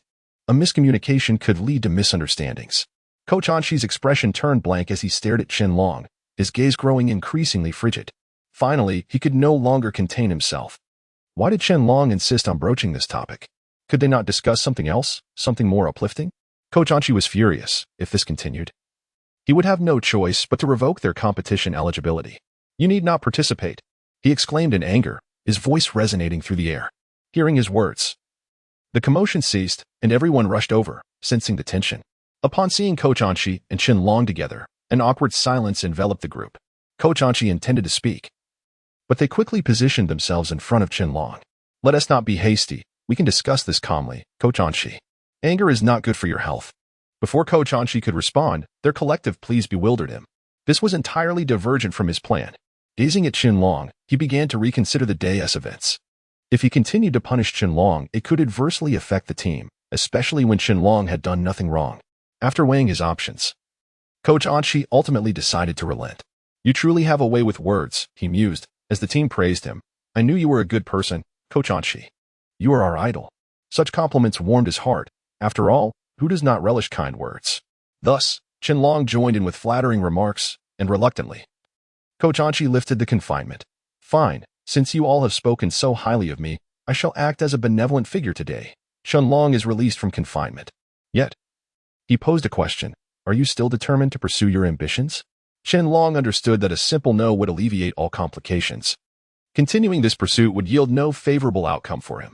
However, being a stubborn individual, he could not yield so easily. Coach Anshi, I still wish to challenge the strongest club. I believe in my teammates. They possess the capability. Coach Anshi raised his hand, intending to point at Chen Long. But halfway through, he lowered it in silence. Perhaps it was best to acquiesce to their desires. However, he had a stipulation. All right. But I have one condition. You must teach them the top 10 moves within 3 days. If you refuse, then the matter is settled. Chen Long hesitated. This was no small feat, not just for him but for the others as well. If they could not master these techniques, it would be quite embarrassing. After much contemplation, Chen Long ultimately agreed. There was no turning back now. They had come this far. But there is a system in place, he thought, placing all his hopes upon it. When he inquired, Chen Long felt deceived. He had expected assistance, but while the system could answer other questions, it fell silent on this one. Left with no choice, he resolved to proceed with the original plan, taking it step by step to observe the team's progress. Chen Long divided the group into two, Team A and Team B. Initiating the first training exercise. It was straightforward. They were to mimic opponents and kick the ball away. Many would resort to such tactics, while fouls were indeed fouls. They could serve to waste time.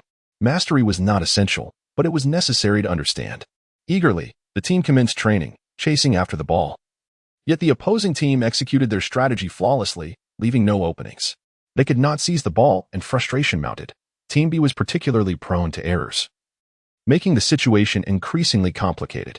Unable to bear the sight, Chen Long decided to demonstrate. Allow me, take a break for a moment. With that, he performed the task effortlessly, leaving the teammates in awe.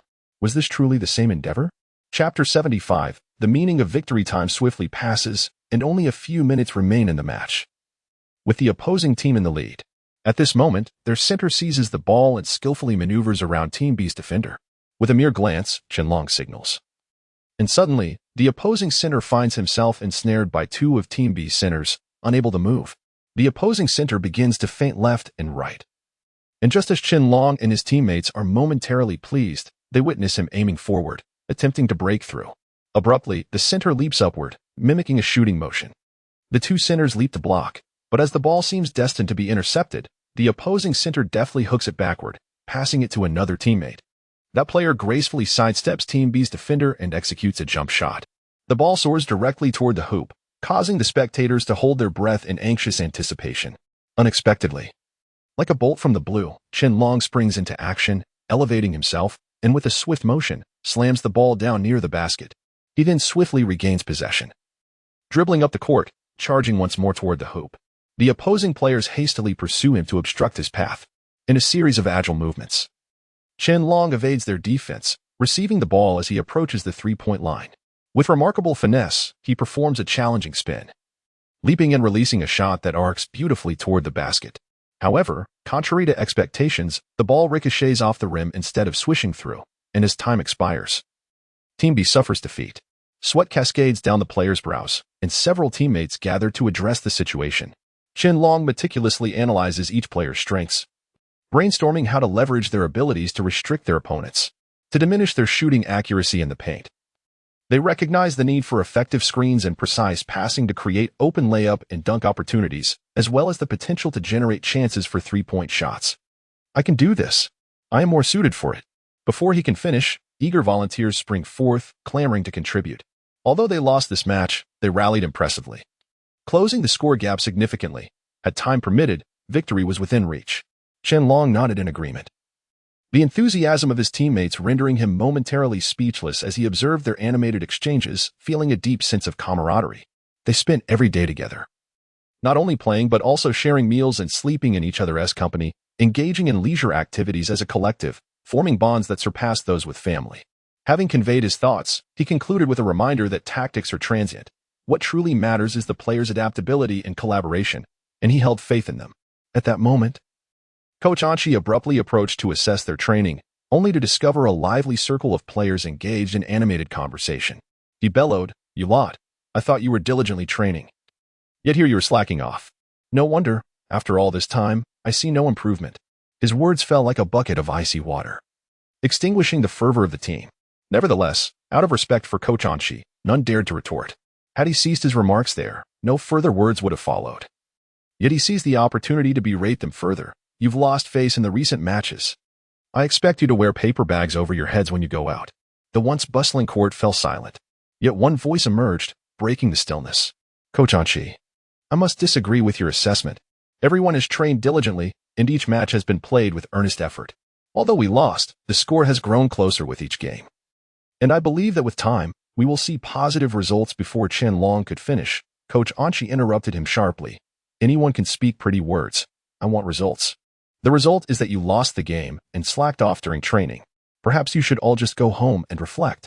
Having encountered stubborn individuals before, Qianlong had never seen someone so obstinate. Anger flushed his face as Coach Anqi's reprimand pierced through. Sensing Qianlong's defiance, Coach Anqi took a step forward, his mind set on teaching Qianlong a lesson for his audacity and speaking back in front of the team. Discipline was essential for effective leadership. Faced with the coach's aggressive stance, Qianlong did not waver in the slightest. He stood tall, meeting the coach's stern gaze with unwavering determination. Coach Anqi scoffed dismissively, his gaze sweeping over the players, who could no longer contain their dissent. "Coach, Qianlong is deeply committed to ensuring the team performs well," one voice asserted, taking the initiative. "Indeed, Coach, he hasn't missed a single practice or match, meticulously recording our performance and analyzing each player's strengths and weaknesses while continually adjusting our formation," another chimed in. "Have you all turned against me? Are you speaking in his defense? Perhaps you'd rather return to your dorms and reflect instead," Coach Anqi retorted, his concerns materializing as the players showed signs of rebellion, each emboldened by Qianlong's example, which only fueled his animosity toward Qianlong. "Coach, can't you see? There has been remarkable progress in our recent training sessions, and the players' skills are becoming increasingly refined, with their morale steadily rising." No one was willing to accept Coach Anqi's reprimand quietly. Indeed, while Qianlong possesses superior skills, he is incredibly patient, working with each of us to improve our game. "You cannot speak of him in such a manner." Chapter 76. The decisive battle. As dissenting voices grew louder, Anqi found himself increasingly agitated, unable to absorb a single word. "Enough, everyone. Enough with the rebellion," Coach Anqi said, his anger morphing into a sardonic smile as he glared at the group. "You all rave about Qianlong's prowess, yet I have yet to witness it. Everything hinges on skill. Let him first prove himself against me. If he truly possesses the talents you claim, I shall consider permitting you to continue your practice." Upon hearing this, Qianlong understood that he could no longer evade the inevitable. With determination, he gripped the basketball firmly and declared, "What are we waiting for? Let's south hit the court." In truth, basketball is a sport fraught with the risk of injury. Just moments ago, while leading his teammates, Qianlong had inadvertently twisted his ankle, intending to rest after the game to allow for recovery. However, Coach Anqi's relentless demeanor pushed him to suppress his discomfort and step onto the court regardless. To persuade the coach, it seemed that only the summon system could assist him. Just as this thought crossed his mind, the system activated, flooding his consciousness with insights. It became apparent that to triumph over Coach Anqi, he needed to enhance his anticipation and reaction abilities, lest he fail to perceive the ball's position during the coach's feints. He purchased an energy bar to amplify these skills, enabling him to swiftly predict the coach's maneuvers and react promptly to his sudden changes in play. As the sky darkened, heavy clouds gathered and the wind began to howl. Qianlong realized that time was of the essence. For the sake of his teammates' practice, he could hesitate no longer. He dashed to the center of the court. At the sound of the whistle, Qianlong surged forward, employing his speed to execute a feint before launching a quick shot, successfully scoring a two-pointer. Coach Anqi, despite conceding the first point, remained unperturbed, knowing he would not easily allow Qianlong further scoring opportunities. He had underestimated this young player, having never observed anything particularly special in his performance before. The first point had been a result of his own complacency. Meanwhile, the surrounding teammates erupted in cheers, oblivious to the darkening expression on Coach Anqi's face. Then, with a masterful display of skill, Coach Anqi scored, reveling in his brief triumph. It seemed that Qianlong was not as formidable as he had anticipated. Qianlong, however, remained silent and observant, allowing the coach a few points to lull him into a false sense of security before making his own strategic gains. As the game progressed, Coach Anqi soon realized that Qianlong seemed to anticipate his every move, as if he were an extension of his own thoughts. Whenever the coach attempted to execute a feint, Qianlong was already there, effortlessly intercepting him. The scoreboard steadily tilted in Qianlong's favor, as he appeared to be operating at an enhanced level, achieving victory after victory. With the score widening, Coach Anqi's stamina began to falter. At their age, it was impossible to compete with the youthful vigor of Qianlong. He could only hope to prevail through superior technique. Yet today, Qianlong seemed to possess an uncanny insight, unraveling the coach's tactics. In a final feint, Qianlong narrowly snatched the ball from the coach, who felt his composure begin to unravel. In a moment of frustration, Coach Anqi elbowed Qianlong, who stumbled and fell to the ground in pain. Compounded by his injured ankle, Coach Anqi, though not intending to harm, felt a sense of vindication seeing Qianlong fall. The spectators could hardly grasp the rapid escalation of their duel. Had they seen it more clearly, their disappointment in Coach Anqi would have deepened. The referee, remaining impartial, awarded Qianlong a 3-point opportunity, igniting excitement among the onlookers. Should Qianlong succeed, Coach Anqi would find it exceedingly difficult to recover the score, especially with time running out. Struggling to rise, Qianlong muttered, "I never imagined a coach would resort to such tactics." Coach Anqi, unwilling to admit his foul, stammered, "This court is chaotic. If you cannot protect yourself, do not blame others. I never thought you were such a master at feigning incompetence. I once believed you to be lacking in skill." Taken aback by the coach's lack of remorse, Qianlong shook his head and picked up the basketball, slowly making his way to the 3-point line. If he failed to make the shot, there would be no point in continuing. His ankle was already too injured to endure further exertion. The arena fell silent as he took a deep breath, exhaled slowly, and launched a flawless arc. The ball sailed smoothly into the hoop. The crowd erupted in thunderous applause, tears of joy streaming down the faces of his teammates. Qianlong had triumphed over the once arrogant Coach Anqi, an achievement that had previously seemed unimaginable. The young coach, a once celebrated figure on the court, had captivated many with his striking features and athletic physique, drawing large crowds to his matches. Yet, the more games he played, the more injuries he sustained, the most severe of which had forced him off the court, ultimately leading to his current role as a coach. Despite his enduring fame, the glory of his past was but a fleeting memory. This little-known chapter of his history had imbued Coach Anqi with a certain bitterness, as if only through this demeanor could he compensate for the injustices he had once faced. Realizing the tide had turned irrevocably, Coach Anqi acknowledged his impending defeat as Qianlong approached him, addressing the earlier accusation. "Coach, you claim I feign incompetence. If I were truly lacking in ability, how could I have found myself on this team? Surely, I would have been recruited by a stronger squad long ago." Enraged, Coach Anqi bellowed with all his might. Get lost. Chapter 77. Acting when Coach Anqi bellowed at Qianlong in front of everyone, his face flushed with anger, and he slammed the basketball onto the ground, causing it to bounce high into the air. Startled by this outburst, Coach Anqi instinctively took a few steps back, but unwilling to lose face in front of his students, he forced himself to shout at Qianlong, "What are you doing? Are you rebelling? Do you intend to assault me? Don and Oppos, slander me. I refuse to take the blame. If you want me to leave, I shall. Just know that you will be begging me to return," Qianlong retorted with a dismissive flourish before turning to leave. The other students contemplated intervening, but the fierce glare from Coach Anqi rendered them motionless, forced to watch their leader depart helplessly. Anyone who dares to follow Qianlong will face expulsion from the basketball team. Just look at him, a veritable embodiment of mischief, Coach Anqi admonished, his hands on his hips, pointing at each player in turn. His voice was loud enough for Qianlong, not far off, to hear. It was clear to Qianlong that these words were deliberately aimed at him. With a scoff, he wore a scornful smile. Upon returning to his dormitory, he took a cold shower to rid himself of sweat, changed into clean clothes, and lay on his bed scrolling through his phone. Suddenly, a mechanical voice echoed in his mind. "Is there a new task from the system?" Qianlong sat upright, He was too familiar with this sound and always looked forward to its arrival. Each time the system assigned him a task, it brought unexpected delights. Could you please refrain from being so impatient? Allow me to finish speaking. The system's voice carried a hint of petulance, chastising Qianlong for interrupting. Go ahead. Qianlong rolled his eyes, secretly muttering, how dramatic. The new task is to visit the Wanfufu Club to negotiate a job change. No, I cannot change jobs. You are being utterly unreliable, system. Who advises someone to switch jobs? Before the system could finish its explanation, Qianlong interrupted. Although Coach Anqi might have some issues, he valued the team members he had chosen and was reluctant to invest time in acclimating to new ones. Hey, this is the second time you've interrupted me today. The system huffed, reprimanding Qianlong. Fine. You speak. Qianlong reclined back on his bed, disinterested in this task, and resolved to reject whatever the system would say next. It and oppose, as merely acting. You are not genuinely expected to switch jobs, and not even acting, Qianlong replied without a second thought, whistling disdainfully to demonstrate his resolve.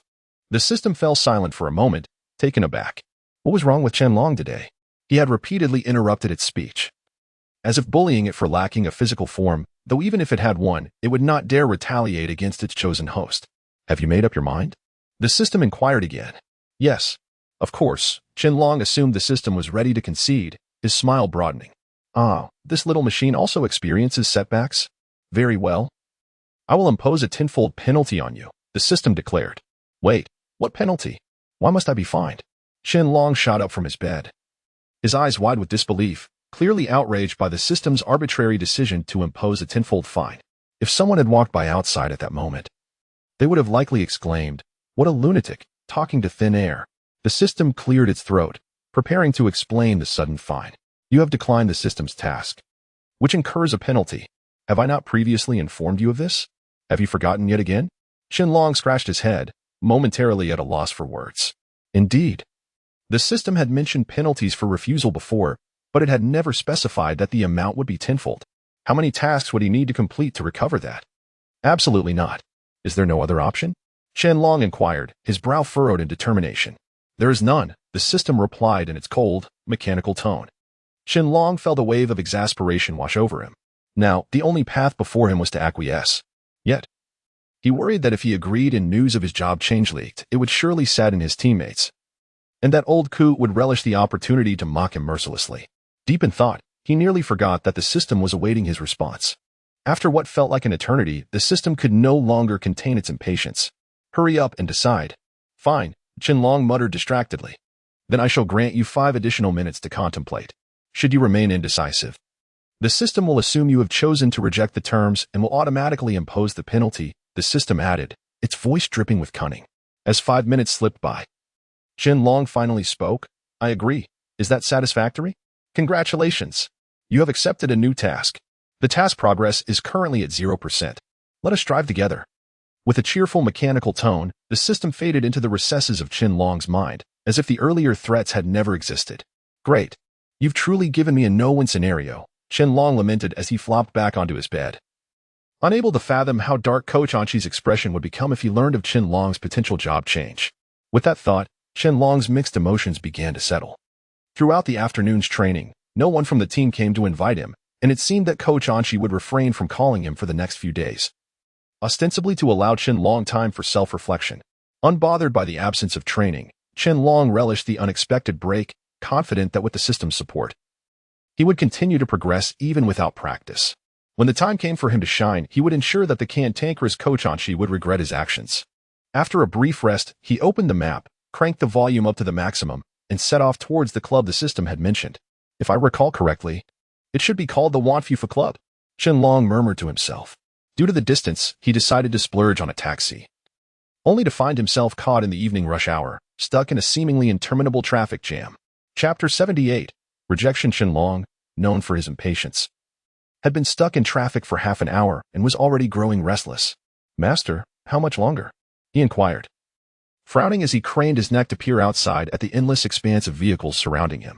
You see, traffic jams do not adhere to a specific schedule. During rush hour, it's not uncommon to be stuck for 5 or 6 hours, the driver replied with a chuckle, showing no sign of remorse for the inconvenience caused to Qianlong. 5 or 6 hours? Qianlong exclaimed in disbelief. By then, the dormitory will be locked up. let alone the Wanfu Club. What on earth am I supposed to do? The thought struck him with a chill. Not only would his objective remain unfulfilled, but he would also be left without shelter. If the dormitory supervisor happened to conduct a room check and penalize him for an unexcused absence, it would truly be a stroke of ill fortune. Shuddering at the prospect, Qianlong hastily paid the driver half the fare, flinging open the door and sprinting away. I can't wait. I have urgent matters to attend to. As he ran, he reassured himself that it was perfectly reasonable for a student to pay only half for a ride when leaving abruptly. Ignoring the driver's shouts of anger behind him, he dashed a considerable distance before finally arriving at the entrance of the Wanfu Club. He bought a bottle of water and gulped it down, regaining his composure before stepping inside. Hello, welcome to Wanfu Club. Would you like assistance in finding someone? The receptionist greeted him warmly, eager to assist. If Qianlong were to obtain a membership card at that moment, it would be most fortuitous. However, Qianlong had no time to waste on pleasantries. Where's your coach? He asked directly. The receptionist assumed he was looking for a personal trainer and led him without further inquiry. Hello, coach. Someone is here to see you, she announced, her eyes sparkling with admiration as she leaned against the desk. Qianlong assessed the woman briefly and could only muster a silent compliment. She was stunning. All right, you handle your business. I'll take over, the coach chuckled.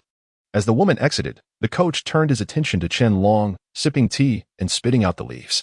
What brings you here, young man? If he were seeking a personal trainer, he should have filled out the form at the front desk.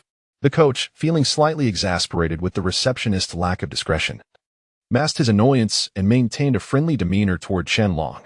I am from the basketball team. I've heard that your club's basketball team is formidable, and I wish to join, Qianlong declared earnestly, almost convincing himself in the process. If basketball were not his passion, perhaps he might have considered a career in the performing arts. The coach, however, was not easily swayed. Having heard of Qianlong's reputation, he felt a twinge of foreboding at the prospect of him joining the team. You are indeed a rare talent, a dark horse in the realm of basketball. However, our club is merely a hobby. I fear we cannot accommodate someone of your stature. You might want to seek another club. Qianlong felt a twinge of embarrassment, but disbelief overshadowed it. Despite accepting a task from the system to act here, he could not comprehend how someone with his qualifications could be turned away.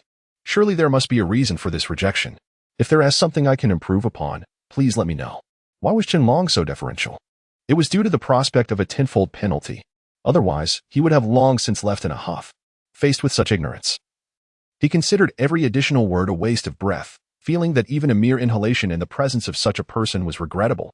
Yet, driven by the desire to avoid an exorbitant fine and to keep his finances intact, Qianlong chose to endure the situation. Our basketball team is not currently in need of new members. I hope you find this explanation satisfactory, the coach said with a smirk, though his expression betrayed disdain. A proverb sprang to Qianlong's mind, old and crafty. He scoffed, unwilling to engage further in mindless chatter. Did the coach truly believe him to be a fool? Returning to the dormitory in a taxi, Qianlong lay on his bed, feeling defeated. Some team members who had finished training returned, bringing him water and snacks, seemingly attempting to comfort him after his reprimand from Coach Anshi. Yet, as men, none knew how to articulate their sentiments. One by one, they approached him, patting his shoulder in silent solidarity. However, when the last one came forward, Qianlong kicked him in the rear with irritation, snapping, "Are you all done? What is this? A pity party? Don't you know? Coach Anshi received a call saying you were considering transferring, and he has been furious, searching everywhere for you. He was waiting outside the dormitory until you vanished. He has probably gone to eat now." Yes, he was quite irate. We were all too frightened to speak. Trust me. He'll show up at our dormitory within half an hour, his roommates chimed in, one after another. Qianlong, however, was engulfed in rage. With a heavy fist, he slammed it onto the table, causing the teacups to rattle and spill a few drops. Little did he anticipate that the coach from Wanfu Club would be so cunning, not only rejecting him but also reporting the incident to his own coach. How despicable. Is Qianlong back? Coach Anshi's voice boomed from outside. Snapping back to reality, Qianlong noticed his roommates huddled in silence, avoiding eye contact. He called out to the door, "I'm here, come in."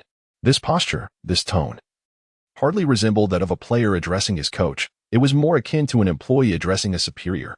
The door swung open, and Coach Anshi, his face darkened with displeasure, strode toward Qianlong. He slammed his palm onto the table where Qianlong had just struck, sending the teacup toppling over and spilling water everywhere. Let us keep the conversation civil. Do not take out your frustrations on the water. It is everyone's responsibility to conserve water resources. Your behavior is nothing short of disgraceful, Chen Long retorted calmly, instantly lowering the temperature of the room to freezing. His roommates, sensing the tension, hastily vacated the battleground. Coach Anqi seized Chen Long's phone, instructing him to reflect on his actions in solitude. As he departed, he added, "You will not participate in the upcoming matches. Only when you acknowledge your mistakes and present me with a formal apology will you regain your eligibility to play." On what grounds? Chen Long stood abruptly, fury coursing through him. "Because I am your coach." Chapter 79. Refutation. Chen Long, consumed by anger, pounded his fist against the wall. Yet he found himself utterly powerless against Coach Anqi. The respect for his mentors was ingrained in Chen Long's very being, despite any grievances he held. He could not act against Anqi, nor would he dare to retaliate. Soon, the news broke that Chen Long was unable to compete due to illness, leaving countless fans disheartened. It was through his roommate's phone that Chen Long first learned of this dismal news. In the dead of night, Irving arrived at Chen Long's dormitory, rousing him from slumber. Startled by the sight of a face nearly pressed against his own, Chen Long nearly delivered a punch. Who wouldn't be frightened in such an unexpected scenario? "What is it? Disturbing me at this hour? Are you responsible for giving me a heart attack?" he grumbled. Rising from bed, as his roommate slept soundly, he led Irving downstairs. "Speak up. What brings you here at such an ungodly hour? You certainly don't seem too anxious," Irving remarked with exasperation, having hastened over to inform Chen Long of Coach Anqi's decision. "It's merely one less game for you. For me, it's hardly a concern. Consider it a break." Chen Long maintained his nonchalant demeanor, giving Irving the impression of a sovereign unconcerned by the machinations of his court. "Coach Anqi mentioned you're quite ill and may miss several upcoming games. It appears he is determined to confront you head-on. I mean, you did put him in a difficult position. How could he lead the team if he doesn't target you?" Irving sighed, sympathetic to Chen Long's plight. "What does it matter? If he cannot see my brilliance, why should I hide my talents because of him?" Chen Long refrained from mentioning that his act of feigning a transfer was merely a ruse, for even if he did, Irving might not comprehend. The two men lapsed into silence, a testament to the unspoken understanding that often characterizes male companionship. Words were unnecessary as long as the sentiment was shared. Suddenly, Chen Long seized Irving's arm, startling him. "What is the matter? Why the sudden outburst?" Irving retorted, now exasperated. "Help me post an anonymous article on the forum," Chen Long instructed. "Say no more. I will assist you," Irving replied, ever the supportive friend.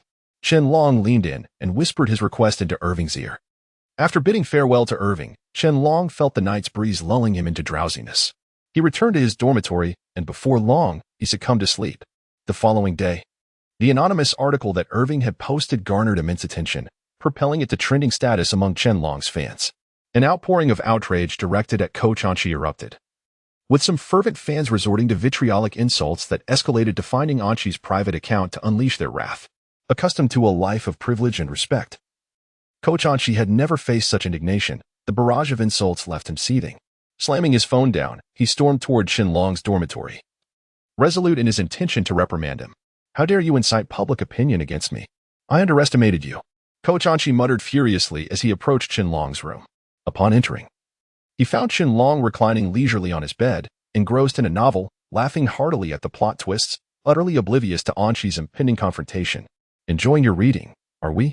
Coach Anqi's cold voice sliced through the air. Startled, Chen Long jumped from his bed, clutching his chest in shock. "What brings you here?" he asked, feigning innocence. "Chen Long, explain yourself. What is the meaning of this article online? What do those fans have to do with you?" Coach Anqi fumed, pointing an accusatory finger at Chen Long.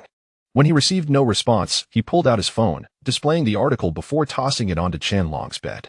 Gazing at the screen, Chen Long felt a surge of joy, but he masked it with an expression of innocence as he returned the phone to Anqi. "What does this have to do with me? I don't possess any electronic devices." He shrugged nonchalantly. "Electronic devices?" Anqi was puzzled. "Indeed. You took my phone away. And I have no computer or tablet to post anything. I've been in my dormitory for days. How could I possibly be responsible for this?" "Perhaps you should consider your accusations more carefully before storming in here," Chen Long replied, a smirk barely contained. "How can we trace the author?"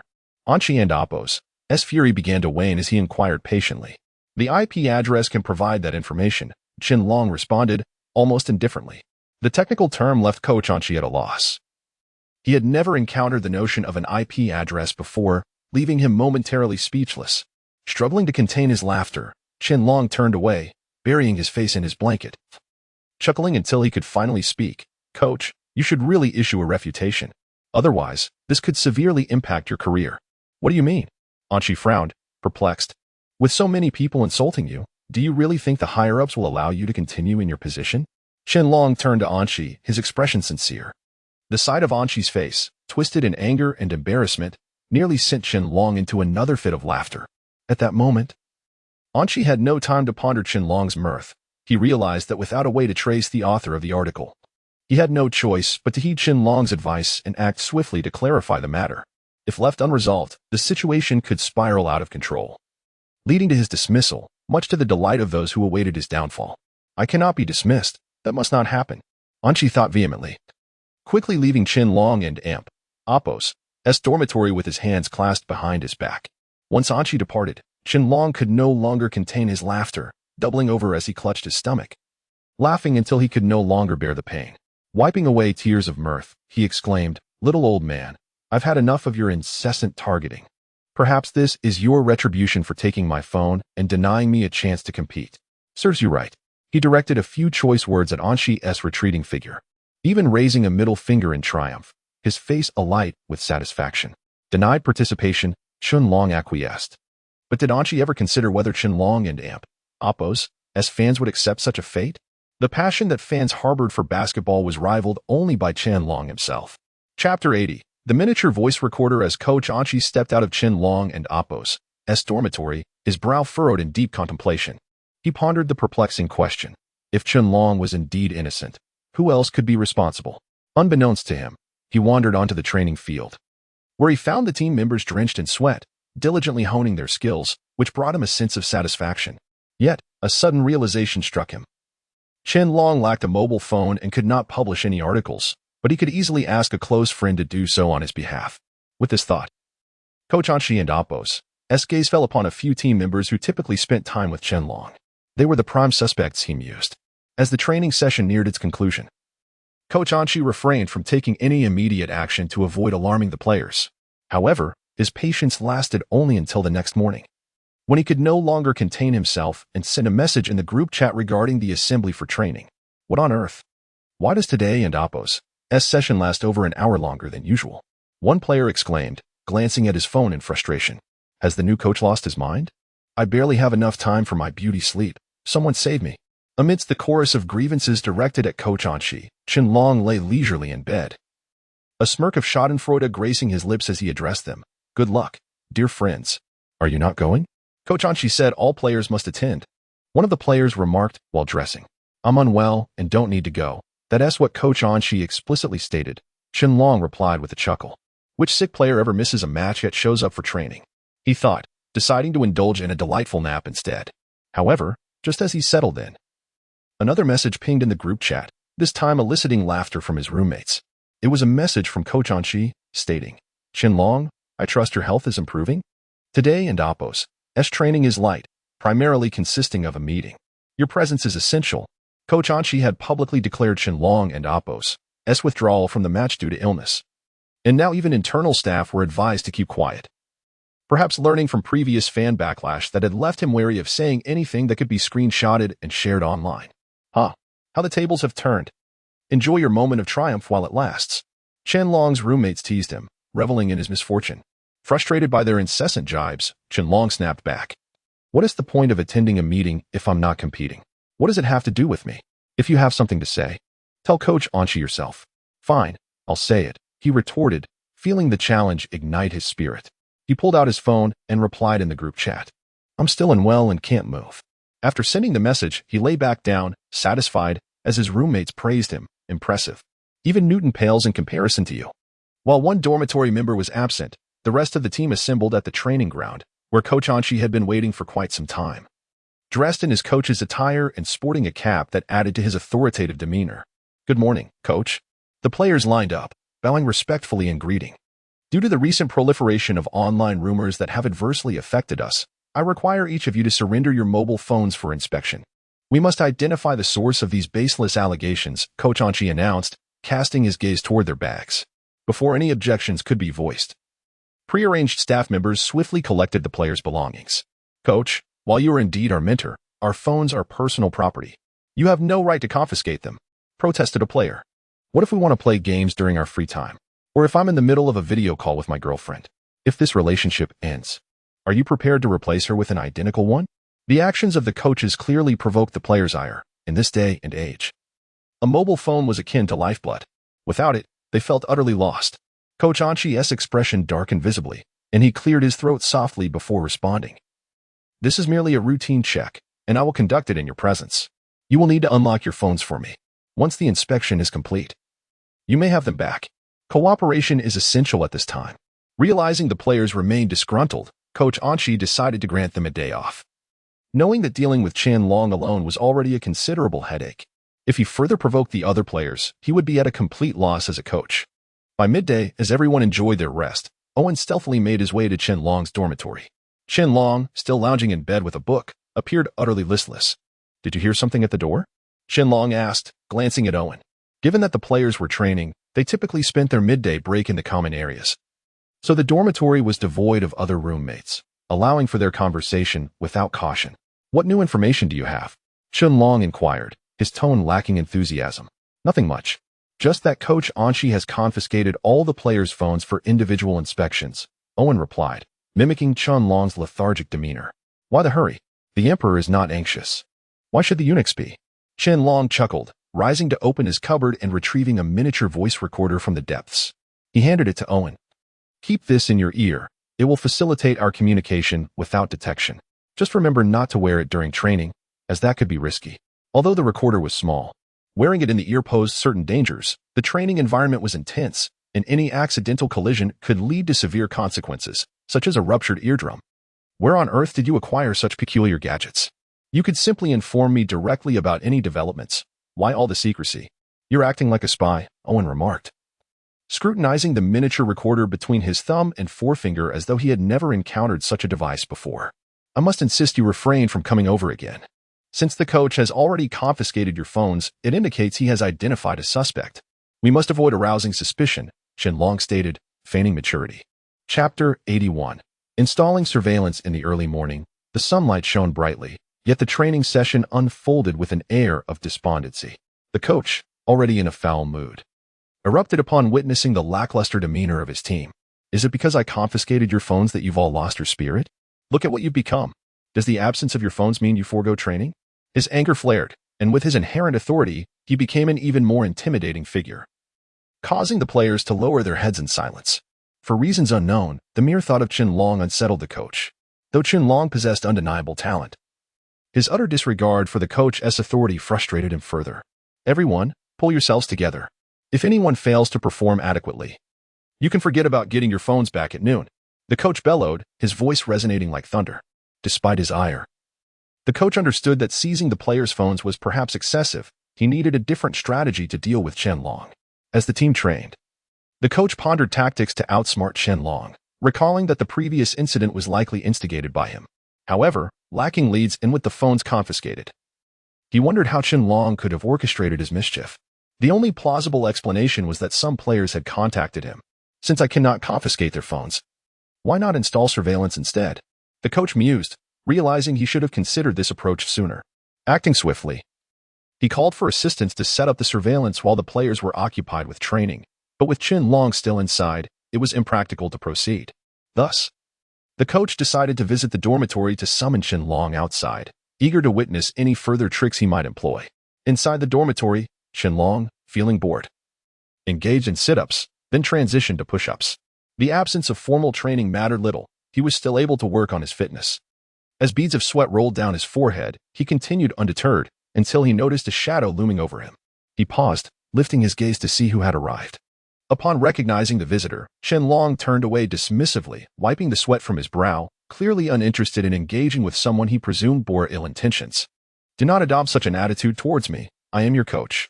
Everything I do is for your benefit, the coach proclaimed, exuding a self-righteous demeanor.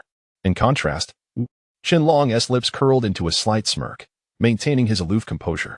He had long perceived the coach's character and found his actions revolting. What do you mean? I come to offer guidance, and you show no appreciation? Do you realize that your self-important demeanor is what I loathe most? The coach unleashed his disdain for Chen Long, his eyes reflecting his contempt. but his true aim was to lure Qianlong outside as the surveillance team was nearing. Guide me? Self-important? I do not regard you as superior. Rather, I genuinely look down upon you. How can you claim the title of coach when you cannot even best your players? Qianlong finally turned to face the coach, their gazes locking. At that moment, Qianlong held the upper hand, his gaze fierce and unyielding, overshadowing the coach. Yet, the coach was undeterred. This was precisely the response he sought. With gritted teeth, he declared, in front of the team, I will yield to you to avoid accusations of bullying. But now, it is just the two of us. Do you dare to challenge me? Qianlong hesitated momentarily. Why would the coach suddenly seek a duel? It felt like a ruse. However, he recognized that his current state warranted a lesson. And his previous victory had relied on the system's assistance. This time, the outcome was uncertain. What? Are you afraid? This is unlike you. Perhaps I misjudged you. You are merely a coward. Very well, remain here and do not leave. Improve through your push-ups. The coach employed yet another tactic to provoke him. Confident that Qianlong would accept the challenge. As anticipated, Qianlong responded, Fine, but if I win, I want my training reinstated. His resolve was firm. Regardless of any underlying schemes, he felt unafraid, trusting in his system to secure victory. Humph, you were utterly misguided. With that, the coach turned to exit. And Qianlong followed closely behind. A duel? That was not the coach's intention. He merely sought to draw Qianlong out, leading him away. Though not towards the training court. Coach, this is not the path to the court. Qianlong sensed something amiss and halted, inquiring. The coach also paused, responding nonchalantly. The players are currently training. We will proceed once they finish. With those words, Qianlong felt powerless to resist, as he could not discern the coach's true motives and was left to await developments. Soon, as noon approached, the coach smiled at Qianlong, stating, The players must be wrapping up their training and assembling. I need to dismiss them. You can return, and we will schedule our duel for another time. Realizing the surveillance was likely installed, the coach's mood lightened slightly. This would allow him to observe Qianlong's every move and determine if any players had sought him out. Qianlong, though puzzled, refrained from questioning the coach's intentions, suspecting that he harbored ulterior motives. He resolved to inquire with Owen later about any peculiar behavior from the coach. Meanwhile, Owen and his teammates, drenched in sweat from training, awaited the coach's arrival to dismiss them. Upon spotting the coach, they quickly dispersed. Owen finished his meal in haste, bringing a portion back for Qianlong. As he approached the dormitory, his keen eyes caught sight of the camera. Frowning, he entered, realizing it was clearly the coach's doing. This was troubling. After delivering the meal to Qianlong without speaking, he remained cautious, aware that even though his teammates were slow to catch up, he could not afford to be reckless with the surveillance in place. On the other side, the coach monitored the footage from his phone. Noting Owen was the first to enter. What was his haste? He even brought food, suggesting a close rapport with Qianlong. However, he observed that Owen did not speak to Qianlong at all. Instead, he conversed with the returning teammates, revealing no suspicious activity. The coach dismissed the notion of Owen aiding Qianlong, confident that the surveillance would capture any wrongdoing. He temporarily switched off the monitor, planning to revisit it later. In the dormitory, Qianlong sensed the underlying scheme but played along, refraining from seeking out Owen.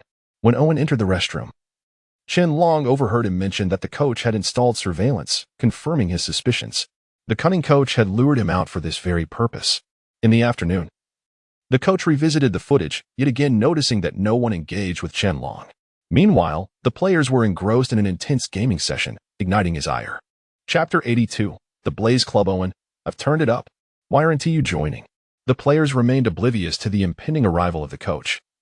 Engrossed in their game, however, Qianlong chose not to participate. The coach had instructed them not to engage with him, and they dared not defy that order. Don't worry, my ultimate skill is still on cooldown. Owen had little inclination to play, primarily due to the coaxing of his teammates. His mind was preoccupied with concern for Qianlong, and he felt it was crucial to devise a way for him to apologize. Remaining stagnant like this was untenable. One of the players attempted to speak again, but abruptly fell silent as the coach's silhouette appeared at the doorway. Oh, why has the chatter ceased? Weren't you also animated just moments ago? I returned your phones for the purpose of contacting family or for urgent matters, not for gaming. The coach reprimanded as usual. This group of players was nothing but troublesome, especially Qianlong, who was casually resting with his legs crossed. However, since he was holding a phone and was playing, he had no grounds for punishment. Since you all appear so idle, engrossed in games, you might as well head outside for training. Training is far more entertaining than gaming. With that, the coach turned and left. The players, heads hung low, dared not voice their complaints, fearing that the coach might still be lurking by the door, ready to issue further penalties. The game remained unfinished, and all were forced to log off. Thankfully, it was merely a training session, and their phones were not confiscated. They were puzzled about how the coach knew they were playing games. Was it merely a coincidental surprise inspection? Unbeknownst to the players, the dormitory was equipped with surveillance, a fact only Owen and Qianlong were privy to. Owen refrained from disclosing this information to avoid revealing his own involvement. After a while, as the sounds of training echoed from outside, Qianlong disabled the audio feature of the surveillance system. He could still hear Owen's voice, ensuring they would not be caught should their training come to a halt. In haste, Qianlong activated the system. Please check if any nearby club coaches have had disagreements with the magic coach. This magic club had become intolerable for him. The coach was intentionally targeting him. If this continued, how much time would be wasted? Others were making progress, while he remained stagnant. Even a full day of push-ups and sit-ups would yield little benefit. It was time to depart from this place and seek a club that would acknowledge his worth. The system responded. Several coaches from other clubs have had unpleasant encounters with the Magic Club's coach. Would you like to contact them? Currently, he had no phone to make such connections. Yet, being the astute individual Owen was, he should have left his phone for him. Approaching Owen's bunk, he discovered the phone nestled beneath the pillow, devoid of a password. Qianlong was grateful for Owen's kindness. It was a significant help. Being confined by the coach felt akin to imprisonment, particularly without access to his phone. Once the system retrieved the contact for the Blaze Club coach, he dialed without hesitation. Surveillance was secondary. He was on the verge of escaping this place, and fear was no longer an option. Qianlong contemplated the multitude of clubs whose coaches had previously clashed with his own. This was promising. He randomly selected a club's contact number and called, but no one answered. After trying another, he encountered a busy signal. With a sigh, he persisted, and finally, someone picked up. May I ask who this is? The recipient was puzzled, having received a call from an unfamiliar number, but was soon met with Qianlong's introduction. He explained his situation and intentions, but the other party hesitated. I understand your predicament, and while your coach's actions are indeed inappropriate, although I have had my own disagreements with him, I cannot risk undermining my club by poaching players. I hope you understand. Upon hearing this lengthy response, Qianlong sighed again. He hadn't anticipated that finding a club would be so challenging. System, can you recommend one? Every call I make either goes unanswered or results in rejection. Please provide a useful number. The system, offering no assistance, felt more of a hindrance than a help. He simply yearned to leave this place. Significant conflicts have been detected between the Blaze Club coach and the Magic Club coach. Oh, significant conflicts? That presents an opportunity. He hoped the system would prove more reliable than it had with previous coaches. Hello? Is this the Blaze Club coach? I would like to discuss something with you. The call connected, and Qianlong spoke politely. At the Blaze Club, when she was preparing for a midday rest, contemplating whether to answer the phone upon seeing it ring. After some deliberation, he ultimately decided to pick up. Qianlong reintroduced himself and explained his circumstances sincerely, though he overlooked one crucial detail, how he had acquired Wenxi's contact information. Upon learning that the caller was Qianlong from the Magic Club, Wenxi was taken aback. Hearing about the coach's punitive measures left him astonished. It was appalling that a coach would so blatantly target a player. I've gathered your situation, but why should I trust you? What if this is all fabricated? How did you even obtain my contact information? And why would you think reaching out to me would be beneficial? Wenxi's barrage of questions reflected his skepticism. He had his own grievances with the Magic Club coach, and he was open to considering players wanting to transfer to his club. Realizing there might be hope, Qianlong stood, excitement surging through him. Though he hadn't prepared a justification, explaining it wouldn't be overly difficult. Wenxi of the Blaze Club, I have long admired you. When choosing a club, I was torn between the Magic and the Blaze. I had acquired your contact information, and I regret not reaching out sooner. Qianlong's heartfelt performance rang true, devoid of any hint of fabrication. At this moment, the Blaze Club represented his last lifeline, and he fervently hoped Wenxi would assist him. Listening to Qianlong's words, Wenxi felt a stir of emotion. However, he remained resolute. While the Magic Club was formidable, the Blaze was undeniably superior. Then why didn't you choose the Blaze initially? Regretting your decision now serves no purpose. You must take responsibility for your choices. Wenxi's words were laced with frustration, though he had already begun to contemplate his next move. Please, don't be upset. No one is infallible. I had no inkling that the Magic Club's coach would be so antagonistic towards his players, and I believe he lacks the qualifications to coach me. I have competed against him and found him lacking. Qianlong and Apos. S. bold assertion ignited when Shi's fervor. He nearly fumbled his phone. A coach's primary role is guidance. And while they need not surpass their players in skill, they should not be inferior either. A teammate capable of outshining their coach would undoubtedly possess exceptional talent. Chapter 83. The storm is not yet over. Qianlong realized that returning to a tranquil life was no longer an option. Rather than enduring a daily existence fraught with anxiety, he decided it would be wiser to switch clubs and refresh his outlook. Upon learning the intricacies of the situation, Wenxi promptly expressed his willingness to assist Qianlong, who left filled with gratitude, awaiting further news. Although when she had spoken up, Qianlong remained skeptical.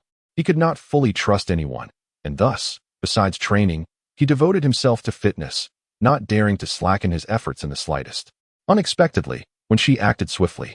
The following day, on the basketball forum, he unequivocally affirmed Qianlong and Apos' technical prowess beneath his event photographs and conveyed his desire to recruit him for the club. Initially, a single post might not have garnered much attention, but when she continued to share captivating images from Qianlong and Apos' matches, providing commentary that highlighted his exhilarating moments. The youth chasing the wind represents our hope. Such spirited young talent must be seized.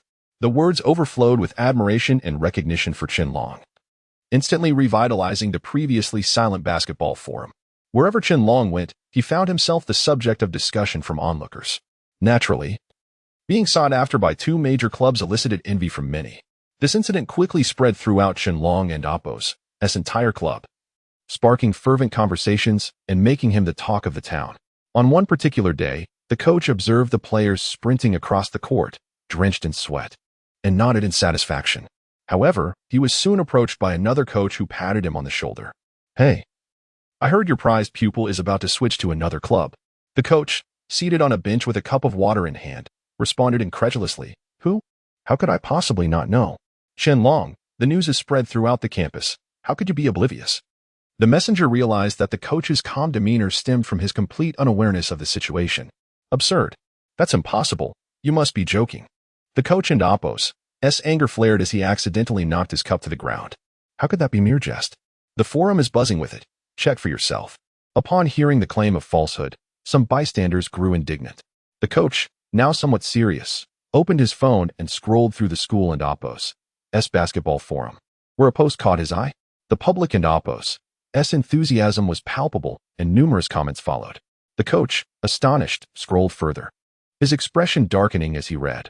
Although Qianlong possesses talent, his current performance is rather average. What makes Wenxi so keen on him? Clearly, this remark dripped with envy, but the coach chose to dismiss it, waving the speaker away, indicating that he was already aware of the matter. He picked up his spilled cup, simmering with frustration, contemplating the unwritten rules of the game. If a player had already committed to one club, it was utterly unethical for another club to pursue them. Not only was it morally questionable, but it also openly challenged the club's authority, striking at the coach's credibility. At that moment, when she approached the club from a distance, due to the online post, people began to notice him, pointing and whispering at the entrance. The coach overheard the commotion and, spotting the instigator, was determined not to let him escape easily. He had already stationed himself at the club and Apos' entrance, and as soon as when she stepped in, he swiftly pulled him aside. Curious onlookers strained to hear, catching snippets of the coach and Apos' voice. "Wenxi, do you still have the audacity to show your face here?" When she calmly brushed the coach and Apos' hand aside and replied, "What's the matter? Have I done something so shameful that I cannot face anyone? Look at what you've posted on the forum." The coach retorted, brandishing his phone with the page still open, pointing accusingly at Wenxi.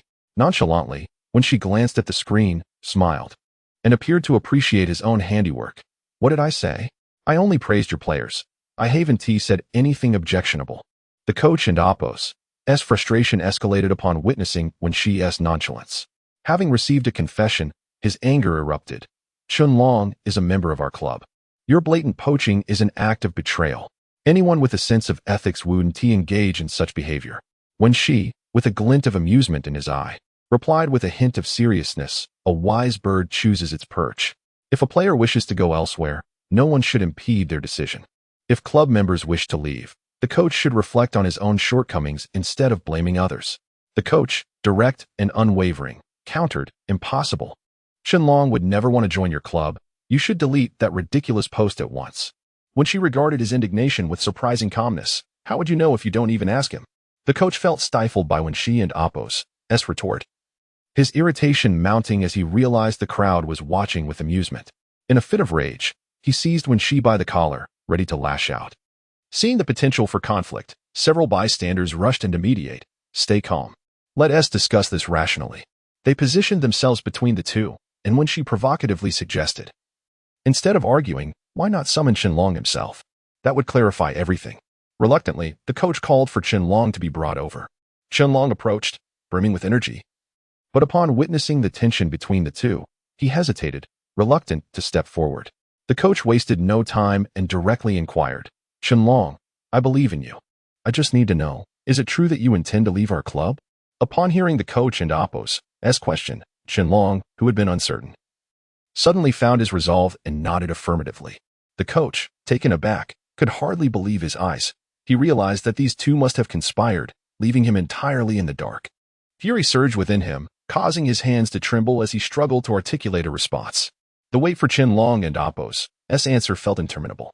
Say it again. Are you certain you want to join the blaze? Yes. Qianlong and Appo's throat felt constricted as if grasped by an unseen hand, but once those two words escaped his lips, he felt an immense weight lift from his shoulders. Chapter 84. Agreement reached. So, you have finally heard him say it, haven't you? Now, you should concede. Upon witnessing Qianlong's resolute decision, when she couldn't help but feel a surge of pride, he turned and embraced Qianlong warmly. Qianlong, I am thrilled that you have chosen to join our club, becoming one of us. Although Qianlong's wish had been fulfilled, he felt a profound discomfort within. His face could not muster a smile, and he stood there, rigid and expressionless. At that moment, the coach interjected, Wait, I haven't agreed to this yet. As long as I do not give my consent, Qianlong remains a member of our club. Wen Shi, taken aback by the coach's stubbornness, challenged him, What do you mean? The coach then urged Qianlong, Are you certain about your decision? Perhaps others do not have pure intentions. Wen Shi abruptly interrupted, What ulterior motives could I possibly have? Qianlong is an adult. He is not a child who can be easily deceived. Qianlong kept his head lowered, remaining silent throughout the exchange between the two coaches, patiently awaiting the final outcome. The coach, feeling helpless, cleared his throat and stated firmly, After all, Qianlong is a member of our club, and his future is not solely in his hands. Let's each take a step back. The coach was acutely aware of Qianlong's capabilities. Losing this player would be a significant blow, and he would gain a formidable opponent. Thus, he was determined to retain him. Perhaps it would be prudent to allow Qianlong to spend a week with the fire team. If he acclimates to that environment, he can decide his future then. Though the coach was seething with anger, he had seen many such scenarios and knew he must bide his time to devise a plan. When she understood that snatching a player away was no easy feat since the coach had softened his stance, it would be wise to agree for the time being. He knew that escalating the situation would benefit no one. All right, it is all up to you. As long as Qianlong is willing to come to my club, we can discuss the other matters later. Having achieved his goal, Wen Shi had no desire to linger and quickly bid farewell before departing. Qianlong then lifted his feet, slowly making his way back to the dormitory. Even when dinner time arrived, he lacked the appetite to eat. As he quietly organized his belongings, his teammates, having learned the news, hurried to the dormitory to find him. Now that everyone knew of his impending departure, the teammates were reluctant to let him go, each one approaching him to plead for him to stay. Qianlong, the fire team is not an easy place to be. How can you leave so easily? Indeed. Have we not treated you well? Why must you leave us? Some teammates even grasped his arms tightly, unwilling to let him go. Qianlong's lips quivered, but he refrained from revealing the truth, instead opting for a lighter response. The coach hasn't agreed to my departure. He merely suggested I stay for a week. Perhaps I will return then. You say a week, but what if you go and never come back? We would lose you as a teammate. The team voiced their concerns openly. Do not worry. Even if I change clubs, I will still be playing basketball. We will see each other often and will not lose contact. Qianlong attempted to alleviate their fears. What if one day we meet on opposing courts? What then? The teammates sighed in unison. Yes, with your skills, if you join that team, they will surely win. The worry was palpable. Most importantly, I have encountered teammates like you, who have shown me camaraderie. I will never forget you all. no matter where I go. As the moment of parting approached, Qianlong felt an overwhelming sense of reluctance. He had no choice but to change the subject to escape the somber atmosphere. Have you all had dinner yet? Shouldn't everyone be eating at this hour? Thinking of your departure, we lost our appetite and rushed over, fearing we might miss you, they all chimed in. Then, let me treat everyone to a nice meal. Eating training food every day is surely unbearable. Qianlong tossed aside his belongings and left the dormitory. With a feast in sight, everyone was thrilled. But will the coach allow it? Should we inform him? One timid teammate murmured. The coach is too preoccupied with Qianlong's departure to care about us. He must be furious, another teammate half-jokingly remarked, lowering his voice significantly when mentioning the coach. The group found a nearby restaurant and soon the dishes began to arrive, filling the air with delightful aromas. Regardless of the arduous training, they had never complained, yet the food they were served was subpar, leading to a chorus of grievances. Now, finally enjoying a proper meal, their chatter filled the space. As Qianlong observed his teammates, his heart ached with nostalgia. They had trained together, fought battles side by side, shared sweat and tears, and grown together. The bond they had forged felt like that of a family, even though he harbored many grievances toward the coach. Leaving this club filled him with trepidation. He raised his glass and offered a toast. Although I have endured hardships and challenges in this team, I have experienced great joy because of all of you. Who would have thought? The diligent Qianlong has such a sentimental side. His teammates teased. Then don't leave. Stay with us. They chanted playfully. Qianlong shook his head, downing the last of his drink. He could only swallow the words he longed to say, knowing they would understand in due time. Once he finished his drink, he cleared his throat. Even if I join another club, this place will always be my home. If you ever need anything or think of me, just call, and I will rush back in no time. His words elicited a wave of laughter. And soon everyone stood up, embracing each other tightly. Someone began to sing a spirited song, and the whole team joined in, drawing the attention of passers-by. But they remained unfazed. The gentle breeze caressed their faces, bringing a refreshing chill, while the words of his teammates echoed in Qianlong's ears. The day of farewell had finally arrived. Chapter 85. The enthusiastic teammates. The weather today is perfect for basketball. Qianlong, with his hands tucked into his pockets, makes his way toward a nearby basketball court, an unfamiliar yet thrilling prospect, as he may soon play here regularly, even from a distance. He can hear the resonant sound of basketballs striking the backboard and the fierce collisions of players, particularly the squeaking of sneakers against the ground. These sounds, rather than being bothersome, elicit a sense of enjoyment in Qianlong. This is the essence of his love for basketball. Merely hearing it fills him with a sense of purpose. Having departed from the Magic Club, this marks the beginning of a new chapter for him. The coach of the Blaze Club, unlike those at the Magic Club, seems remarkably understanding, demonstrating a level of respect and camaraderie that is refreshingly different. Hey, clear the way. You fool. As Qianlong approaches the court, he hears someone shout at him, and suddenly a basketball hurtles toward him like an arrow. However, in Qianlong's eyes, such speed is easily manageable. He can effortlessly catch it with one hand. Did no one teach you to be polite? As he speaks, a sudden surge of confidence radiates from him. With one hand gripping the basketball, he tilts his head slightly upward, his gaze piercing as he looks at the opposing players and the girls watching, who seem utterly captivated by him. Humph, so arrogant. Dare you face me? The player who had shouted earlier taunts him, but before he can continue, their team captain intervenes, appearing to be the peacemaker. However, Qianlong is not one to back down. These players are from the Blaze Club and will be his companions in the future. It is the perfect opportunity for him to assess their abilities. He charges forward with the basketball. If the players of the Blaze Club lack skill, it would indicate a flaw in their training, and he would not wish to remain in such an environment. Seeing Qianlong's aggressive advance, the captain furrows his brow. He recalls the coach mentioning a new arrival today, and it seems that misunderstanding has arisen. Nevertheless, he is intrigued by the newcomer's talent. Is this all you can do? Qianlong challenges as he single-handedly dismantles their defense and leaps for a dunk beneath the basket, leaving his teammates awestruck. The girls watching erupt in cheers. Wow. So cool. Feeling a mix of admiration and rivalry, one of the players steps forward, saying, "You were just lucky. I didn't give my all. Think about it. I held back because it was just you.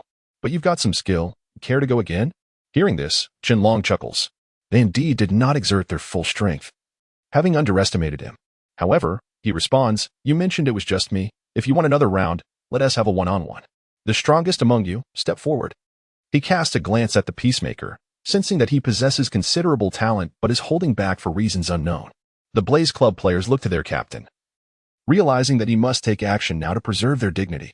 The captain steps forward, warming up, his eyes ablaze with determination as if ignited by an inner fire, stirring excitement among the watching girls.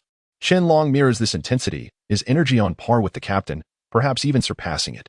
Their eyes lock, devoid of hostility. Only the thrill of competition remains, like two brothers facing off, where victory is secondary to camaraderie. This is a duel of strength, already charged with tension before it begins. The ball is in Qianlong's possession. Having previously evaded the collective defense, will he now overpower the captain alone? Begin. A teammate proclaims as the makeshift referee. As soon as the command is issued, Qianlong dashes forward like an arrow, but the captain matches his pace, intercepting him and snatching the ball away. However, the ball is quickly reclaimed by Qianlong, and a series of feints ensue, yet the captain steadfastly blocks his advances. Indeed, the captain is formidable.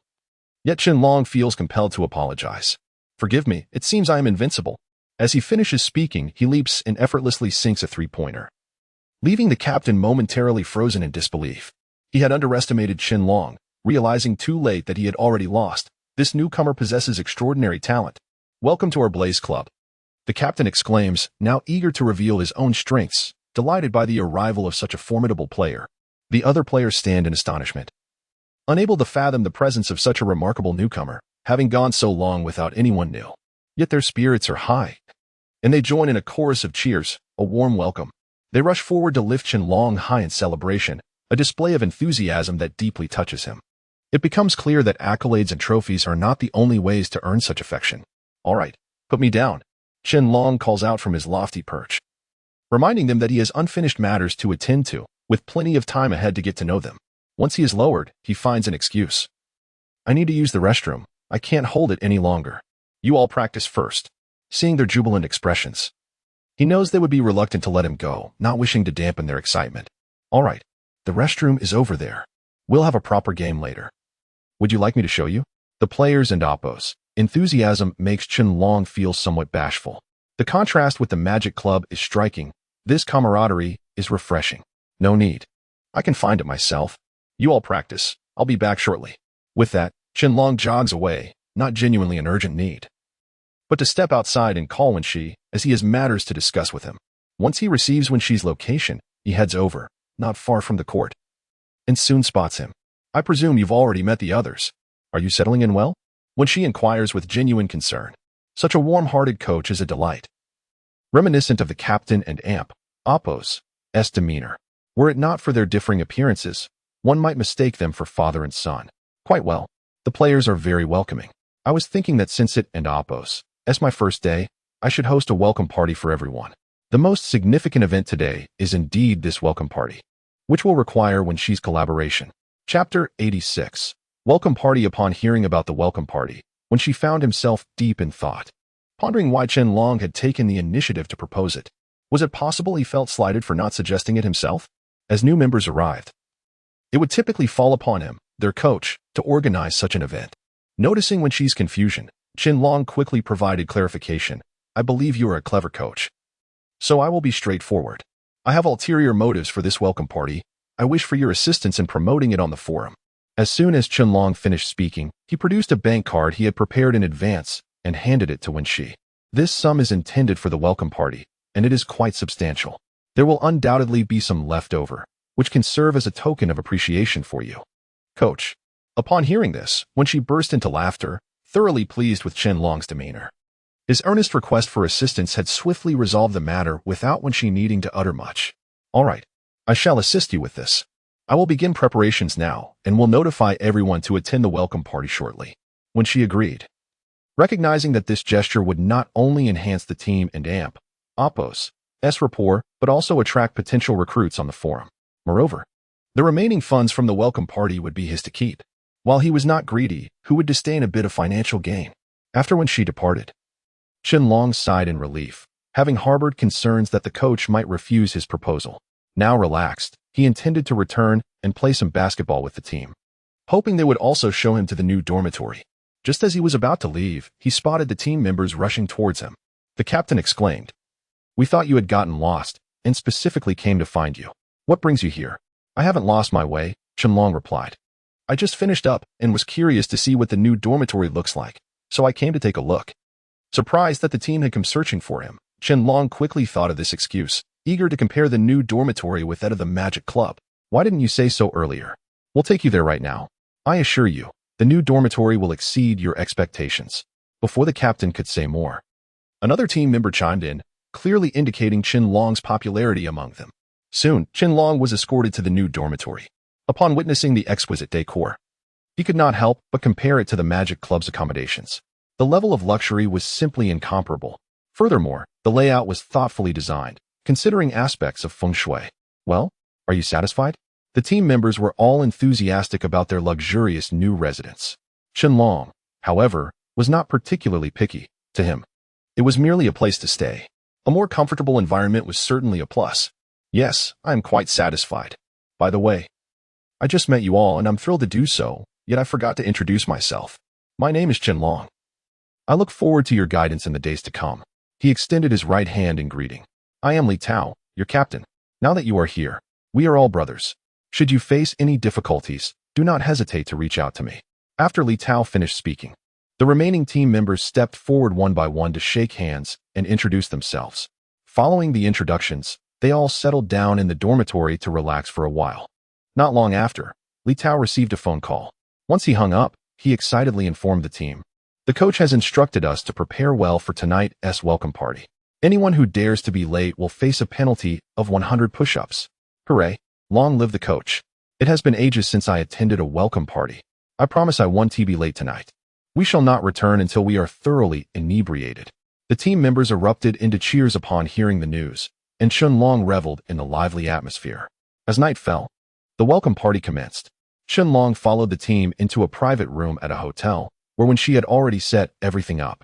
Seeing the lavish spread of food and drink laid out on the table, Qianlong could hardly contain his excitement. However, before indulging, he felt the urge to initiate a fun activity. Casting a glance at Wenxi, the latter understood the unspoken cue and addressed the team.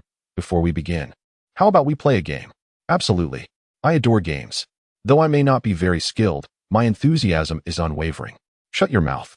I have never lost to you in any game. You truly are lacking. Before the game even commenced, the team members began their playful banter. This lively scene was worthy of a photograph, prompting Wenxi to swiftly pull out his iPhone, adjust the angle, and capture a clear shot. What game are we playing? If you ask me, since there are so many of us, let us play rock, paper, scissors. Qianlong poured himself a drink and addressed the group. I had initially considered truth or dare, but that's more of a game for girls. Rock, paper, scissors is the true game for real men. All right, if rock, paper, scissors had ranks, I would be the strongest champion. Li Tao stepped forward first, eager to challenge Qianlong, having lost to him in basketball, but confident in this game. The ensuing rounds between Qianlong and Li Tao stretched on, culminating in a decisive victory for Qianlong. Li Tao, having consumed an indeterminate number of drinks, was already showing signs of intoxication, while Qianlong remained relatively sober and ready for more. Wenxi, content to document the festivities, refrained from participating in the rock, paper, scissors match and instead enjoyed some snacks and sipped on his drink, soaking in the cheerful atmosphere. Now that the captain has lost, surely none of you are my match. This is becoming dull. Unless one of you can outguess me, I'll drink 2 cups if I lose. And you'll drink 1 if you lose.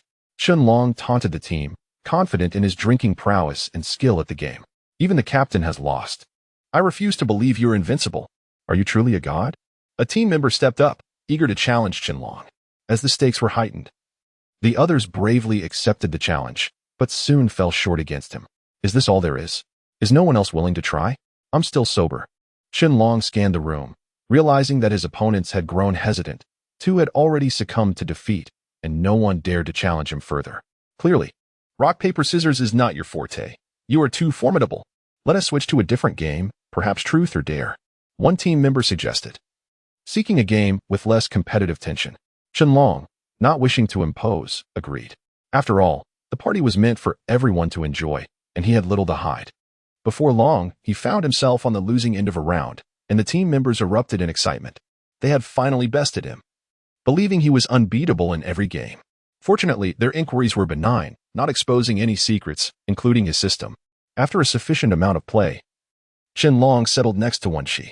The photos have been posted on the forum. Wenxi showed Qianlong his phone, revealing that the post had already garnered numerous likes, including one from the coach of the Magic Club. Chapter 87. 3 dishes and a soup. Qianlong had settled into his dormitory, tidying up his belongings and making his bed. Once he completed these tasks, he took out his phone to message Wen Shi. May I inquire if I need to train alongside the team members? Perhaps the other party was busy. As Qianlong waited for a considerable time without receiving a reply. When lunchtime finally arrived, he made his way to the convenience store to buy a bowl, only to discover there were none available. I and Amp, Oppos, am new here in Haven and Amp, Oppos, T brought a bowl. Could you kindly tell me where I might find one? Being in a different school felt akin to being in a foreign land, where politeness and decorum must be upheld at all times to avoid misfortune. Moreover, the motto of the fire team was, humility and tolerance create brilliance, adhere to local customs. Since he had joined the fire team, he was obliged to follow their principles. Otherwise, it would not only bring disgrace upon himself, but also reflect poorly on the magic team he had previously belonged to, as well as on his former comrades. Thus, Qianlong and Oppos' inquiry was indeed exceedingly courteous. The kind uncle at the convenience store glanced at Qianlong and smiled warmly.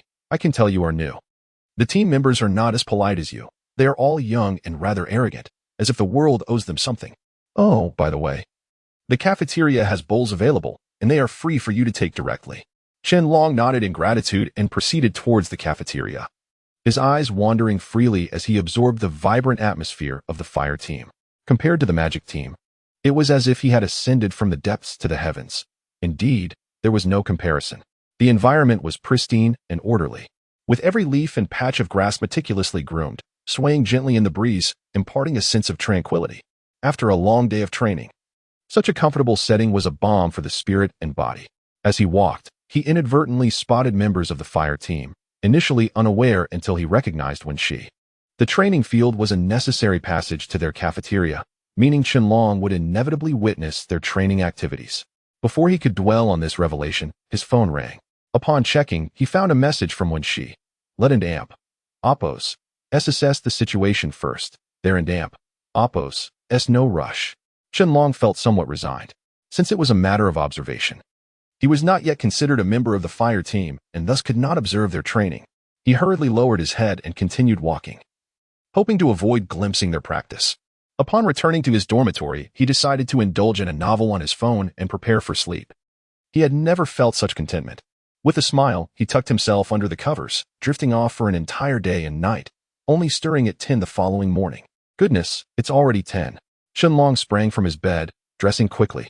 However, he soon realized it was unnecessary to rush since he wasn't training. With this thought, he slumped back onto his bed, feeling slightly hungry, and decided to head to the cafeteria for a meal. He was cautious along the way, as before, deliberately avoiding any sight of the fire team and Oppos' training. Since he had risen late, he approached the cafeteria with only a hope of finding leftover food to satiate his hunger. If there was none, he would have to eat out. Excuse me, is there any food available after the meal hours? Qianlong inquired, startling the cafeteria lady from her rest. She turned to him. What would you like? You can choose for yourself. He was taken aback. Can I really order anything from this menu? Indeed, after meal hours, these dishes are prepared fresh upon request to ensure that you athletes receive quality nourishment, she replied. This was a luxury Qianlong had never experienced. At the magic team, they were often denied even leftover food, with claims that there was none available. After some light conversation with the cafeteria lady, he was astonished to learn that the fire team and Oppos' cafeteria operated 24 hours, providing meals consistently. Aside from the restaurant and Oppos' standardized dishes, everything else was made to order, a practice that had been upheld for many years. Qianlong couldn't help but feel envious of the fire team members. They were truly oblivious to their good fortune. Having perused the entire menu, he felt it was inappropriate to trouble her with an extravagant order during her off hours. So he simply requested 3 dishes and a soup. Is that all you and Oppos? Having, young man? You should consider adding some meat to your diet to keep up your physical condition. The cafeteria lady kindly suggested her specialty, braised pork. That won't be necessary. I'm not officially training yet, so I don't need anything too lavish. I'll save that for when I am in full training. Qianlong replied with a polite smile, returning the menu. All right then, do make sure to come back. My braised pork is delectable and will surely remind you of home, she said, accepting the menu back and starting to prepare his order. The aroma of sizzling oil soon permeated the cafeteria, and Chun Long inhaled deeply, exclaiming, "Ah, it smells divine. It looks absolutely delicious." The cafeteria lady beamed at his compliment, adding generous ingredients to the pot, including some meats not typically associated with the dish. Chun Long was taken aback by this display and quickly intervened. "No need to add more, ma'am. The original portion will be sufficient for me. I know athletes have hearty appetites. There's no need to be modest. Now, go sit down and don't let the smoke get to you." Politeness was reciprocal. Due to Chun Long's courteous demeanor, she was eager to provide him with more than he requested. "All right, once it's ready, just let me know, and I'll come for it." "Sure thing. Find a place to sit. It won't be long." Chun Long smiled to himself. Realizing the importance of maintaining politeness in interactions, kindness begets kindness in this world. He found a seat and eagerly awaited the cafeteria lady to complete his meal. Chapter 88. The athletic prodigy. As the meal was freshly prepared, it required some time. Chun Long, seated at the dining table, idly entertained himself with his phone. Finding the training session of the Magic team particularly quiet, he opened a short video app and scrolled through amusing clips, a way to pass the time. "Young man, take your time eating. If it's not enough, you can order more." The dishes arrived swiftly, and upon seeing the delectable spread before him, Chun Long couldn't help but swallow hard. He had anticipated that the cafeteria's late-night offerings would be haphazardly prepared, merely to get by, yet to his surprise, the food was exquisite. He picked up his chopsticks, tasting the dishes, and an explosion of flavor filled his mouth. Overwhelmed by the culinary delight, he exclaimed, "This is simply divine. It's far superior to anything the Magic team could offer." In that moment of astonishment, envy crept in as he began to admire the lifestyle of the Blaze team. To commemorate this experience, he retrieved his phone, opened the camera app, and captured the 3 dishes and soup for his scrapbook. Should he ever return to the Magic team, he would certainly take the opportunity to boast about this feast. Of course, boasting was secondary. His primary intention was to encourage Coach Anshi to propose improvements to the team's meals, as a happy team is a successful one. After finishing his meal, he placed his tray in the sink, just as the cafeteria lady called out to him, "Young man, you've trained hard enough. Leave the trays here. We'll handle the washing." The cafeteria lady, with a kindly demeanor, intervened as Chun Long attempted to clean up. "That's all right, Auntie. It won't take much effort. I and Appos, LL wash it in a moment." In the Magic team, they each had their own designated trays, and it was customary to wash them after use. Coach Anshi had taught them to be self-sufficient and resourceful. Surprisingly, the Blaze team didn't, and Appos, do you have to wash their dishes? "You must be new here," the cafeteria lady observed. Noticing his hesitation, and she promptly took the tray from him, starting to wash it. Chun Long nodded. "Auntie, how did you know? It's common for newcomers to worry that we don't clean well, so they prefer to do it themselves. But rest assured, after we wash, we sanitize them in our sterilizing cabinet before returning them for use," she explained, pointing to the sterilization unit nearby, seemingly anxious for him to believe her. Following her gesture, Chun Long saw that the sterilizing cabinets were filled with identical trays. "Thank you for your hard work, Auntie. I'll head back now," he said politely. All right. Go back to training." The cafeteria lady waved him off with a smile. As he retraced his steps, he deliberately turned his head away from the training area, adhering to the unspoken rules of the profession. Regardless of others' indifference, he could not afford to lose face as a basketball player. Lethargic teammates, spotting Chun Long outside, lit up with excitement, as if they had been injected with vitality. They boldly approached Coach Wensi to propose, "Can Chun Long train with us?" "Exactly. He is new, and it feels like we've been neglecting him by not including him in our training," they added, their earnestness moving Wensi. Though his players often appeared careless and indifferent, they could still discern right from wrong, which was evident in their righteous plea. "All right, you all continue practicing. Li Tao, lead them. No slacking off, or I'll double your training if I catch you," Wensi declared before jogging over to Chun Long. As Chun Long was about to enter the dormitory, Wensi called out, "Chun Long, wait a moment, I need to talk to you." Hearing his name, Chun Long paused and turned to see Wensi rushing towards him. He jogged over in response. "Coach Wensi, what is up?" Upon meeting, Chun Long offered the bottle of water he had just purchased. Wensi waved it off. "I prefer warm water. You young folks don't realize the harm of cold water to the body. You'll understand when you grow older." Chun Long sheepishly retracted the bottle, knowing that nothing could compare to the refreshing sensation of icy water when one was overheated. However, he refrained from expressing this thought aloud. "By the way, I came to ask if you'd like to train with us." Chun Long recalled having asked Wensi the same question that morning. to which the response had been contingent on circumstances. Now, they were proactively inviting him to join. Nodding enthusiastically, he expressed his eagerness. It would be my honor. Accompanying Wency to the training ground, the teammates gazed at him with the fervor of wolves eyeing a lamb, their eyes sparkling with excitement. Others appeared as devoted fans, all equally captivated. Hello, everyone. I'm honored to train with you all. Qianlong greeted politely. Hello. The teammates responded in kind, taking his place at the back. Qianlong signaled Wency to commence the training. All right, everyone, give it your utmost effort.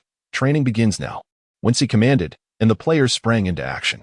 As this was a newly formed team, comprised of relatively inexperienced players, the training focused on fundamental skills. Qianlong effortlessly grasped the concepts without needing to observe closely. Wency led the demonstration, after which the players began their drills, their eyes unwaveringly fixed on Qianlong. With every motion, he executed his movements with precision and speed. Embodying the essence of a basketball player, he raised one leg while kneeling, effortlessly launching the ball from a goalkeeping position far into the distance. Wency nodded in approval, his eyes gleaming with admiration. He had never anticipated that a player, primarily focused on arm strength in basketball, could rival those whose strength lay in their legs.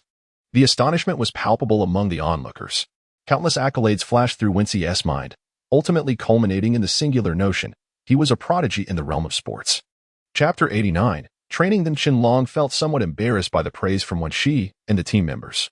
He scratched his head awkwardly, knowing that as a player on the basketball team, it was against professional ethics to pry into others' training results, regardless of whether they were peers or not. I'll take my leave now. You all continue your training, Qianlong said, and upon receiving Wency's consent, he turned to exit the training ground. As Qianlong departed, the thoughts of the players seemed to drift away, and Wency had to call out several times before he could bring them back to reality. What are you all doing? Do you want to go rest instead? Your eyes nearly followed him out the door. The players all shook their heads. They wanted to leave but dared not. Since you don't wish to leave, then get started on your training. If I catch any of you slacking off again, don't blame me for being harsh. Wency commanded with authority. The players sighed and shook their heads, their minds elsewhere, leading to a lackadaisical training session. They resembled wilted eggplants, drooping in spirit. Wency, witnessing this scene, felt a surge of anger rising within him, yet he restrained himself from exploding. However, they began to make frequent mistakes even with the most fundamental training movements. If you mess this up, you will redo it 3 times. Wency was on the verge of losing his temper, yet they continued to test the limits of his patience. Half of the players made errors on the 3 repetitions. Wency could not tolerate this. Being the meticulous and shrewd coach he was, he would not allow his players to commit such basic blunders. Is punishment necessary to get through to you? Wency shouted, halting the players, who exchanged glances filled with bitterness. They all understood that this was the calm before the storm of a devilish punishment. Everyone, hands on your heads, frog jumps for 3 laps. Let us see if you dare make mistakes again. Wency's voice trembled slightly, clearly on the brink of exasperation. 3 laps. 30 laps would be lenient. As the punishment commenced, the players had become numb to being disciplined, merely hoping to finish quickly and get to their meals, devoid of any ambition. Wency observed this with a sense of helplessness. If only one of these players possessed the exceptional qualities of Qianlong, he would not feel so exhausted. As Wency gazed at the path Qianlong had taken, a sudden idea sparked in his mind, taking root firmly. Would having Qianlong teach them inspire their potential for learning? Wency murmured to himself. With the thought crystallized, he sprang into action. The Magic Team. Coach Anshi unusually allowed the players to eat ahead of time, and they eagerly grabbed their bowls to head to the canteen, unaware that this was all part of Coach Anshi's scheme. Prior to mealtime, Coach Anshi had made arrangements with the canteen staff, placed this under the table where our team eats, and collect it after they leave. Coach Anshi whispered to the resting kitchen staff member. The kitchen staff looked at Coach Anshi with suspicion, holding a tiny recording device. You're quite the character, huh? Can you really pull this off with your own players? The disdain in his tone was palpable. Setting aside the ethics of eavesdropping, one could imagine the sorrow of those who had endured a day of rigorous training, only to have their private conversations monitored by their coach. I'm doing this to better understand them. They never share anything with me, nor do they voice their opinions. The only way for me to improve is to hear what they say behind my back. Coach Anshi spoke earnestly, almost convincing himself in the process. Really? The kitchen staff asked, half convinced. Of course. Otherwise, why would I eavesdrop? What is so interesting about the boys' trivial thoughts? Coach Anshi responded with a smile. Well, your intentions are commendable. Just place it under the table and I'll retrieve it after they leave. Coach Anshi beamed with pride, thanking the kitchen staff profusely before placing the recording device under the table and exiting through the back door. At this hour, only the Magic team was eating, so he was not concerned about other teams' voices interfering. Aron and Apos, "To you going to eat, Coach Anshi?" One player returned to inquire. He had merely forgotten his bowl and politely asked when he noticed Coach Anshi lost in thought. "No, I'm not hungry. You all go ahead," Coach Anshi humbly replied.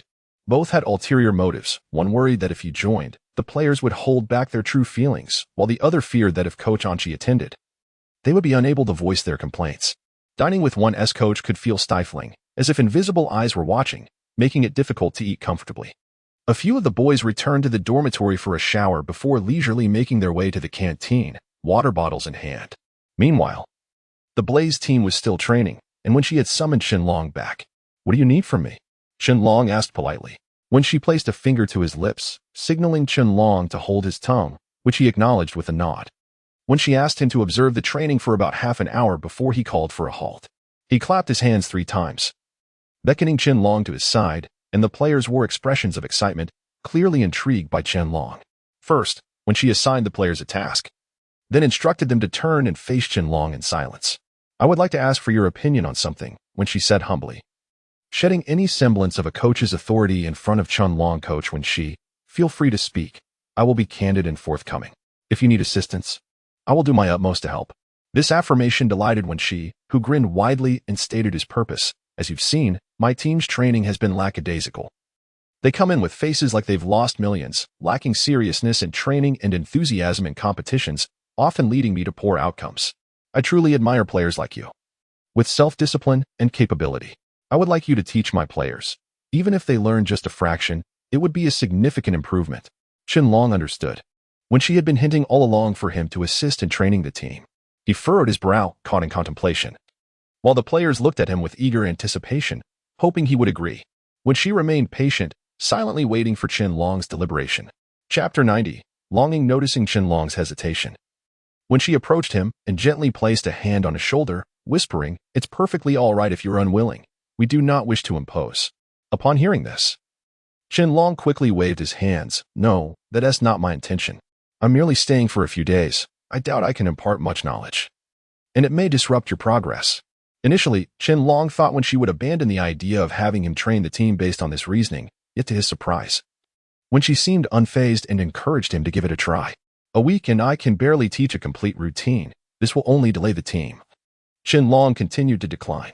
Seeing that Shenlong was still somewhat hesitant, when she presented his final argument, "If you remain concerned, let me assure you that if you do not formally join the club, you can still explore our various programs. If football does not pique your interest, we also offer basketball. Of course, if you feel short on time, I can extend it indefinitely at your request." The team members echoed Wen Shi's sentiment, pleading with Shenlong to enlighten them.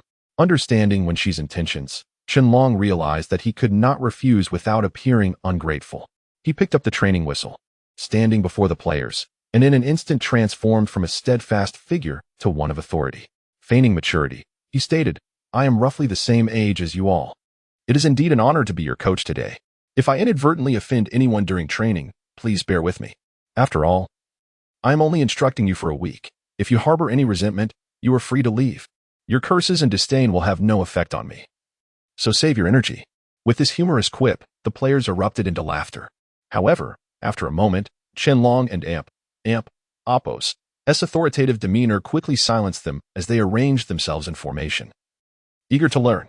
I must emphasize that my prior experience is in basketball, while you all are engaged in football. I will need Wen Shi to demonstrate some basic training movements first, and then I will lead the practice."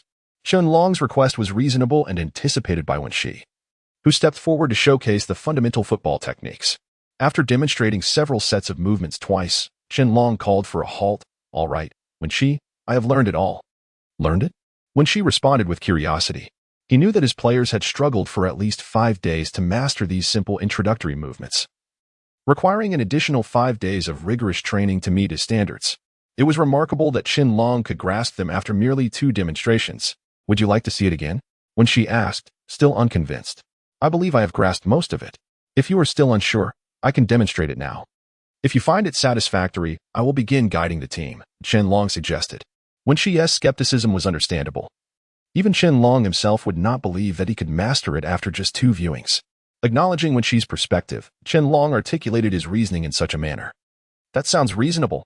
Wen Qi nodded in agreement, mentally noting Chen Long's meticulous and considerate nature. Chen Long first loosened his muscles and then executed the movements according to Wen Qi's demonstration, performing each action with precision and attention to detail. After completing the sequence, Wen Qi praised him with admiration. Turning to the team, he remarked, "Observe him, and then yourselves. Here is a prodigy, someone who has never encountered football, yet learns our training movements after just 2 views. And you? Each of you will require no less than 10 days to achieve proficiency." It is indeed true that comparison breeds envy. Wen Qi's words were devoid of reproach. He merely admired Chen Long by contrasting him with the team. "Brother Chen, do you possess any secrets to share? Enlighten us." "Indeed, we too wish to receive Wen Qi and Apos' praise. If you share your secrets, I will gladly offer you all the snacks from my dormitory." Flattered, Chen Long felt a surge of pride and quickly stifled the team's enthusiasm. Clearing his throat, he replied, "The secret lies in consuming fewer snacks and engaging in more training. When observing a complete action sequence, do not rush to practice. Instead, mentally rehearse it several times to master the techniques, making training far more efficient." The players expressed their newfound understanding, their gazes toward Chen Long filled with admiration, without exception. Time slipped away in their casual banter, and Chen Long knew he must seize the moment to commence training with the players.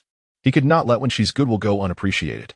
"All right, if you have any further inquiries, feel free to approach me after class. For now, we must maintain a serious demeanor during training," Chen Long stated authoritatively, prompting immediate silence among the players.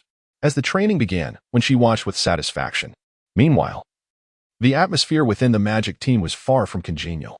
During lunch, every player was lamenting, their plates filled with hardly any food despite their strenuous exertions. "Are you eating so little because you lack an appetite?" One player jested with another. "Indeed, it feels as though the joy has vanished from the Magic team since Chen Long left. Our spirits are utterly deflated during training. Do you both feel the same? And she has been ruthlessly pushing us, adding extra training sessions for no reason. Is it because Chen Long is gone, with no one to challenge his authority? He has taken to this. I suspect you may be right. He seems intent on proving that we dare not oppose him. If only Chen Long were here, he would undoubtedly stand up for us." As the conversation continued, each player expressed their deep-seated resentment toward Xi and their profound longing for Chen Long. It was only after he had departed that they realized the irreplaceable significance he held in their hearts. Their meals had lost all flavor, their minds consumed by fond memories of the amiable moments shared with Chen Long. The more they reminisced, the less appetite they felt, ultimately leading them to abandon their meals, discarding the food and returning to their dorms to prepare for an afternoon rest, hesitant to linger in the communal space during additional training. Chapter 91. Complaints. Once all the team members had departed, Anqi, clutching his lunchbox, stealthily made his way to the canteen. As he queued to receive his meal, he leaned in close to the canteen uncle and whispered, "Did you record everything?" The canteen uncle nodded, casting a disdainful glance at him. "I truly cannot fathom your thoughts. Eavesdropping on your own team members is unethical. Do not seek me out again." Anqi and Apos' face flushed with embarrassment and anger. Yet he was unwilling to let his carefully prepared recording device go to waste. He forced himself to ask the canteen uncle for it back. Returning to his office, he extracted the chip from the recorder, inserted it into his computer, donned his headphones, and listened attentively to every word. After a crackling surge of static, the voices of his teammates during lunch reached his ears verbatim. His expression darkened, and his mood soured with fury. "How dare these little brats speak of me behind my back? I shall surely deal with you properly in due course." Amidst his anger, he pondered another dimension, the significance of Chen Long. Aside from insults directed at him, the team and Apos' words were laced with a longing for Chen Long. Did this imply that Chen Long held a place of paramount importance in their hearts, perhaps even surpassing his own? After a moment of contemplation, Anqi could no longer restrain himself and pulled out his phone to call Chen Long. He thought to himself that if Chen Long faced difficulties in the fire team, he would not hesitate to advocate for his return, thus earning favor in the eyes of his teammates. The phone rang for an extended period before it was finally answered. Anqi felt a wave of nervousness and struggled to articulate his thoughts. Chen Long, groggy from his afternoon nap, glanced at the caller ID and noticed it was Anqi. A smirk of disdain crept onto his lips, so he couldn't resist calling after all. "Anqi, you're calling me during my nap. What is the matter?" Chen Long feigned ignorance, his tone dripping with sarcasm. Anqi stammered, attempting to mask his intentions with a facade of camaraderie. How and Appo's life in the fire team? Have you found it challenging during training? His tone lacked the authoritative edge he usually wielded and instead bore a semblance to that of an old friend catching up. Qianlong was not deceived by Anqi's pretended goodwill. A sardonic smile flickered across his face, and a mischievous thought crossed his mind. I'm doing just fine here. I'm keeping up with the training, and they have high hopes for me. Well, the Magic team has high hopes for you too. The players treat you well. Anqi's frustration simmered beneath the surface. He had called to mock Qianlong, hoping to hear him lament about the challenges he faced in the rival team and plead for a return. Instead, he was met with praise for Qianlong and Appo's thriving experience among his competitors. When do you plan to come back? Anqi and Appo's facade crumbled, his expression turning serious as he resumed his role as the stern coach. With a chuckle, Qianlong replied with a hint of mischief. I want to fully experience a month here. Coach Wensi will coordinate the details with you. No, you need to hurry back. Anqi roared in exasperation. But before he could finish, Qianlong had already hung up. How dare he disregard my authority? Anqi slammed his palm onto the desk, the impact stinging his hand. Yet he felt no pain, consumed by rage. His eyes burned with a vengeful fire. He was prepared to confront Qianlong. After a moment of reflection, Anqi dialed Qianlong and Appo's number again, understanding that if he failed to lure him back, the remaining team members would soon follow suit. Had he known how vital Qianlong was to the players, he would have never allowed him to leave. But regret was futile. All he could do now was muster his patience and attempt to coax Qianlong into returning. However, no matter how many times he called, the response remained the same, unanswered. On the last attempt, Qianlong had even turned off his phone. You little rascal, don't come begging me to let you back. Anqi huffed, tossing his phone onto the bed. At that moment, Qianlong, disturbed by the incessant ringing, could no longer find solace in sleep. He rose, splashed cold water on his face to awaken fully, and pulled out his phone. With a swift motion, he located the Magic Team chat, a space free from the bothersome presence of Anqi. In truth, he had not turned off his phone. He had merely blocked Anqi. But, like the old fossil he was, Anqi likely remained oblivious to the difference between blocking and switching off. With nimble fingers, he typed a message. Hello, everyone. Hope you all enjoyed your nap. Given that it was the designated rest time, Qianlong did not expect much engagement. After sending the message, he tucked his phone away and grabbed a basketball, ready to head to practice. No matter the circumstance, this craft could not be neglected. Basketball was his passion, his fervor, the very essence of his youth and cherished memories. Just as he prepared to leave, his phone buzzed frantically.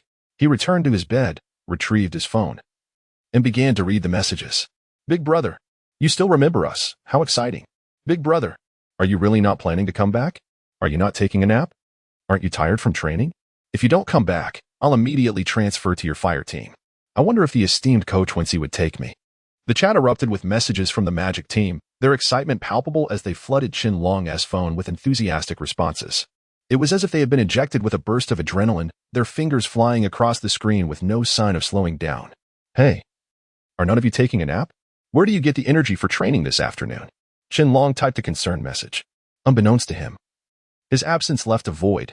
Without Qianlong, the dormitory was devoid of laughter, joy, and playful antics. The sudden silence rendered them sleepless, each yearning for the camaraderie he once brought. You have no idea how difficult it's been for us, one bold teammate finally confessed, disregarding any fear of spies within the group. He simply wanted to share his bottled-up grievances with their beloved elder brother. What is going on? Tell me about it. Qianlong inquired with genuine concern. Chapter 92. Cursing him behind his back, Qianlong's concern undeniably opened the floodgates for their grievances. As they spoke at length about Coach Anqi's rigorous training methods. Goodness, this old fellow is merciless, adding extra training every day? Qianlong remarked. Indeed, you wouldn't believe it. Sometimes we don't even have time for a lunch break. Today, I have no idea what got into him, but we managed to sneak in a rest. Through the screen, Qianlong could perceive their lamentations woven between the lines of their messages. He understood that this frenzy was a result of his recent phone call with Coach Anqi, who had urged him to return, only to be refused. You have truly endured a lot. Qianlong struggled to find the right words to console them. Settling for a bland remark, he refrained from disclosing that Coach Anqi had reached out to him, wanting him back, only to be turned down. As soon as he spoke, the group erupted in indignation, chastising Qianlong for his lack of empathy. Can't you offer us any comfort? A few words against Coach Anqi would suffice. As if we are unaware of our own hardships. Qianlong quickly conceded and apologized. I'm sorry. It's all that Coach Anchi's fault. He is inhumane. Torturing you all. The chat was soon filled with laughter and playful emojis, the jovial atmosphere swiftly overshadowing the initial gloom. Suddenly, a teammate inquired, "How are things going on your end?" "I'm doing quite well. They even have me training the players." Qianlong replied candidly, "Oh, you've only been there a few days and already landed the position of a junior coach? I envy you. When will I ever reach your current standing? Even if just halfway?" The teammates jested, and Qianlong smiled wryly, aware of their admiration. Yet they were oblivious to how ill-suited a basketball major was in a soccer team. However, since this was his own choice, he didn't wish to display his most unfavorable moments before his former teammates. "What is the food like? Is it better than what we had with the Magic team?" "It's not bad. The meals are served 24 hours a day, so even if you get hungry at midnight and crave a late-night snack, you can just go and order." Qianlong then shared a photo from his album, taken in the early hours of the morning, depicting his late-night meal at the cafeteria after struggling to sleep due to unfamiliar surroundings and hunger. The group flooded with envy, knowing how physically demanding their training was. Waking up hungry in the middle of the night was a common occurrence, as their cafeteria closed at 9, prompting them to stockpile snacks in their dormitories to avoid being hungry at odd hours. "And how's the dormitory?" another teammate asked. Qianlong chuckled softly, turning on his camera to record a video of his lavish single room, which starkly contrasted with the cramped quarters they shared in the Magic team. "Are you not planning to return?" This question echoed the sentiments of all the teammates, and the chat fell silent as they awaited Qianlong and Oppo's response. "Hurry up. If you don't answer soon, we'll have to head to practice." As Qianlong remained silent, the group began to urge him fervently. He snapped back to reality and replied with 2 words, tentatively. The teammates sighed in relief. A tentative response meant there was a 50% chance he might return. Their conversation continued until the afternoon training commenced, compelling them to set aside their phones, stow away their basketballs, and don their training gear for the court. The training was identical to that of the morning, and Qianlong had become quite adept at it when she introduced him to several new moves, which he grasped after just a couple of demonstrations. Meanwhile, at the Magic team, Coach Anchi, appearing disheartened, did not rush the players into training. Instead, he pulled out his phone and played the recording of his call with Qianlong before the afternoon break. In the recording, Coach Anchi patiently inquired when Qianlong would return, only for Qianlong to bluntly respond that he wished to remain with the Fire team for another month. Observing the disappointment on the players' faces, Coach Anchi couldn't help but smirk. This was precisely the reaction he sought. "Look at how fondly you all regard Qianlong. You care so much about him, yet despite our team treating him well, he has chosen to seek novelty and abandon you." His words resonated powerfully, as if Qianlong had betrayed them. "What delusions do you still harbor?" Coach Anchi's every word struck with authority, suggesting that Qianlong had forsaken their bond. But he only mentioned staying for a month and never said he wouldn't return. "A bold player," James retorted. The others nodded in agreement, their whispers echoing the sentiment. This was the second individual, apart from Qianlong, who dared to challenge Coach Anchi publicly. The coach frowned, realizing that Qianlong had secretly maintained ties with them. A revelation that caught him off guard. Seeing Coach Anchi silent, the players assumed he had been cornered. Yet their moment of triumph was short-lived as Coach Anchi resumed speaking, his tone commanding and unyielding. "Why does he wish to be a junior coach? It's because he seeks long-term development with the Fire team. After a month, he will have built rapport and intimacy with the other players. Whether he returns is entirely at his discretion. You think your relationship with him is robust. If he truly cared, why did he only reach out to you today? Don't be naive." His divisive tactics were executed with finesse, plunging the team into a quiet gloom as they lowered their heads in silence, unsure how to counter Coach Anchi's assertions. Perhaps silence was indeed the most fitting response in such an atmosphere. Having achieved his objective, Coach Anchi continued to berate Qianlong with harsh words, likening his actions to those of a cowardly deserter. "Would you still want him as your teammate? I will grant him 5 more days. If he does not return by then, I will not accept him back. I refuse to welcome a traitor, regardless of his capabilities. I will not allow such a corrupt influence within my team." After a lengthy tirade, the players remained quiet, and Coach Anchi, feeling parched, took a sip of water from his cup. Unbeknownst to him, the players were stirring restlessly in the shadows. Chapter 93. Humble Inquiry. After finishing his water, Coach Anchi returned to face his players. With his objective achieved, he deemed it unnecessary to squander time on trivialities and cleared his throat to commence training. However, before he could utter a word, James stepped forward, his his countenance ablaze with indignation, casting a rather intimidating glare at Coach Anchi. Even the seasoned coach, who had weathered countless storms, felt a twinge of trepidation at that moment. What are you doing standing there? Go back and prepare for training. Coach Anchi attempted to assert his authority, hoping to intimidate James into retreat. Yet, James had arrived with resolute determination and would not be easily deterred by the coach and Appo's flippant remarks. Not only did he remain steadfast, but he also advanced 2 steps closer, his tone rife with reproach. How can you dare criticize others? Regardless of the circumstances, they have met the standards expected of a team member. Wherever they are, they fulfill their responsibilities diligently. What about you? What do you mean? Are you questioning me? Coach Anchi retorted defensively. I am not questioning you. I am merely presenting your recent actions for your reflection. Is this how a person ought to conduct themselves? Working us tirelessly, squeezing our free time, and subjecting us to high-intensity training just as we awaken from our midday slumber, without even a moment to sip water? Is it not merely to assert your dominance before us? Who cannot see through that? ISN and AMP, Appo's high-intensity training for your own benefit? Look at your skills. If you do not enhance your training, do you truly believe you are qualified to compete in the next match? Coach Anchi scoffed, having answered these questions countless times before. A statement made for your good can quell all disputes. To his surprise, James did not take this well. Instead, he continued to challenge him. Really? The coach of the Firestorm team does not operate this way. Even if you claim it is for our benefit, what about the living conditions? How does your dormitory compare? What of the cafeteria's cleanliness? Can you even hold a candle to them? If you wish to emulate those tyrannical coaches, we will not object. But you must also elevate our basic living standards. James asserted, we train tirelessly every day, and when we grow hungry in the middle of the night, we are left with only snacks to stave off our hunger. The breakfast is merely broth. How can you expect us to endure a full day of rigorous training? Our living conditions are quite satisfactory. Coach Anchi replied, bristling. How could he not comprehend their plight? The cafeteria was mediocre at best, barely meeting the minimum standards. And it closed at 9 o'clock.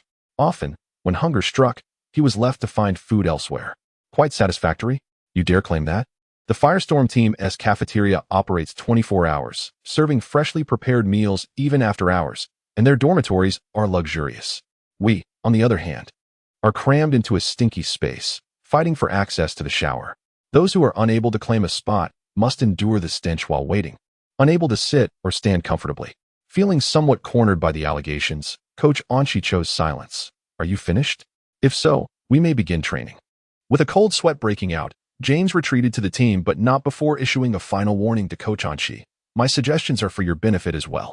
If you refuse to consider them, we will not advise a transfer. This outburst struck a nerve with Coach Anchi, igniting a flame of anger within him. Yet he found himself powerless to retaliate, for James's words held a kernel of truth. After conducting a brief training session, he dismissed the players. Observing their dejected expressions, he became increasingly aware of Chen Long's significance in their hearts. Back in his office, he hesitated with his phone in hand, reluctant to reach out to Chen Long.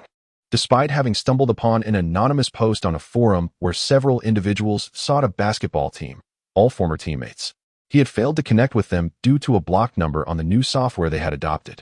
Realizing the gravity of the situation, Coach Anchi finally set aside his pride and composed a message to Chen Long.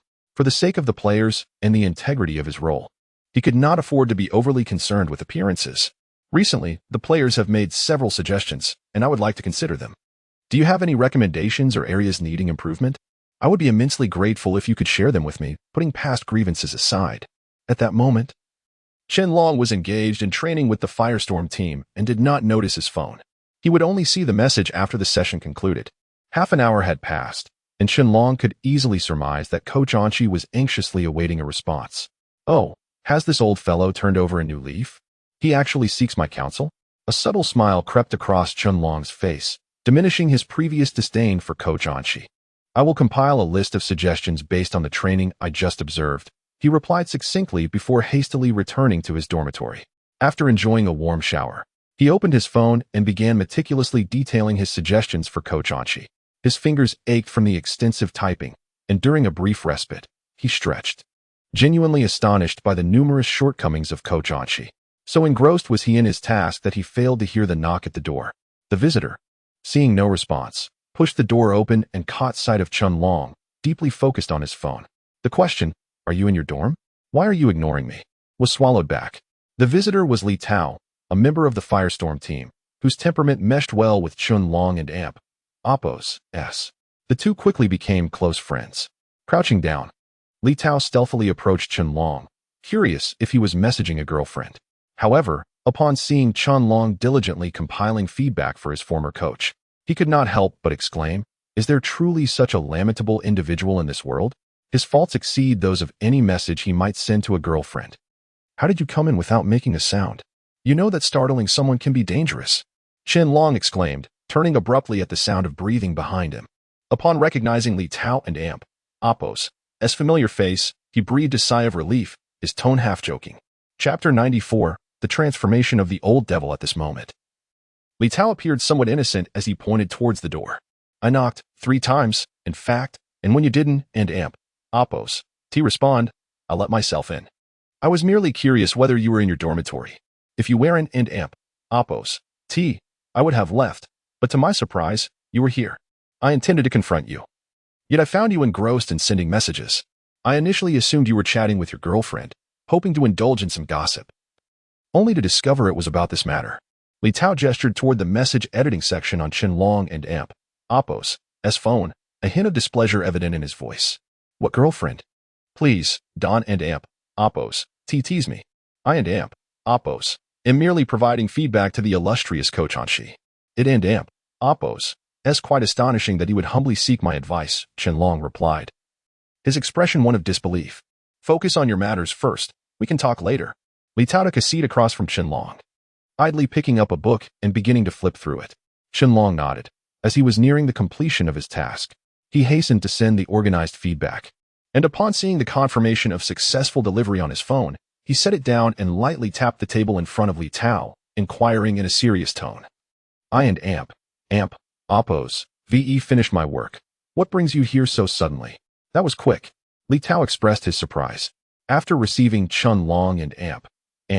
Oppo's affirmative response, he articulated his purpose for visiting. "How have you been feeling about our team these past few days?" "Quite well. The players train harmoniously and with great enthusiasm.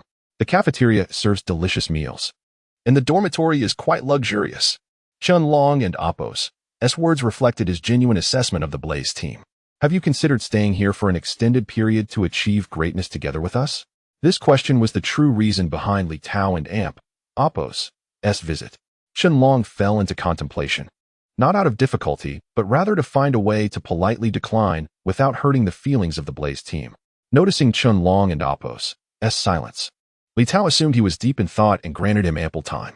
After a while, Chun Long replied, unhurriedly, "I intend to stay for a month to see if there are any changes within the Magic team. The past actions of the organization truly wounded me. But if there are improvements, I believe I would return to the basketball team."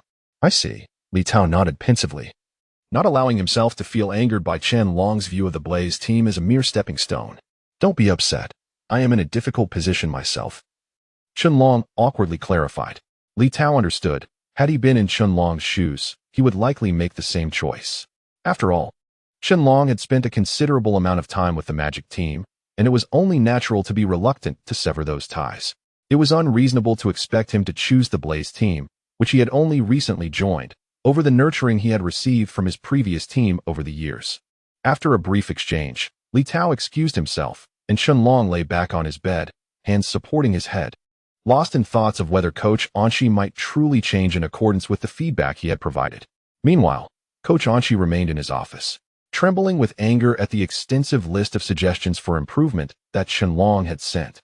It was unexpected that, after so many years in the profession, he would receive such criticism from a player he had previously dismissed. His pride was indeed taking a hit. Yet, Coach Anshi was capable of discerning right from wrong. He made an effort to calm himself and reflect on the suggestions. He had convinced himself to adopt them, realizing that his current frustration and helplessness were futile. After the lunch break, he announced a team gathering for training in the group chat. As the players groaned in discontent, Coach Anshi endeavored to maintain order. If change was to occur, he needed to demonstrate his commitment first, showcasing his efforts to the players, ensuring a smoother transition. With renewed clarity, he hesitantly addressed the team. "I acknowledge that my management has been lacking, and I failed to create a comprehensive training plan. Starting this afternoon, I will strive to incorporate your feedback and attitudes, while also confronting my own shortcomings. I hope you will all supervise me and grant me another opportunity. Typically, such a change would leave the players, who had been demoralized, momentarily revitalized. They looked at Coach Anshi in disbelief, reluctant to accept that these words were uttered by the old devil. I know you find it hard to believe, so I invite you to observe my transformation in the coming days, Coach Anshi concluded, then began planning the afternoon training session, kindly inquiring if the players could accept the proposed changes or if further adjustments were needed. The transformation over the course of 3 days energized the players, leading to a notably productive training session.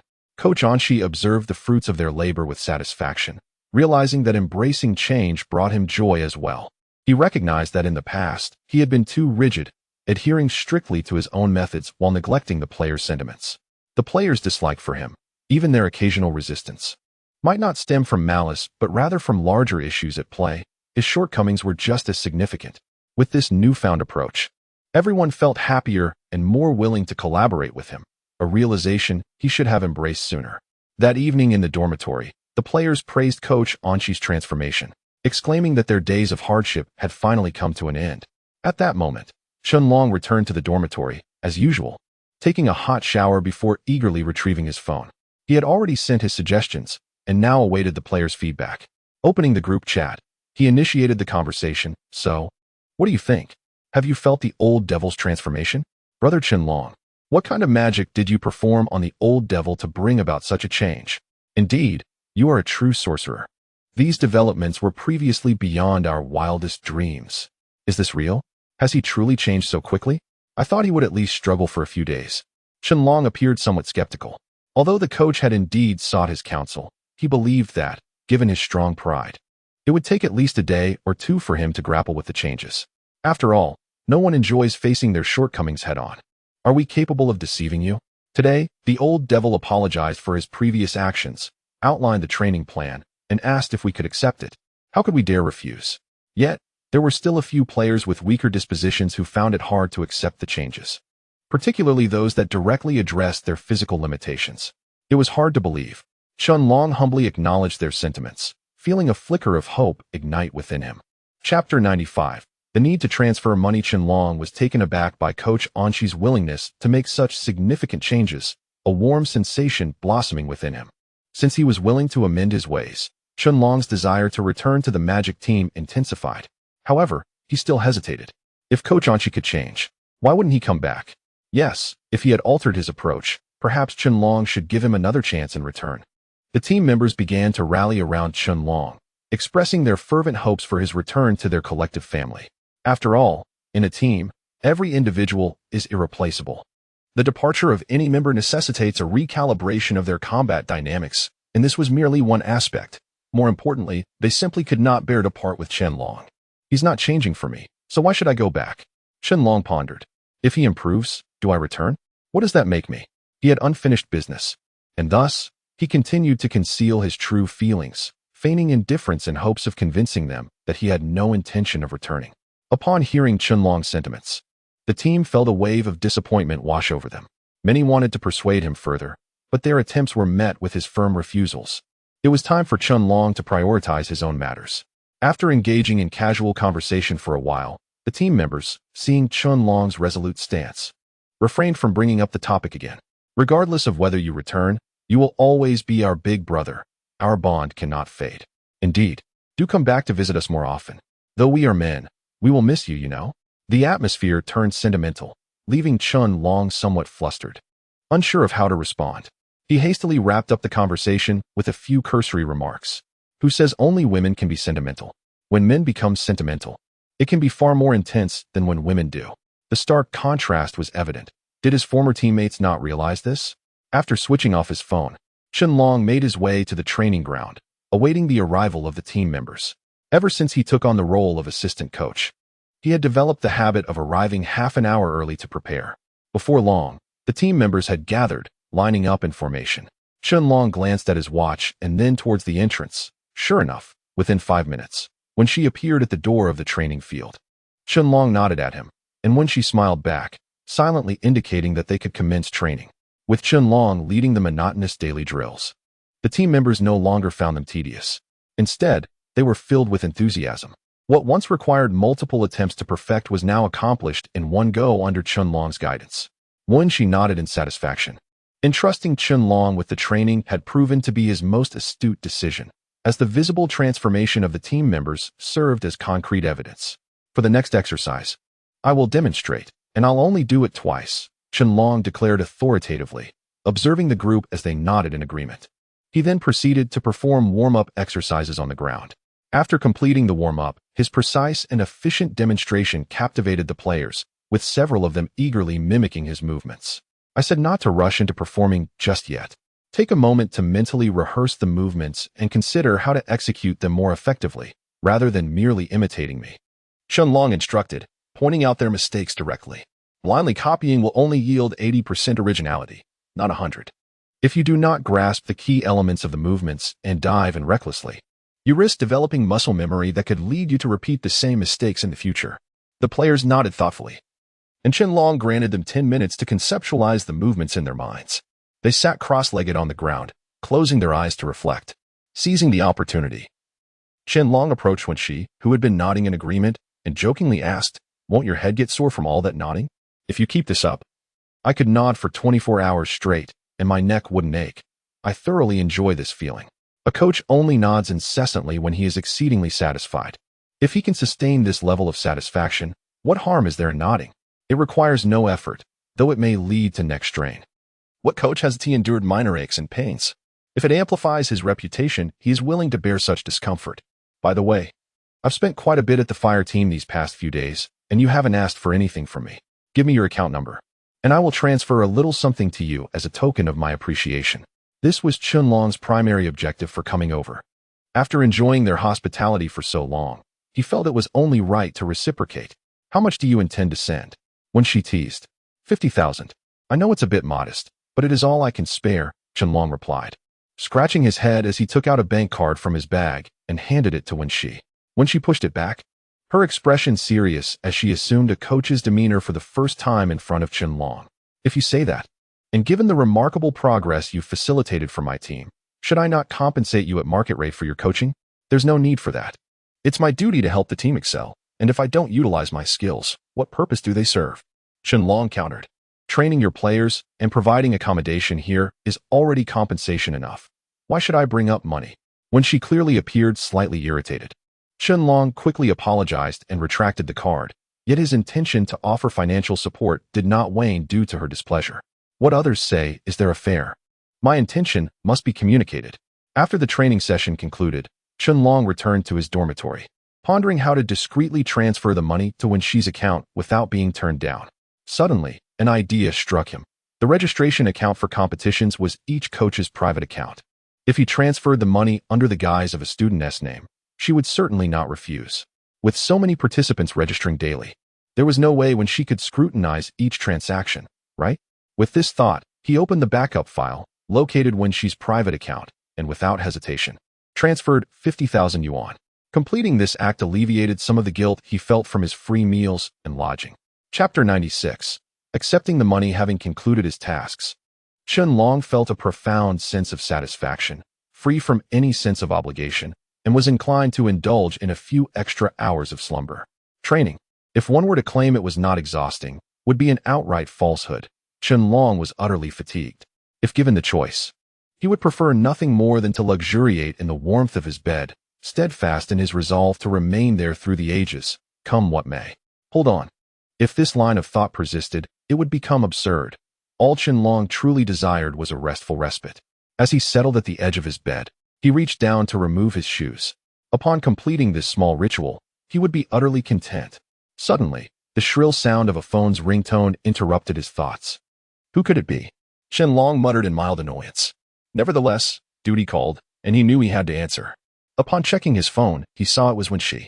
It was rest time, and everyone else had retired to relax. Why was Wenxi calling at such an hour? Just as he pondered this, a troubling thought crossed his mind. Could it be about the recent sum of 50,000? Oh no. He had completely forgotten an essential matter, the transfer. It was inappropriate to transfer 5,000 directly. They had just discussed it, and now his account reflected such a substantial increase. Anyone with a modicum of sense would understand what transpired. After a brief moment of hesitation, Qianlong decided to answer the call. Hello, what's up? I was just about to rest.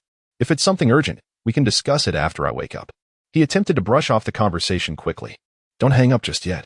I have something to discuss. Did you transfer that money? Be honest with me. I checked.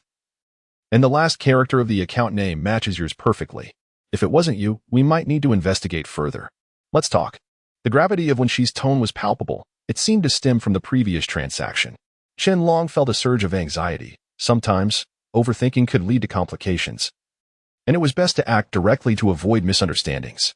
At that moment, when she spoke again, Brother, I know you mean well, but this situation weighs heavily on my conscience. By doing this, you are creating a distance between us.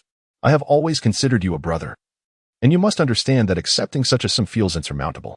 Please take it back. I'll transfer the money to you shortly. We all face challenges. I appreciate your kindness, but I cannot accept it. Wenxi's heartfelt plea was laden with sincerity, yet he was resolute in his refusal. Qianlong sighed, feeling a complex mix of emotions. A part of him felt guilty about the situation, while another part was astonished by Wenxi's determination to reject the money. Qianlong had assumed that anyone would relish such a windfall. He had underestimated Wenxi's principles, and now he found himself in a rather uncomfortable position. Wenxi was quite obstinate, insisting he would return the money.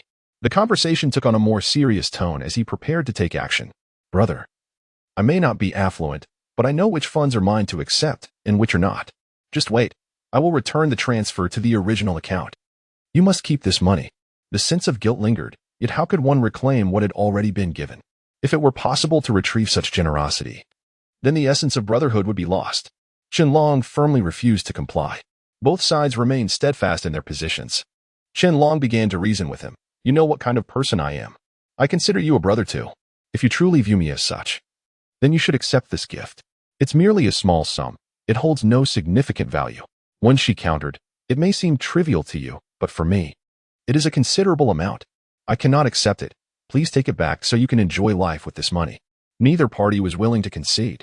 The conversation seemed to reach an impasse, and if this continued, Wenxi would undoubtedly succeed in transferring the funds back. In a moment of clarity, Qianlong devised a new approach. If hard tactics were ineffective, perhaps a softer strategy could yield better results. He decided to appeal to reason and emotion before addressing the core issue directly. Brother, please hear me out. If you consider me a brother, then listen to what I have to say. If you find anything amiss in my reasoning, you may respond afterward. Qianlong spoke with an unwavering tone. Wenxi, mistaking Qianlong and Appo's firmness for anger, could only respond with a quiet acknowledgement. Qianlong continued, firstly, this money is not solely for you. It is intended for everyone. The group has performed admirably, and I hope this funding will enhance our collective quality of life, allowing us to dine better and live more comfortably. I have felt indebted to everyone for their support during this time. If you return this money, how would I reconcile that?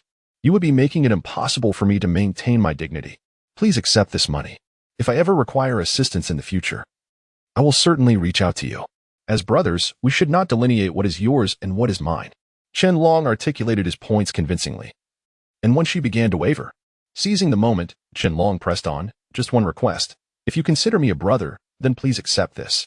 Though he felt he was employing a degree of moral coercion, the approach was effective. After a moment of contemplation, when she ultimately decided to accept the money, agreeing to Qianlong and Appo's terms, their conversation shifted as they discussed how to enhance everyone and Appo's quality of life. Time passed, and Qianlong finally lay down to rest, while Wenxi, now more relaxed, shifted his focus to other matters. Typically, Wenxi would not rest during the day. He was preoccupied with planning team training and various other responsibilities. Recently, he had recorded several videos that he found quite satisfactory, which he subsequently uploaded online. While others were indifferent to the content, Wenxi was alarmed by the response, particularly as the videos featured glimpses of Qianlong training alongside members of the Firestorm team. He could hardly believe that Qianlong would engage in training with him. It seemed impossible. Such an act would signify a complete betrayal of their trust. However, this notion sparked a devious idea in the coach and Appo's mind. If he could glean training methods from Qianlong, he could tailor their training regimen accordingly, making victory far more attainable. With this thought in mind, the coach reached out to Qianlong.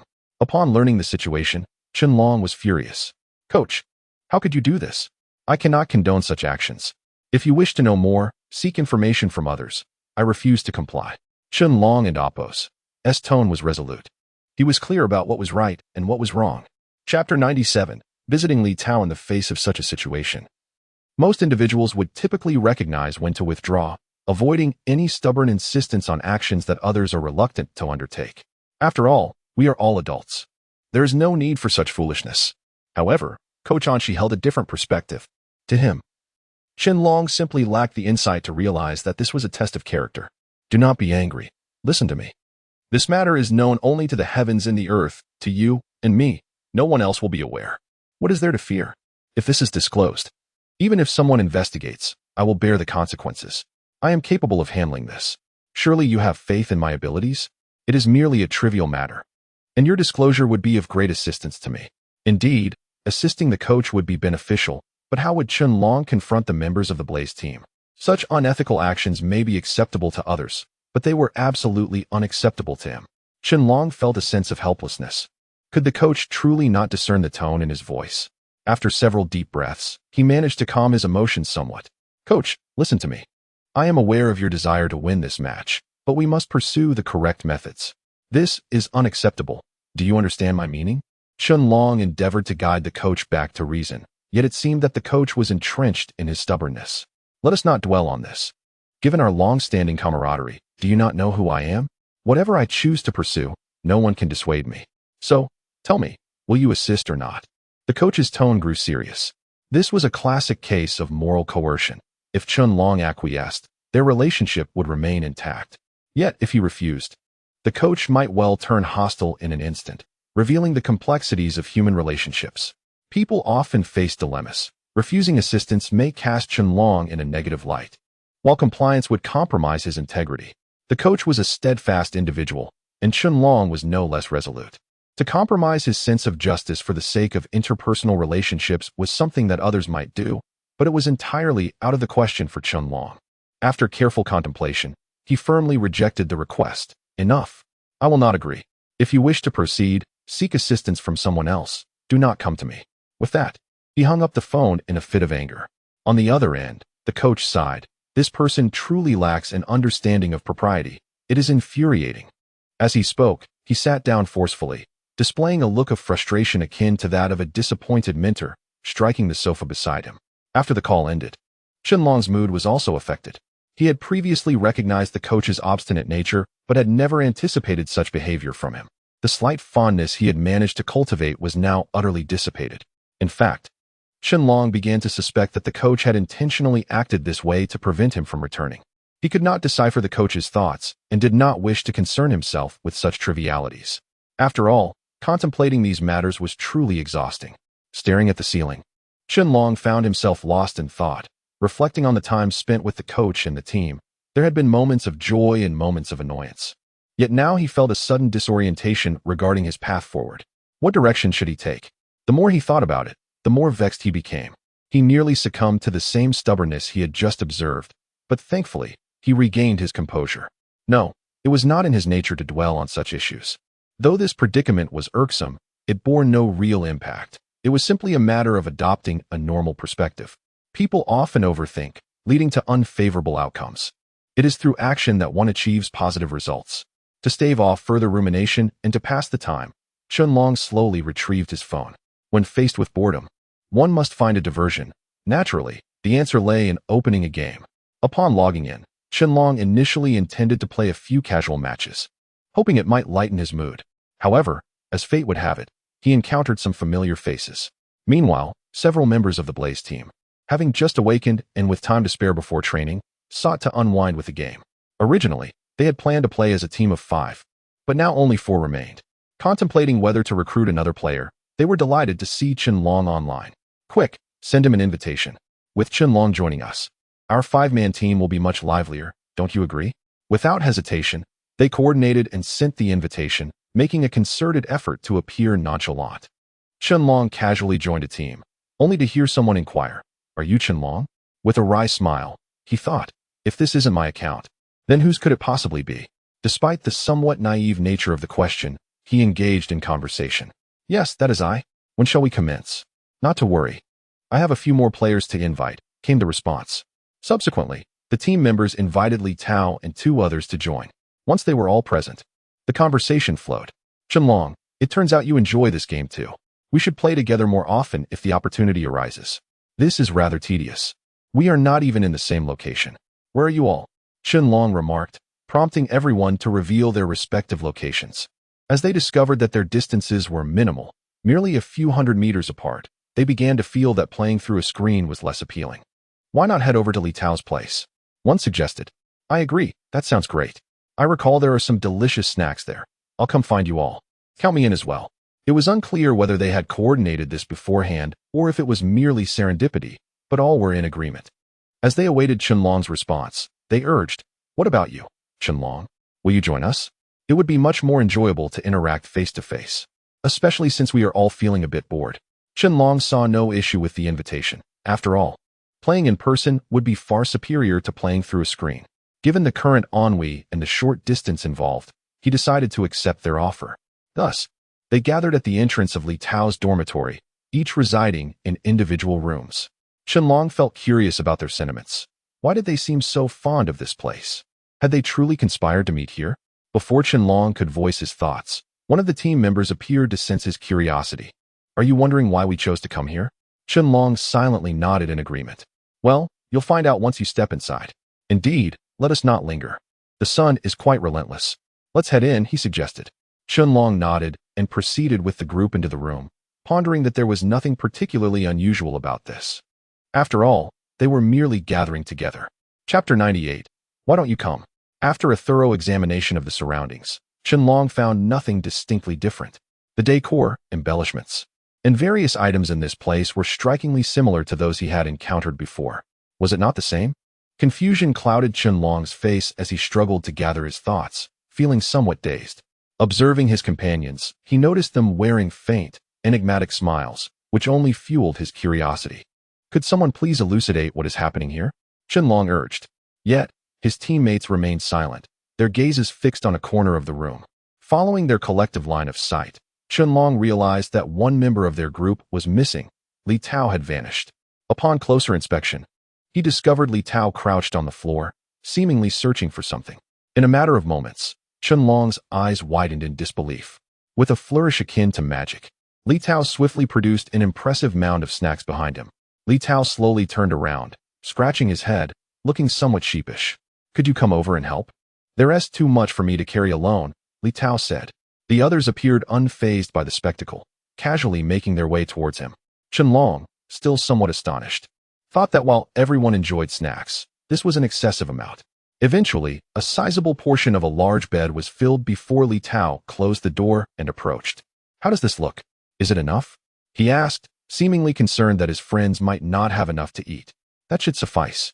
If we run out, we can always get more later, as per usual. First come, first served. I find this quantity rather average. Remember last time? Oh, and when are we going to buy more?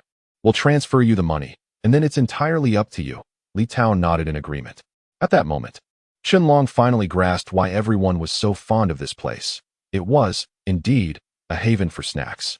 To his surprise, Li Tao had such a passion for these treats, which Qianlong had not realized in the 6 months they had known each other. As Qianlong prepared to voice his thoughts, the others jumped in first. Do you think this is a lot? This is merely the tip of the iceberg. One teammate teased. In short, it's just a minuscule fraction of what we have. Dig in, and you're not allowed to leave until everything is finished. The team erupted in playful banter, causing Li Tao's face to flush with embarrassment. Despite the jesting atmosphere, it did not hinder their camaraderie. They indulged in snacks while engaging in games. As the game commenced, the atmosphere was lively, bolstered by their familiarity with one another. However, as the match progressed, Qianlong began to feel the weight of pressure. While he could easily manage most things, this game was a different beast altogether. His opponents were evidently skilled, landing a series of quick combos that left Qianlong struggling to keep up. Feeling the embarrassment wash over him as he faltered, he glanced at his teammates, anxious that his lack of skill might dampen their spirits. Although they had not voiced any complaints, he worried that they might feel disappointed. Yet, his concerns were unwarranted. His teammates did not hold him accountable and offered words of encouragement. Don't worry, I'll come help you soon. We can play steadily. Trust us, we'll win. They smiled at him reassuringly. In that moment, Qianlong harbored the fleeting wish to remain in this camaraderie forever, A beautiful sentiment indeed. After a late night of gaming that nearly stretched into dawn, Qianlong awoke feeling like a panda. His teammates, too, appeared weary as they gathered on the field, exchanging knowing smiles that spoke volumes. Though fatigue lingered, it did not deter Qianlong from training earnestly. After splashing cold water on his face, he revived his spirits, and they all followed suit, feeling much more alert. Today, Wensi was leading the training session, aiming to teach some new techniques to the team. From the outset, Qianlong sensed something amiss. While these maneuvers might be novel to his teammates, they were all too familiar to him, remnants of his training from long ago. To his astonishment, he found himself revisiting these techniques in his lifetime. Since he had practiced them before, he executed the drills with ease, leaving Wensi utterly astonished. What is going on here? Wensi asked incredulously. It's nothing. I've merely practiced these techniques before. There's actually a continuation to this, Qianlong replied. Are you interested in learning more?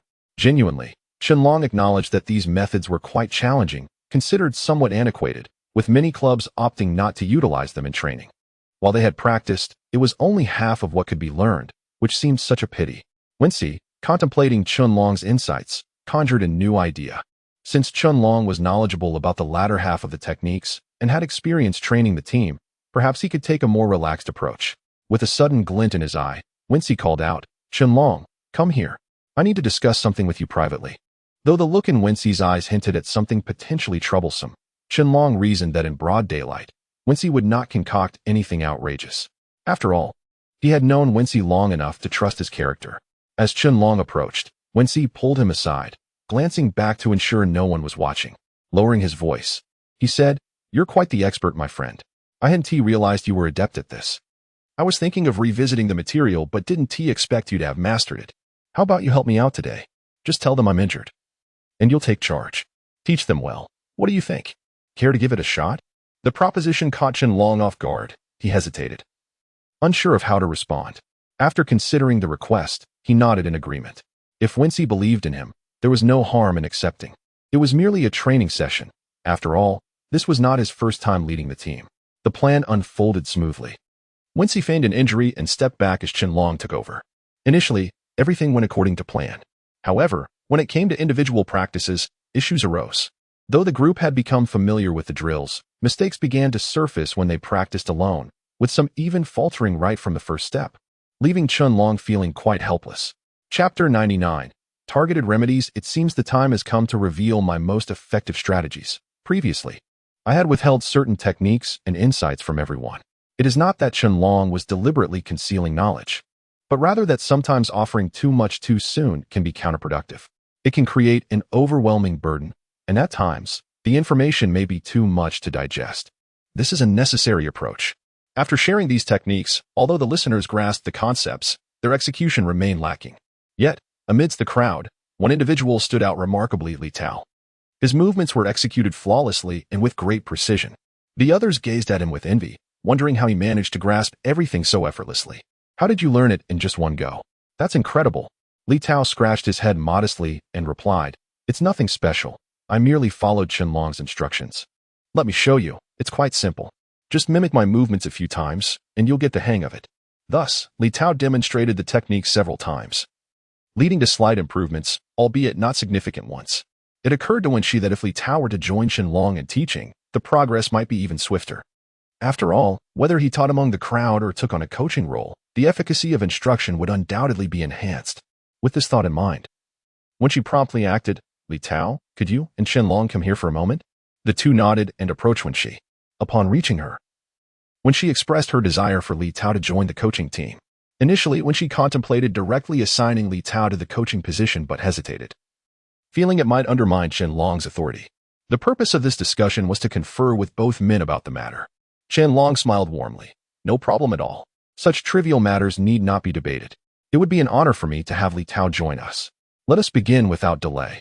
With the coach's plan set in motion, the pace of training indeed saw an improvement. When she divided the team into two groups, one led by Qianlong and the other by Li Tao, the groups did not separate, they trained together, leading to faster learning and greater retention. After half an hour, it became evident that Wensi's decision was wise.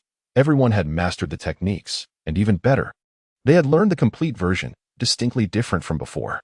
Wensi's joy was palpable. However, Despite the smiles, the training must continue, as there remained a multitude of exercises ahead. When she introduced the most challenging physical training regimen right from the start, groans of dissatisfaction echoed among the group. Why must we begin with this? This is my least favorite. While others may not comprehend when she's reasoning, Qianlong understood.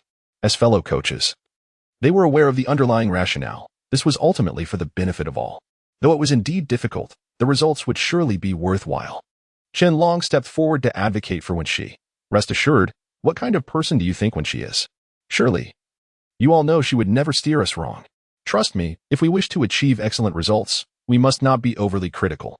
Let us tackle this first, and then we can move on to other matters. I will run alongside you. Is that agreeable? With Qianlong leading by example, objections dissipated and the plan proceeded smoothly. Running 3 laps may seem trivial, yet it amounted to a few kilometers. Given the vastness of the venue, the group initially faced no issues, as they were all seasoned athletes. However, as time progressed, the lack of dedicated running training became apparent. Each individual's role and position varied, leading to a disparity in endurance among them. While the initial laps were manageable, by the final lap, everyone found themselves gasping for breath, some struggling to keep pace. One team member, in particular, faced a severe situation, coughing up blood mid-run. Qianlong urgently called for a halt. Stop for a moment. Recognizing their struggle, he instructed those who felt overwhelmed to step aside. Let us take a break. I have something to discuss. The team exchanged glances, silently acknowledging their predicament. It was not the time for bravado. Addressing the problem was paramount. Thus, Qianlong stayed behind with a small group while the others looked at one another, filled with remorse. They wished to speak, but found themselves at a loss for words. As they contemplated their feelings of guilt, Qianlong, sensing their distress, offered gentle reassurance. It's all right. This isn't your fault. It merely reflects our insufficient training. Let's take a breather. Afterward, I would like you to run a short distance for me to evaluate. How does that sound? The unexpected kindness surprised everyone. Typically, in such situations, others would respond with criticism. To their astonishment, Qianlong remained calm and understanding. Given this opportunity, they felt compelled to value it. Nodding in agreement, they took a moment to recuperate. At that moment, when she approached, "How is everyone? Are you all right?" The group hesitated to respond, prompting Qianlong to clarify, "Everything is fine. Everyone held up well, but I was concerned for you all, which is why I called this group to step aside. Now, I would like everyone to run again, and I will observe." After a moment and Appo's reflection, when she nodded in agreement, they all recognized Qianlong and Appo's intentions were for their benefit, gazing at him with gratitude. "When shall we commence?" one asked eagerly. "Yes. When do we start?" "I can hardly wait." Qianlong smiled and said, "Are you all ready? If so, let us begin now. We need not run far. A few hundred meters will suffice. I will observe from behind. How does that sound?" Everyone nodded in unison, and under Qianlong and Appo's guidance, they lined up side by side. At a signal, they surged forward, converging at a statue just 100 meters away.